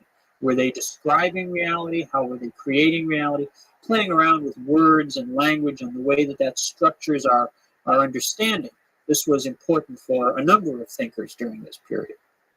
Other individuals, particularly a fellow that we call Sun Tzu, Master Sun, were concerned with military strategy. Obviously, in a period of chronic warfare, ideas about how to wage war, how to organize for war, strategy and combat, these were critical concerns, and rulers were very interested in this. Sun Tzu was somebody who had no problem finding employment. Confucius was unsuccessful in his efforts to really achieve great influence at various courts. Sun Tzu, on the other hand, his ideas were very much in demand because he was concerned with the practicalities of waging warfare. And Sun Tzu's ideas, which relied a lot upon concepts of outwitting your enemy, of defeating your enemy through the cleverness of your stratagems rather than simply the application of superior force, these became characteristic of Chinese strategic thinking in later times as well. Still other thinkers during this period explored cosmological ideas, ideas about metaphysics, ideas about how the unseen world, phenomena in the universe around us that were not immediately perceptible, might affect or shape the experience, the lives that people live. We'll see some implications of that in later thought. But I want to focus right now on two schools that were quite influential during the Warring States period, but which later, although their texts survive and we know about them, they remain part of intellectual discourse, they cease to be as significant in terms of what people are actually doing, in terms of the practical activity of Chinese in later times. these are the schools of what's called Moism, after a thinker that we simply call Mozi, Master Mo, and the doctrines of legalism. Legalism will prove to be a practical philosophy, the practical aspects of which remain with us, while the philosophical side tends to be suppressed or put aside. Mozi and the Moists, the people who followed his ideas, are remembered for basically two aspects of their thought and activity. First was that they advocated a doctrine of universal love. They advocated the idea that we should love everyone equally, that you should treat everyone essentially in the way in which you would like to be treated yourself, emphasizing, again, we can see certain commonalities of rhetoric with Confucianism and even Taoism, emphasizing the relationships among people and how those should be properly ordered and regulated. But the emphasis on universal love was, on the part of Mozi, a response, a critical response to some of the ideas of the Confucians. The Confucians emphasized a society which was ordered and regulated in networks of relationships, but within which some relationships were more important than others. And in particular, we've talked about how Confucius was very concerned with the primacy of the family. Indeed, in some texts of Confucius, there are situations where Confucius actually puts the interests of the family above those of the state. There's a very famous anecdote in which Confucius is told about a situation where a young man testifies in court that his father had stolen a sheep. And Confucius sort of shakes his head and says, where I come from, a son does not testify against his father. Implying that although it certainly wasn't right to steal a sheep, it was more wrong for the son to testify, to betray, in a sense, his father. So Confucius emphasized the primacy of the family. The Moists, the followers of Mozi, said that sort of division, that sort of priority given to one's immediate family was part of what divided society. It was part of what made one royal house want to fight against another royal house, because the royal houses were families, were clans themselves. And so unless you had a doctrine which said that you needed to treat everyone equally, you needed to love everyone equally, you would always have these kinds of divisions and conflicts. The Moists were interesting because not only did they have a philosophical position which said, which advocated these doctrines of universal love, but they also took a very practical response to the conditions of chronic warfare in the Warring States period, and this was that they became experts in defensive warfare.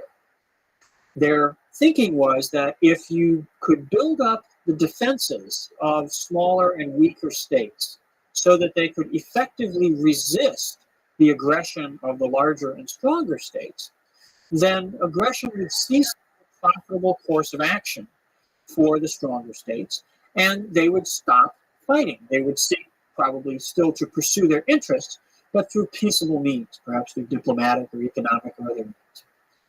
So the Moists trained themselves in the techniques of defensive warfare and then basically went around and offered their services as consultants or advisors to states which were at risk. Now, obviously, they did not succeed in completely eliminating the practice of aggressive warfare. The Warring States period continues on down, and it is brought to a close through the aggressive acts of various states. But the idea of using the practical approach of defensive warfare to make aggression unprofitable was quite engaging at the time. There were a lot of people who did apply this, and there were certain instances in which it actually proved to be quite effective. Once the Warring States period came to an end, the ideas of Mozi sort of faded away. They remained, as I say, part of the textual tradition, but in the absence of this kind of chronic conflict, his teachings and his practical activity were no longer quite so relevant. The legalists, on the other hand, had an approach to the questions of social order, the questions of good government, of politics, which was rather different from any of the ones that we've talked about so far.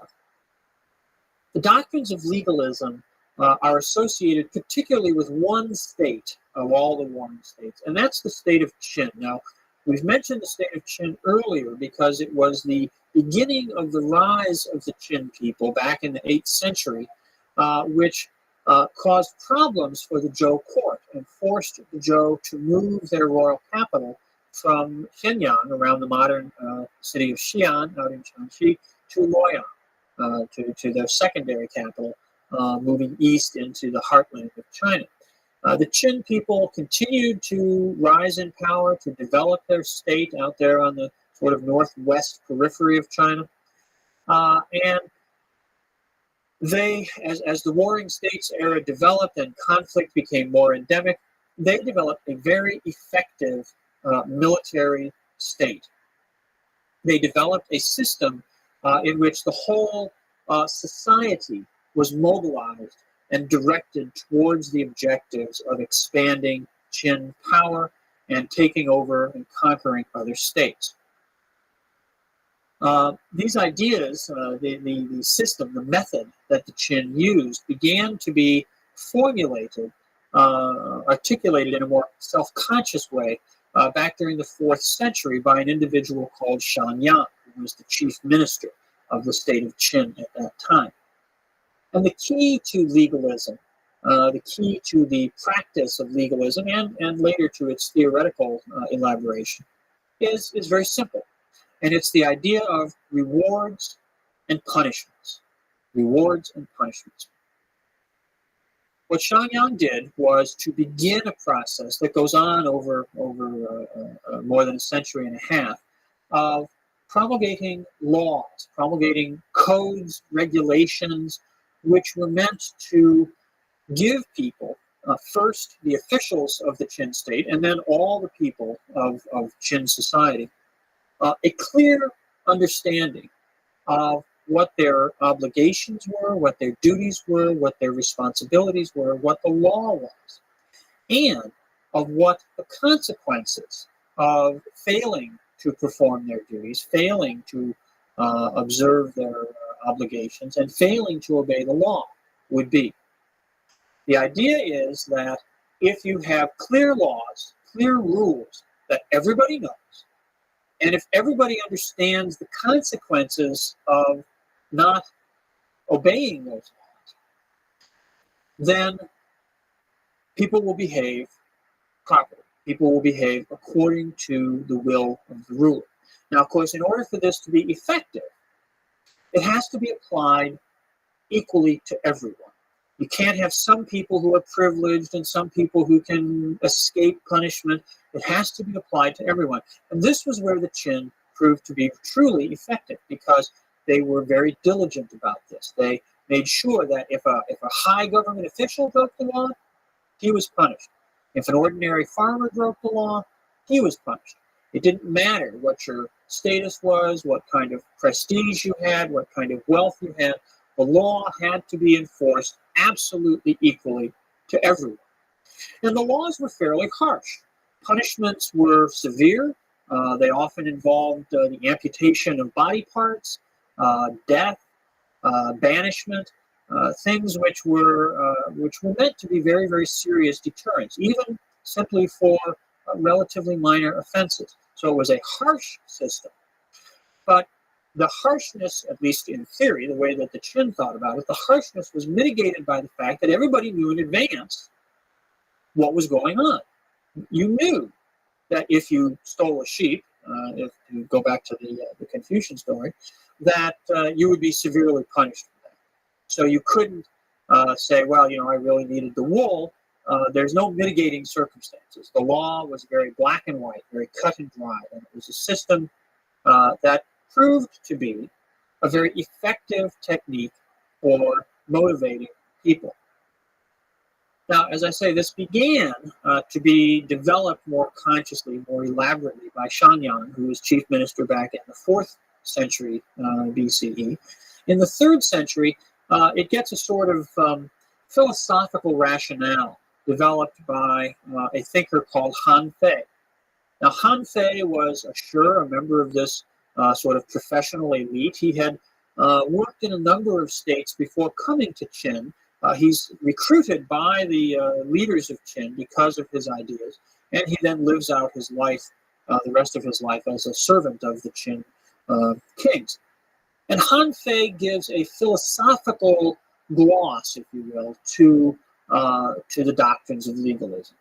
Han Fei develops a theory of human nature, which says that basically people are selfish and greedy, that left to themselves, they will pursue their own self-interest. They will always seek to maximize their own personal gain and to minimize their personal pain, their personal discomfort.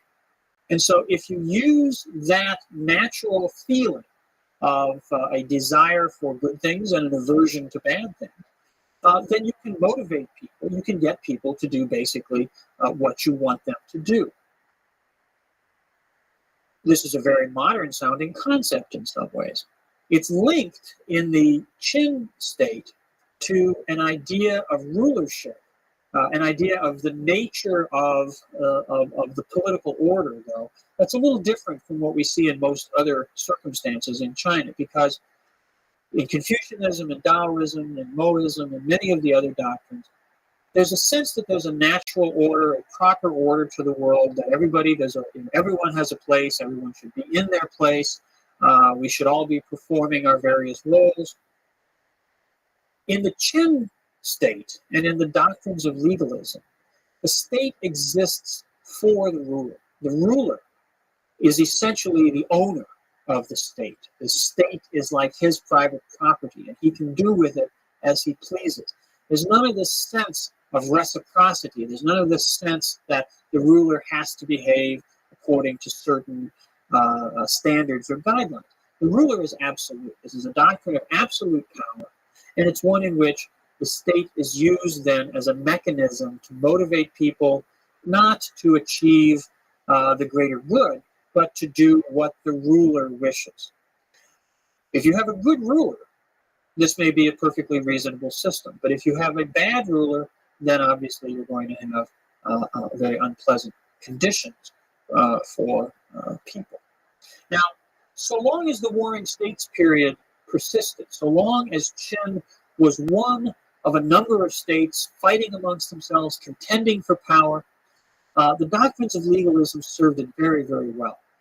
Indeed, it's not surprising that when we get down to the 3rd century BCE, we see in the final decades of the Warring States period that it is the state of Qin that one by one takes on, defeats, and absorbs its enemies, its final remaining foes.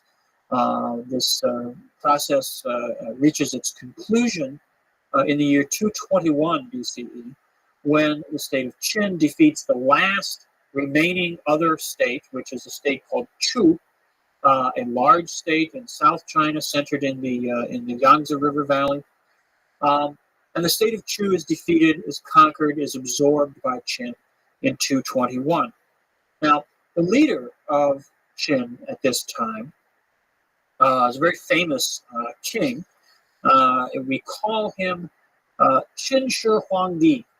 Qin Shi Huangdi. Qin, the state of Qin. Shi is a word that means the beginning or the first. And Huangdi is a word which now enters into the Chinese vocabulary in this meaning for the first time, and it means emperor. So Qin Shi Huangdi is the fellow that we identify as the first emperor of the Qin. And the adoption of the term Huangdi to mean emperor is a very significant act. Up until this time, the leader, the ruler, the head of a dynasty was called the king, and the term in Chinese is Wang. Huangdi was a very ancient mythological figure back there in the age of Yao and Shun that we talked about earlier, who was not necessarily even a fully human figure, a sort of spiritual being who guided certain of the affairs of mankind. For the king of Qin to, in 221, now adopt the title of Huangdi was a claim to a kind of rulership that had not been seen in China previously. It was a claim to total power over all of China. Now that the last of the other states had been eliminated, the entire territory of China was under a single rule. Qin Shi Huangdi proclaimed himself essentially to be the Lord of all. And it's a pretty grandiose claim. It's ironic, too, because as history plays out, the Qin dynasty only lasts 14 years. It lasts from 221 just down to 207 BCE. In that time, and in particular in the early years after unification, the Qin undertake dramatic transformations.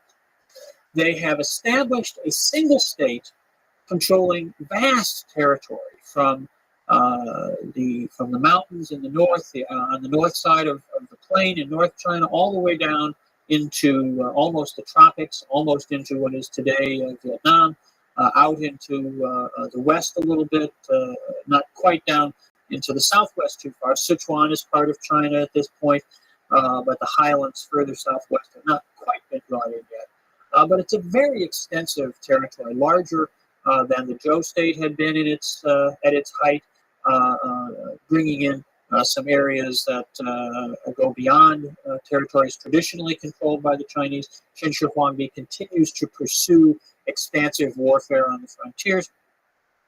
Within China, he sets about to create a single administrative system.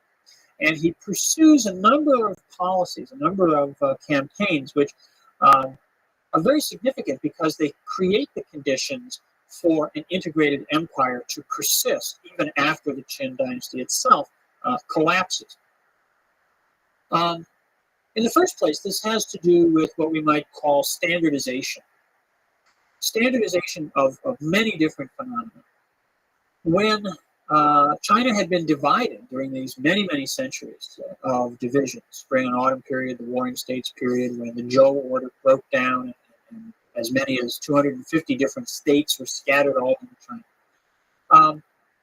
Local circumstances had diverged quite a bit. Early in the Zhou, with a single royal system, China had been fairly coherent.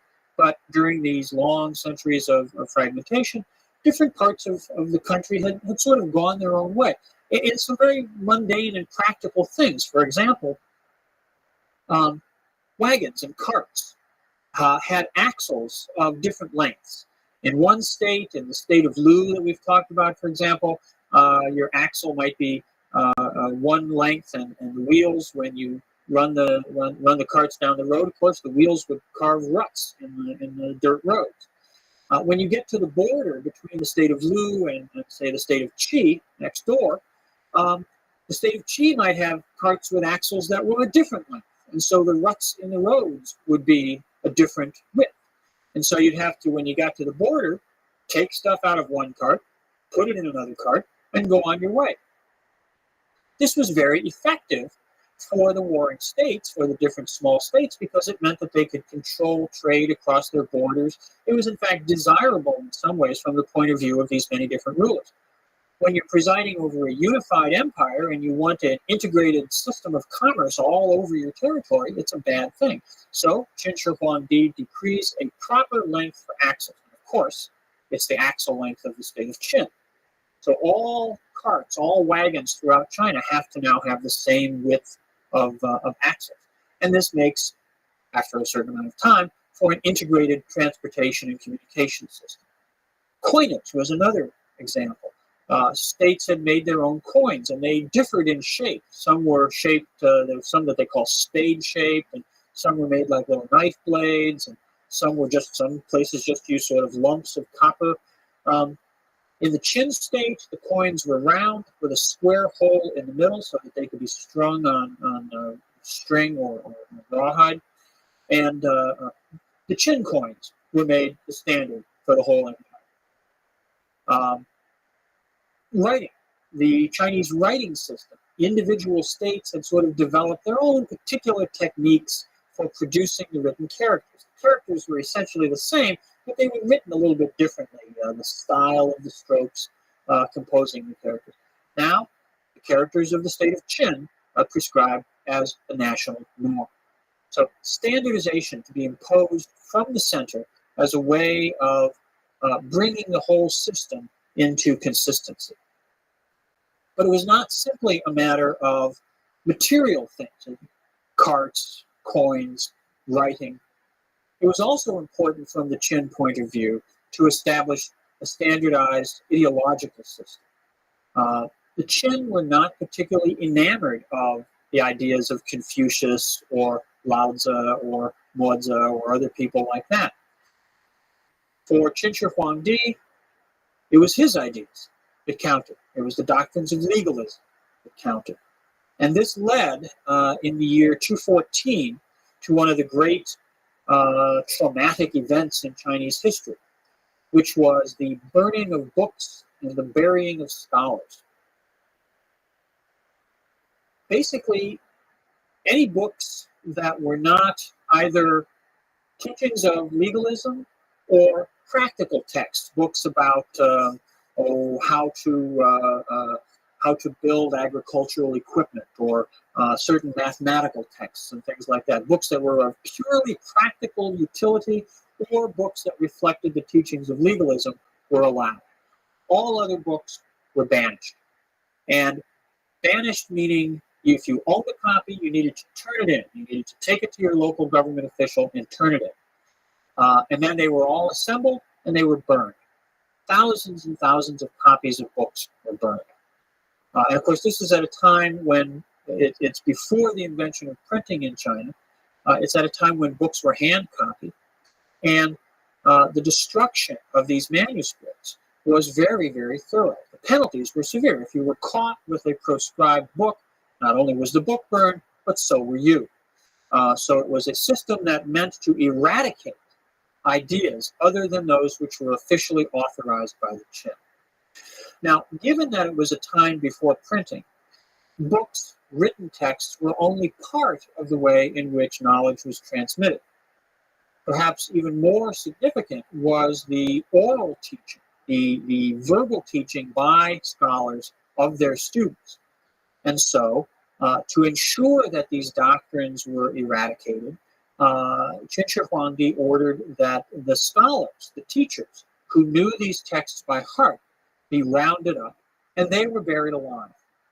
So, a very, very severe effort to eliminate non-orthodox ideas and teachings from the state, okay, from society. And it was very effective.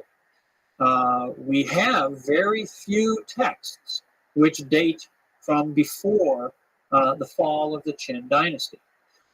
Most of the books that are older than this, which we have today, are versions that were written down after the fall of the Qin. There's a very, very active period once the Qin collapses and a new dynasty replaces it. There's a very, very intense period of trying to recover these texts. And of course, sometimes that results in alternate versions. One guy remembers it one way, another guy remembers it a different way. So there's alternate versions of texts sometimes emerged. This trauma was so severe that it led to a renewal. Ironically, I don't think this was what the Qin had in mind, but it led to a renewal of thinking about the problems of society and government in the next century, which we'll be talking about a bit later. Well, the Qin state, very powerful, very ruthless, very effective. The Qin system of legalism was a perfect mechanism for gaining power, but it proved not to be an effective mechanism for retaining power and for ruling, because although they imposed standardization, although they imposed ideological orthodoxy on the state, on the empire, there was no method of self-regulation. There was no moral restraint on the actions of the ruler. And Qin Shi Huangdi pursued his power totally in his own self-interest. Eventually, the cruelty, the extractions that he exacted from his people led them to revolt. And in 207, his state was overthrown. We'll look at the struggle to succeed him and the rise of the next dynasty, the Han, in the next lecture.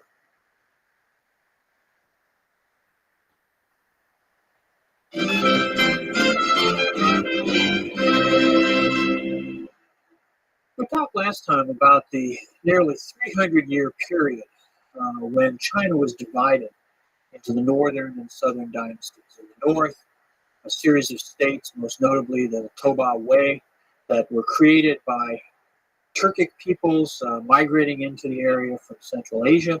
In the south, a series of states, many of them centered at the modern-day city of Nanjing, which preserved a distinctive Chinese culture and indeed went through an area of rather elaborate flourishing of their Chinese. By the latter part of the 6th century, this process of, or this period of division had persisted long enough, but the conditions which had created it to begin with had begun to change. In the north, the period of invasions, the period of migrations had ended, and a long era of cultural accommodation had ensued. A blended Sino-Turkic elite had emerged, which had adopted Chinese ways in political administration, in many cultural practices, and adopted the use of the Chinese language. And North China be quite so alien a terrain, quite so alien a space. In the south as well, while there had been these very intense efforts to preserve a sense of Chinese purity, the spread of Buddhism, the adaptation of Buddhism to Chinese conditions, and simply, I suppose, a process of familiarization. The presence of alien elements in the north was no longer so new, so disruptive. Created conditions in which perhaps there was a greater receptivity in the south even to the idea of reunification with the north.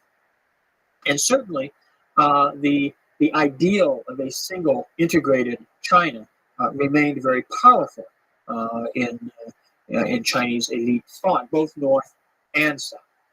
In the 580s, circumstances arose and a series of events took place which brought to an end this long period of division and reestablished a unified Chinese empire for the first time in almost 300 years, and which set the stage for the emergence of the second of the truly great dynasties in Chinese history, the Tang Dynasty, which would arise at the beginning of the 7th century and flourish for nearly 300 years itself. What happens in the 580s is that a general, a military leader named Yang Jian, seizes power in 581 and proclaims a new dynasty. Now, Yang Jian was from one of these Sino-Turkic elite families in the north and northwest of China. He had been a military leader under one of the several small states in the north, under a particular state called the Northern Zhou Dynasty. And he decided at a certain point that political conditions, circumstances were ripe for him to seize power himself. He displaced a young boy who had become the emperor of the Northern Zhou, and he seized power and proclaimed a new dynasty of his own, which he called the Sui Dynasty. Sui was the name of his home district, and he then just gave that name to the new state that he wanted to found. Now, there had certainly been many such political transitions in the north and the south over the previous 3 centuries.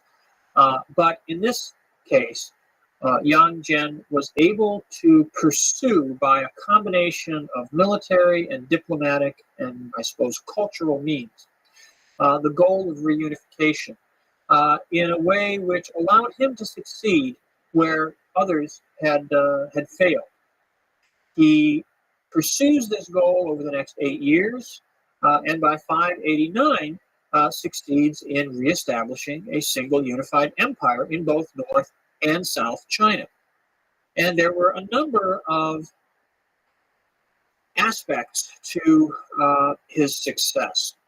In part, it's simply a process of military conquest. He was a general, he seized power using his armies, and he then led his armies in a series of campaigns in North China against the other minor states that were in existence at that time. And he conquers them and absorbs them into his new Sui dynasty. At the same time, he conceived the ideals of conquering the South, or at least regaining the South for an integrated empire. He doesn't want to do that through military conquest. He would rather do that through other mechanisms. One way that he immediately begins to pursue this is that he sends his son, a man named Yang Guang, to be viceroy of a city called Yangzhou. Now, Yangzhou was a very important economic and political center on the north side of the Yangtze River in East China. And it was part of the northern territories, but it was close to Nanjing, the center of southern political power. And Yang Guang was able from there to enter into a diplomatic correspondence and secret negotiations to try to bring about reconciliation between the north and the south. Yang Zhen and Yang Guang both also used Buddhism as a sort of cultural dynamic in their efforts to bring about reintegration, reunification of North and South. Buddhism, as we've said, had spread in the South. It had adapted itself more to Chinese culture. The distinctions, the divisions between the Buddhism of the Turkic peoples in the north and the spreading Buddhism in South China had mellowed, had moderated over the centuries. And now Yang Zhen and Yang Guang were able to use Buddhism as a common vocabulary, a sort of common cultural repertoire that allowed them to reach out to the South, ignoring or setting aside, in a sense, the elaborate literary culture of the South, which had been developed in part to emphasize its distinction from the North, and instead appealing to the commonalities which Buddhism provided for all Chinese at this time. And this was a successful strategy. They managed to negotiate a marriage between Yang Guang and a princess of one of the southern states, and that allowed that territory to be brought under the control of the Yangs without military conflict. And by that point, the remaining southern states basically saw the writing on the wall. They realized that this was the direction in which events were moving, and they made their accommodations of one type or another with the new dynasty. So that by 589, all of China is brought into a single political system, a single dynastic structure. Now, Yang Zhen and Yang Guang then set about to fashion a new state which will be powerful enough and functional enough to retain this unity. What they don't want is to simply be another sort of passing phase of a brief unification, which then will fall apart in a generation or two. Now, there's an irony that enters into this because, in fact, the Sui dynasty only lasts for a very brief period. Only Yang Zhen and then Yang Guang are successful emperors under the Sui dynasty. And by the second decade of the 7th century, the Sui dynasty passes away and is succeeded by the Tang.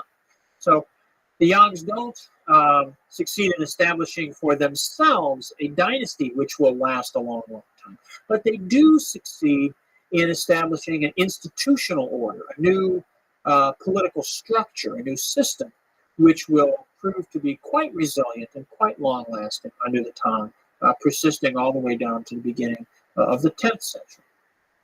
There are a number of key elements in this system that Yang Zhen and Yang Guang put in place. One of them has to do with formulating a legal code, giving a body of law to the empire as a whole, which will be used to regulate the affairs of government and to govern the activities of ordinary Chinese as well.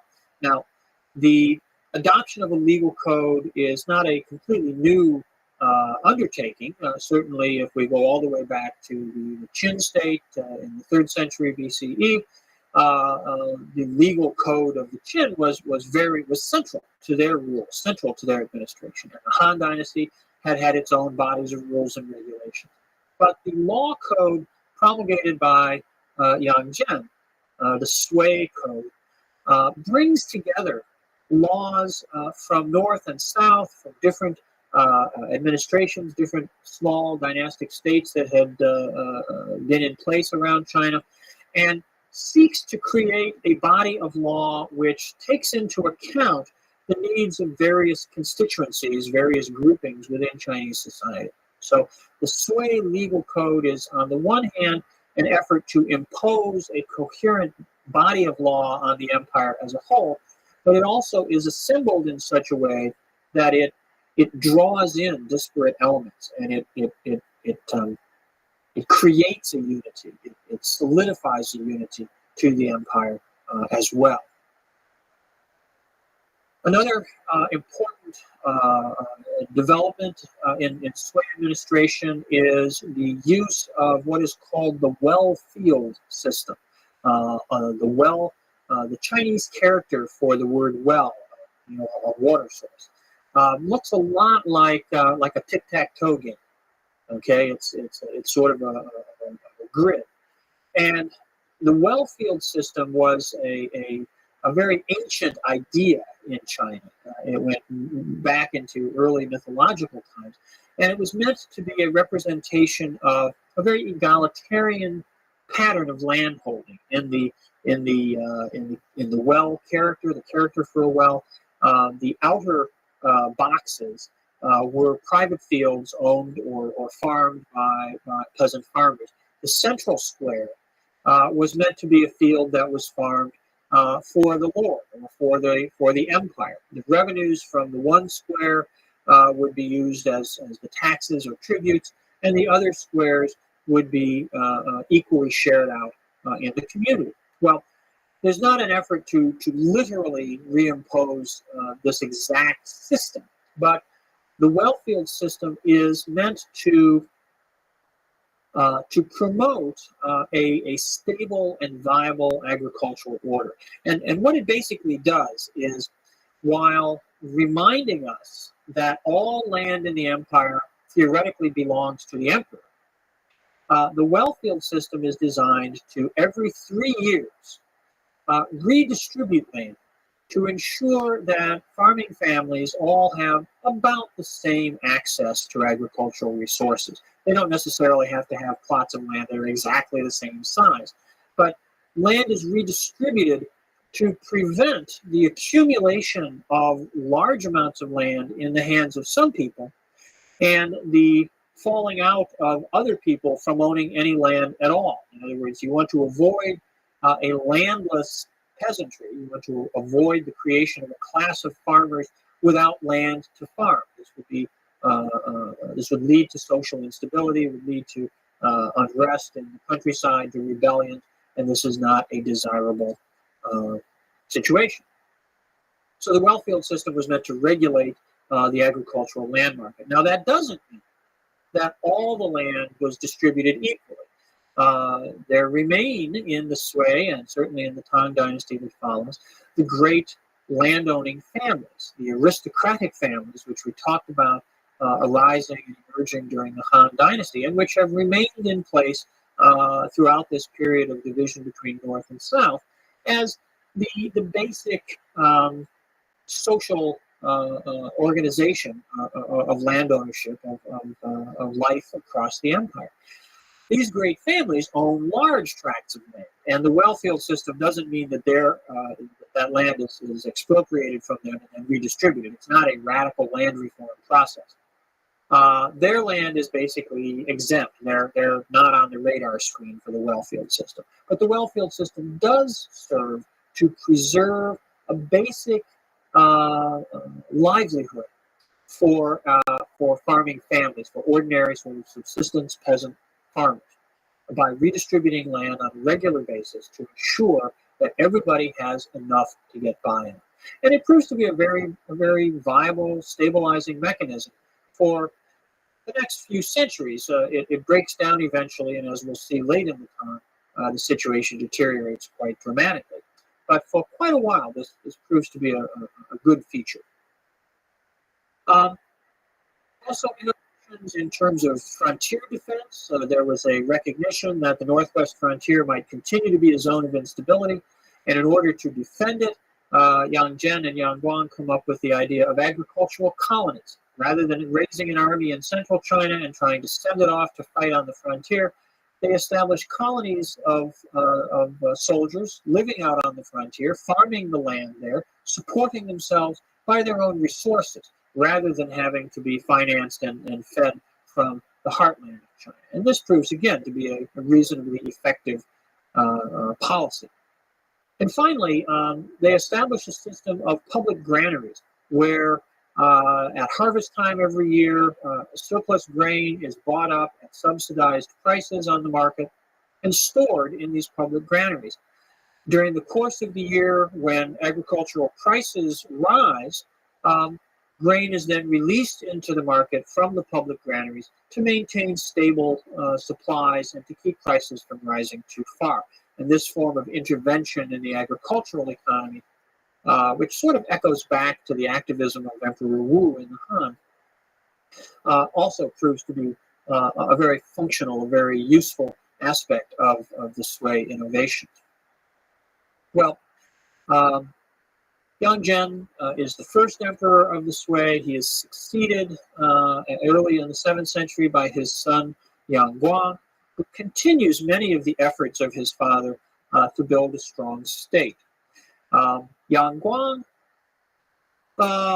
undertakes a number of military expeditions. He seeks to reestablish Chinese control over some territories on the periphery of the empire, which had previously been parts of China, but during the divisions of the northern and southern period had perhaps gone their own way.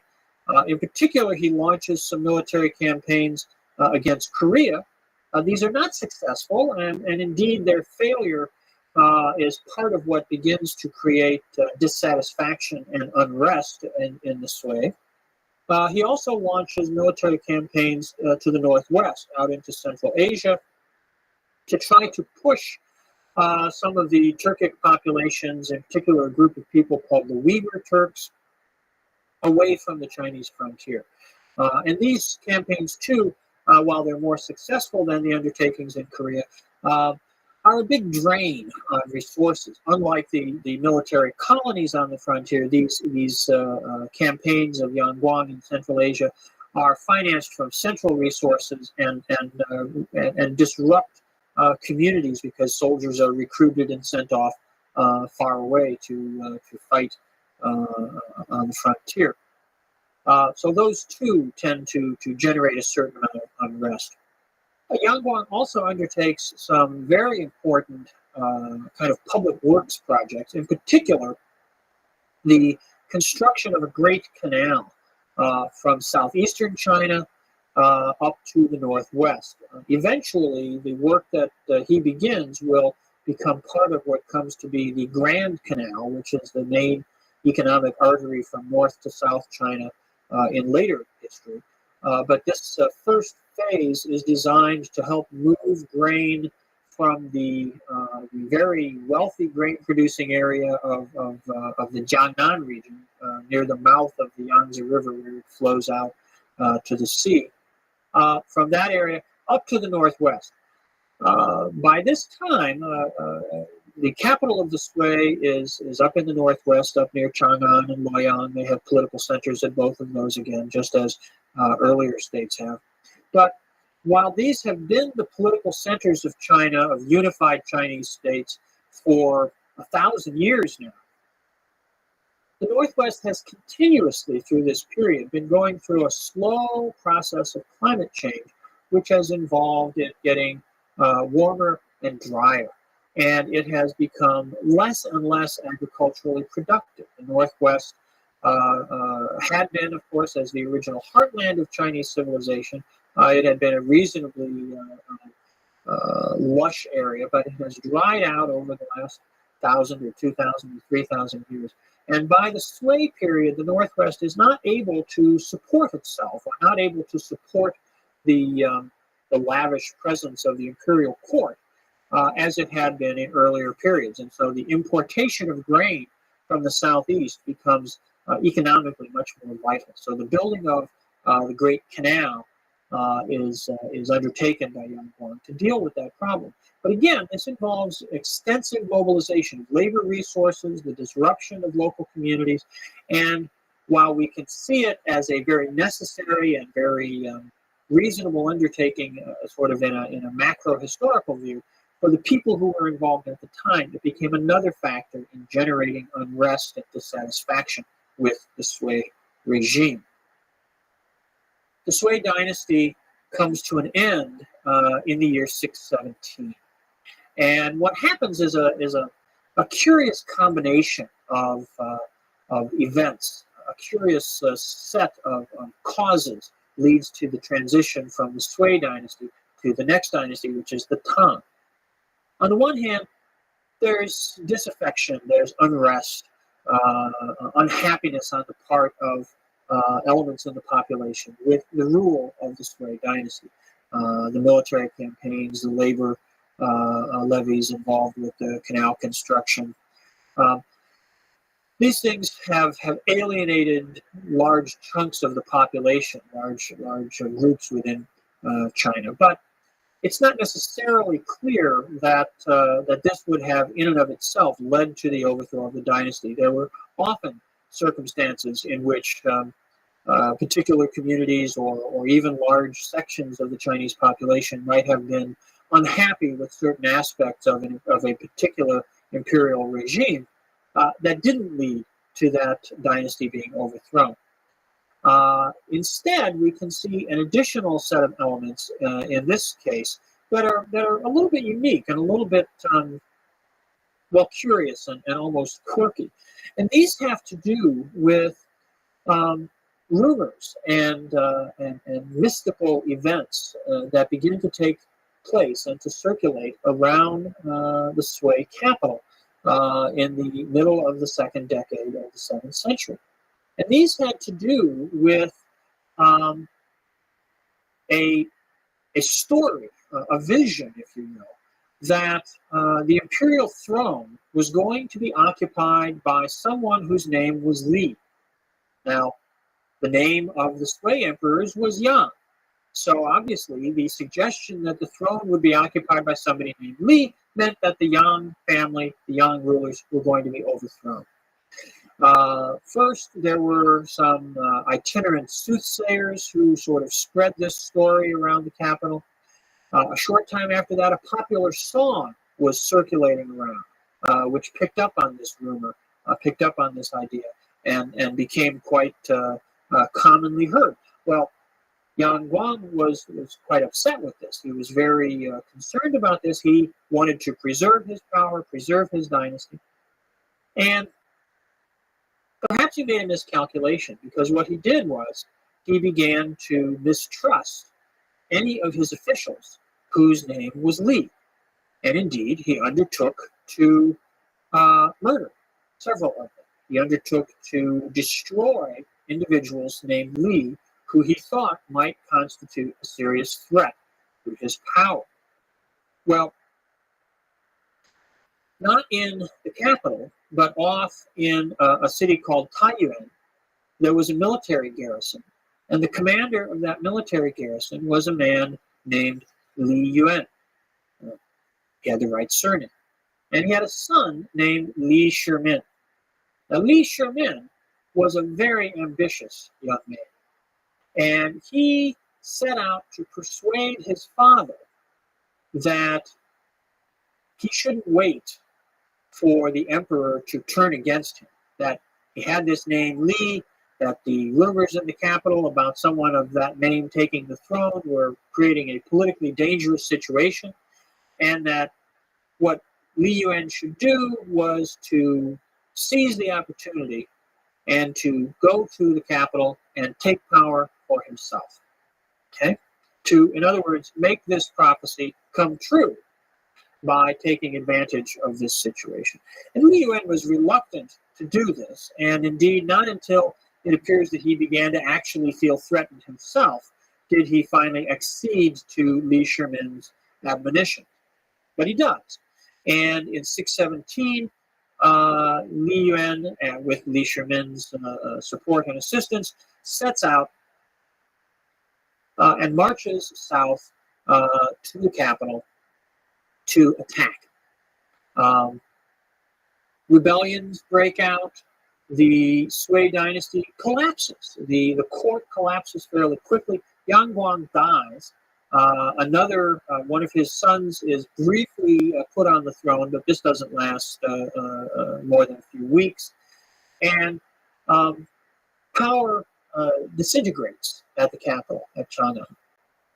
This then gives rise to a brief period, relatively, of civil war, where a number of contenders emerge, seeking to establish a new dynastic order. Li Shimin and Li Yuan are sort of the leading contenders, but it takes them about 4 years to defeat various rivals, various challengers. It's not until 621 that the last serious opponents are disposed of, and we can see the Tang Dynasty as finally sort of setting in. Now, there's an interesting sidebar to this process, which involves the Shaolin Monastery. The Shaolin Monastery is in Henan province. It's not far from Chang'an and Luoyang and sort of core areas of Chinese politics. And the Shaolin Monastery had developed some particular forms of Buddhist exercise, I suppose you might say, which are the origins of a lot of the martial arts traditions that we know in later Chinese and indeed East Asian history. And at the time when the Li's are seeking to gain power in China, Li Shimin has a very close relationship with the Shaolin Temple. The Li family has patronized the temple, made donations to the temple, and Li Shimin recruits fighting monks from the Shaolin Temple to serve in his sort of personal bodyguard and retinue. And these monks are involved in a number of adventures, and the legends about them get expanded quite significantly. They became quite a sort of subject of popular mythology. Indeed, there are, even today, there are films made about this that, as part of the great martial arts film industry in China. But the reality is that the Shaolin monks did indeed play a role in the acquisition of power by the Li family. And this helped with the patronage of Buddhism that became characteristic of the Tang Dynasty in its early, in the reigns of the first few emperors. Well, in the 620s, the early 620s, the Tang establishes itself. The Tang Dynasty becomes the ruling house of the empire. The name Tang, like the name Sui or the name Han before it, is a place name. It has to do with the origins of the Li family, and it is then given as the name for their regime. Li Yuan reigns as the first emperor of the Tang until the year 626, at which point he abdicates. He lives on until 635 in a very pleasant retirement, but he turns the throne over in 626 to his son, Li Shimin, who in many ways really is the founder of the Tang Dynasty. It's unlikely that Li Yuan would have rebelled, would have undertaken the conquest of power without the urging of his son. So it's really very appropriate that Li Shimin should come to be emperor of the Tang Dynasty in his own right. And Li Shimin reigns for 23 years, from 626 to 649. So he presides over really the period of consolidation of power and the development of the core institutions and the stabilization of the Tang Dynasty. We will pick up the story of how Li Shimin continues many of the policies of the Sui, brings about some further institutional developments of his own, and really launches the Tang Dynasty on what will be one of the great ages of Chinese history, not only politically, but culturally, economically, militarily. The Tang is a golden age looked back on by later Chinese, and will trace some of the achievements of Li Shimin and his successors in the next lecture.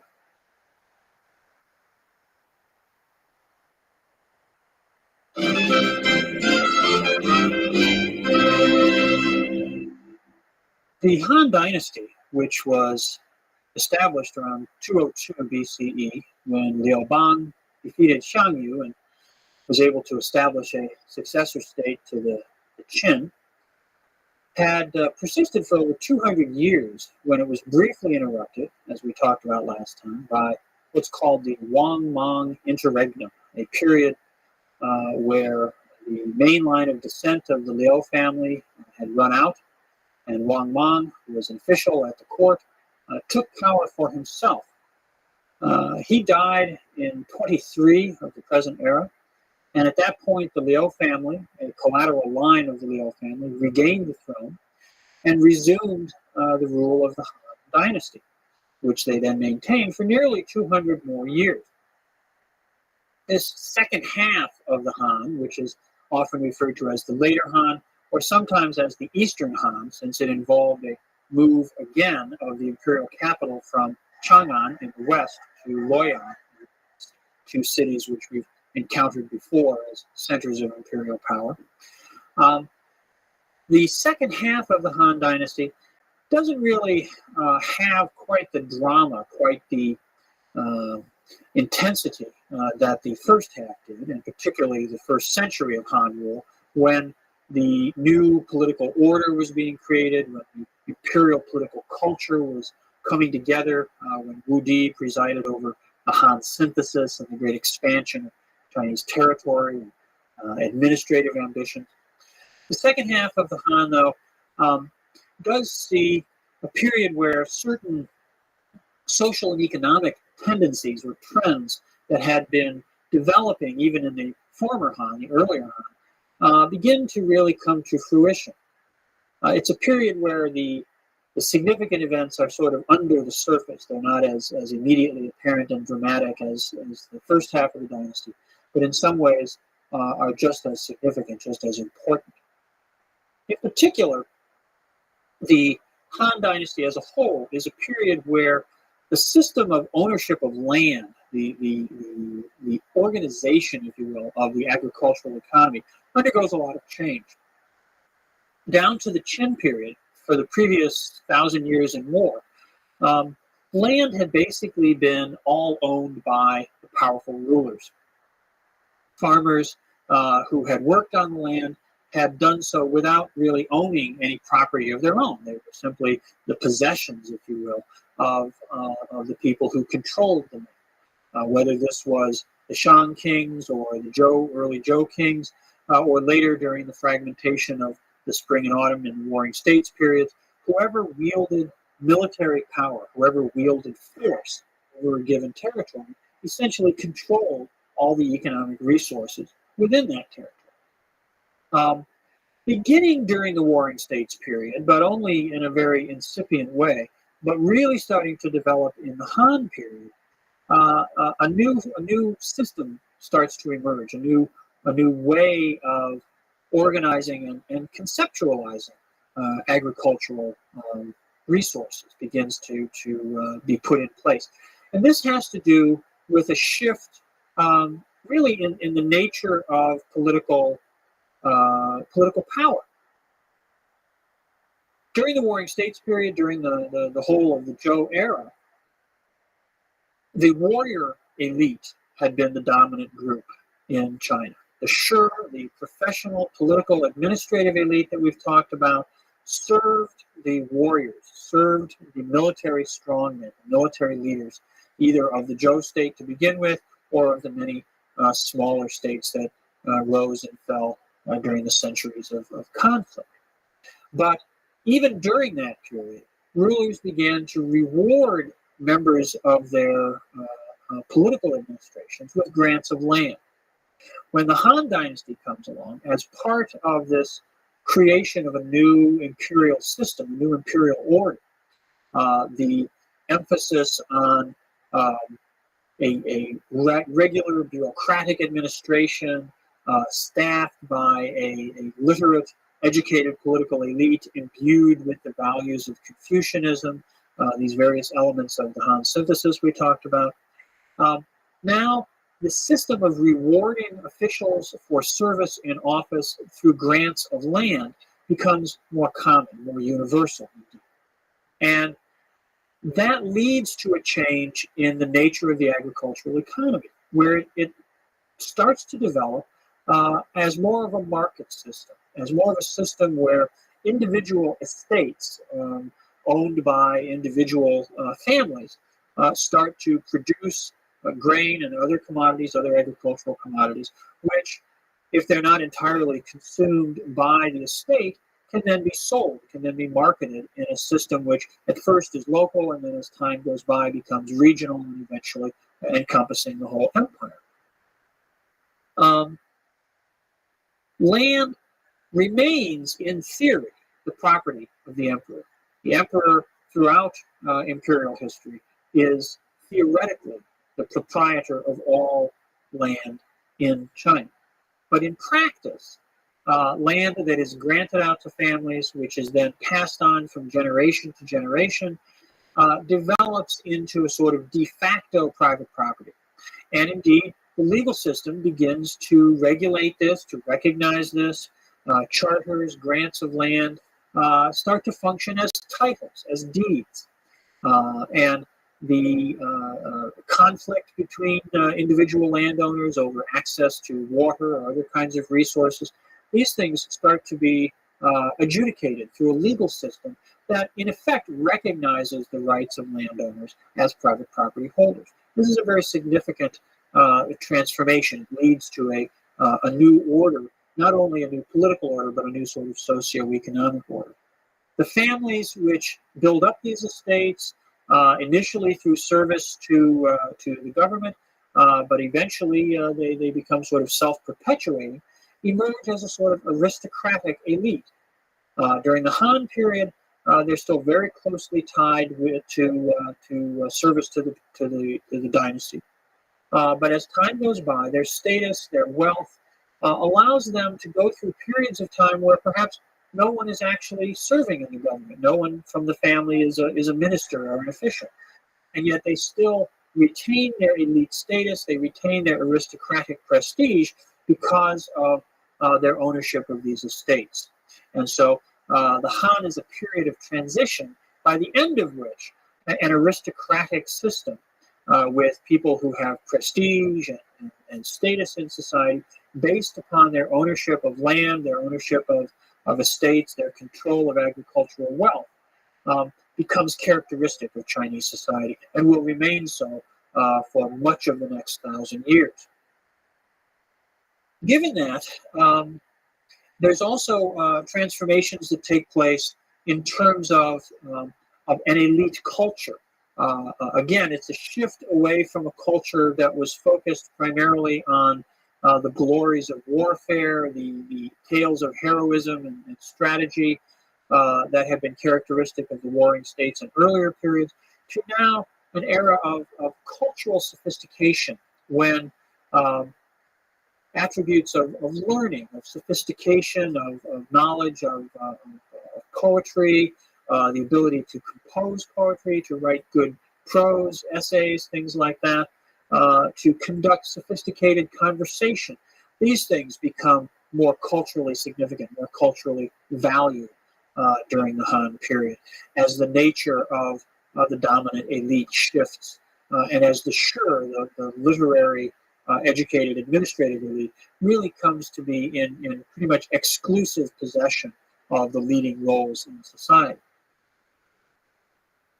Within the imperial system, within the government, the dynastic system itself, rival groups seek increasingly to influence the court, to enrich themselves, to gain office for their favorites, their appointees.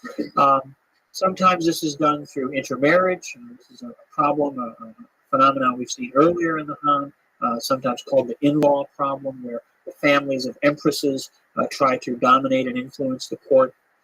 Military leaders, military strongmen have been a problem in the past. Now, even though the imperial administration is becoming more bureaucratic, more concerned with civil administration, military leaders are still a force to be reckoned with.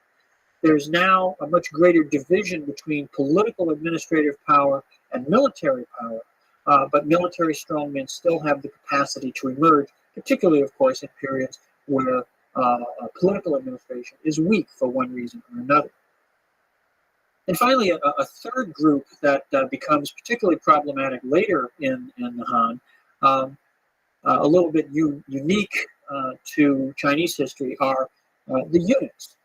Eunuchs are castrated males who serve in the private residential parts of the imperial palace.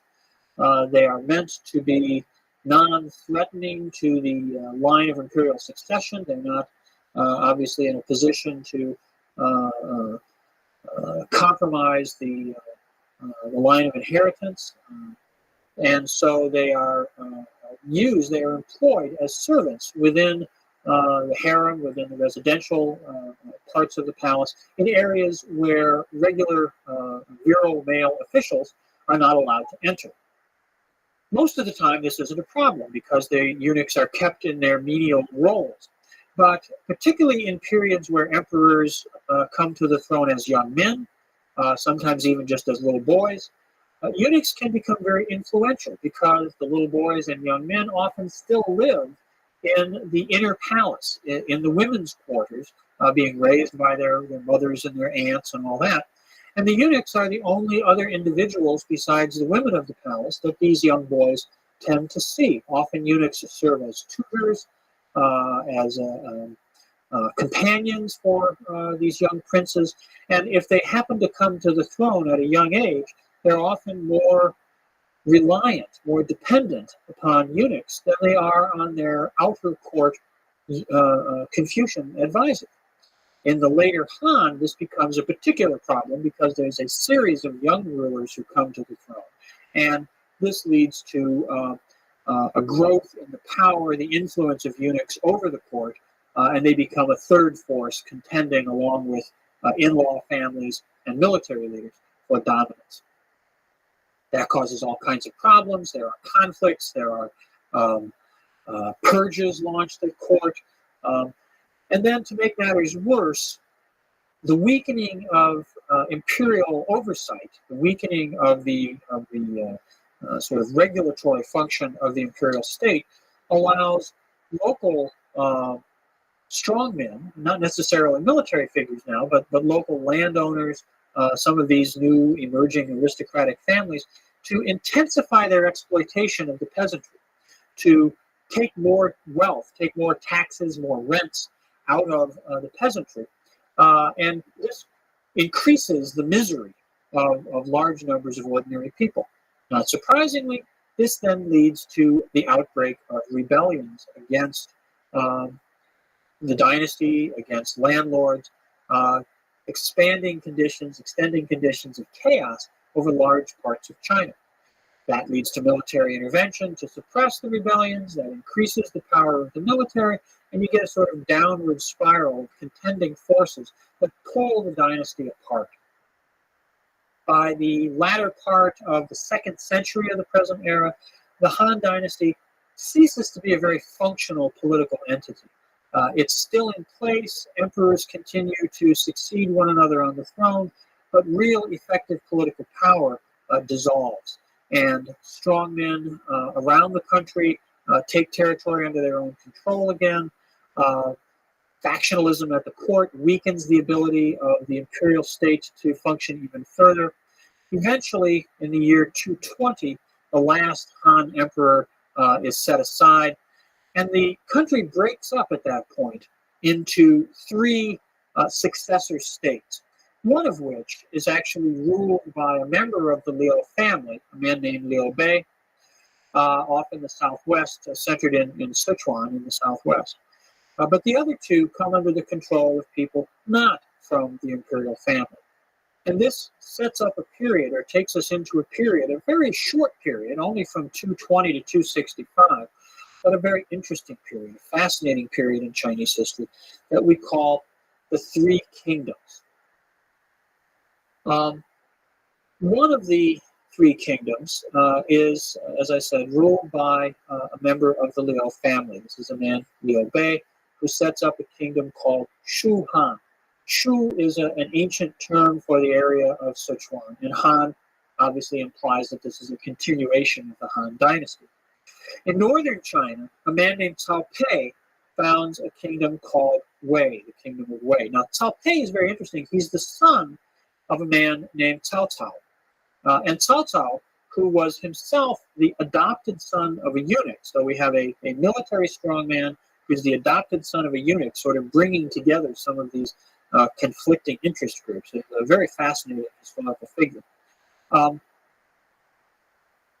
Cao was one of the people who had been jostling for power, contending for power under in the final decades of the Han, and carves out a large territory in North China under his control. He also dies in 220, just coincidentally with the end of the Han dynasty. And it is his son, Cao Pi, who then sets up the kingdom of Wei. In southeastern China, a third state is formed. This is ruled by a man called Sun Wu. And the state itself is also called Wu. That's a traditional, an ancient historical name for that part of China. So the kingdom of Wei in the north, Shu Han in the southwest, and Wu in the southeast.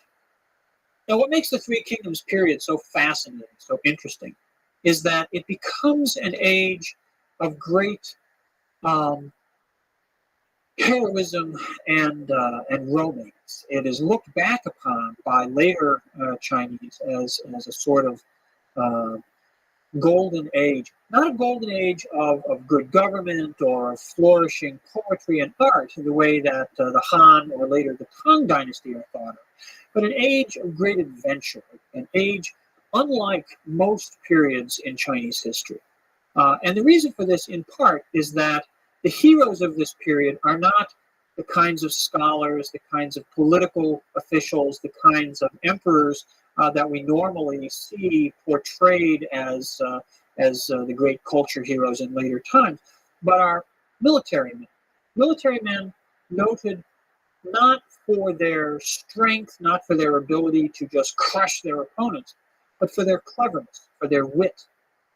This is an age, the age of the Three Kingdoms, where deceiving your enemy, outwitting your enemy, winning a fight by not fighting are considered to be the great talents, the great successes, the great accomplishments of the heroes of the age. In addition to the individuals I've already mentioned, I want to mention one more fellow, a guy named Zhuge Liang. Zhuge Liang was a general. He never becomes a ruler. He never seems to have had the ambition of seizing power for himself. He comes to be known as one of the greatest strategists, along with Cao Cao, whose exploits all take place before the actual fall of the Han. But Cao Cao and Zhuge Liang during this whole period of the 2nd century are often held up as the great exemplars of clever strategies. The division of the empire into these three states, of course, sets up conditions for continuing warfare. It's not the kind of fragmentation and breakdown that we saw back when the Zhou polity begins to go awry. You don't get a continuing fragmentation. You don't get dozens and dozens or even hundreds of states. You just have these three. Once they are established, they contend with one another, but they don't break down beyond this. The three families, the three groups that control these three kingdoms are fairly stable among themselves. They also have, of course, the experience of administration and government of the Han Dynasty to fall back on. And they all present themselves as good Confucian regimes. They all employ a Confucian bureaucracy in their administrations. They all are concerned to maintain the kinds of proper order within their own territories that are characteristic or have come to be thought of as characteristic of good government. So it is a period of fragmentation, and yet there's a lot of cultural continuity, or continuity at least in the political culture, from the Han into the Three Kingdoms period, with the distinction that it is these military heroes who are seen as the great figures of the day. Now, as I said, what makes these guys great, what is looked back on, what becomes characteristic of them, is their cleverness, is their wit. And I want to just give a couple of examples of what I'm talking about here.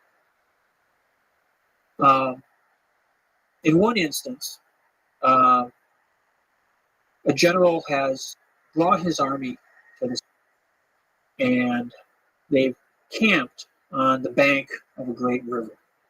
Their army is on the northern bank of the river. On the southern bank of the river are the enemy's forces. Now, the army on the northern bank of the river has come a long way. They're far from home. Their supply lines are extended. They're in a tough spot. But if they can hold out, if they can inflict a decisive defeat on their enemy at this point, they may gain everything. So it's a critical moment. But they're in a tough spot because in the fighting that has gone on up to this point, they have used up almost all their arrows. You know, bowmen, archers are a critical component of warfare at this point. If you don't have arrows, your archers aren't going to be very useful. So, what to do?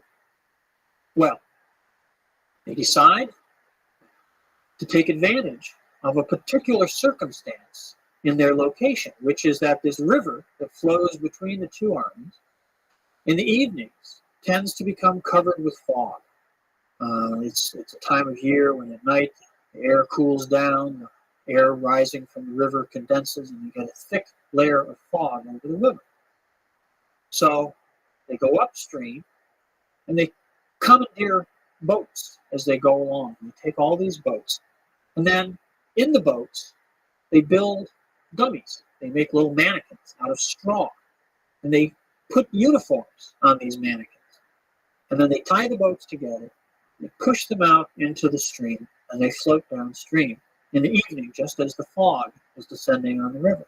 Well, on the southern bank, the sentries are very alert. They're watching out, and they know that particularly under the cover of fog is a dangerous time because the enemy on the north bank may try to slip across the river and attack. So they're very much on the alert. And they see coming down the river through the fog these boats. And in the boats, they can't see very clearly because of the fog, but they see all the soldiers lined up waiting to attack.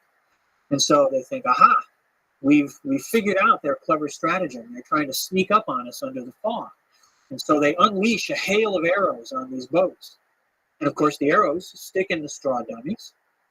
On the north side, they haul the ropes in, they draw the boats back, and they've resupplied themselves with the arrows they needed to carry on their campaign. This sort of story becomes legendary and passed down when you study Chinese. This is one of the little texts that you learn very early on. Straw boats borrow arrows is the title of it. Another example, this one involves Zhuge Liang. He's sent out to control a certain territory, and he has a large army, and then he has a little advance party. And he's led the advance party to occupy a particular town. His main force is probably 2 or 3 days' march behind him. But he's come and he's occupied this particular town. And at this point, the enemy army is approaching. And the enemy army is only about a day's march away. And they've sent their scouts out ahead, and they're sort of checking out the situation. And they come up onto the ridge outside this walled town, and they spy down, and they see that here's Zhuge Liang's forces, but it's just his little bodyguard. And they're delighted, so they ride back and they tell the commander, we've found Zhuge Liang, he's in this town, and if we attack right away, we can defeat him. Well, Zhuge Liang is no fool, and of course he's had his own spies out, and they detected the approach of the enemy. And his advisors come and they say, we got to get out of here. You know, the enemy's just over the hill. They're going to be here in a matter of hours, and we just have our little small detachment. We must get out of here. And Zhuge Liang says, oh, I really feel like playing some chess.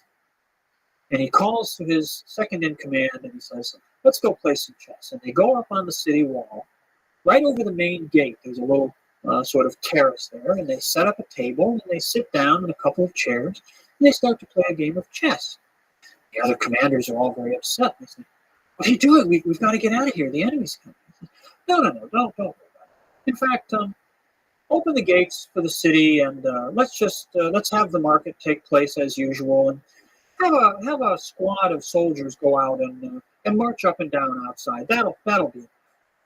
And the commanders are appalled, but they follow their orders and open the city gates, and traffic's going in and out, and business is going on as usual. And the soldiers, this one little squad of soldiers, are marching up and down. Well, the enemy commander comes up with the advance party of his forces, and they come up on the hill near the town, and they look down at his scouts. See, we told you. You know, here's Zhuge Liang. We have a chance. He doesn't know we're here. We have a chance to defeat him and capture him. And the commander looks very carefully, and he sees there's Zhuge Liang playing chess up on the wall, and here's this little group of soldiers marching, and the gates are open, and it's obvious that he's completely defenseless. And the commander thinks for a minute, and he turns around, and he orders the army to withdraw. And his subordinates are like, what are you doing? He says, Zhuge Liang would never allow himself to be in this sort of situation. This is obviously a trap. We know how smart he is. He must have his forces concealed nearby. As soon as we attack, we'll be destroyed. Our only hope is to run away. And so, by a clever deception, by appearing to be unconcerned, Zhuge Liang convinces his opponents that he's invulnerable, when in fact, he could have been captured easily. So these kinds of stories are the ones that become characteristic of the Three Kingdoms period. They're written down, there's poetry about them, they become the subject of plays and operas. There's a great romance novel called The Romance of the Three Kingdoms that evolves over the centuries and becomes one of the great bestsellers. If you spend time in China today, you turn on any TV show any night, or any TV channel any night, you're likely to see dramatizations of stories of the Three Kingdoms. They're very, very popular in China even today. Well, the Three Kingdoms period runs on for just 45 years. It's not a very long period in Chinese history. And eventually, China is reunified briefly. In the year 265, up in the state of Wei in the north, another family, not the Cao family, which has been the ruling house up there, but a family called the Sima, seized power and managed to field an army which is able to defeat the forces of both Wu and Shu Han. And from 265 to 304, a short-lived dynasty called the Jin dynasty replaces the Three Kingdoms and brings another period of unity to China. But that doesn't last very long. It doesn't last very long because around this time, events which we don't fully understand out in Central Asia are taking place that lead to great migrations of people. Around this time, a little bit earlier than this time, there's a great movement of people from Central Asia down into northern India, people called the Kushan, who become a great civilization in what's now northwestern India. At the beginning of the 4th century, large groups of people, Turkic-speaking people who will later evolve into the communities that today we call the Turks, Turkish people, start to move into northwestern China.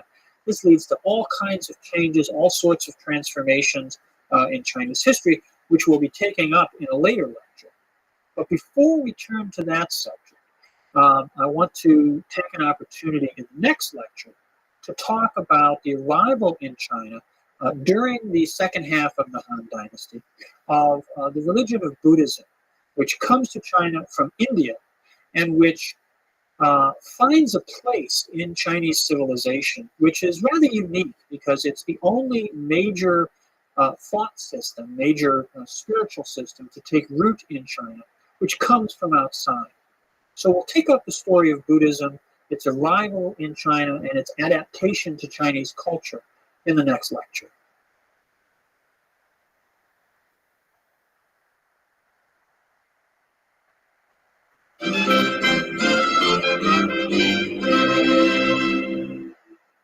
The Qin dynasty collapses in 207 BCE. The first emperor, Qin Shi Huangdi, who had presided over the unification of China, the conclusion of the Warring States period, the defeat of the state of Chu, the last of its rivals, in 221, had lived until 210. After his death, his son took over as the second emperor, but proved unable to hold together the empire that his father had assembled.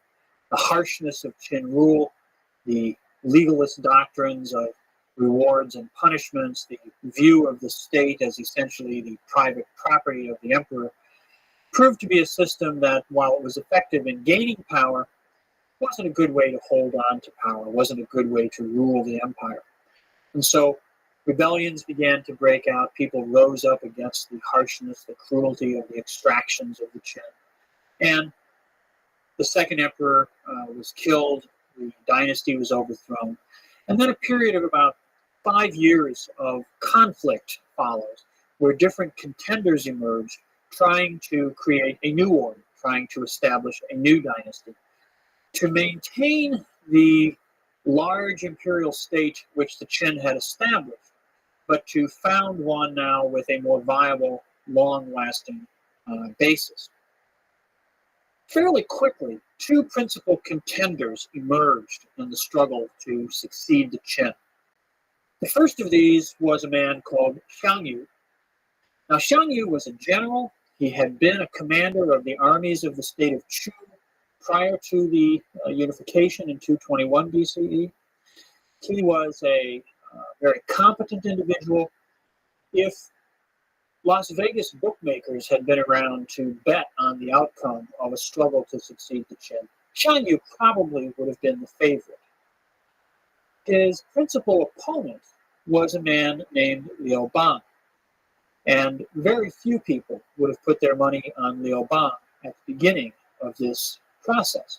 Liu Bang was a relatively minor figure. He was not even a member of the official elite. He was not a shur. He was a jailer. His job under the Qin, he had a minor position in the local administration. His job was to escort groups of prisoners from the local jail to sort of the next highest level, the county jail. When things began to fall apart, just around the time that the Qin was collapsing, Liu Bang was embarked on one of his missions, and it involved an overnight journey. And in the night, while he was camped with some of his prisoners, when he got up in the morning, several of them had escaped. Well, he knew that this meant that he had failed to fulfill his duties, to perform his task, and that under the Qin system, he would be severely punished. So he took what at the point seemed to be a viable alternative route. He assembled his remaining prisoners, told them he would set them free if they would follow him, and this became the core of his army. He then became a rebel, became a fighter against the Qin, and after the collapse of the dynasty, he continued to mobilize forces, to raise followers, and eventually was able to rise up and become a serious military challenger for power. But he was a very unlikely contender to begin Shang Yu and Liu Bang eventually came into direct conflict with one another. In the year 204 BCE, there was a great battle in which Shang Yu defeated Liu Bang's forces, inflicted a very strong defeat, and pretty much everyone thought that Liu Bang was all washed up. But that proved not to be the case. He carried out a very clever strategic withdrawal, moved away from the sort of center of the arena of battle, off to a small river port on the upper Yellow River, where there was a granary, a place called Ao.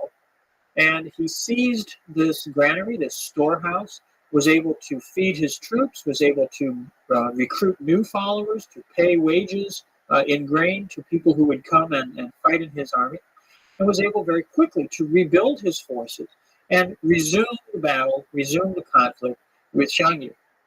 2 years later, it was Liu Bang who finally emerged as the victor, defeating Shang Yu in a very dramatic siege, where at the very end, Shang Yu, realizing that his situation was hopeless, Liu Bang had surrounded Shang Yu's encampment with soldiers from the former Chu army who sang the folk songs of their native places.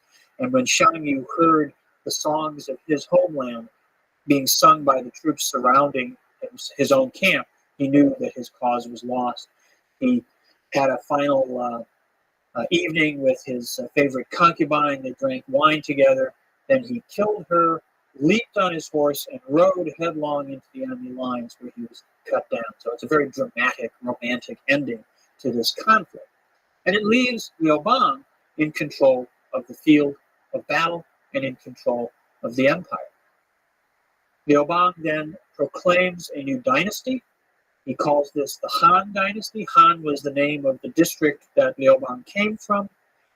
And the Han dynasty becomes one of the great ages in Chinese history. It lasts for 400 years. It's contemporary with the Roman Empire in the West. And it is about as extensive. It's a large and expansive territorial empire that in size and population and wealth certainly was a match for, if not indeed somewhat greater than the Roman Empire. Liu Bang establishes his capital at Chang'an, which is the same place that the Zhou had their first capital, where the Qin had their capital. Liu Bang calls it Chang'an, which means eternal tranquility or eternal peace. It is today the city of Xi'an for present-day references.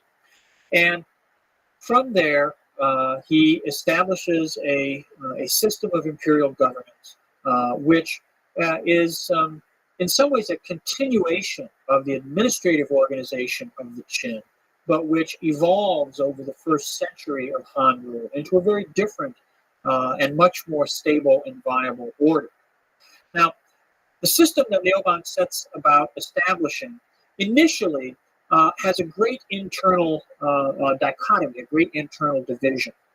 In the western half of the territories of the Han, there's a system of administration which is run directly from the imperial capital. The emperor appoints officials, they go out, they serve in local government, they serve at the pleasure of the emperor, and they serve for relatively short fixed terms of office, and then they're rotated around to different places. And this allows the imperial court to maintain direct control, direct intervention in the operations of government throughout this part of the empire. But in the eastern half of the empire, power is given to military leaders in Liu Bang's army who had secured these territories, secured these areas, and who have pledged their loyalty to the new dynasty. Now, there's a certain element of familiarity about this because in some ways it's similar to the situation that evolves in the Zhou dynasty, where you have a royal court, but farther away in the more marginal areas of the state, you have rule being exercised by local strongmen who have connections to the king, but those weaken over time. And there's the potential for that here in the early Han. Liu Bang and his successors control the western half of the empire directly, but the eastern half has been granted out as sort of fiefs to these military leaders. And that does indeed become a problem. Nonetheless, Liu Bang has a successful foundation to his empire. He lives down into the 190s. He passes the throne on to his son. A stable succession takes place for the next few rules. There are some challenges that emerge early in the 2nd century BCE to the early Han state, but they managed to survive those. In the 180s, for example, the family of the Empress, the emperor's wife, Empress Lu was her name. Her family seeks to develop influence at court. They seek to dominate the court. They seek to control the succession of which of her sons will be the next emperor. And in 180, when the next dynastic succession takes place, the next emperor comes to the throne, there's a great confrontation. And the Liu family managed to prevent the Wu family from exercising too much power. They're pushed off, they're returned to a more subordinate position. So the Liu family survives that challenge, that effort to be manipulated by imperial in-laws. By this time, the descendants of the original military leaders who had been given land to control out in the eastern part of the empire are starting to become a little restless. And there are a number of efforts by the emperors to maintain and extend their control over the east, which are resisted by the local strongmen out there. This comes to a head in 154 BCE when a rebellion takes place. Several of the military rulers in the eastern part of the empire rise up and challenge the power of the Liu family. But not all of them do. And the Liu family proves to be very adept at manipulating the strongmen in the east against one another, so that some of the states are weakened, some of the local rulers are weakened and defeated, and then those territories are absorbed into the direct imperial administration and used as a base for further operations against the remaining strongmen in the east. Within a few years, all of East China is removed from the control of these military leaders, of these sort of autonomous fiefs, and integrated into the imperial administration. And this is a really critical development because it indicates that, for one thing, that the Chinese have learned a lesson from the history of the Zhou, recognized the threat that independent power, or at least semi-independent power in eastern China represented, and were able to effectively counteract that when it began to become a serious problem. So by mid-century, by around 150 BCE, the Han Empire is a single administrative entity, no longer with this division between East and West. And that sets the stage for the emergence of one of the greatest figures in imperial history, an emperor who comes to the throne in 141 BCE and reigns until 87 BCE. So a nice long period with a single ruler. Now this is a man that we know as Wu Di. Di is an abbreviation for Huangdi, the term for emperor that Chen Shi Huangdi was the first to employ. And Wu is simply the honorific title that he has. This is a what we call a temple name or a posthumous name. So Emperor Wu, or Wu Di, who presides over the Han dynasty at the period where it really matures, it really comes into its own. He carries through, he brings about what we sometimes call the Han synthesis, which creates and consolidates an imperial order, an administrative order, and also an ideological order, which remains the foundation, remains the basis for imperial politics, for the imperial political system, for over the next 2,000 years. The system that's put together in the 2nd century BCE, particularly under Wu Di, is modified, it evolves, it changes, it adapts to changing circumstances, but its essence, the core of the system, as it's forged at this time, remains pretty much stable for the remainder of imperial history. Now, the Han synthesis, what's the Han synthesis? It's a weaving together, a blending of three basic components. One, Confucianism, the political philosophy that we've talked about earlier, focusing on human relationships, focusing on both hierarchy and reciprocity, focusing on the ideas that a properly ordered society, regulated and facilitated by the use of ritual, based upon the moral self-cultivation of gentlemen, the gentlemen who learn, who study, who are educated in the teachings of Confucius, in the doctrines of the way. But this is the foundation for a good society. This is the foundation for a well-ordered human community.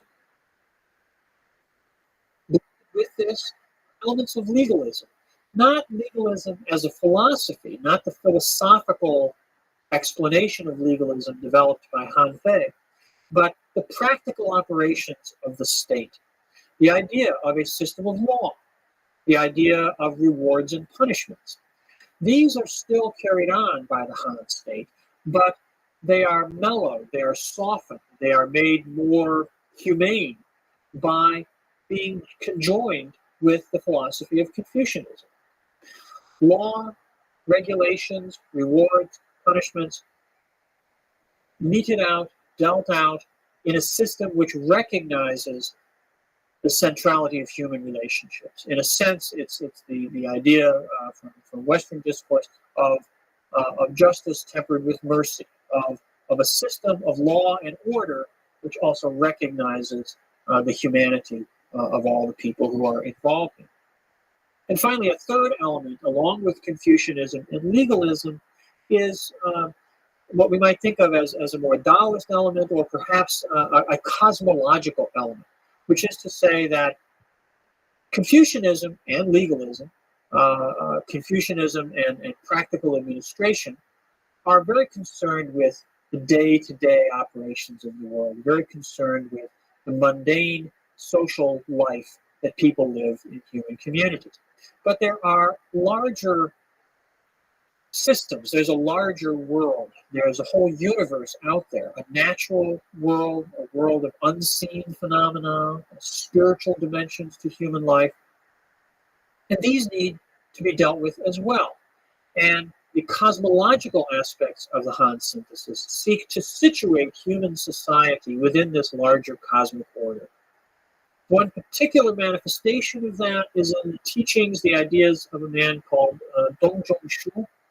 And Dong Zhongshu teaches, he brings together a number of ideas that have been around in China for a long time already at this point, but he brings them together and sort of systematizes them and creates what's sometimes called a system of correlative cosmology, which is to say it's a system that seeks to explain correlations, connections between phenomena that can be observed in the natural world and actions taking place in human society. Basically, this is a doctrine of the interpretation of omens, you might say, the interpretation of signs. If there's an earthquake, if there's an eclipse or a meteor shower, if there's a flood or a drought or something, any sort of natural phenomenon, may be interpreted as a sign that the natural order of things is disturbed in some way, okay? And so it may be a portent, an omen of a coming event, or it may be an indication that something's wrong, that something isn't right in the world, in human society. Human misbehavior, and most importantly, this relates to the behavior of the ruler, the emperor. If the emperor is doing something wrong, not necessarily intentionally, not necessarily the emperor is corrupt or the emperor is a bad guy, but maybe he's doing something which he's not even aware isn't right. He needs to become aware of that. And the interpretation of these omens is one way in which the imperial advisors can alert the emperor to some of the problems that may be out in society. So this situates human social activity within a larger natural and cosmic order. So these are the three dimensions of the Han synthesis. Confucianism as a political philosophy, legalist administrative practice, and the cosmological embeddedness of human society. Wu also, in addition to this sort of political cultural synthesis, presided over a number of administrative initiatives. He was a very proactive emperor. He had a vision of the state as an instrument for doing good, and a vision of the state which was consistent with his understanding of Confucianism as a mechanism for pursuing the good in society and in life. On the one hand, this may have been just a convenient rationale for his desire to expand his power. The period of Wu Di's reign is a period of great military expansion. Chinese forces push into the northern part of Korea. They push in the south down into what's now Vietnam. They project Chinese power far out into Central Asia. Chinese political control is extended over territories far beyond what had been encompassed in previous states, even in the Qin when it was in its expansive phase. So Wu Di creates the largest empire for the Chinese up until this time. Within the empire itself, he also has a very new kind of governing style in that he wants the government, he wants the state to solve problems for people, to get out there and to be directly engaged in social and particularly economic life. And one way in which this is manifest is in the creation of government monopolies. Certain critical commodities, things that everybody needed, salt, iron for tools, alcohol, things that were produced not necessarily everywhere, not like grain, which can be grown just about everywhere, but commodities which were produced in certain places and then distributed through a marketing system. What Wu Di was against was the manipulation of the market by private interests to enrich themselves. In other words, he was against mercantile profiteering. And so he set up government monopolies where salt, iron, alcohol, a few other critical commodities were regulated by the state, where their production was controlled by the state, their distribution was controlled by the state, so that prices could be kept low enough that these things which were needed by everybody could be afforded by everybody. And in this way, a stable order, some of the conditions of peace and prosperity which were desirable under Confucian ideas could be maintained with the active participation of the state. So the state becomes an agency for fostering and creating the good life. He also began some practices that evolved quite extensively in later times, but have their origins under Wu Di, of recruiting, developing new mechanisms for recruiting educated gentlemen into government service. In particular, he began the practice of holding examinations, having tests at court, whereby individuals could come in and be given certain questions and write out their answers and demonstrate their scholarship, demonstrate their learning, their wisdom, their erudition.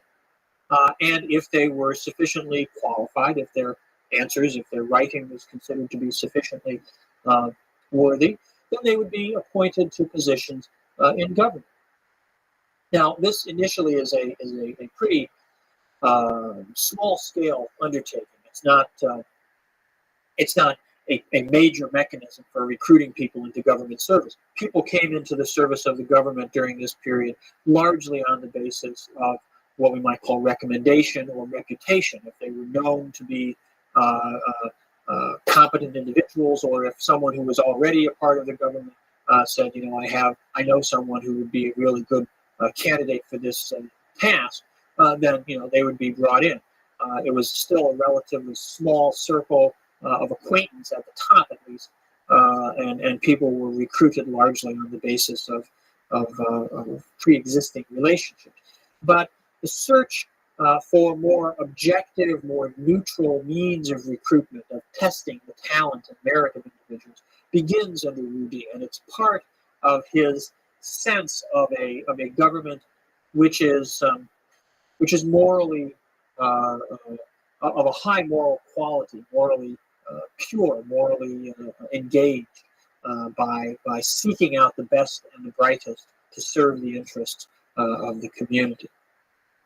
Well, Wu Di dies in 87 BCE, having presided over a long era of peace and expansion and prosperity, having crafted his government and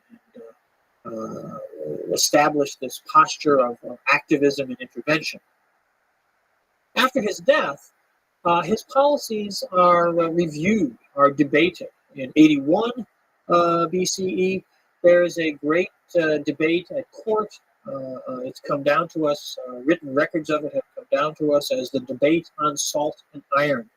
And the debate on salt and iron is one of the great political, rhetorical texts in Chinese history, because in it, two sets of officials argue over whether it's a good thing for the state to intervene in the economy. One side argues that yes, it's the job of the state to regulate private greed and to ensure that the interests of the ordinary people are protected and they're not subject to the exploitation of greedy merchants.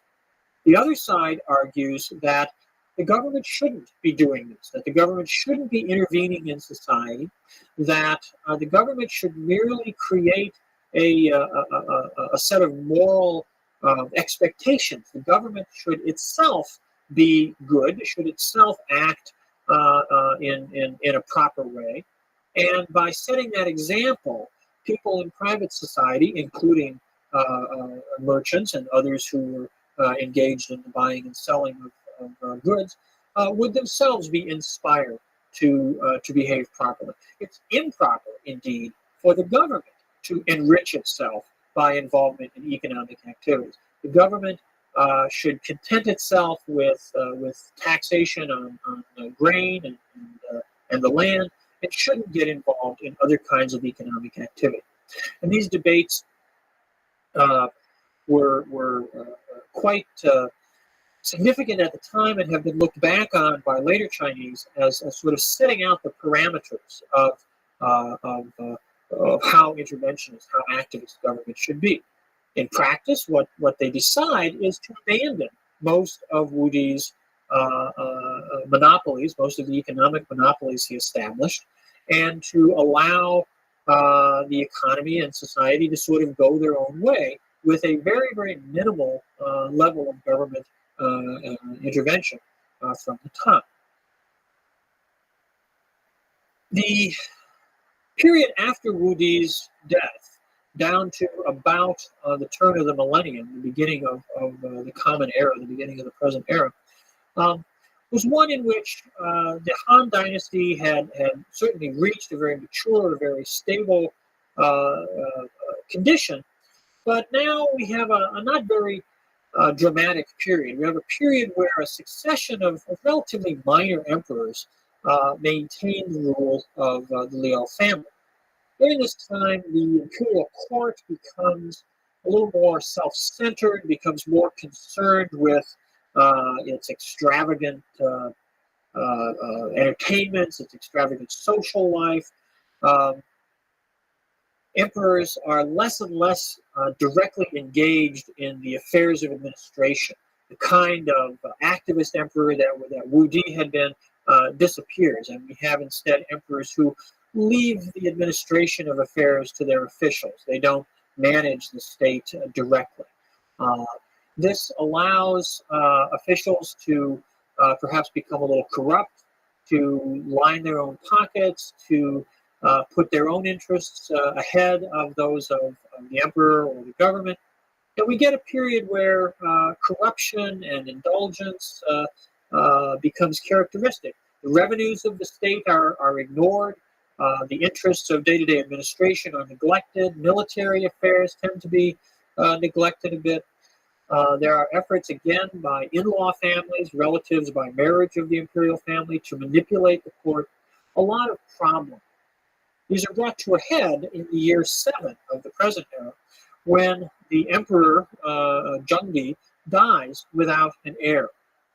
There's a brief period that follows where power is usurped by a man named Wang Mang, who runs the country in his own name for about 20 years. But then he dies, no one is there to succeed him, and a collateral line of the Liu family, another branch of the Liu family, reestablishes its rule, reestablishes its control of the throne, and we enter into a period called the later Han. The first half of the dynasty is the former Han, the second half, the later Han. That runs on for another 200 years. We'll pick up the story of the later Han and what happens after that in the next lecture.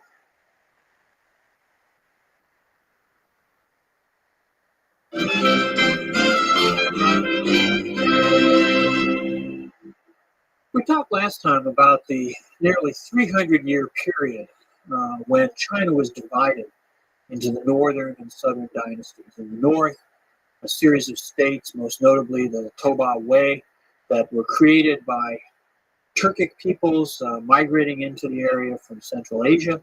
In the south, a series of states, many of them centered at the modern-day city of Nanjing, which preserved a distinctive Chinese culture and indeed went through an area of rather elaborate flourishing of their Chineseness. By the latter part of the 6th century, this process of, or this period of division had persisted long enough, but the conditions which had created it to begin with had begun to change. In the north, the period of invasions, the period of migrations had ended, and a long era of cultural accommodation had ensued. A blended Sino-Turkic elite had emerged, which had adopted Chinese ways in political administration and in many cultural practices, and adopted the use of the Chinese language. And North China ceased to be quite so alien a terrain, quite so alien a space. In the south as well, while there had been these very intense efforts to preserve a sense of Chinese purity, the spread of Buddhism, the adaptation of Buddhism to Chinese conditions, and simply, I suppose, a process of familiarization. The presence of alien elements in the north was no longer so new, so disruptive. Created conditions in which perhaps there was a greater receptivity in the south even to the idea of reunification with the north. And certainly the ideal of a single integrated China remained very powerful in Chinese elite thought, both north and south. In the 580s, circumstances arose and a series of events took place which brought to an end this long period of division and reestablished a unified Chinese empire for the first time in almost 300 years, and which set the stage for the emergence of the second of the truly great dynasties in Chinese history, the Tang Dynasty, which would arise at the beginning of the 7th century and flourish for nearly 300 years itself. What happens in the 580s is that a general, a military leader named Yang Jian, seizes power in 581 and proclaims a new dynasty. Now, Yang Jian was from one of these Sino-Turkic elite families in the north and northwest of China. He had been a military leader under one of the several small states in the north, under a particular state called the Northern Zhou Dynasty. And he decided at a certain point that political conditions, circumstances were ripe for him to seize power himself. He displaced a young boy who had become the emperor of the Northern Zhou, and he seized power and proclaimed a new dynasty of his own, which he called the Sui dynasty. Sui was the name of his home district, and he then just gave that name to the new state that he wanted to found. Now, there had certainly been many such political transitions in the north and the south over the previous 3 centuries. But in this case, Yang Zhen was able to pursue, by a combination of military and diplomatic and, I suppose, cultural means, the goal of reunification in a way which allowed him to succeed where others had failed. He pursues this goal over the next 8 years, and by 589 succeeds in reestablishing a single unified empire in both North and South China. And there were a number of aspects to his success. In part, it's simply a process of military conquest. He was a general, he seized power using his armies, and he then led his armies in a series of campaigns in North China against the other minor states that were in existence at that time. And he conquers them and absorbs them into his new Sui dynasty. At the same time, he conceived the ideals of conquering the South, or at least regaining the South for an integrated empire. He doesn't want to do that through military conquest. He would rather do that through other mechanisms. One way that he immediately begins to pursue this is that he sends his son, a man named Yang Guang, to be viceroy of Yangzhou. Yangzhou was a very important economic and political center on the north side of the Yangtze River in East China. And it was part of the northern territories, but it was close to Nanjing, the center of southern political power. And Yang Guang was able from there to enter into diplomatic correspondence and secret negotiations to try to bring about reconciliation between the north and the south. Yang Zhen and Yang Guang both also used Buddhism as a sort of cultural dynamic in their efforts to bring about reintegration, reunification of North and South. Buddhism, as we've said, had spread in the South. It had adapted itself more to Chinese culture. The distinctions, the divisions between the Buddhism of the Turkic peoples in the north and the spreading Buddhism in South China had mellowed, had moderated over the centuries. And now Yang Zhen and Yang Guang were able to use Buddhism as a common vocabulary, a sort of common cultural repertoire that allowed them to reach out to the South, ignoring or setting aside, in a sense, the elaborate literary culture of the South, which had been developed in part to emphasize its distinction from the North, and instead appealing to the commonalities which Buddhism provided for all Chinese at this time.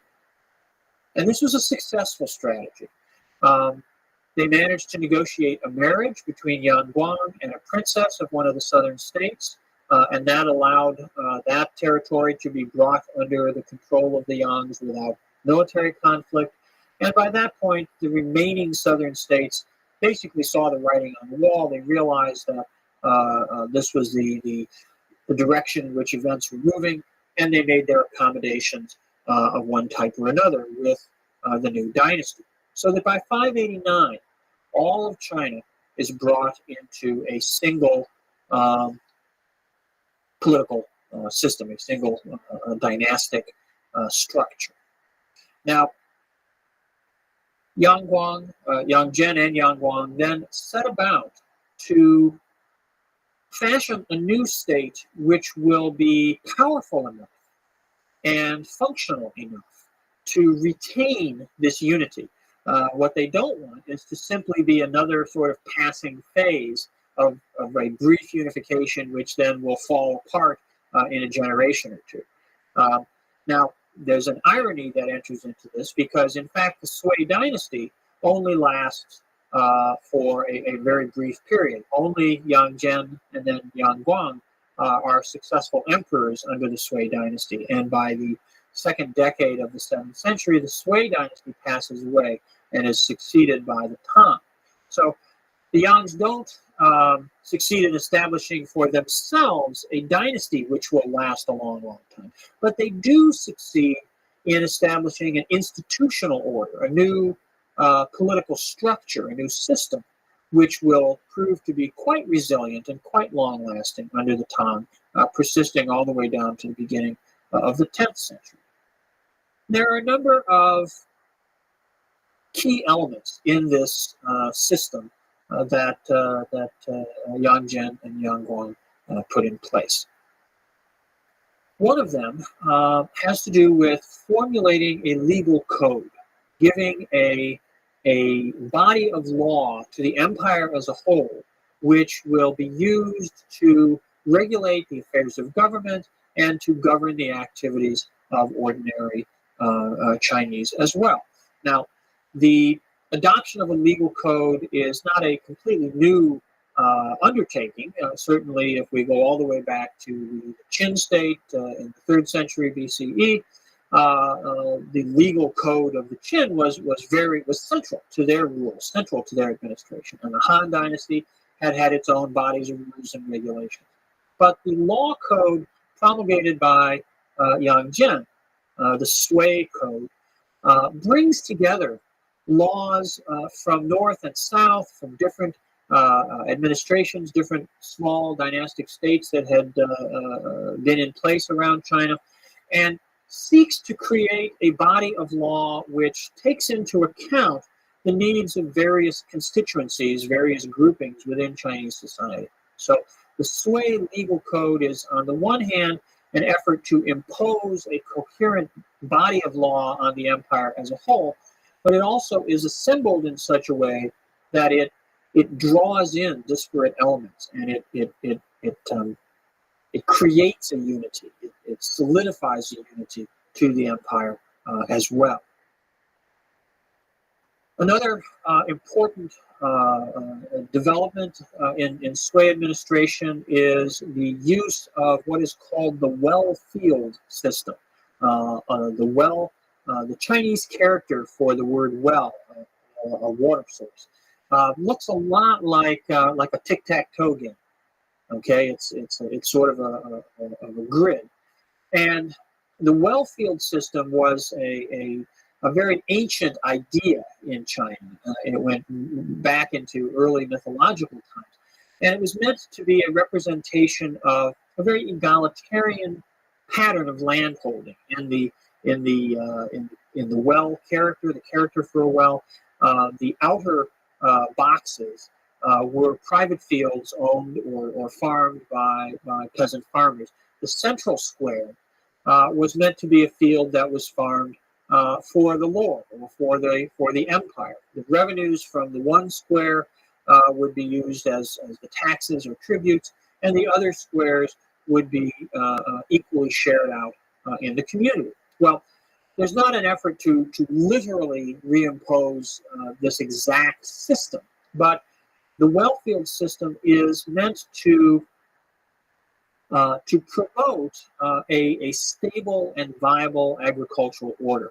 And what it basically does is, while reminding us that all land in the empire theoretically belongs to the emperor, the well field system is designed to, every 3 years, redistribute land to ensure that farming families all have about the same access to agricultural resources. They don't necessarily have to have plots of land that are exactly the same, but land is redistributed to prevent the accumulation of large amounts of land in the hands of some people and the falling out of other people from owning any land at all. In other words, you want to avoid a landless peasantry. You want to avoid the creation of a class of farmers without land to farm. This would lead to social instability. It would lead to unrest in the countryside, to rebellion, and this is not a desirable situation. So the well field system was meant to regulate the agricultural land market. Now, that doesn't mean that all the land was distributed equally. There remain in the Sui, and certainly in the Tang Dynasty that follows, the great landowning families, the aristocratic families, which we talked about arising and emerging during the Han Dynasty, and which have remained in place throughout this period of division between North and South, as the basic social organization of land ownership, of life across the empire.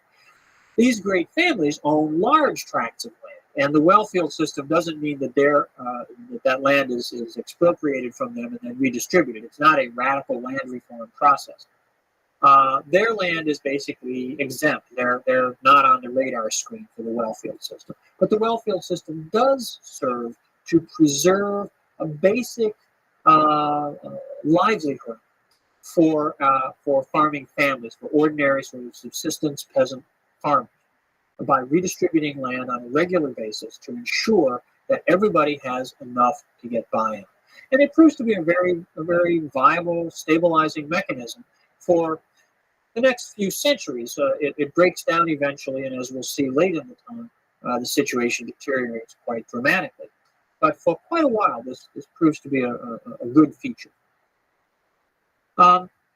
There were also innovations in terms of frontier defense. There was a recognition that the northwest frontier might continue to be a zone of instability, and in order to defend it, Yang Zhen and Yang Guang come up with the idea of agricultural colonies. Rather than raising an army in central China and trying to send it off to fight on the frontier, they established colonies of soldiers living out on the frontier, farming the land there, supporting themselves by their own resources, rather than having to be financed and fed from the heartland of China. And this proves, again, to be a reasonably effective policy. And finally, they established a system of public granaries where at harvest time every year, surplus grain is bought up at subsidized prices on the market and stored in these public granaries. During the course of the year, when agricultural prices rise, grain is then released into the market from the public granaries to maintain stable supplies and to keep prices from rising too far. And this form of intervention in the agricultural economy, which sort of echoes back to the activism of Emperor Wu in the Han, also proves to be a very functional, a very useful aspect of the Sui innovation. Well, Yang Zhen is the first emperor of the Sui. He is succeeded early in the 7th century by his son Yang Guang, who continues many of the efforts of his father to build a strong state. Yang Guang undertakes a number of military expeditions. He seeks to reestablish Chinese control over some territories on the periphery of the empire, which had previously been parts of China, but during the divisions of the northern and southern period had perhaps gone their own way. In particular, he launches some military campaigns against Korea. These are not successful, and indeed their failure is part of what begins to create dissatisfaction and unrest in the Sui. He also launches military campaigns to the northwest, out into Central Asia, to try to push some of the Turkic populations, in particular a group of people called the Uyghur Turks, away from the Chinese frontier. And these campaigns, too, while they're more successful than the undertakings in Korea, are a big drain on resources. Unlike the military colonies on the frontier, these campaigns of Yang Guang in Central Asia are financed from central resources and disrupt communities because soldiers are recruited and sent off far away to fight on the frontier. So those two tend to generate a certain amount of unrest. Yang Guang also undertakes some very important kind of public works projects, in particular the construction of a great canal from southeastern China up to the northwest. Eventually, the work that he begins will become part of what comes to be the Grand Canal, which is the main economic artery from north to south China in later history. But this first phase is designed to help move grain from the very wealthy grain-producing area of the Jiangnan region, near the mouth of the Yangtze River, where it flows out to the sea, from that area up to the northwest. By this time, the capital of the Sui is up in the northwest, up near Chang'an and Luoyang. They have political centers at both of those again, just as earlier states have. But while these have been the political centers of China, of unified Chinese states, for 1,000 years now, the Northwest has continuously, through this period, been going through a slow process of climate change, which has involved it getting warmer and drier. And it has become less and less agriculturally productive. The Northwest had been, of course, as the original heartland of Chinese civilization.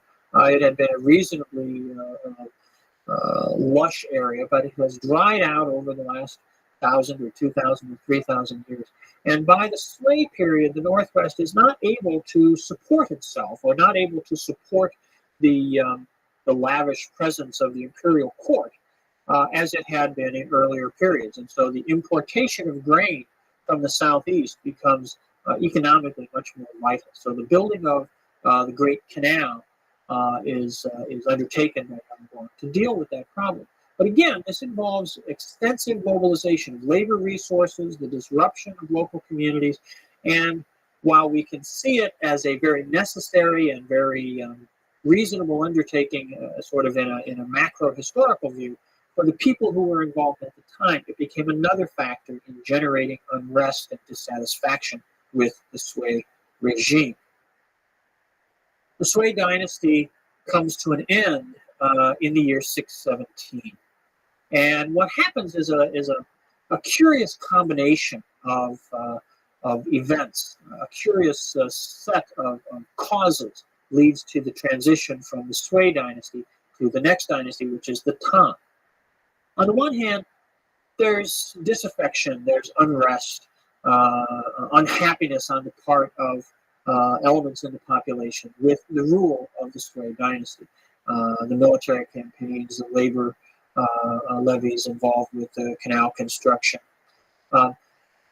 These things have alienated large chunks of the population, large groups within China. But it's not necessarily clear that this would have, in and of itself, led to the overthrow of the dynasty. There were often circumstances in which particular communities or even large sections of the Chinese population might have been unhappy with certain aspects of a particular imperial regime that didn't lead to that dynasty being overthrown. Instead, we can see an additional set of elements in this case that are a little bit unique and a little bit, curious and almost quirky. And these have to do with rumors and mystical events that begin to take place and to circulate around the Sui capital in the middle of the second decade of the 7th century. And these had to do with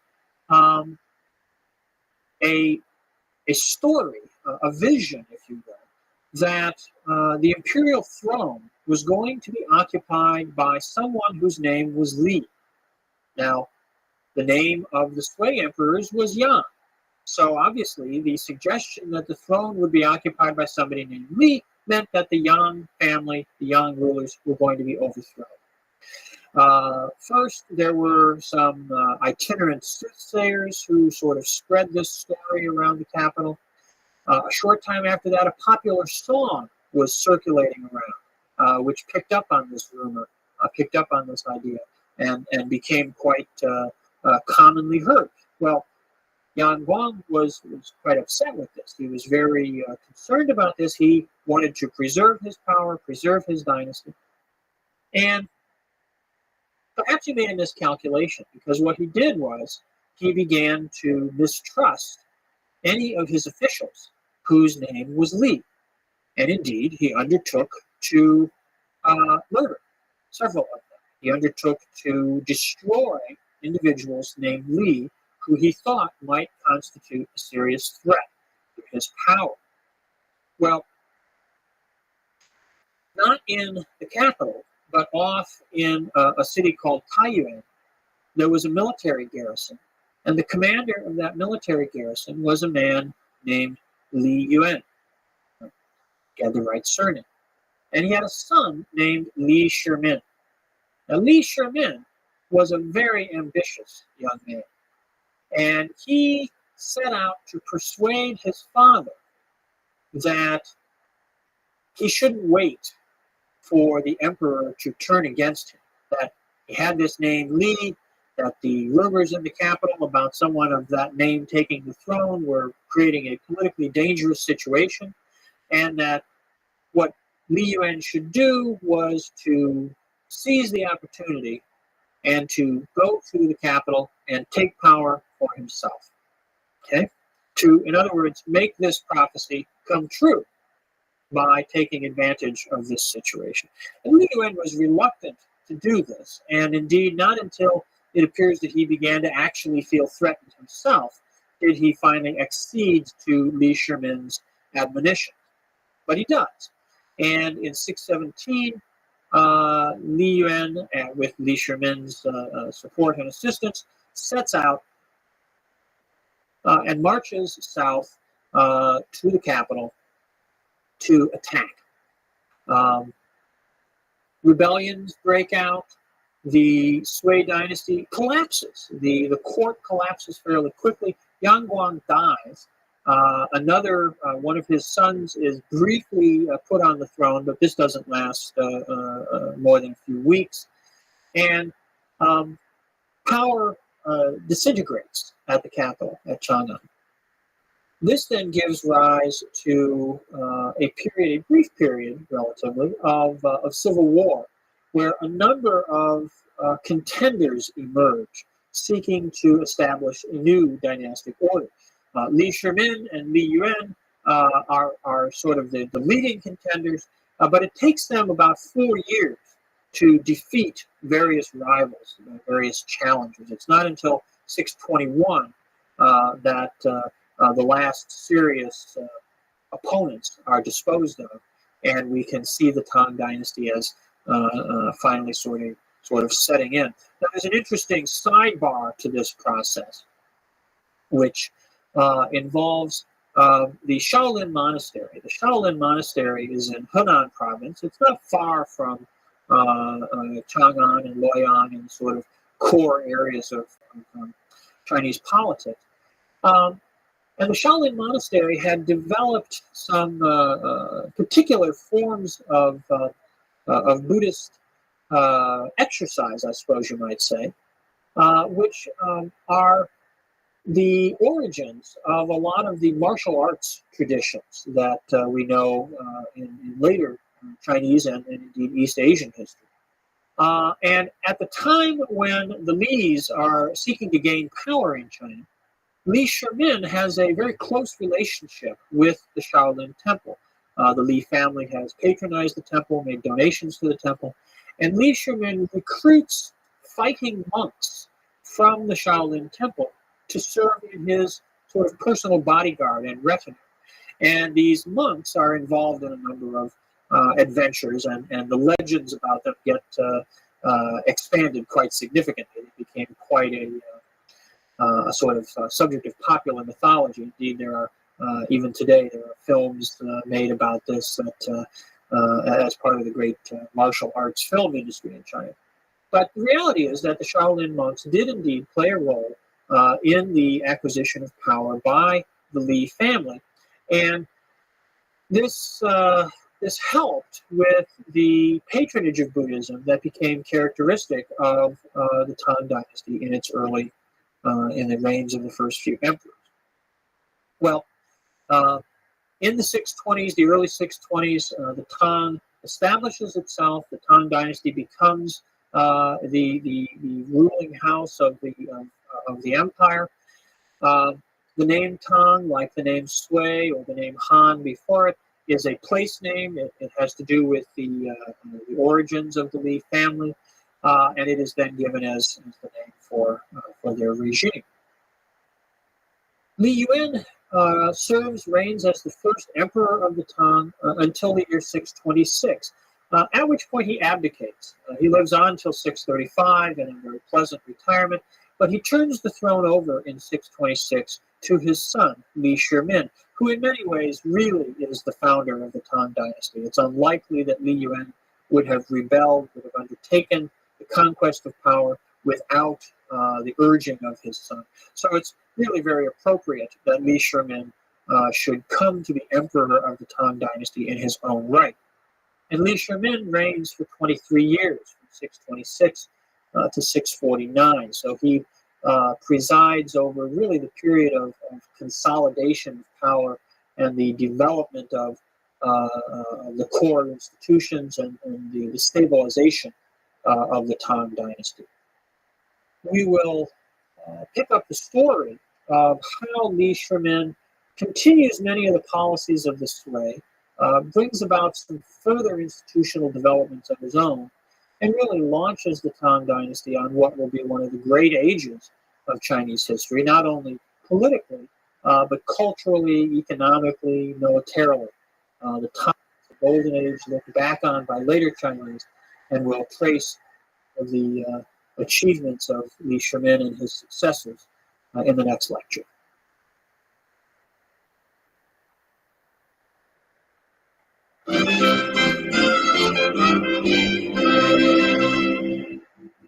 The Tang dynasty, which was established between 617 and 621 by the Li family, taking over from the Sui dynasty, which had preceded it, really comes into its own under the reign of the second emperor, Li Shimin.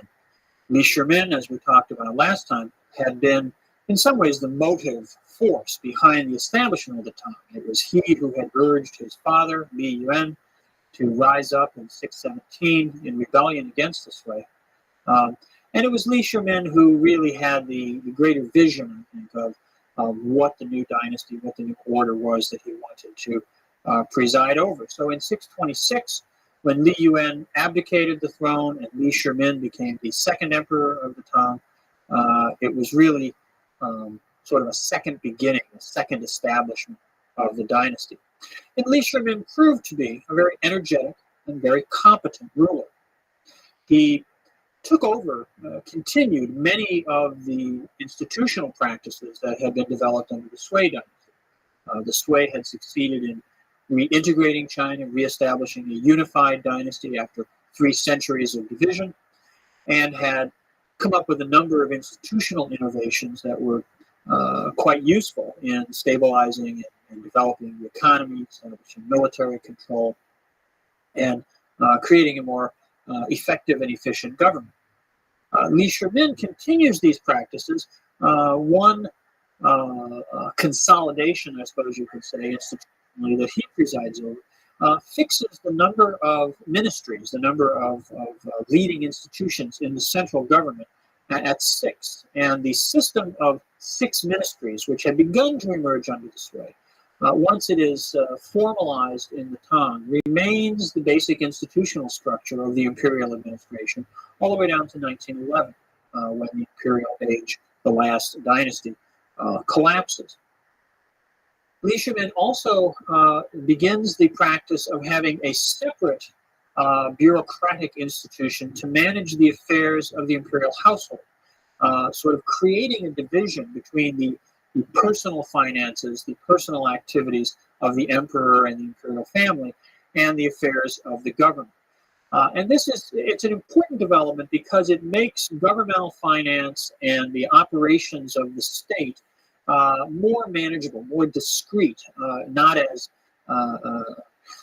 intermingled with the particular activities of the ruler. So there's not as much opportunity for simple indulgence and abuse. It creates a more bureaucratic structure to manage both public affairs and the private affairs of the emperor, which are not really all that private, but are separate from the activities of government. Li Shimen also continued the military campaigns which had been begun under the sway, the efforts to extend Chinese power into Korea, into Southeast Asia, bringing Vietnam back into direct Chinese control, and most significantly, out in the far west. Indeed, under Li Shimen and his next couple of successors, Tang armies project Chinese power much further west than had ever been the case before. They established direct Chinese control, the operation of the imperial administrative system out into what is now Xinjiang province in far western China, to cities like Hami, and even beyond that, far beyond, out into what is now parts of Kazakhstan and Uzbekistan and even Afghanistan. Local rulers accepted the overlordship of the Chinese emperor, and a series of protectorates were established where Chinese travelers and merchants could go freely and in safety and security. And this helped to contribute to the great economic expansion of the Tang dynasty.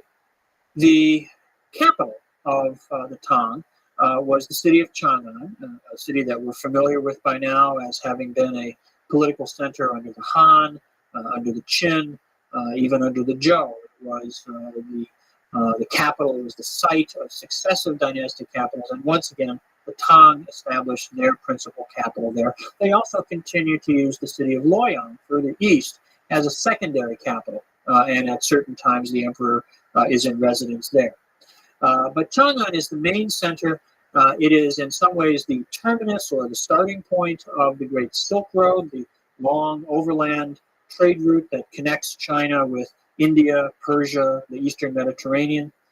And both through overland trade coming from Inner Asia into China, and from maritime trade coming around through Southeast Asia, from the Indian Ocean, from the South China Sea, and in from Korea and Japan.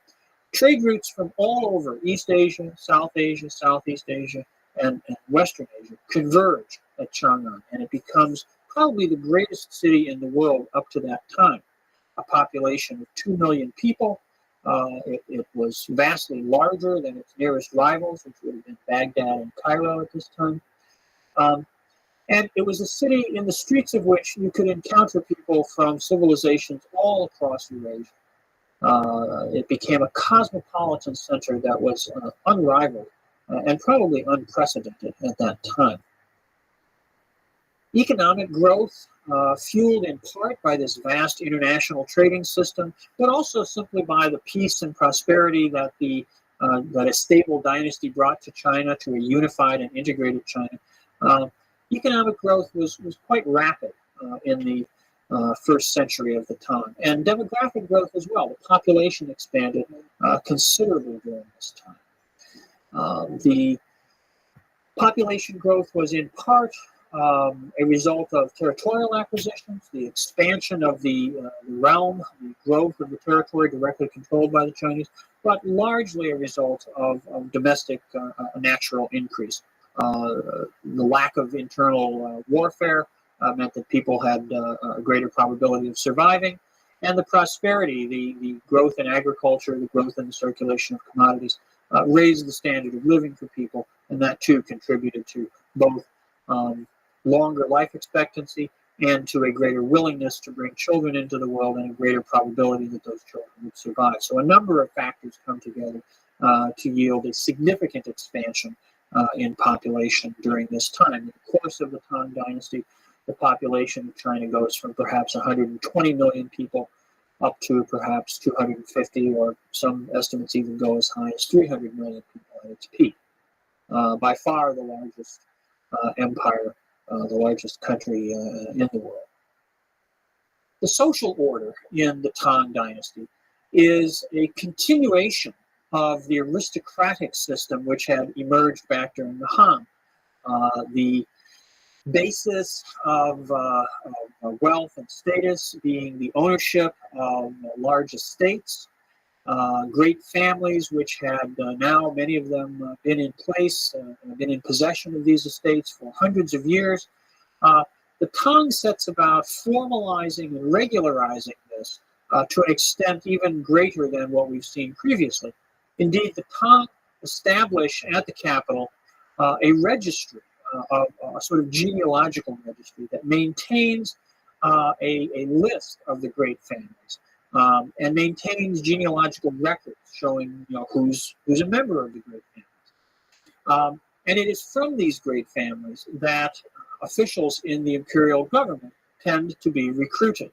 If your family was recognized as one of the clans recorded in the registry, then you were considered sort of automatically eligible, if you were otherwise qualified, for recruitment into government administration. If you were not from this elite strata, it would have been very, very difficult for an individual to enter into public service, public life, to be employed in the imperial administration. And there are some very practical reasons why this should have been the case. It's, on the one hand, it's a matter of aristocratic privilege, but there are also some practical elements that make this somewhat reasonable, most notably being that in order to attain the kind of education, mastery of the textual tradition, the writings of Confucius, the histories of China, the body of precedent and historical knowledge that was necessary to function as a member of the literate elite culture, you needed a certain amount of economic resources. An ordinary peasant family, a family that had to deploy all the available labor resources at its command simply in the production of food, wouldn't be able to spare a young man for the many years of study that would be necessary to achieve the kind of learning that was requisite for employment by the state. So the elite families, by virtue of their control of agricultural wealth, also had the resources to support the educational undertaking of preparing young men to serve in the government. Li Shimin's reign lasts down to 649. He passes the throne on to his son, and a series of descendants follow him on the throne. But in 690, a very interesting development takes place, a completely unprecedented event in Chinese history. And this is the assumption of imperial power by a woman. Never before in Chinese history has there been a woman emperor. But in 690, a woman named Wu Zetian assumes the throne. And she is a unique figure. Never again will a woman reign in her own name.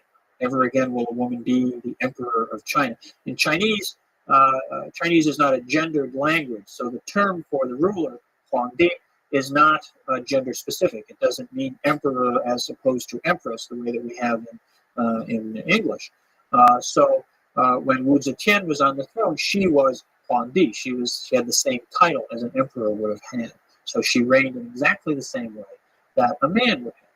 She gets to do this. She arrives at this very unique situation by having started out at a very young age, perhaps 12 or 13 years old, as a consort, a concubine of Li Shimin. She comes into the imperial harem during the last year of Li Shimin's life. It's not even clear that he ever actually would have met her or encountered her.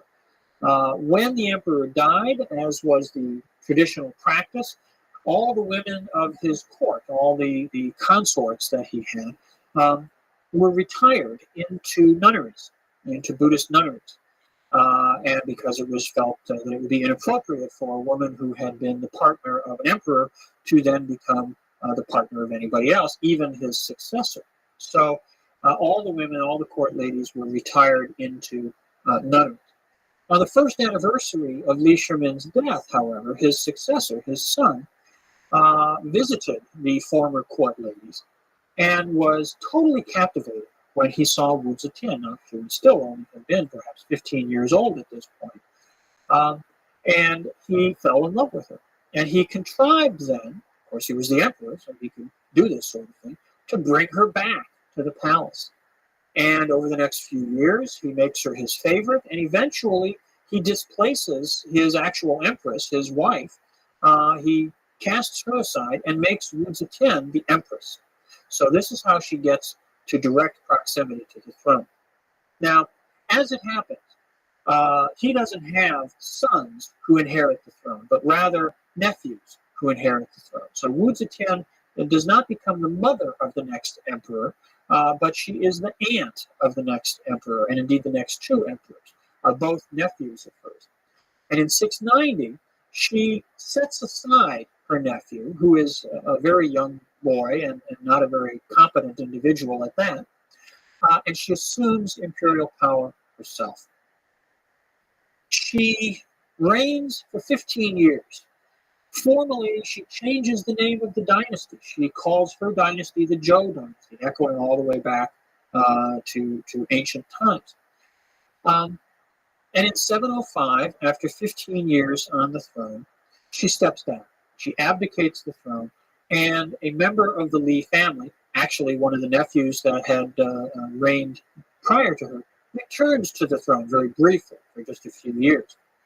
And then Wu Zetian dies of natural causes. She's not assassinated or murdered or anything like that. And this brings this episode to a conclusion. Now, the reign of Wu Zetian is a very unique moment. And if one reads the traditional Chinese historiography about this, it's a pretty bleak story. The Confucian gentlemen who wrote the stories down didn't like this. They thought it was completely inappropriate for a woman to have this kind of power, and so they did everything they could to blacken her reputation. But if one looks, instead of at the sort of direct discourse about her, and instead looks at the records of these 15 years, what one sees is that she perhaps was not the greatest ruler in Chinese history, but she was far from the worst. She presided over a period of stability, of economic prosperity. She didn't initiate policies which caused particular problems. She was not a great innovator either. She was a ruler like many others, with the sole difference of having been a woman. But her reputation, the way, the position that she holds in the official Confucian historiography remains very negative. And this is largely, I think, an artifact of who gets to tell the story rather than an accurate reflection of the kind of rule that she carried out. She was noted for a couple of things, and she's been noted, her reign has been noted historically for a couple of phenomena. One was her patronage of Buddhism. This is not unique. The Li family hits. That's fucking amazing, dude. I got the white whale, dog. Go to the section that says moderation and just scroll up. You see, I found this motherfucker. It's under. It's fucking amazing.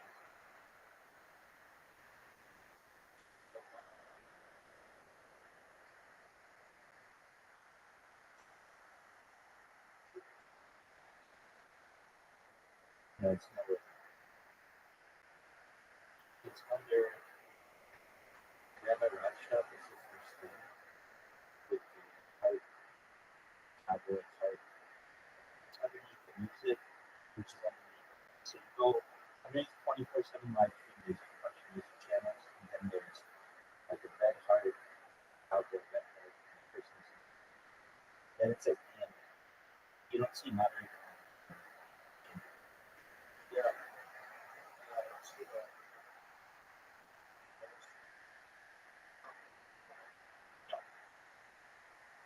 Okay, so you got the first part, then you welcome, then you 24/7 live. Then you like, and 24/7 live stream, and 24/7 radio stations. Below all the radio stations, you see a red heart that says, have a restaurant, red heart, cowboy red heart, have a restaurant, red heart, cowboy red heart.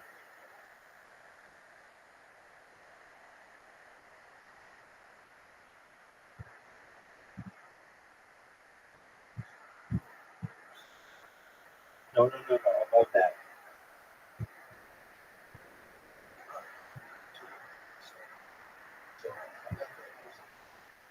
Okay, so you're going to see once and how many people have Jewish history, first then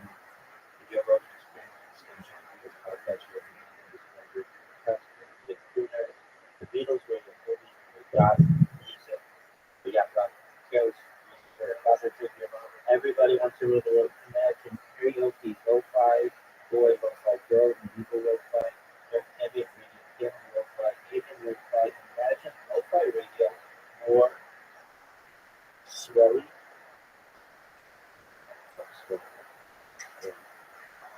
And then Rabbi Rothschild with the red heart.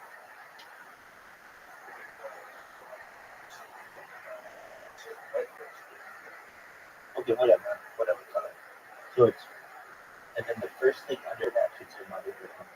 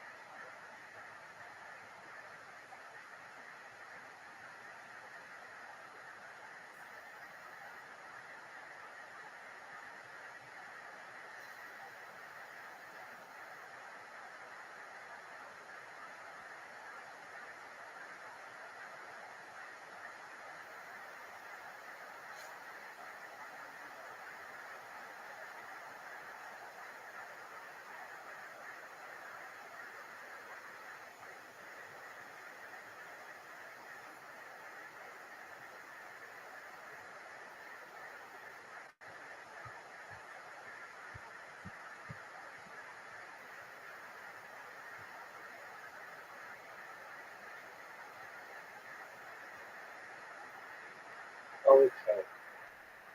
Can you recheck and just look under that? I know you said it's like white parts, but just go to that white part. The first thing under there, okay, go into that. This is a stick channel. This tells you everything. Like, I don't fucking care, but I saw you were in here for like 12 seconds, like 2 minutes, or like 10 minutes ago, and I didn't even know how to fucking pay attention to that shit.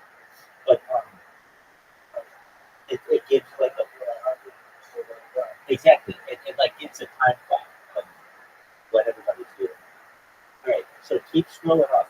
And you're gonna see this fucking screenshot at like 3 o'clock this evening, and I caught this motherfucker. Okay, let me tell you. Every single day for the past 2 days, which isn't that long, but still, this motherfucker has been coming in here and playing. He plays more than a minute every single fucking time of chainsaw sounds. And you don't, I mean, I don't have to tell you, chainsaw sounds are so fucking annoying. It's like, dog, it's a chainsaw. And I'm trying to sleep during it, and I didn't have a way to fucking catch this motherfucker. So the past 2 fucking days, this motherfucker has come in at 3 o'clock in the morning, fucking played 1 minute of chainsaw, and it's so fucking loud, it wakes me up. So, first day it happened, I'm like, okay, this happens a lot, where people come in and play loud noise, but it's never like a regular thing. Second day it happened. This motherfucker woke me up, and I'm pissed. Because, I don't know what, so immediately,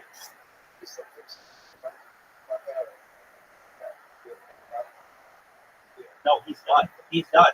Oh, if you do it, you'll be kicked out faster than you will.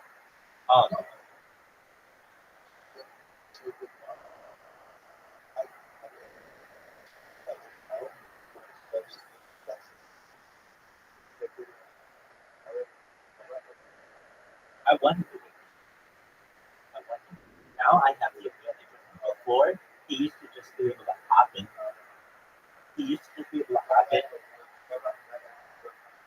That's true. He used to fucking just hop in and fucking play the chainsaw. And this is the guy I told you about. Like, I had to wake up, get my glasses, and it took me too long to fucking see his name so he could be able to escape perfectly. He had a really great setup. And, like, most people, when you wake them up, they can just look at their computer and be, oh, this is the motherfucker. But now with Rabbi, Rabbi's got the eyes of an old man where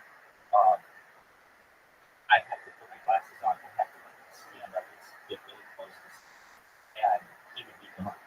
So to counter that, I looked up a logger yesterday. I looked up like I need a logger. Basically something that logs all the shit that happened to me. And you would think that this would be a fucking function of Discord, but it's not. You have to like get it back on. So there's one called logger, which seems like, oh, that's pretty easy to fucking get and but it's no longer supported after April. So I had to try a whole bunch. But I finally got this one, and this one is fucking bonkers at me. It's like, it tells me shit I don't care about. But the big one was it tells me when a person joins that fucking VC and for how long. And this motherfucker came in the morning, and he starts playing the fucking chainsaw. And I sit there for 1 fucking minute, wide awake because this motherfucker woke me up. And I know he's thinking something's up, because normally I wake this motherfucker up and he gets up immediately and tries to shut me. This time he's just sitting there. So I let him play it for as long as he wanted. It was his fucking swan song. And then he's going to leave. I hop into that moderator. I look for this one. And at first I'm like, oh shit, I'm not going to do it. So his name is Andre 124.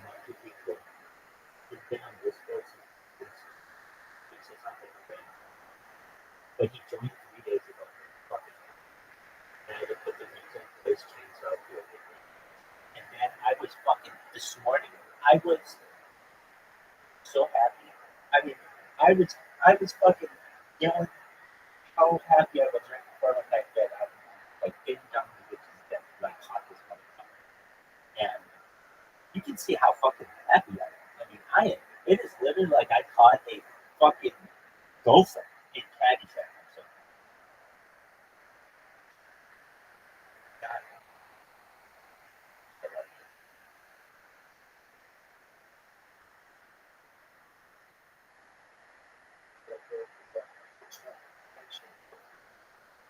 Yeah, no. This is again. I think it's actually.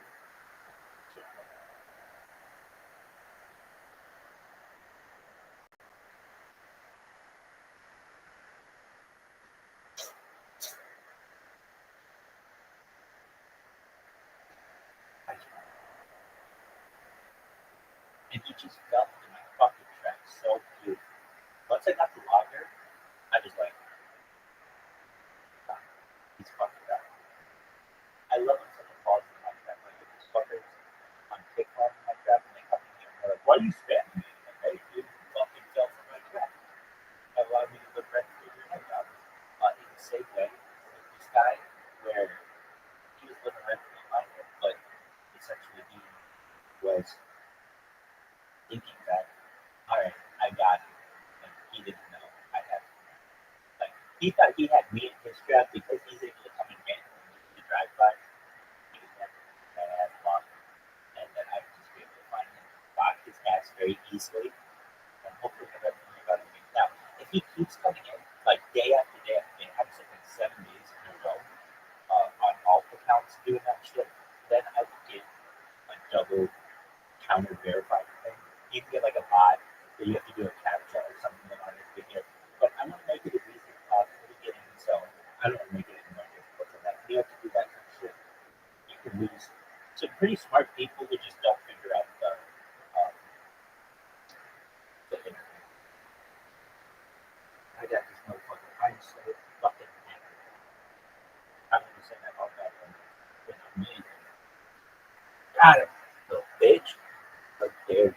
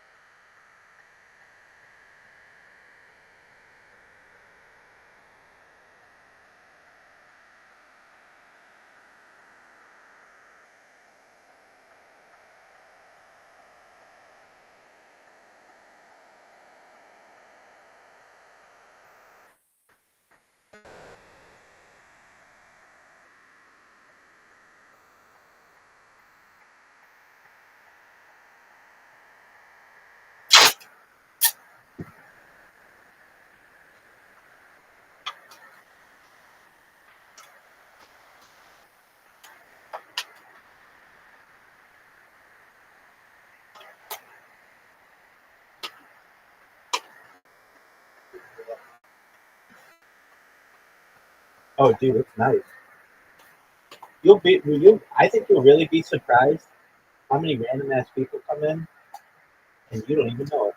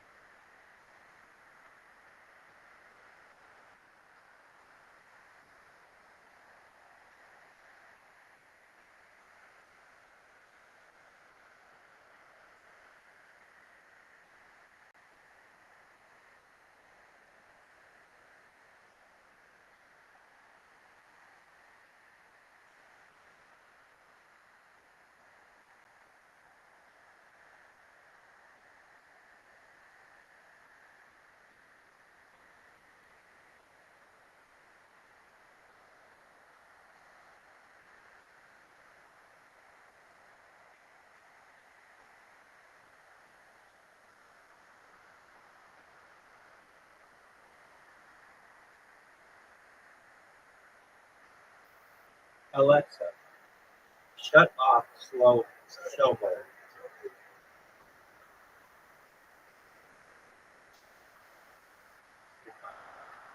Hey Alexa.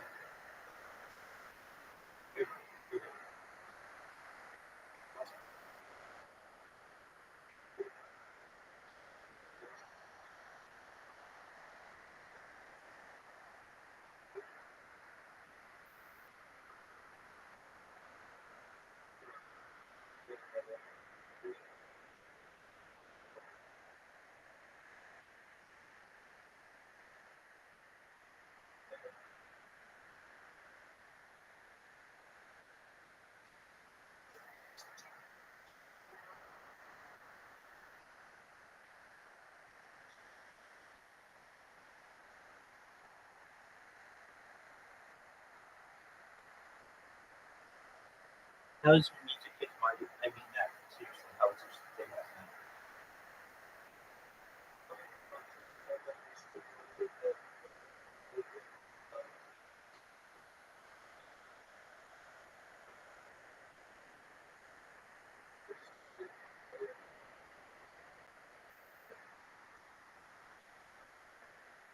He's still. Is he? Is he still on Syra?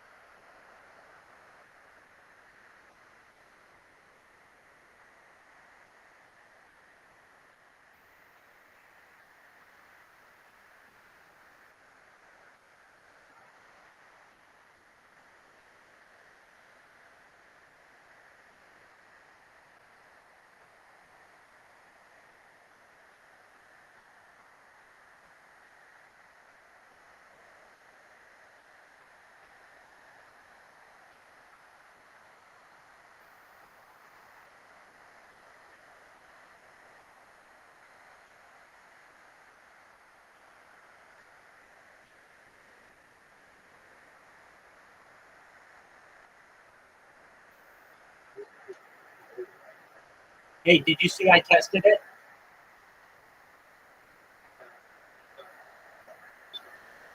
I tested your bot. It works. It works really nice.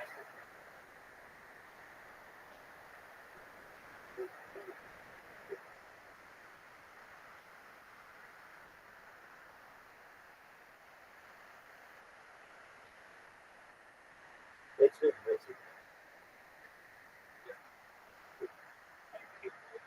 I don't know how far back it goes. Obviously, you started it now, but I read something else. Right.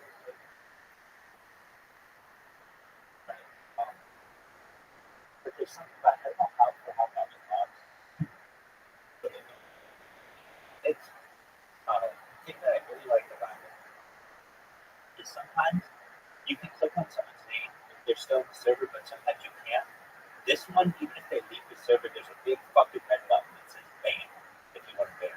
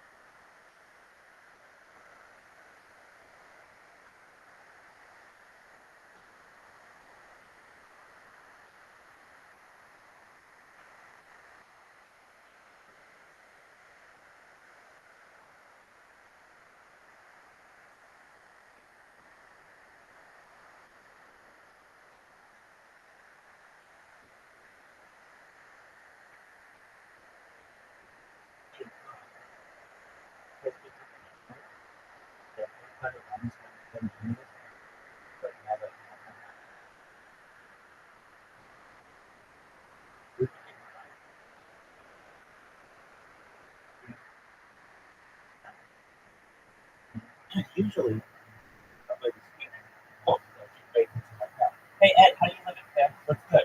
If you don't talk to me right now, that's okay, but I'd love to speak with you. What's new?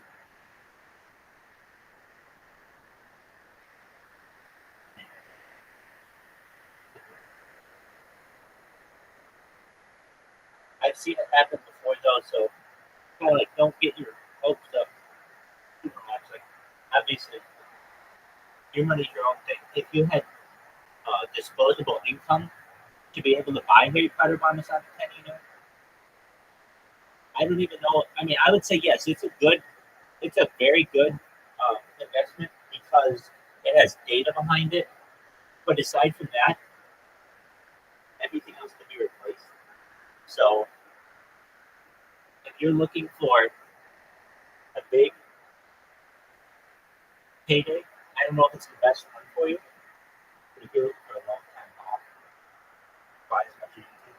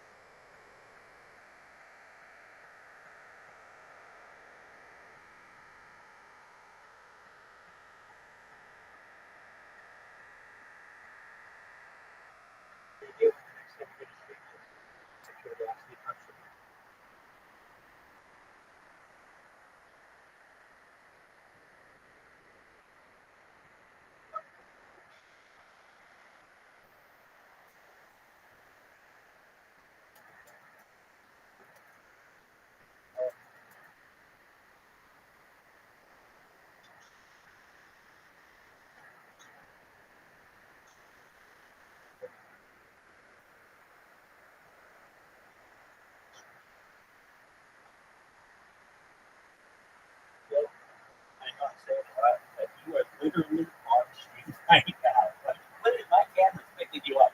So I don't understand why you. I know you know, but it's like.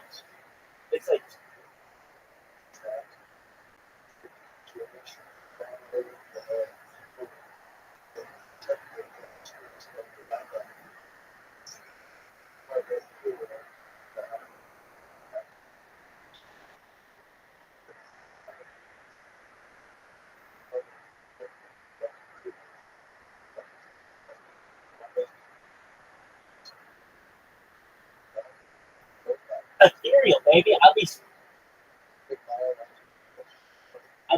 be ethereal. I'll be like a spirit.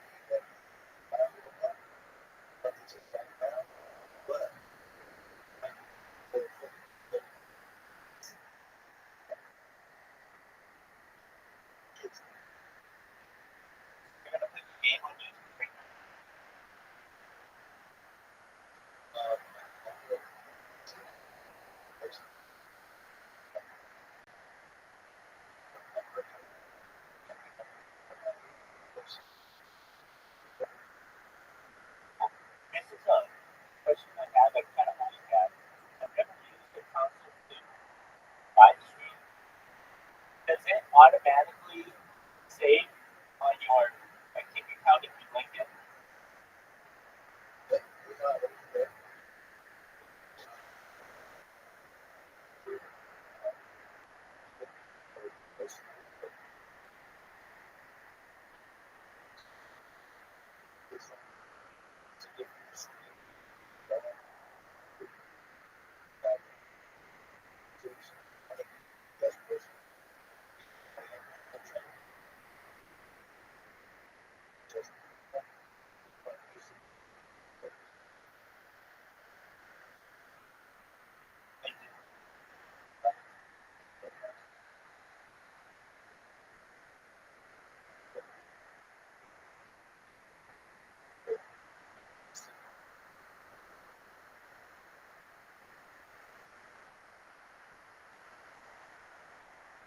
In a given day, at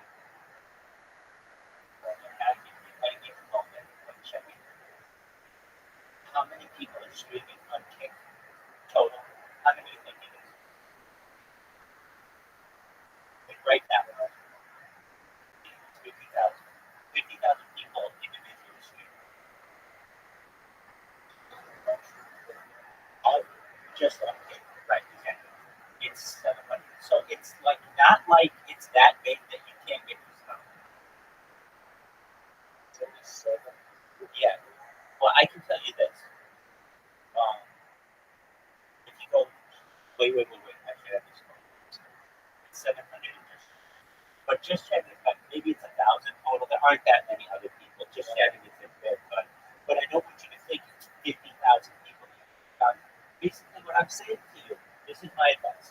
You have a great face, you have a great personality, you're already streaming. Click on that cam and just fucking do the shit that you do in your life. Then you'll be one of those people who will be recognized as one of the top 1,000 very, very quickly. And then you get over that point of recognition with people and they follow you and they you know what I mean? All I'm saying is for you, it's really important, I think, to get over the point of recognition.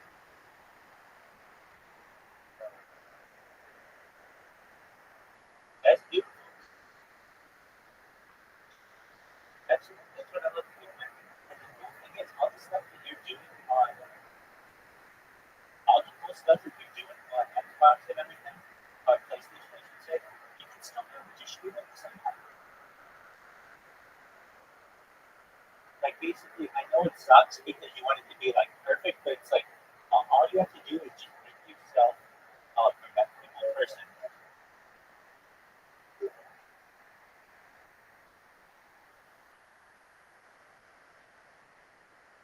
And I know I go back to this, but like let's think for me, when you had that platform, I'm not saying use the bot now, but you can, not hard. But there was a point in your life where I saw you peak. I mean, I don't know, not where I have seen it, where you had everything going. You had your live streaming, you were talking to people in chat. It's like 1 or 2 days, and then things were able to be as tight as you wanted. But once you get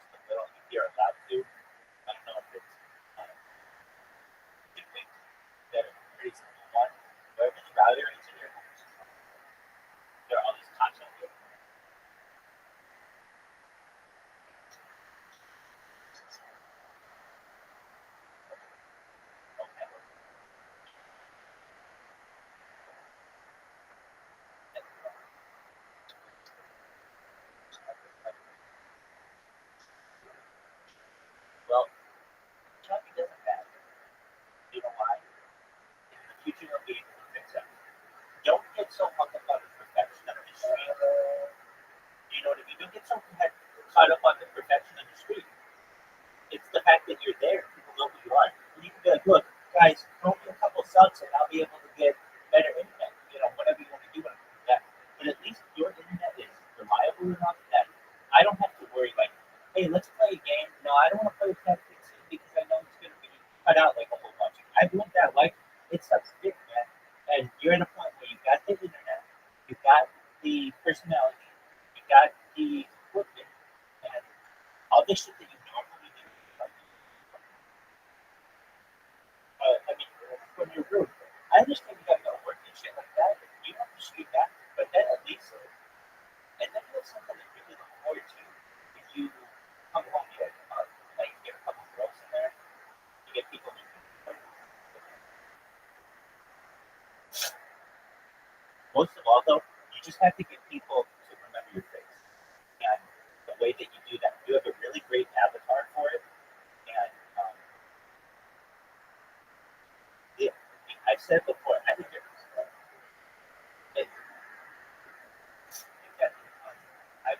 if I had to change your avatar at all, you know, I think the picture and everything is fine. It's great. I would just put a circle around it like mine that says Caspian Sea in your room 2. That way, every time somebody looks at your thing, they're going to go to your name. Or they know that you have it. You go do the one that circle that says live. So it's like a fake out. I get you.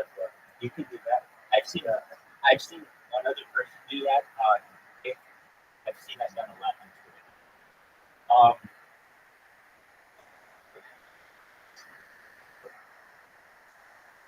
Yeah, with the red around it. Yeah.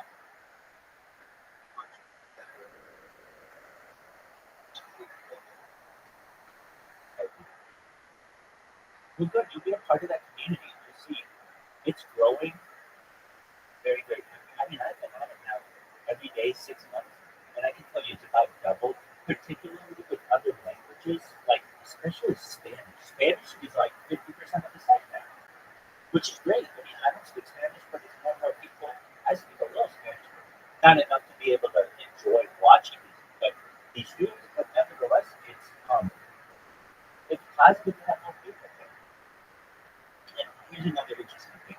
The people who used to be, I was noticing this last night, the people who were always at the top, like, well, normally, I always use her as my, like, gauge, Amaranth, because during the day, she's always at the top, but then a lot of people stream, she's like number 10, 15, and that tells you that they've got a lot going on. And that girl is number 10 or 15, and she's trying to get through. She's playing video games and shit, and she can't compare.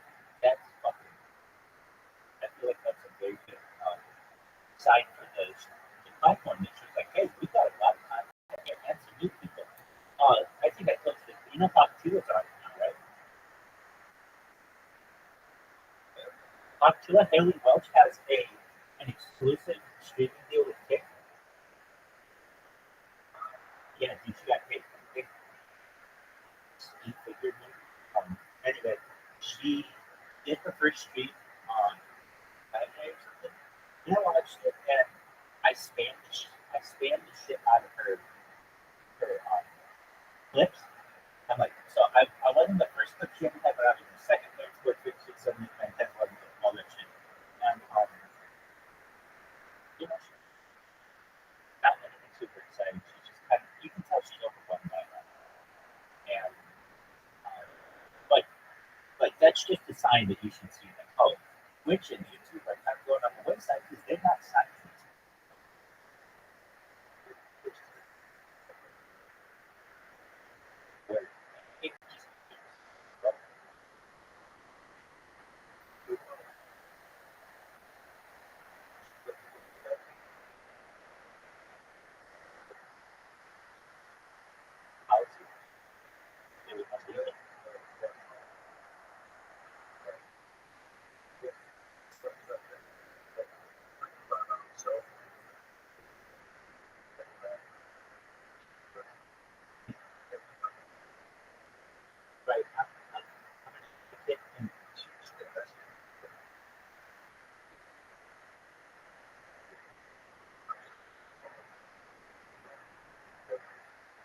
again, I've used that before, is passenger racket.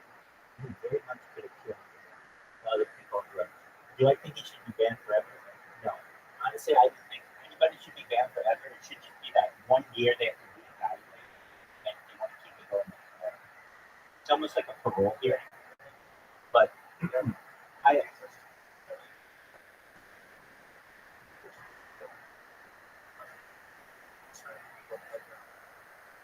and if he wants to do that, then he'll get banned again.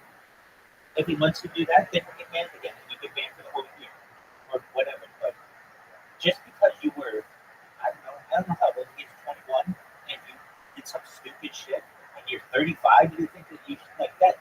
Like, we don't punish people that badly in the criminal justice system, yet in the cyber world, we do.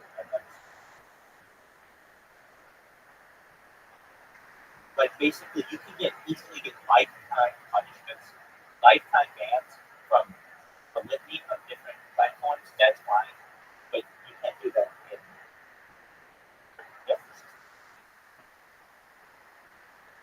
Frankly, that's more serious shit. Like, what?